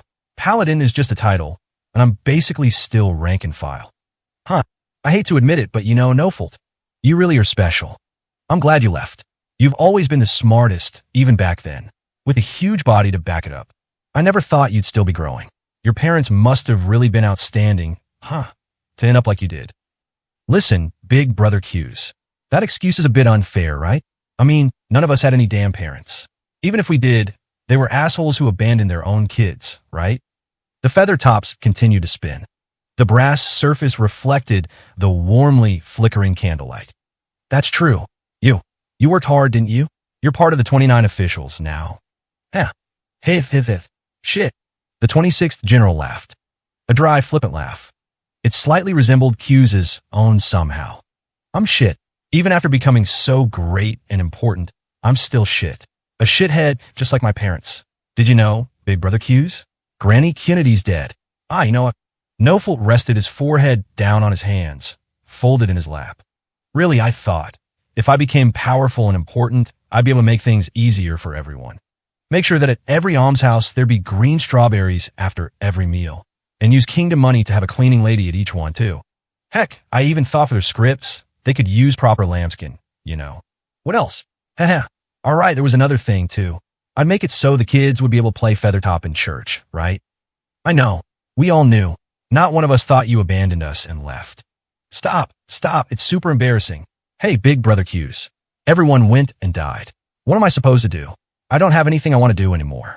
One of the feather tops spinning wavered, scraping against the ground with a clack until it finally collapsed. It was Nofelt's feather top. Boy, I win. You just got lucky. This here's my heron's cry, you know. That's the thing. Sure, you learn fast, but your feather top was always weak, huh? No way. It's not weak at all. Rematch time. The two synced up their breathing and dropped their feather tops. The sounds of the spins reverberated on top of each other. From somewhere far off in the church, the wind howled. Nofelt. What? If I told you don't give in to despair, would you be able to stop? Nofelt looked at the high ceiling. After a long silence, he let out a sigh. Only the clattering of the spinning feather tops echoed. Not happening. Hold up. My top looks like it's going to fall again. Hey, fifth. I win. Again, general pushover. Damn it. For real, this is so freaking. Ah, damn it. We're having another rematch. Got it. It'll just be more of the same, my friend. You trying to break your old record of 8 straight losses from back when we were kids. I'm telling you, if Granny Cunity hadn't stopped us, I would have won the next 9 straight. One more time, their feather top spun. The light of the candle continued to flicker unchanged. Seeing the nostalgic scene in front of him, Q smiled, laughing along as they did in their youth, and yet he knew they could never return to that time again. You came here to kill me, didn't you, big brother Q's? You know, I can't do it anymore. I can't. You see the look in Yuhak's eyes. See, I get it. Truth is that guy. He hates all of it. The whole world and everything in it. That's all just in your head. That day Q saw Yuhak. He was repenting. They were eyes that wanted to atone for his sins against the world, but without having any means to do so. Listen, big brother Q's. If I said I was going to use him, right, and turn this whole big farce upside down, what did you say? Just destroy everything. Sounds like a blast, right? After he's made hero, he'll go up in front of everyone and show them that word arts, the word maker or whatever, is all a big load of crap. Bald-faced lies. It's okay, Nofelt. Enough. You don't need to blame yourself. The thing is I'm just sick of this world. Seriously, it's hopeless, isn't it? You did everything you could. Look, it's not your fault, okay? Seriously. When the feather tops collapsed. Q's hoped it wasn't the case, but he looked to see it was indeed Nofelt's top again. All the many friends they had lived with, Cunity and Roselha, too, they were all gone. Nofelt had left the order. Q's continued to remain in their ranks. He had to protect the dying order. Even if decay was the only path left, within it still remained the meaning to the life he had lived, the lives that the adults in the order and the children he wanted to protect had lived. I win. Damn it. Why can't I win, damn it? Right up until the end. We can keep going. I'll take you on as many times as you want, no matter how long. Yeah, not happening. As he flippantly laughed, Nofelt was crying. Tears that he surely hadn't noticed for himself. When they were little, he made sure never to cry at all. This is hilarious, for real. No one's abandoned you. No one. It's true. He put a hand on Nofelt's shoulder. Nastique was there. The angel was looking at the pair. Then that same angel placed her blade in the back of Nofelt's neck. Did he die? That's right. I killed him. Q's mumbled. Was it the only salvation to be had? Even if Nofelt had wished for it himself, there should have been another path available. It's true. It's really true, Nofelt, believe me. The feather top was spinning. There was now only one sheen of brass, illuminated in the candlelight. Ozanesma, the capricious treatment room. The magic was squatting down next to the colossal chimera and listening to him explain the logic behind her own body's construction.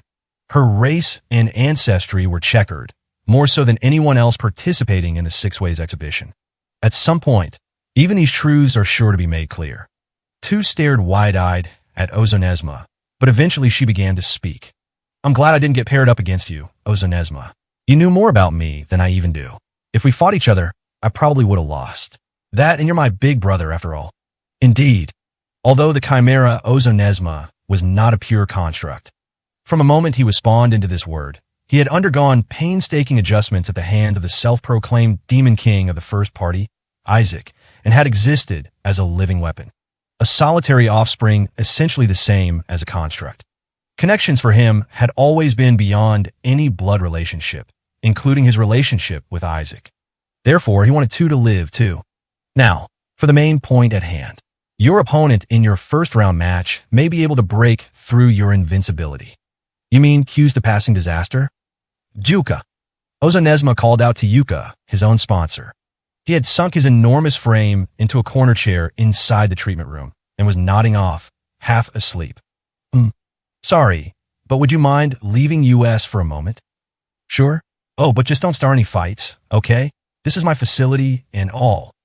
We will not cause you trouble. Yuka excused himself from the room. Ozonesma had made him leave because there was information he had obtained through Hiroto the Paradox included in what he was going to talk about next. Information that, having not entered Oriatia himself, he shouldn't have possibly known.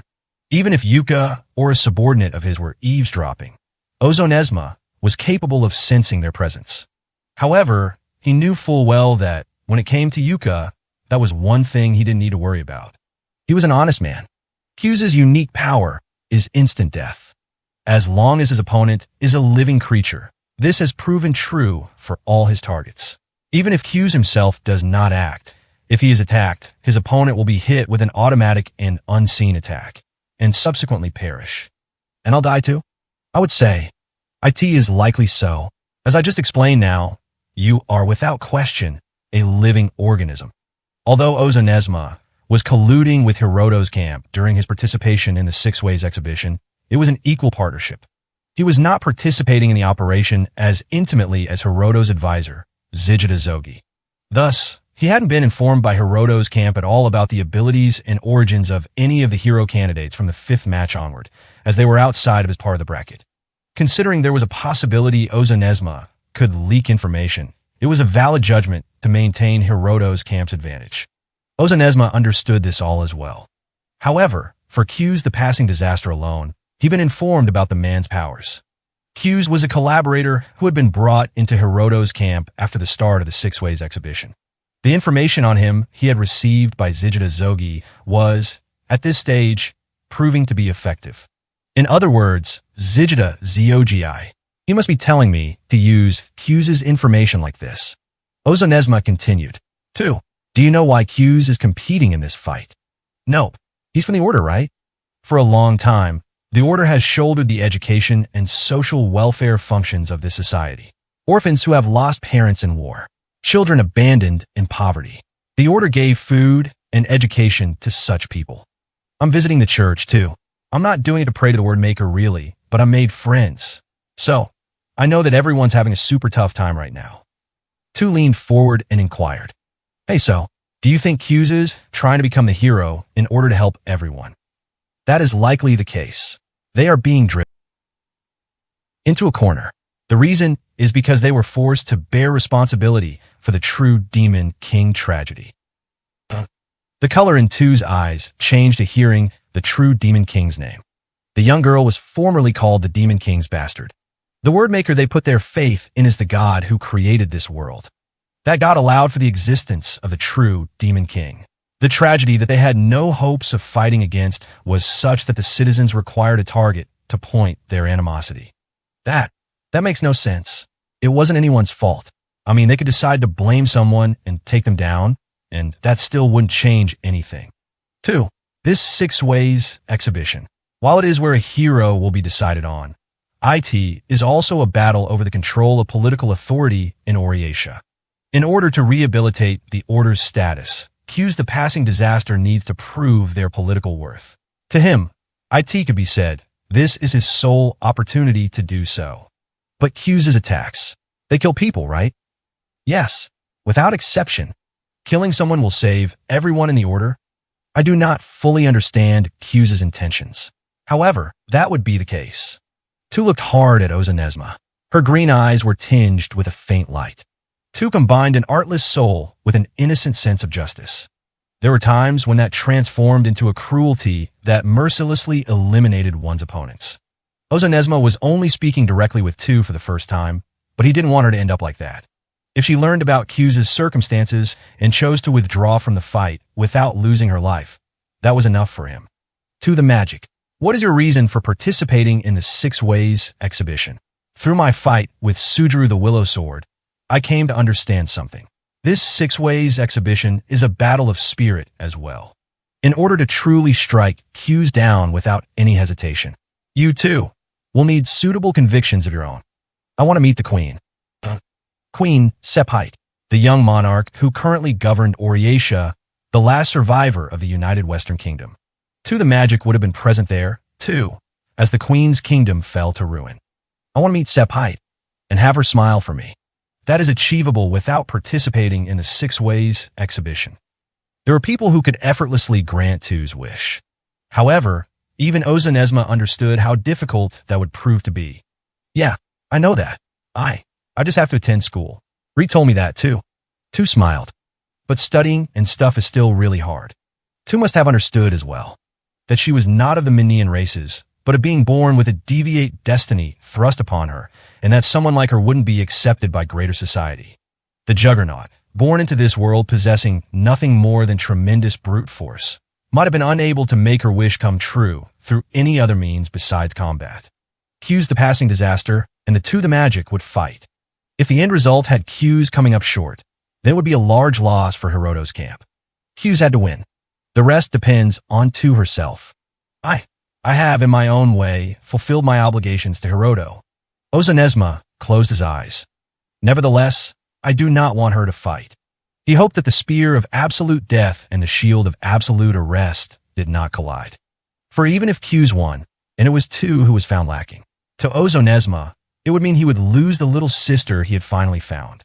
The day before the 5th match. Despite the sun being high in the sky that morning, a thick, gloomy cloud cast a shadow over the almshouse. Reek the Misfortune and Tu the Magic had visited this almshouse in Oriesha's western outer ward, but along their path that day, Tu may have been deliberately more talkative with Reek than usual. Agi short, but apparently really good at using a spear. They said that they've even beaten kids 2 years above them in practice matches before. Also, I thought Leisha maybe didn't like me very much at first, but she's got a really good memory, and no matter what I say, she'll remember it all. Yeah, and knows a whole lot about machines, and they showed me that they could disassemble a Radzio and put it back together again. Yeah. Reek's reply was brief. That I wonder what'll happen to everyone. That's the one thing I just don't know. As Reek and Tu approached the almshouse, 3 young men, lingering in front of the gate and idly looking up at the structure, came into view. Tu thought that she felt like she had seen people like them before. What are you guys doing? Reek let out a low voice. Today, he had his bow with him. He had insisted that he needed to be by Tu's side and take precautions to absolutely ensure against a worst-case scenario befalling her the day before her match. Oh great, Reek the Misfortune. Piece of shit. What are you doing here, asshole? The men all equally shared a boorish, rough air about them, and each hurled curses at Reek. It was there that Tu realized the truth behind her sense of déjà vu. The coats they sported were the same ones that Jivlart the Ashboarder had worn when they came across it before. However, Reek wasn't as angered or upset as he had been then. We came to visit the kids. The priest in training who was fostering and looking after them died yesterday. I'm Tu the Magic. The priest in training, Neji, was dead. The young man who had come to greet Tu and Reek on their first visit. He had seemed like an unreliable young man, but nevertheless, he would have been a dear figure to the children there. That was why, even as Tu had her match looming the next day, she had hastened with Reek to come visit. Seriously? Neji too, huh? Reek opened his mouth to speak. I heard Jivlart the Ashboarder died. Huh, that ain't any of your damn business. The various incidents that had accompanied the 4th match days prior were still causing an uproar among the Oriesha citizens. The death of Jivlart the Ashboarder, scheduled to fight in a match. It was announced that Elia the Red Tag, who had substituted her candidate and attempted to murder 2nd General Rosclay with foul play, had gone missing. Page 130. Jivlart's corpse was discovered inside Elia's residence. The cause of death hadn't been released to the public. A little while back, the talk around a kid getting adopted from here got canceled. Neji wasn't given a detailed reason why, but he asked me for advice, wondering if the whole proposition had been involved with the slave trade. Quit your yapping and kick rocks. Heh, what, are you interested in selling and buying kids? Is that it? Enough. I want answers. Reek flatly cut them off. Jivlart the Ashboarder was supporting this almshouse. Given his ample contributions, he should have had some voice in where the kids would be taken in. Was there some link with a slave organization behind the scenes? Assuming so, then the reason behind Neji's apparent suicide. One of the young men grabbed Reek's collar. What the hell did you say? He scowled at Reek with bloodshot eyes. Theirs were eyes of hatred, of anger, and of bewilderment. G, go ahead. Say that one more time. So you 3, why have you come here? Just what sort of reason do outlaws like you have for getting involved with these kids? You understand? I'm looking for a convincing explanation here. If you can do that, then. Reek reached a hand out to his quiver, his collar still gripped in the young man's hands. The experienced bow hand, more than capable of putting down the three simultaneously with his bow, even within range of their fists. Reek, stop. Don't fight. Sorry, Tuesday. But you can say that because you don't know. The color of anger equally showed on Reek's face as well. He fixed his eyes on the three members of Sun's Conifer and threatened them. Time for some serious self-awareness. You guys, what have you been doing up until now? How many clients have you betrayed? How much did you exploit the weak? After pretending to be heroes and getting into Oriatia, what were you trying to do next? I should have crushed Jivlard on the spot when I first saw him. I could have done it, and I even knew what to expect from Sun's Conifer, but despite all, I was too soft, and now there's yet another victim. Bullshit. The young man grabbing Reek's collar replied with a shrieking cry of anger. Piss off. Who the hell do you think you are, huh? Jivlard. Jivlard selflessly provided for orphan kids, and you have the gall to say that? Always dredging up stories from the past, and always treating us like garbage. You don't know what our homeland was like. What were we supposed to do? You saying we can't try to live an honest life? It was supposed to happen. The 6 Ways exhibition was the hope that even guys like us could rise to the top. During the 6 Ways exhibition, Aurier should recognize Jivlard, and then we'd all of us, all of Sun's Conifer. Reek? Two cut in and forcefully tore them away from each other. She didn't know what sort of suffering Reek the Misfortune had endured in the past, nor the type of life the Sun's Conifer members had lived up until now. She didn't understand either of their circumstances. However, she thought that this hatred needed to be stopped by somebody. Ha ha ha. Honest? You guys? Honest. Reek spat as he covered his head once again with his hood. You really were just giving money to poor children without any sort of schemes up your sleeves? Don't tell me. Did you want to be seen as the good guys or something? Just from doing the sort of superficial good deeds a child would think up. Were you seriously thinking that'd be able to write off all your crimes? Reek. Fine. So you thought of something, did ya? You able to think up a way for idiots like Jivlard, idiots like us, to make it out there, huh? What have any of you done for us, huh? What the hell do you know? Sun's Conifer. Poor, uneducated young men who had climbed up from the frontier solely through violence. Those who involved themselves with the guild would always get hurt. That was the character of their group. Yeah, right. This time, before Two had any time to stop him, Reek instantly dragged the young man from Sun's Conifer to the ground. Enough crap. Don't think that sort of cheap, worthless talk about your rough life is enough to get the world to sympathize with you guys. You were just helping kids, huh? Without anything in return? Bastards like you, all of a sudden, out of the goodness of your hearts?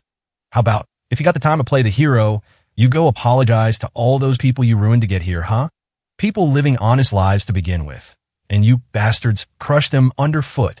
Give back everything you stole to rise up to where you are now. Reek shouted as he thrust with an arrowhead. Apologize to her. To that bride whom I wasn't able to protect. The Sun's Conifer. Hick, MRRM. We. He was crying. The young man of Sun's Conifer, exuding an air of violence and brawn, was crying. Unsightly, and unable to offer any rebuttal to Reek's sound logic. Almost like a child, Two thought. Forsaken by this world, without any education or social status to their name, yet possessing only brute force as their way to resist that world. They had thought with such strength they would be able to obtain their wishes. Violent and rough children. It's the same with me. In that land of the end, Two the Magic had always been the Demon King's bastard. She hadn't had any other means at her disposal to protect someone. She thought that the men of Sun's Conifer were villains. They had, of their own free will, hurt those weaker than themselves solely for their own benefit. However, things were sure the same for Two too. Exactly who would teach her the imagination to realize such sins? For those who realized long after all the many crimes they had committed, how exactly were they supposed to make up for it? The almshouse courtyard. There was an ominous shadow lingering in a position to witness Reek the Misfortune's argument with Sun's Conifer in front of the gate. The man was wearing long black clothes, similar to a priest's vestments though, with a slightly different design. I can name it Two from here. He was Q's the passing disaster. The soul being capable of spurring the angel Nastique, bringer of absolute death, into action. An assassin's fight was not a face-to-face brawl with his enemy in an arena. Neji was dead. He died in despair at his and the children's future. Learning of Neiji's death, Tu had come to check up on the children. He knew that she would be the type to do so. I've heard all about you, Tu the magic. Hughes captured Tu in his sights from under the shade of a tree. So they said your sprint's faster than a carriage. Come on now, you can't be going all out like that when you're up against a kid. Now, while she was bickering with Sun's conifer, was his golden opportunity. He could lay the blame for Tu the magic's sudden death on the hands of Sun's conifer. It was the reason Nastique the quiet singer was truly the strongest assassin of all. On top of the absoluteness of her lethality, the method was impossible to prove. Even supposing Hughes was amid a crowd at midday and faced off with another hero candidate and killed them, there wasn't anyone in the world who could produce evidence that Hughes was the cause of their sudden death.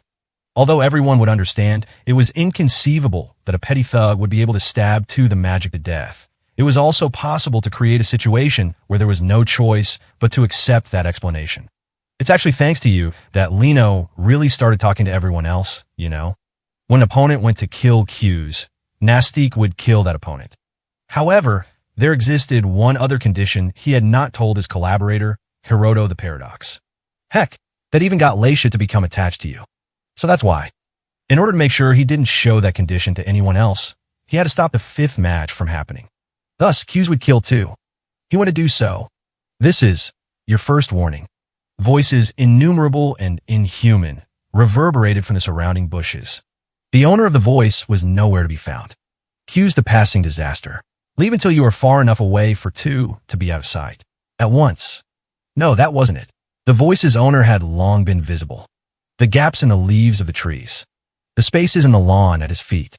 Unnatural winged insects with a metallic luster were amassed in a swarm, enclosing around Hughes's feet. Boy, hehe, I've heard all about you. Didn't expect you to be such an overprotective guy. The one who discovered the world's fifth system of word arts. Now, with Isaac the Chromatic's death, the person said to be this generation's greatest wielder of constructs. Crafner the Hatch of Truth. I already have a grasp of your mysterious attacks. If you ignore my warning and stubbornly remain here, I will interpret that as an act of aggression. A former hero candidate who boasted a tremendous range of perception through his construct terminals. Crafner the Hatch of Truth. Even after he had relinquished his hero candidate spot to Tu, her sponsor, Flinsuda the Portent, would never sever her relationship with a man as powerful as him.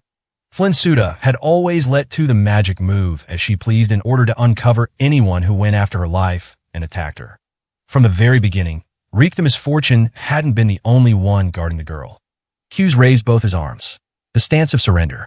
If I say I won't do anything, would you believe me? Let's believe you. Though, let me make one thing clear. Until the beginning of the match tomorrow, we will not bring Tu out into public.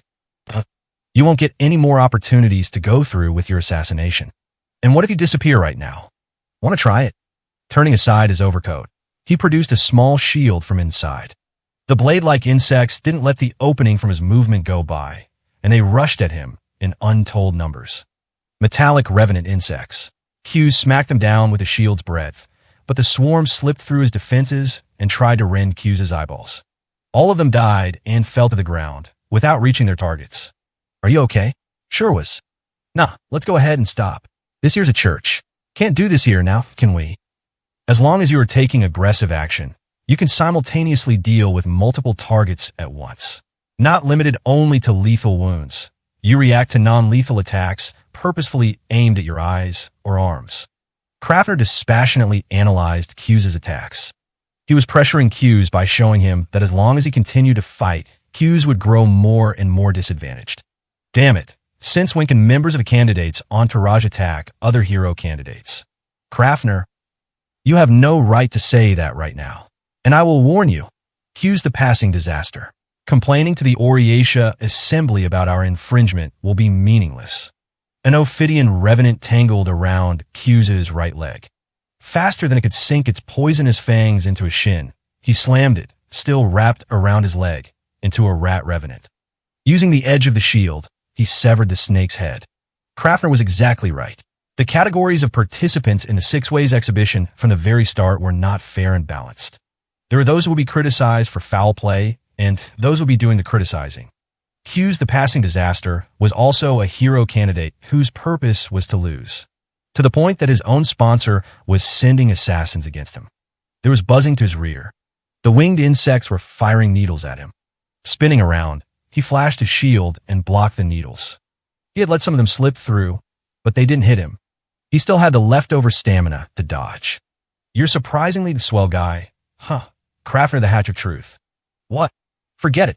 Doesn't concern you. The angel would kill those who try to kill Qs.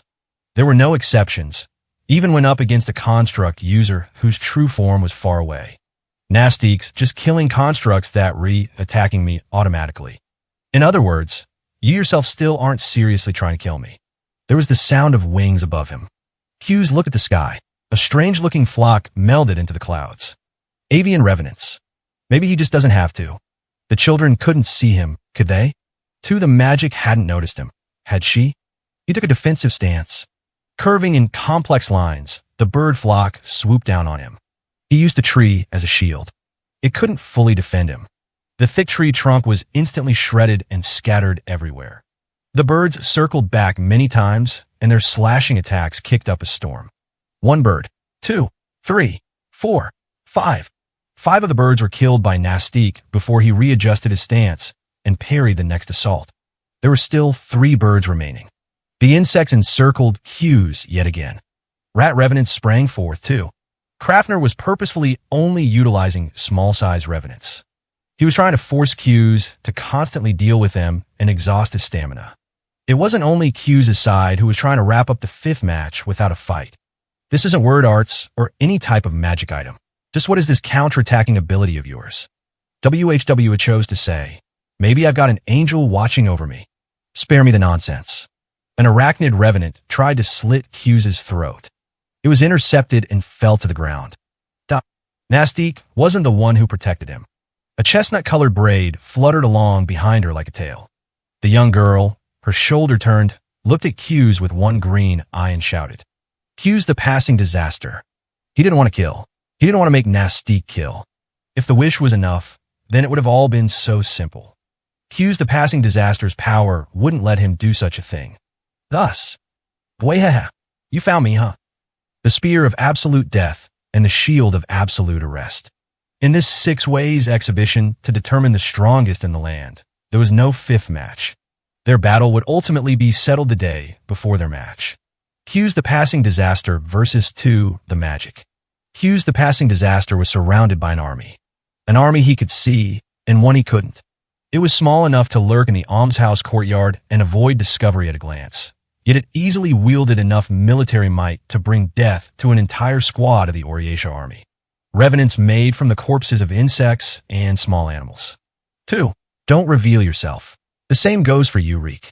Just how is it possible for a small flying insect's body structure to be capable of transmitting voice? Crafner the Hatch of Truth was simply a construct master capable of such extremely delicate craftsmanship. Crafner, stop your attack. Qs hasn't done anything yet. Not a good move. You're too soft, Reek. He was trying to kill 2. The bow-wielding dwarf was 2 the magic's bodyguard, Reek the Misfortune. Reek was already ready with an arrow knocked to his bow, but Nastique still hadn't reacted. The dwarf was simply readying himself to keep Qs in check.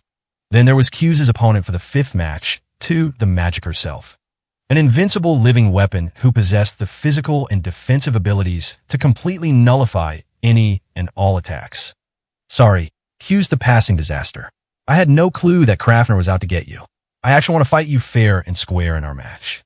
A win won the wrong way is totally meaningless. Fair and square, huh? I'm not a splendid sort of guy like that.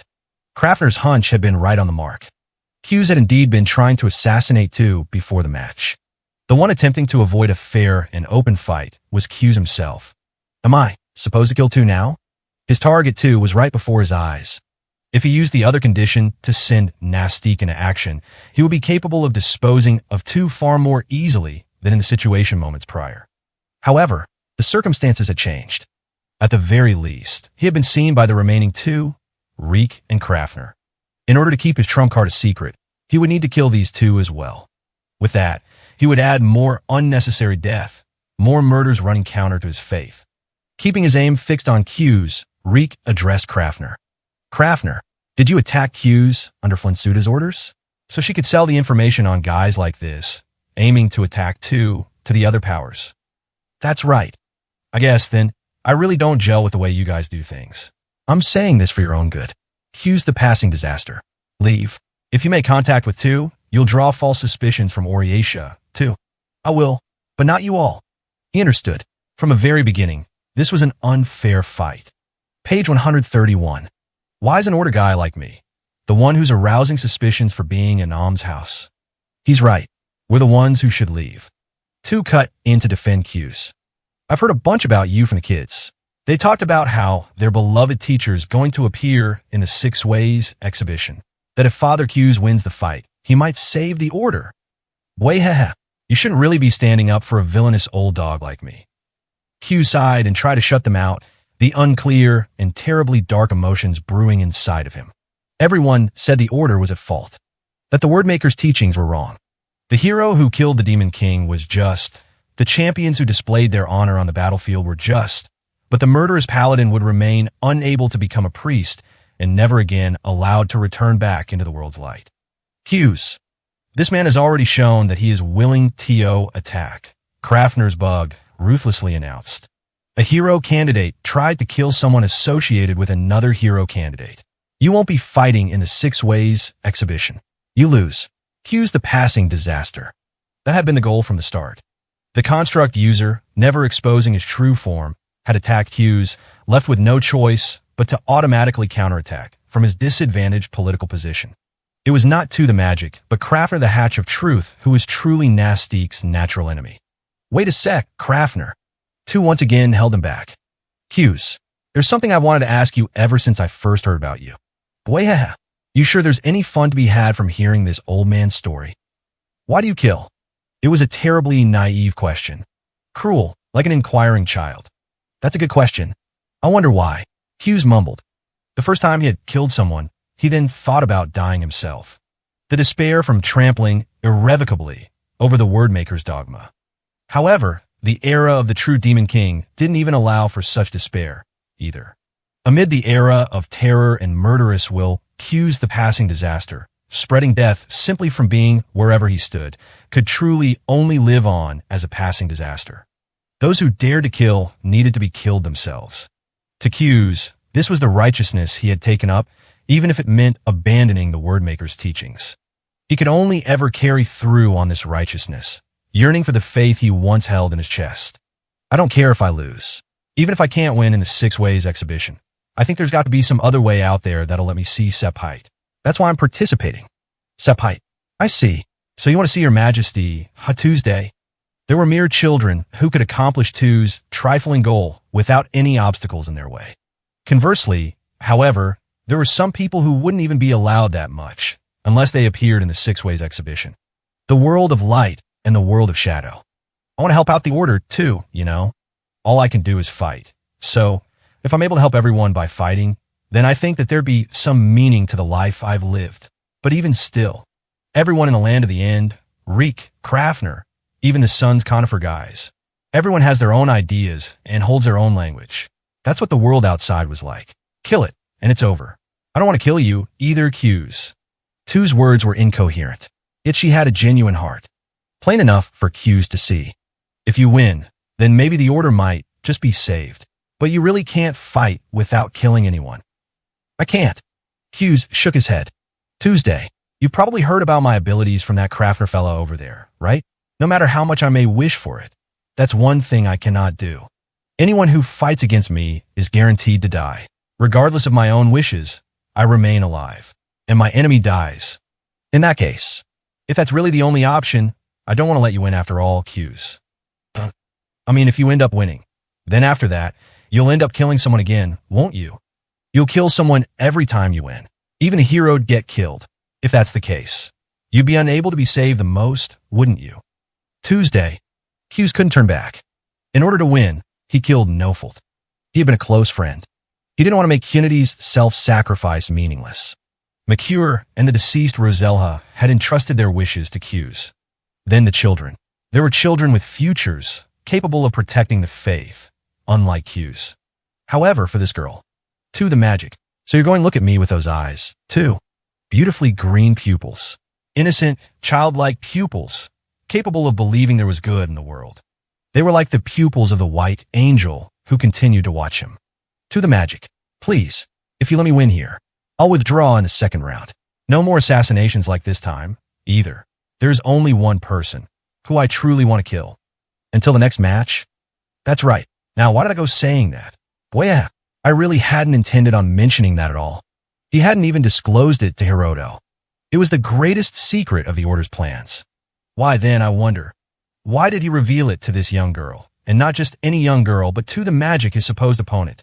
It was as if he was only going to kill one more person. And he was begging her to forgive him, wasn't he? The second round. Q's the passing disaster. Wait, you can't possibly mean. Tu wasn't the one to react. It was Reek the misfortune, his arrow still trained on Q's. Of those gathered there, he alone realized the meaning in Q's words. Oh no. It all happened in an instant. Reek pulled back his bow, then the arrow. Reek! Get away from him. What this guy's trying to do. That was the end. Faster than the flight arrow could be fired, Nastique's blade brushed against Reek's arm. The weight of the death, brought down in a split second, made Reek's arrow ever so slightly miss Q's. One of the reasons Reek the misfortune had survived across numerous battles was because he would sense approaching death as a red flash of light. However, the angel of absolute mystery alone had been imperceptible. Reek! I couldn't see it. Damn it. Nothing at all. Reek! Hey, come on, you're okay, right? Nothing hit you at all? Or anything, right? Tu screamed, even as the shallow cut running along his hand was plainly visible. Feebly reaching a hand out to Tu's crying face, Reek groaned. It's okay, Tuesday. It's all right. And then it was over. He tried to kill Q's. Thus, he died. In the midday almshouse courtyard, Q's stood stock still, aghast. You gotta be kidding me. Both Q's and Tu were trying to avoid a fight. Right up until that moment. Yet the death dispersed by Nastique had nothing to do with Q's own intentions. A decisive failure. He moaned in a voice too small for anyone else to hear. Be blasted. Damn it all. Damn it.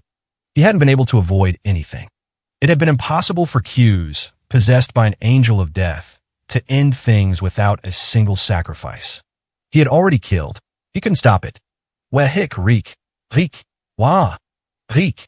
Q's the passing disaster, you bastard. Krafner's myriad constructs were surrounding him. Two sights, emitting green light, were aimed toward him. Nastique would make her move when intense murderous intentions were turned Q's way.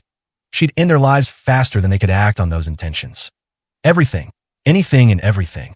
Murderous intentions focused on Q's, It was all going to be for nothing. Can I kill this girl? Please stop. Can I kill those who kill you? No. Is it okay if I kill everyone? Nothing in this world was okay to kill. Krafner, Tu shouted, still crouched down beside Reek's corpse. Don't kill him. Her expression was hidden behind her bangs. Tu, because I'll get hit with his counterattack. You think this is the time for soft naivete. Reek, he's been killed. No matter how many constructs die, this bastard's going to pay. Even still, it's the same for Q's. Even Q's. Doesn't want to kill anyone either.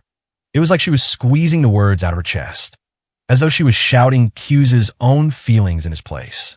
Still a loss for words, Q shrunk one step back. Let's just end all of this. Enough of this, Q's. People dying, getting killed. You're fed up with it, right? Right, Q's. He couldn't believe it. Nastique wasn't killing Tu. In other words, Tu the magic wasn't showing any intention to kill him. Even after accidentally killing Reek. I don't want to kill. I truly didn't want to kill him.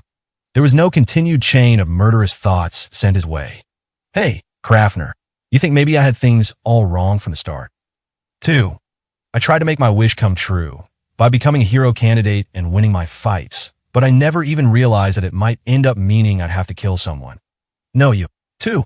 You're invincible. You have the power to win even without killing anyway. I'm not going to participate in the 6 Ways exhibition anymore. She personally rejected the chain of death and violence. That meant withdrawing from the 6 Ways exhibition. Thou shalt not hate. Thou shalt not harm. Thou shalt not kill. Treat others as thou would treat thy own family. 2. I'm going to kill. If I win and advance, that'll mean my opponent dies. I'm not going to back down now, that's for sure. I'm sure you can avoid killing them. I just know it. Tu smiled, tears streaming down her face. I settled things, without us killing each other. Q's the passing disaster bit his lip, as if he were standing before a blinding light. For the sake of his faith, he had to betray someone he absolutely shouldn't, the person who believed in Q's the passing disaster, even when he should have been her hated enemy. This is farewell. To the magic. If the two of them had fought in the 5th match, would Q's have been able to win against Tu? He knew that answer ever since he heard about Tu from the children. It was this very understanding that left him no choice but to assassinate her here instead of facing her in the arena. Tu the magic was kind. She had no intentions of killing Q's the passing disaster from the very start. There was no way he would be able to kill an opponent who wasn't trying to kill him. Hey, Q's. From far behind him, a voice called to Q's. The voice seemed to be in tears. I know. He didn't have the courage to turn back. You can't kill people. You just can't. Of course not. I know that. I always have. Which was why he was the only one who should be burdened with the responsibility. The next day, one of the hero candidates, set to appear in the 5th match inside the Castle Garden Theater, never appeared. Checking the time, 26 Minister Mika, the Whispered, declared. Silence. Her raised voice traveled well, even through the noisy spectators. The significance behind consenting to the true duel in the 6 Ways exhibition is to question the very resolve and courage of all those who would declare themselves heroes. Putting one's entire destiny, their entire lives on the line, and losing it all should they suffer defeat. Inevitable logic would dictate one should be fearful of such a thing, and no one unable to stand as a champion themselves should denounce anyone for this fear. However, I ask, just how terrifying must it be when compared to the true Demon King who our hero battled against? For these 6 Ways exhibition matches, when one of the 2 combatants failed to appear. Thus, I, Mika the Whispered, have decided that Tu the Magic does not have the qualifications to be the hero. The winner of the 5th match is Q's the Passing Disaster. Sparse applause, nowhere near the cheers of the 4th match, surrounded the black-dressed man. Sorry. Q's softly murmured with his face covered. I'm sorry, Tuesday. She had left the spiral of conflict herself. He had hoped she wouldn't show up there, that she wouldn't break her promise with Q's. Q's was double-crossing Tu the Magic, the young girl who had been so willing to earnestly extend a helping hand. Even if he hadn't told a lie, he was deceiving her. He was acting in opposition to the Wordmaker's teachings. Tu the Magic. I can't save you. Neither Hiroto, the Paradox's faction, who he was cooperating with, Naftak the Crepuscule Bell, who had used assassins to probe into Q's abilities, nor Tu the Magic had a grasp on the other condition to triggering Nastique, the Quiet Singer's attack. By winning this very first round by default, he was able to keep that truth secret. During the war, with Lithia, he had killed Kurt of the Fair Skies. He used his power to sever the life of a dying young girl. In a church, he had killed Nofelt the Somber Wind. The general had accepted his own death without any resentment for Q's. Nastique the Quiet Singer's true power was not limited to automatic counterattacks, bringing instant death. The condition was line of sight. As long as they were within Q's sights, no matter who it may be, he could kill them with just a thought. That's why my assassinations are guaranteed to be successful. He was targeting the life of a single person. Tu the Magic, the sole person I'm trying to kill in my 2nd round match. Reek the Misfortune had known Q's ability and still disregarded his own life to try to take Q's. It was rightful rage and intent to kill. The 6 Ways exhibition held official royal games, and beginning with the 2nd round, it was common knowledge that the royalty would come to watch the matches. I want to meet Sephite. He had learned that this humble and simple wish was Tu's only desire. I'm trying to kill the queen. That person is Sephite, too. He would kill the hero. If the person who was finally left standing in the 6 Ways exhibition was going to be treated as the hero, then in order to make sure that no hero was born, the only choice was to crush the 6 Ways exhibition itself. With the queen's death, everything would be over. Neither Hiroto the Paradox nor Naftak the Crepuscule Bell knew the true reason behind the Order's participation in this fight, seizing on the imperial competition to assassinate the last member of the royal family. A wicked deed that would likely be passed down through generations. Nevertheless, the group, only able to watch as they were carried away in the all-too-colossal current of the times, needed to make some sort of move right now, in order to make sure their compatriots were spared in the world coming on the horizon. The Order was putting their final plan into motion. Reek the misfortune died. Q's the passing disaster departed with his disappointment, and afterward, Reek's corpse and two were the only ones left behind. Winged insects drifted in the air besides them. I try to make you win, too. Even through his insect mouthpiece, Kraftner's chagrin came through clear. But I never wanted to lead Reek to his death. I know that. Even Reek knew that, too. Two smiled. Ever since they had first met in the land of the end, Two knew. You're actually a good guy, Kraftner. Are you really okay with this? Reek's death will be for nothing. There were almost no young men like him. I regret letting this happen. Ahaha. Really, I guess. This whole Six Ways exhibition stuff might have been impossible for me from the start. I can't fight against Q's. He's lying. That condition he laid out to you, IT, was an empty promise. He'll easily go back on his word. I believe him. Q's the passing disaster, Son's conifer, and the Demon King's bastard. There were those in this world who were immediately distrusted. That may have been their own responsibility and always correct, natural logic. I want to believe that Q's is not going to kill anyone, that he'll be saved. Even if reality differed, she wanted the world to be this way. Besides, I just need to go to school if I want to meet Sephite, right? Reek told me about it. I'll study from here on out and pass whatever tough exam they throw at me. And then, I'll see Sephite. Page 132. And apologize.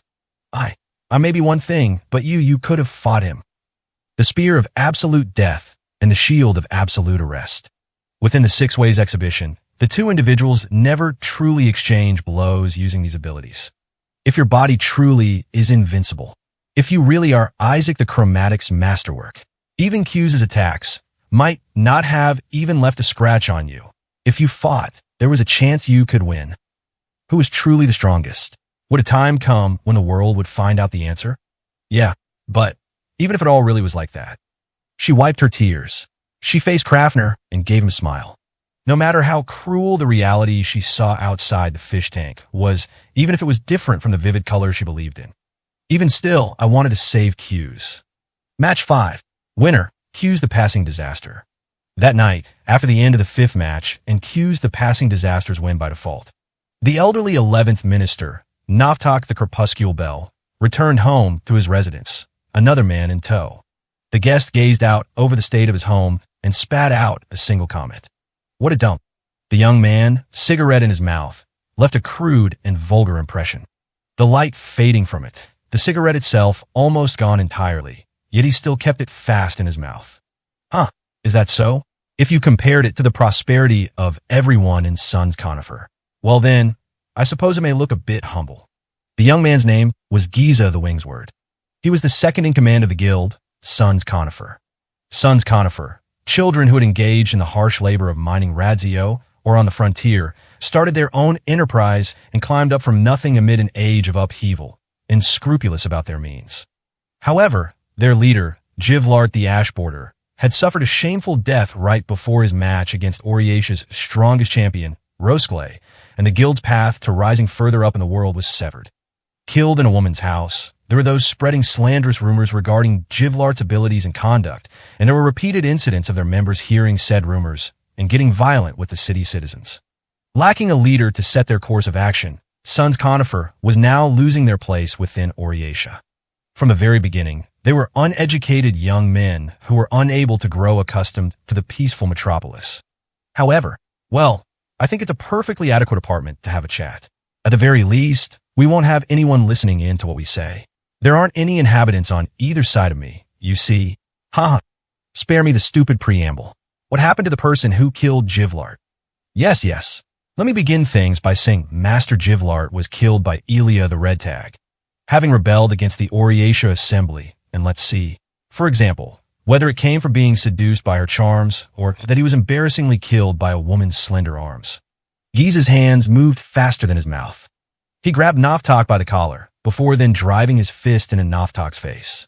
Blood spilled from the elder's nose. Gabois. Go ahead, asshole, hey. Say that again, why don't you? It's not mine. There are citizens repeating these sorts of rumors. Ha. Phew. Pardon me. I need time to get my breathing in order. What I'm saying is that they're wrong. It wasn't a woman who killed Jivlart. You and your group believe as much, yes. Hence why you're angry at the citizens' rumors. You have to find out the true culprit, the truth of the incident. I understand. Who is it? Tell me that first. Which asshole's the culprit? I'm going to kill them. I'll use Sons Conifer's combined strength to turn him into mincemeat. Even if we pound him down straight to hell, it still won't be enough. I require a bit of courage to disclose this fact, as it concerns my own reputation as well. It was all a made-up story. He was relating a complete fabrication, the sort that Sons Conifer would hope was indeed the truth. Contrary to what he said, Naftak held no value in his name or reputation. Naftak, the Crepuscule Bell's official post, was charged with controlling the order. It was a position where he was simply denounced by the order leadership for his supervisory responsibilities and criticized for the neglect. Naftak harbored, in some senses, a monstrous mental spirit that eclipsed all others, having worked unselfishly, going with the flow, and following the wills of others. And as a result, he arrived at the position most bereft of prestige, the seat of the 11th minister. Taking up residence in a housing complex in the slums, while also being one of Oriesha's most authoritative individuals. The drab interior possessed neither furniture to indicate his tastes nor any articles that expressed his experiences in life. It was a room where he simply ate, slept, and woke up. A life of this day in and day out. His disinterest was abnormal, completely different in nature from Yuka, the Halation jail's own lack of unselfishness.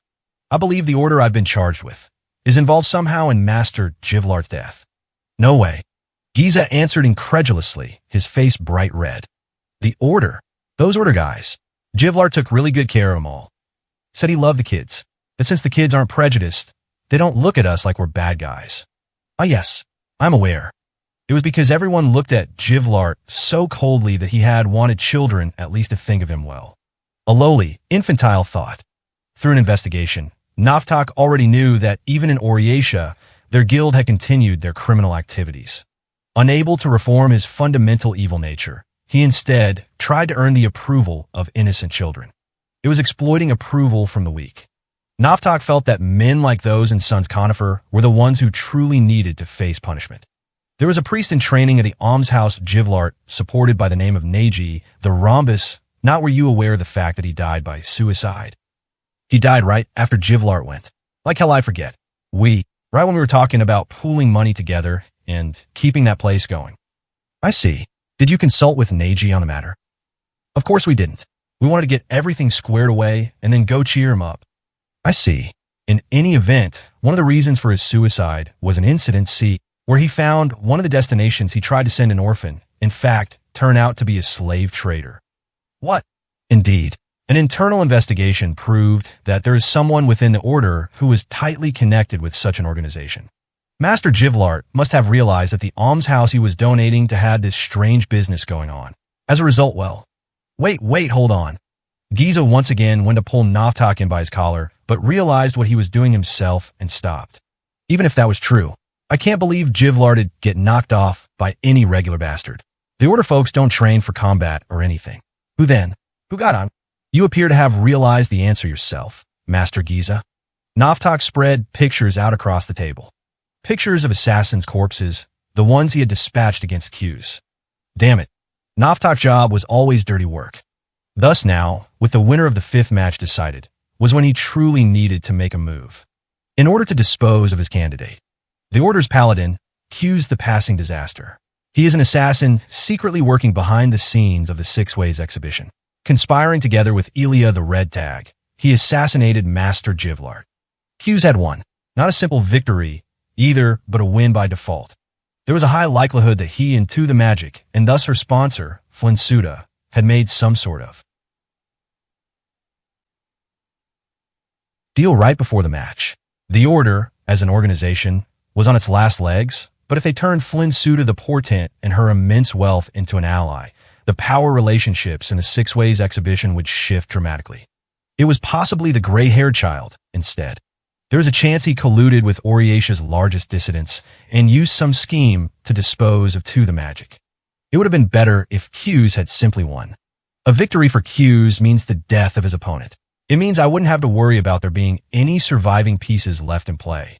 However, given that he had taken moves to reject the match itself, He needed to fear the possibility that now Q's the passing disaster and To the Magic were both rising in revolt against Oriatia together. Once the strongest spear and the strongest shield had combined forces, there were very few players who could possibly topple their absoluteness, even among the other hero candidates.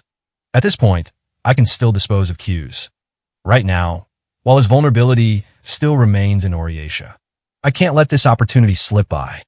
Naftak the Crepuscule Bell mildly accepted being treated as an incompetent older man, never letting his artless and modest expression and tone falter. However, he was a member of the 29 officials exactly because of his excellence and capability. On behalf of Roseclay, still critically wounded from the fourth match and unable to issue orders, he could move quickly to fulfill his own role. Q's the passing disaster. Q's, huh? Giza the Wingsword's face twisted in anger, and he lit the cigarette in his mouth. Naftak heaved a fatigued sigh. I cannot stand that the Order has produced such a man. I needed to get your guild's cooperation in order to finally put him down for good. Bring him on. Damn the bastard. I'll drop him down into the pits of hell. The sole weakness of Q's the passing disaster was clear. Even a powerless elderly man like Naftak could dispose of him. In order to enact his plan, he needed a myopic and ethically bankrupt group to work with. We'll take his tools of the trade, the children, hostage. A short walk away from the almshouse Q's grew up in, there was a small pond. A murky pond, dirted by algae and mysterious plant life.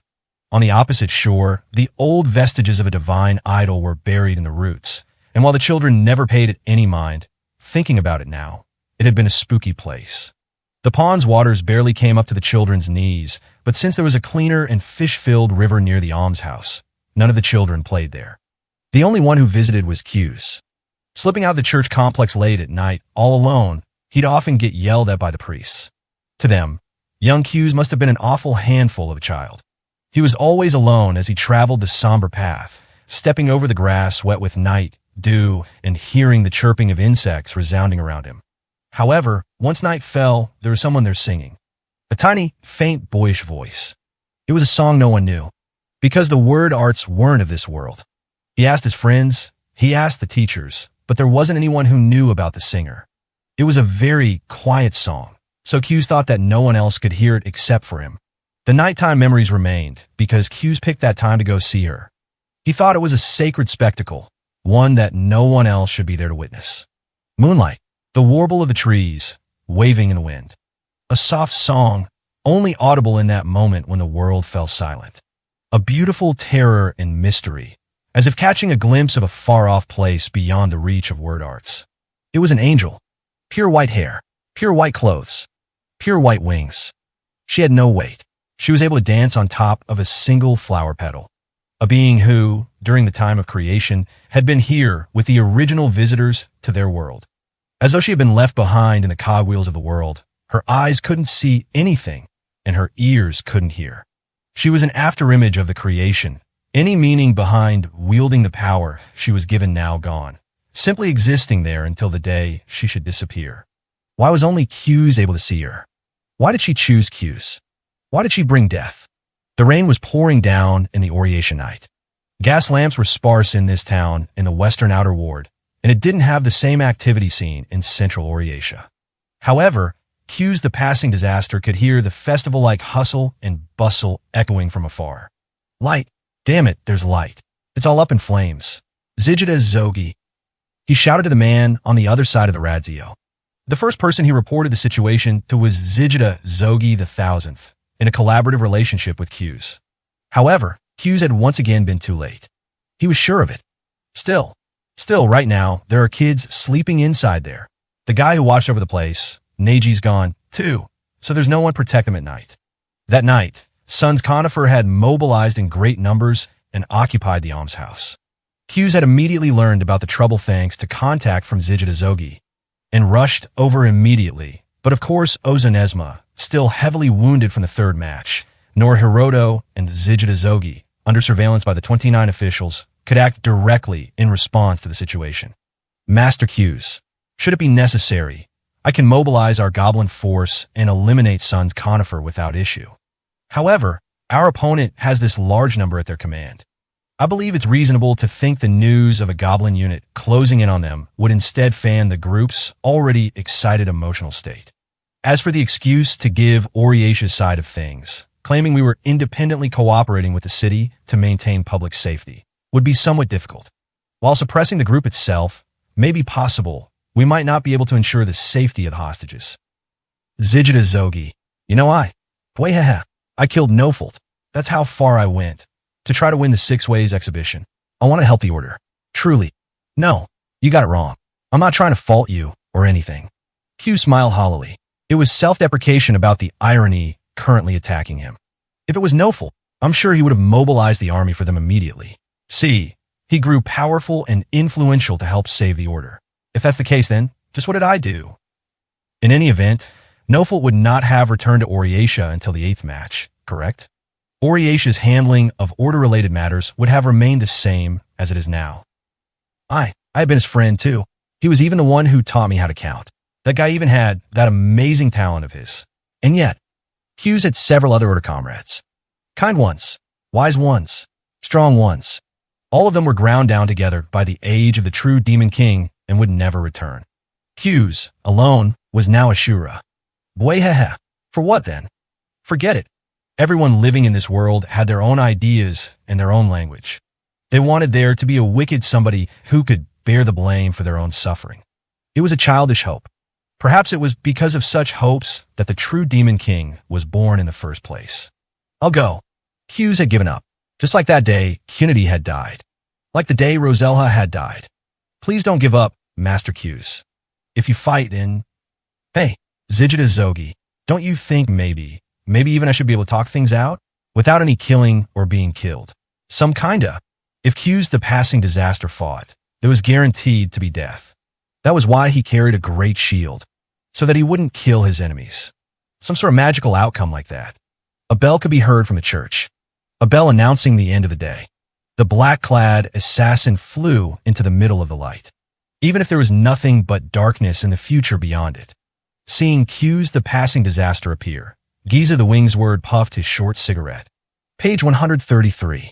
Well now, looks like you were in a real panic to get here, Mr. Assassin. Giza was sitting down on the stairs in front of the chapel. Along with him, several members of Sons Conifer were standing side by side nearby. He needed to get past these stairs and head inside to reach the almshouse. Passing right through the innumerable mob of Sons Conifer members crowding around. A gang clamoring under the bright lights and behind the chiming of the church bells. It almost looked like a festival. Sorry, this old man really liked to surrender right away. Hughes raised both his hands while giving a flippant smile. Piss off. His attitude seemed to have rubbed Giza the wrong way. Go on and die, right here, right now. You're the one who killed Jivlart, damn it. Can't complain if Sons Conifer. If all of us gathered here kill you, yeah? Am I wrong? Making some mistake? After all the people you've killed up until now, why the hell are you the only one who gets to keep on living with that stupid grin on your face? Did you really want to win the Six Ways exhibition so bad that you used the dirtiest, sleaziest tricks to do it? Spit it out. Bwehehe. Well, let's see. He wasn't the one who killed Jivlart. Maybe you just should have said they had the wrong guy. Tell them that he didn't care what happened to him, but he just wanted the children to be safe. I don't care what happens to me, huh? It was terribly ironic. He truly felt that way deep in his heart. Yet those were the only words he couldn't bring himself to say. As long as he had Nastique's divine protection from death at his side, Q's defenselessly exposing himself to the group's murderous anger was essentially a decision to massacre all his enemies. The intention to betray his faith and kill his enemies was all he needed for Nastique to slaughter everyone in his sights. However, Kurt, who had killed in Lithia, his former friend Nofolt, and two, who had come very close to killing as well. Even after he descended into hell, Hughes didn't think he'd be able to forget about them. Bwehehe. Sorry. While I'm surrendering here, I'd like to talk a bit about Jivlart. Jivlart was... The church's bell was ringing. Giza's voice trembled with anger as he spoke. Among all of us, the only one able to think about the road ahead. Said we'd do really amazing stuff once Oriatia recognized us. Told us that Sons Conifer, that we'd become a guild beloved by anyone. He just needed to win in the Six Ways exhibition, and it was all going to be smooth sailing from there, damn it. We'd be able to break off from all the crappy jobs we've been doing until now. With all of us living in houses, and with even bigger jobs, we were going to get women, money, and hell, even families of our own. You hear me? That guy was the only one. The only one among all the rest of us worthless scum who could dream. You don't say. Jivlart the Ashboarder's actual abilities were the most inferior among the hero candidates, and as such, he had been picked as Rosklay, the Absolute's opponent in the first round match. He had heard the details from Zijida Zogi, that whether it came to prudence or character, he was no better than a frontier ruffian. There was no way that was true. So he really was a pretty important guy, huh? Jivlart the Ashboarder should have made a far more outstanding hero than someone like Q's. Persecuted by everything in a dead-end world, he had been able to see a distinct hope. He managed to give his dream to his comrades and guide them. Both of these were impossible to Q's. The salvation that he had discovered as he struggled in a sea of despair was nothing but even deeper darkness. In order to assassinate the queen, to assassinate the hero, he was battling in the Six Ways exhibition. Don't you dare talk like you ain't got nothing to do with it, asshole. Responding to Giza's anger, Sun's conifer encircled Q's. They were clearly trying to kill Q's. Anyone who tried would die. They would die, and then someone else would be taken with revenge. Death would infinitely chain together and never stop. As if it was the way the very world itself operated, they would die. You're the bastard who killed him, ain't you? Leeching off the order, joining up with sleazy slave traders.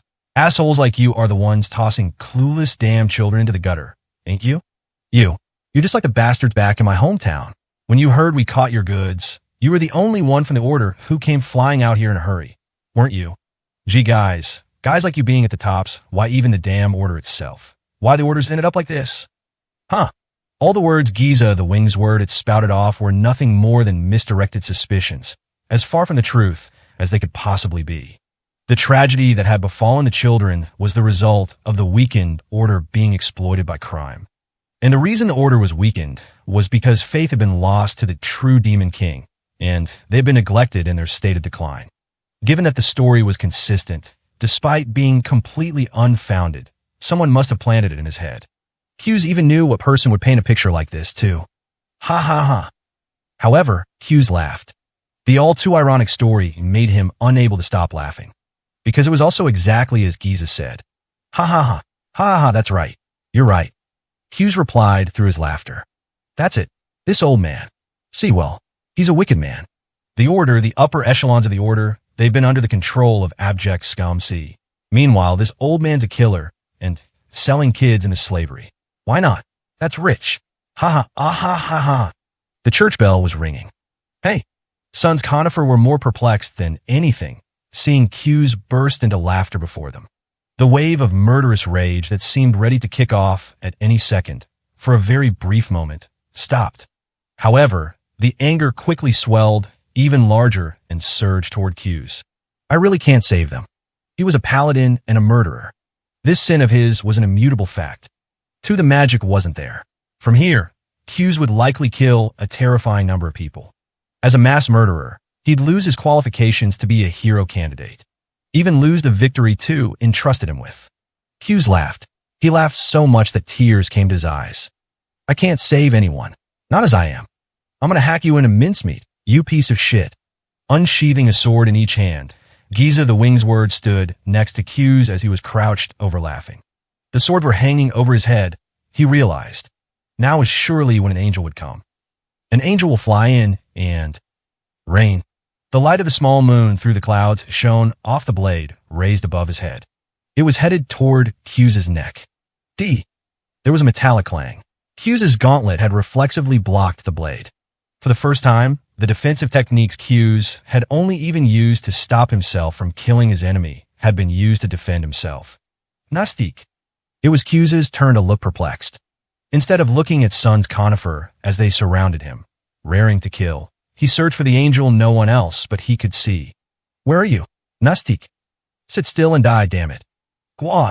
His stomach was punched hard. The blow was filled with an intense intent to kill.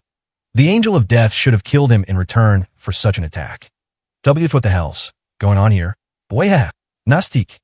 He was surrounded, punched and kicked. As he took in the excruciating pain all over his body and the even fiercer whirlwind of murderous rage, Q's facetiously chuckled. I killed Nofelt. He was a close friend. Perhaps things had been the same for him and no fault too. If I had made it in time, you wouldn't have had to kill anyone at all. Despite all that, are you going to save me? His cheekbones broken and blood streaming from his eyes and nose. Still, Q's eyes weren't on the son's conifer mob. Lingering beyond them was a large, silent white figure. You hack. In the Six Ways exhibition, there were 2 hero candidates from the order. Q's the passing disaster knew that there was someone praying there every day. Right around when the bell would ring to tell the faithful of the day's close, he would appear there without fail. The bell was ringing. The gray ogre had a name. You hack the silent. Thing is Nastique. She can't get close to you. Quit your laughing. We'll pull your guts out. You're gonna pay. You're dead. Q's the passing disaster. They're trying to kill me. So much murderous rage was being pointed at him. I guess so. Only natural this happened to me. Really. Always has been. A club brandished by one of the gang went to shatter Q's ribs. He brought his gauntlet up against the strike and deflected the club from their hands. A giant of a man sent kick after kick into Q's back, and he was rammed headfirst into the rain-muddled ground. Another one of the gang tried to get on top of Q's. Go to hell, bastard. Ngawawag. With a stirring shout, he slammed his forehead into the top of his opponent's head. One of them tried to stab him with a short sword. Picking up his great shield off the ground, he slammed it into the ruffian's arm before the sword could find its mark. He managed to do it all. He was able to fight. You hack. Why? You hack simply stared at the scene. Even Son's conifer was unable to get close to the quietly lingering ogre. It was as if there truly was a holy priest standing there. Struggling to stop himself from being swallowed by the wave of the mob, Q shouted, You hack. You hack. Why? Why did you kill others? See, I really want to know why. He punched. A punch came right back at him. Adults fighting like a scuffle among children. I thought inside you, maybe you have your own beliefs that are different from the Wordmaker's teachings and let you kill other people. He shouted, drenched in blood.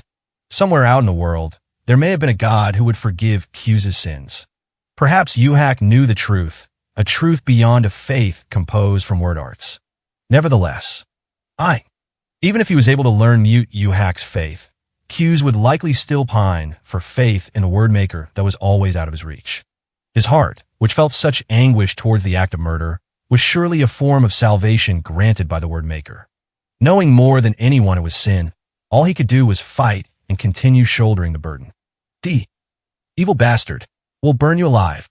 Go to hell, coward. He could exchange blows. For the first time, Q's was managing to fight.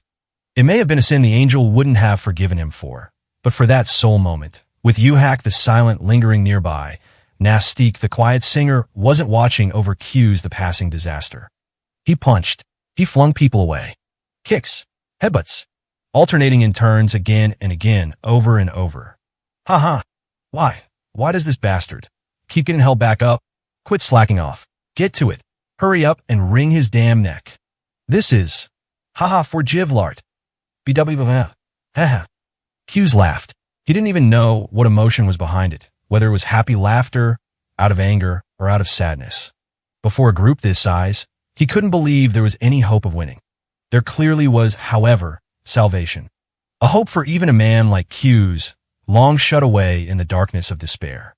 That's right, a guy like me, even a sinner like me, might have been able to find his way to the children without killing anyone.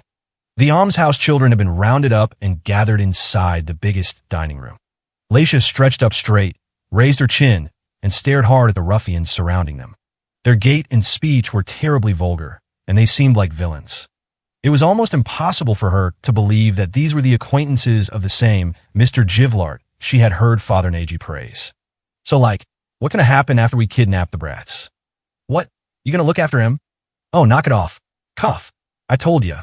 I don't got a thing for no little brats. Okay, in that case, can I take him? Hi-hee. Laisha was disgusted. The boys older than her hadn't been any help at all. Even after they spouted all that bravado when Father Nagy had died, about how they protect all the little ones until they found someone to take everyone in. There were some boys taken down by 2 or 3 jabs to their head or shoulders, and others who started crying just from seeing it all happen. Even the boys who had continued to fight back were now limply lying around after having their hands and feet bound tight with rope. Laisha was the oldest girl there, so this time, she needed to fight. Well, I'm not going to become the sort of adult you all are, that's for sure. What the hell's this one talking about? The ruffians seemed to have difficulty picking up the meaning of Laisha's words. Huh, little runts just say weird stuff from time to time. Can't believe Jivlart supported these brats for so long. I couldn't even stand one of them. All right, little girl. Then what do you want to become then? One of the men standing beside Laisha said this, out of either curiosity or derision. He looked older than the other ruffians, a man with thin hair and a smirk. I'm going to be Father Q's wife. We're going to live happily ever after. Hey, this one's funny. Precocious little runt. Were all of you raised without being taught the wordmaker's teachings? Even if they got violent with her, Laisha wasn't scared in the slightest. Though she was very scared of any wounds to her face, when she thought about then being forced to submit to them, she wouldn't be any different from the boys. They had been childish no matter how much bigger they looked, and thus she didn't fear them at all. Besides, Laisha was a child raised by the order. She had learned through it all. What was right, what was wrong. These were things she knew she'd never disguise. I even feel bad for Mr. Jivlart. After all, he may have done all those nice things while he was alive, but here his own pals are doing something awful. You clomp around everywhere you walk, you throw spit wherever you want like it's nothing, and even your laughs are filthy. Makes it clear what sort of upbringing you all VE had. Laisha was definitely not going to grow up to be an adult like them. Someday, she was sure to be able to live a happier life. Holding on to hope, she could keep striving toward it.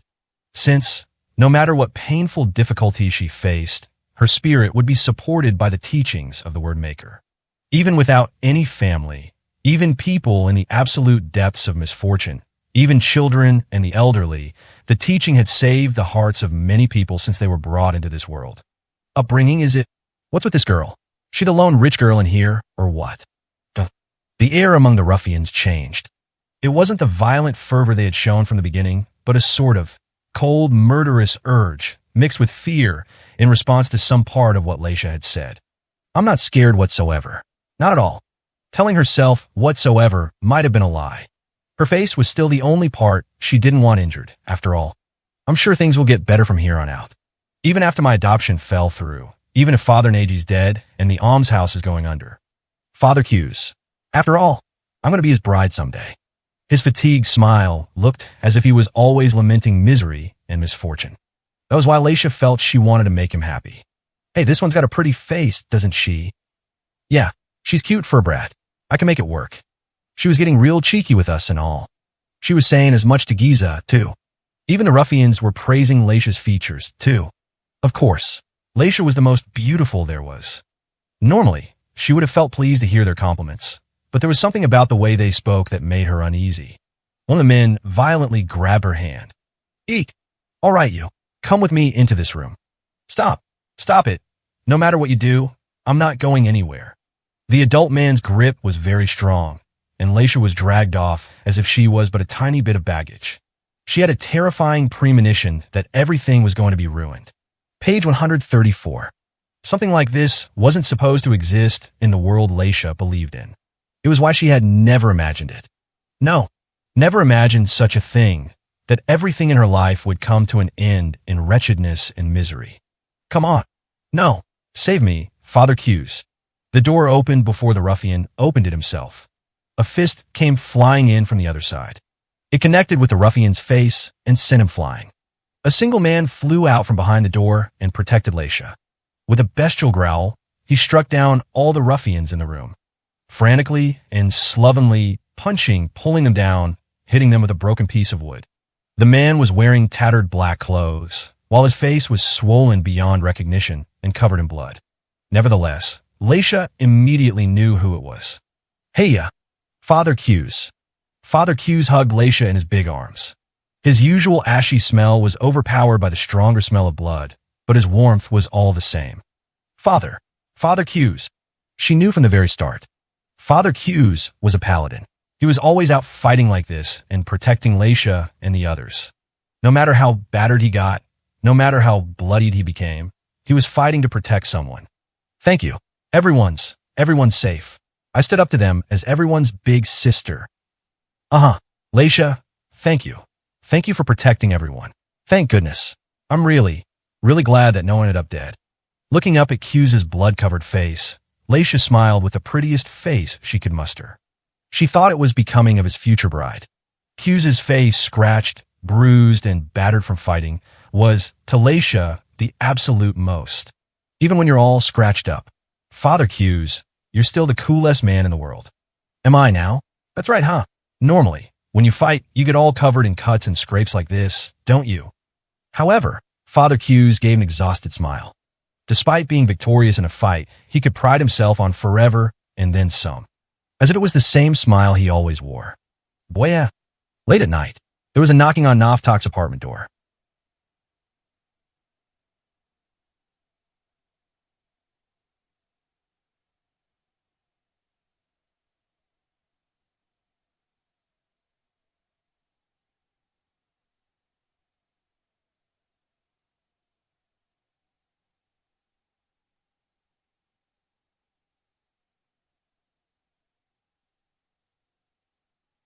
If things went as scheduled, it was around when Giza the Wingsword would be coming to report the results of the operation to him. Yes, I'm coming. With a pigeon's gait, he casually walked out to his door and opened it. It was not Giza standing there on the other side. Oh, looking at the blood-drenched man, enveloped in an even more lurid ominousness than usual, Naftak spoke his name without any particular amount of surprise. Master Q's the passing disaster. Boy, yeah. Well, see, I was just nearby and dropped in. Do you mind?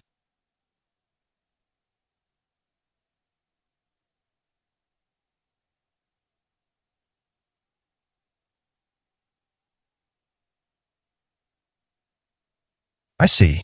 I do mind, in fact, but Q's was dragging the edge of his great shield. The wounds all over his body were deep, and he could no longer carry on his arm.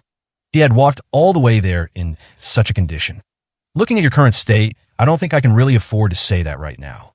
I'm glad you're quick on the uptake. I don't need first aid or anything, and I won't ask you for any tea, so.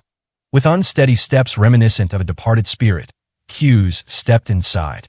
In his wake, the floor was dirted with splotches of dark red blood, and Naftak felt slightly disappointed. I see. So then, what is your business with me? Yeah, right? Let's get straight to the point. Sons Conifer, you were the one who sent them to attack the almshouse, right? Yes, that's right. Q's was an invincible assassin. From the very start, Naftak had been prepared for any degree of retaliation from the man. If he had come to kill Naftak in anger, then that would be the end of it anyway, and it was more productive to own up to it all. Given the state you're in now, it seems you killed quite a large number of them. Were the children safe? Naftak pondered. The children of that almshouse, having lost their guardian just a few days ago, had been the easiest hostages to capture in order to threaten Q's. There was no greater reason behind their selection than that. However, if possible, Naftak wanted them to be safe. Didn't kill any of them. A smile found his way to Q's blood-soaked face as he sat in his chair. He looked extremely pleased. I didn't kill anyone. Me. I went all out and brawled my way through it all. Can you believe it? No, I really can't. Q's the passing disaster could not have possibly resolved the situation without killing a single person. In the following days, the almshouse massacre was sure to be treated as a major incident. The Sons Conifer survivors would serve as witnesses, and Q's the passing disaster would be stripped of the right to appear in the Six Ways exhibition. Even if he had failed to take the hostages, he had dealt with Q's presence, for sure. It was a scenario that Naftak had sketched out for the operation. You can't force me out of the competition. I'm advancing to the second round. I'm sure you understand, but I cannot allow you to do that. There's some fellas who do a real quick job out there. See, Yukihara the Twilight Diver. I hear he's already writing up an article.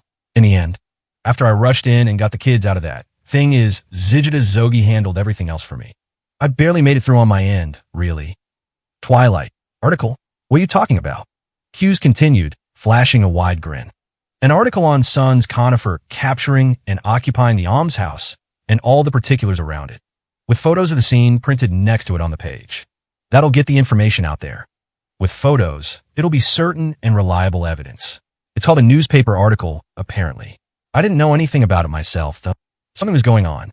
That something was a presence backing Q's, putting their schemes into action and using their influence far swifter and much earlier than Naftak, including cleaning up the aftermath of the incident. You didn't kill anyone. Why was that? Naftak repeated Q's previous words back to him. Oh well, I wonder why myself. Q's looked at the ceiling, leaning back in his chair. Must have been the Wordmaker's divine protection, wouldn't you say? Duh. Did you know? It's always other people. Who are the ones saving others? Naftak had no means of verifying the authenticity of Q's words. However, an information network was able to link everything back to Naftak in such a short time. The name Zijida Zogi the Thousandth. Behind Q's the passing disaster, there was a force threatening Oriatia, after all. Though his entire operation may have failed, at that moment, Naftak was able to finish things himself. He took a deep break. So it comes to this. Oh well. With this simple thought, Naftak the Crepuscule Bell was able to choose his own death. Q's sponsor was Naftak. If a sponsor died, then he would lose his claim to fight in the Six Ways exhibition as a hero candidate. Naftak himself didn't possess the nerve to choose his own death, but even being the type of man he was, standing right in front of him was a means of certain and automatic suicide. Now then, Master Q's, I will be killing you now. The candidate murdering his sponsor, the most reliable reason for disqualification. What will you do then, Master Q's? Naftak, Q spoke with a gentle tone. You yourself were raised in the order too, weren't you? I knew for a long time what you were getting up to and all, but even still, I want to believe that there has to be some sort of salvation for you, right? That maybe there was something that left you with no other choices. Well, had there been something like that? He got the feeling that, no, there hadn't been at all. During Naftak's childhood, the order hadn't been in the same harsh situation it was now. Enjoying the favor and love of many people, and perhaps in an attempt to pay it all back, he had ascended to his current position. As if someone had wanted him, too. If there was a hungry young girl in front of him, he just had to offer her help. Never propelled by his own resentment or anger, he simply had to live out his mild days and indifferently carry out the role requested of him. Even without the teachings of the Wordmaker, he thought that this unsophisticated, innate goodness in others was plenty by itself. I think I'm all set myself. Whether you believe in some salvation for me or not, either way. Even still, I think how great it would be if there was. He may have been right. If this salvation that he spoke of was such a good thing, then perhaps Naftak would have sought it. However, Naftak was soon going to attempt to kill Q's, then die to his instant death ability, and that would be the end of it. Hey, Naftak, what do you think when you see this? Naftak could also read the order script. The script, by its very nature easily taught and widely studied by those involved in the order, was capable of being disseminated to orphans, the poor, and other people in the lower class of society. This would be trade documentation. Yes, and one outlining technical medical treatment, and organ selling at that. That's right. There were people using kids bought from the order for that stuff. They were taking diseased organs that couldn't be regenerated with life arts and swapping them out with the children's fresh organs. What an atrocity. They were words from the heart. Naftak didn't want children to meet such a grisly fate. There's stuff like this, too. Supplying materials for constructs. They were using minia as material to make revenants and skeletons. Using children from the order. This, too. And this one over here, too. All of it.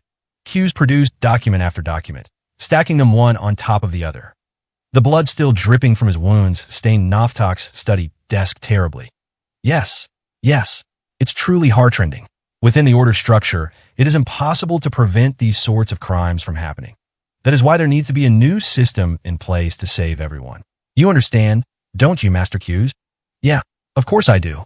So you'll agree with me then? In the final document, there was a blank space. What in heaven's name? Still facing his study desk, Naftak was at a loss for words. So all the stuff I've shown you just now, let's have us be the ones who did it all.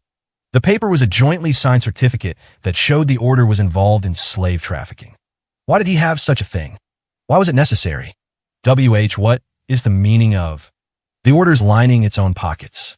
Using priests and innocent children for dirty business. They've distorted the tenets of the Wordmaker that are meant to teach people how to live decent lives and turned it into an organization that only brings people suffering. It's all because in the highest reaches of the order, there are murderous scum or scum only motivated by profit, doing what they please. But that's not the story that the people had made the order bear responsibility for the sorrow brought by the true Demon King. A negative reputation that Naftak himself had let spread. Things are fine that way. We just have to make guys like us the big shots in the order into the lowest scum in the world. All the people who've kept believing in the teachings, and the children have done nothing wrong. It's not the Wordmaker's teachings that were at fault. All of it was entirely our fault. Our fault. With trembling eyes, Naftak looked over the list of signees. They were all signatures from the concerned individual themselves. Q's the passing disaster. Mercure the sky's lake surface. There were even signatures from the deceased like Roselha the contemplating. Long before he died in that incident, they had gotten his signature on such a document. Still more, and even more. Eep. Naftak was scared. The order had a large amount of organizational power. While it wasn't fighting power, it was still enough for something like this. And all of them, every one voluntary. They were trying to bear the unjustified sins pushed onto them by the people, entirely by themselves. All right, I never told you, did I? See, appearing in the Six Ways exhibition, from the very start, it was to do this. In the second round fight, I'm going to assassinate the queen. It's the scum controlling the order's plan to overthrow royal authority. That'll cancel the Six Ways exhibition. Then all the wicked leaders in the order who'd make use of an assassin like me. Well, why were they doing such a thing? Such a terrible thing? The order, supposedly the weakest organization of all, without any military power of their own, was in fact. Everyone will be executed, enacting the most dreadful scheme in the Six Ways exhibition. Naftak the Crepuscular Bell, my sponsor and the supervisor for the order. You're the last one. There had to be someone who turned a blind eye to what the order's upper ranks were doing, right? I can't possibly sign off on something like this. Just how terrible a crime would they commit just to save the order? And while falsely charging so many people for it, too. I've never once had a hand in slave trafficking. Assassinating Her Majesty. It's inconceivable. I don't have the courage for that. I didn't do anything of the sort. Anything at all. You're right. You didn't do anything at all. That's our crime. A saboteur through negligence. When it came to dishonorable slander, Naftak the Crepuscular Bell had meekly taken it all in. However, that was because said dishonor had been the truth of the matter. He couldn't bear having such a crime be exposed for all eternity. Why did the signatures continue to list so many names? What were they thinking? Were they really insisting that it was faith that drove this many believers into insanity? What was the salvation supposed to be in something this horrible? See, look, before he could realize it, Q's the passing disaster was lingering right next to Naftak. Like an angel, like a god of death. Even you've got a heart that's terrified of sin. The heart that the Wordmaker gave you, you got in here, for sure. Boy, yeah, good for you, Naftak, being able to get scared like this. Q's was right. Naftak didn't even fear his own death. He didn't place any value in his own existence.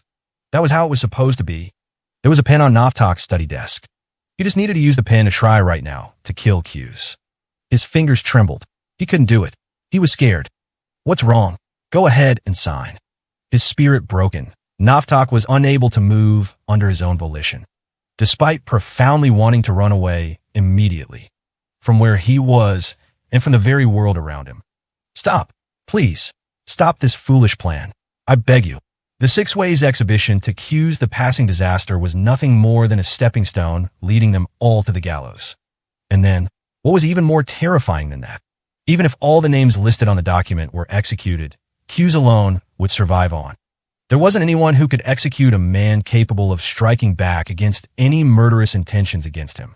He would shoulder all the crimes and continue on alone. A living nightmare. You just gotta write your name. Hey, do you want me to teach you how Naftak? They were supposed to have virtuous hearts. Both Q's and Naftak himself. Naftak had indeed helped the order decline. Nevertheless, he didn't want a fate like this. Help. Save me.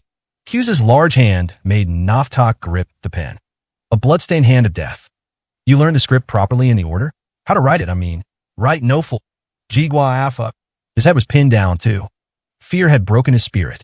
A heart that neither feared death nor sin. That was what he had thought. Up until the terror from minutes prior. That's what it should have been like for Naftak, and yet. Everything Naftak the Crepuscular Bell had constructed was all beginning to fall apart. Teach this state the order's in, it isn't only my fault. Sign it. Write your name, just like you learned how. Thanks to a wonderful miracle, we are no long in solitude. All creatures with a heart and soul are our family. Save me, please. That's exactly right. Make sure to pray to the Wordmaker first. Now sign it. Be sure to talk things out. Since everyone was bestowed word arts by the Wordmaker to communicate with one another. Help me, Q's. Save me.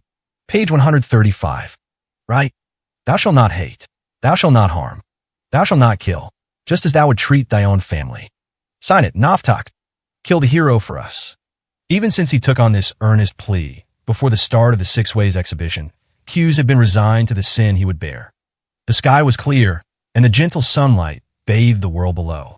It was these sorts of moments, for instance, when the angel would look at Hughes from the corridor window frame like she had something she wanted to say. Her boyish short white hair and wings softly fluttered in a current separated from the wind of the real world. Hughes left the confessional. Together with McCure, the sky's lake surface, they discussed the hero who was arranged to be born from the Six Ways exhibition and the Order's final plan. Their plan to shoulder all the crimes and ensure the survival of the Wordmaker's faith. Hughes thought that Nastique must have known everything about what they had said inside the confessional, too. Father McCure's another really important person to me. The angel lightly floating behind Hughes's back listened attentively to his voice with a curious look on her face. At some point or another, Hughes had begun to think of her just like the children gathered in the church.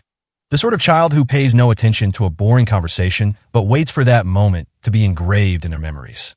That guy's like that even in front of regular followers, see?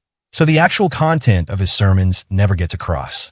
He's always thinking about these sort of big picture problems, like about the world and society. His students have told him over and over, see, you should have become a philosopher or something. When Hughes laughed, the angel would smile slightly too. Father Hughes. A voice brought Hughes to a halt. It was one of the eldest orphans who had survived the tragedy that claimed Rosella's life. Even now, he'd recall the flickering memories of that day, when he killed Hein, the swaying indigo light. The orphans and priest who just barely survived that incident were taken in by McCure's almshouse. Whoa, none of that now. Can't call an old man like me father. It's too rude to the other priest. But you were the one who saved us all, Father Hughes. Hughes smiled ambiguously. You're wrong. I'm weak. I can't protect anyone. During that incident, many believers died tragically. Hughes had nowhere near enough courage to learn what this survivor had seen during the incident, what she had endured. I ended up surviving, even though so many of the other kids died. Why were there some who died that day and some who didn't? Living on with those memories, that's just as painful. That's why really everyone's equal. But in that case, why are we the only ones who were forced to live with this pain? What about all the other people in the world? Do we have to suffer like this just because we're part of the order? Hughes tightly shut his eyes.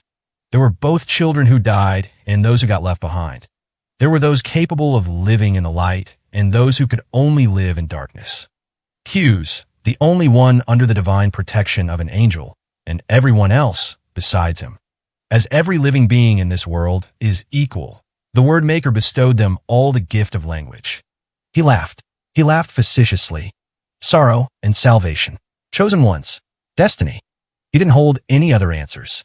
If it's not the sort of tragedy a person's strength can help save, then people can't save at all. Bwayhaha. Sorry, this old fella doesn't have a clue. I'm not too smart, see? An angel that bestowed death. In this world, Nastique only bestowed her divine protection on Hughes and no one else. However, Hughes always hoped. Listen, I'm begging you. You're an angel, right? Help, please, Nastique.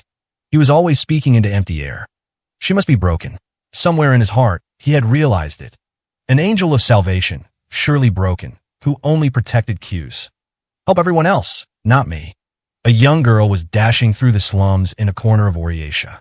Cloaked in a dark green robe, the hood pulled up hide her face, she ran from one dim alleyway to an even more darkly shadowed path, trying to avoid the eyes of others. The slums road came to a dead end along the way, connecting to a canal. Standing close to the canal, the girl turned around and looked back multiple times to make sure no one was following after her. Then she whispered quietly, "Let me walk." Like the magic out of a children's fairy tale, the young girl walked on the canal. There was no one around to witness the remarkable word arts, an impossible feat even for the word arts user spoken of in legend.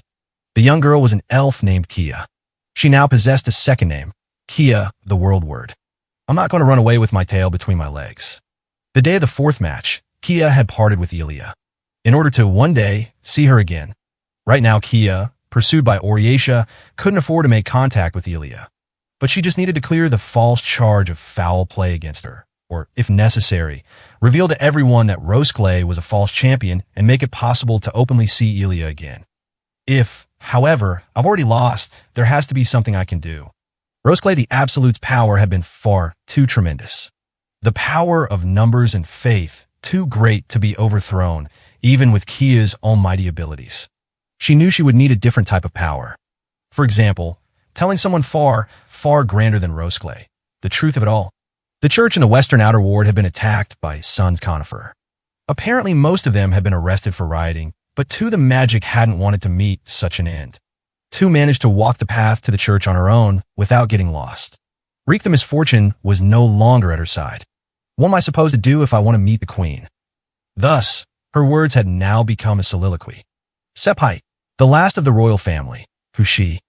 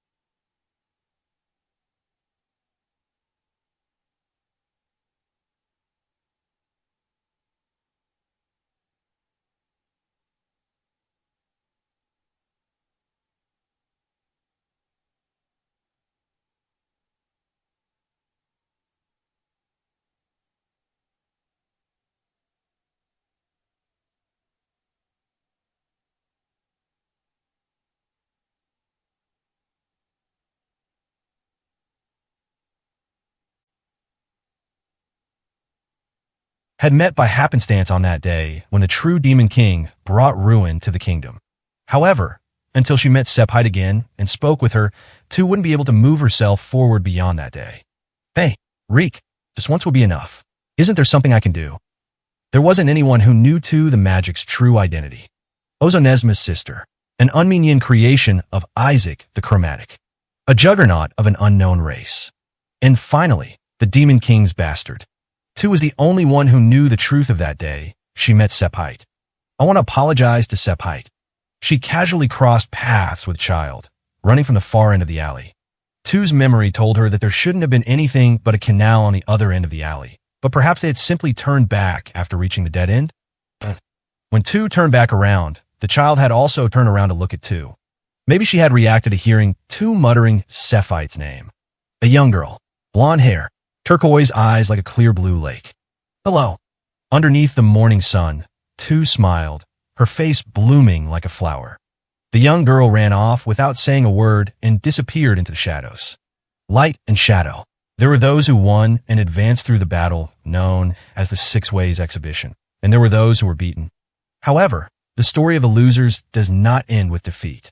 To go and see Sepphite, the two girls, passing each other by in that fated crossway, held the same objective in their hearts. Even if their paths there did not intersect right now, perhaps.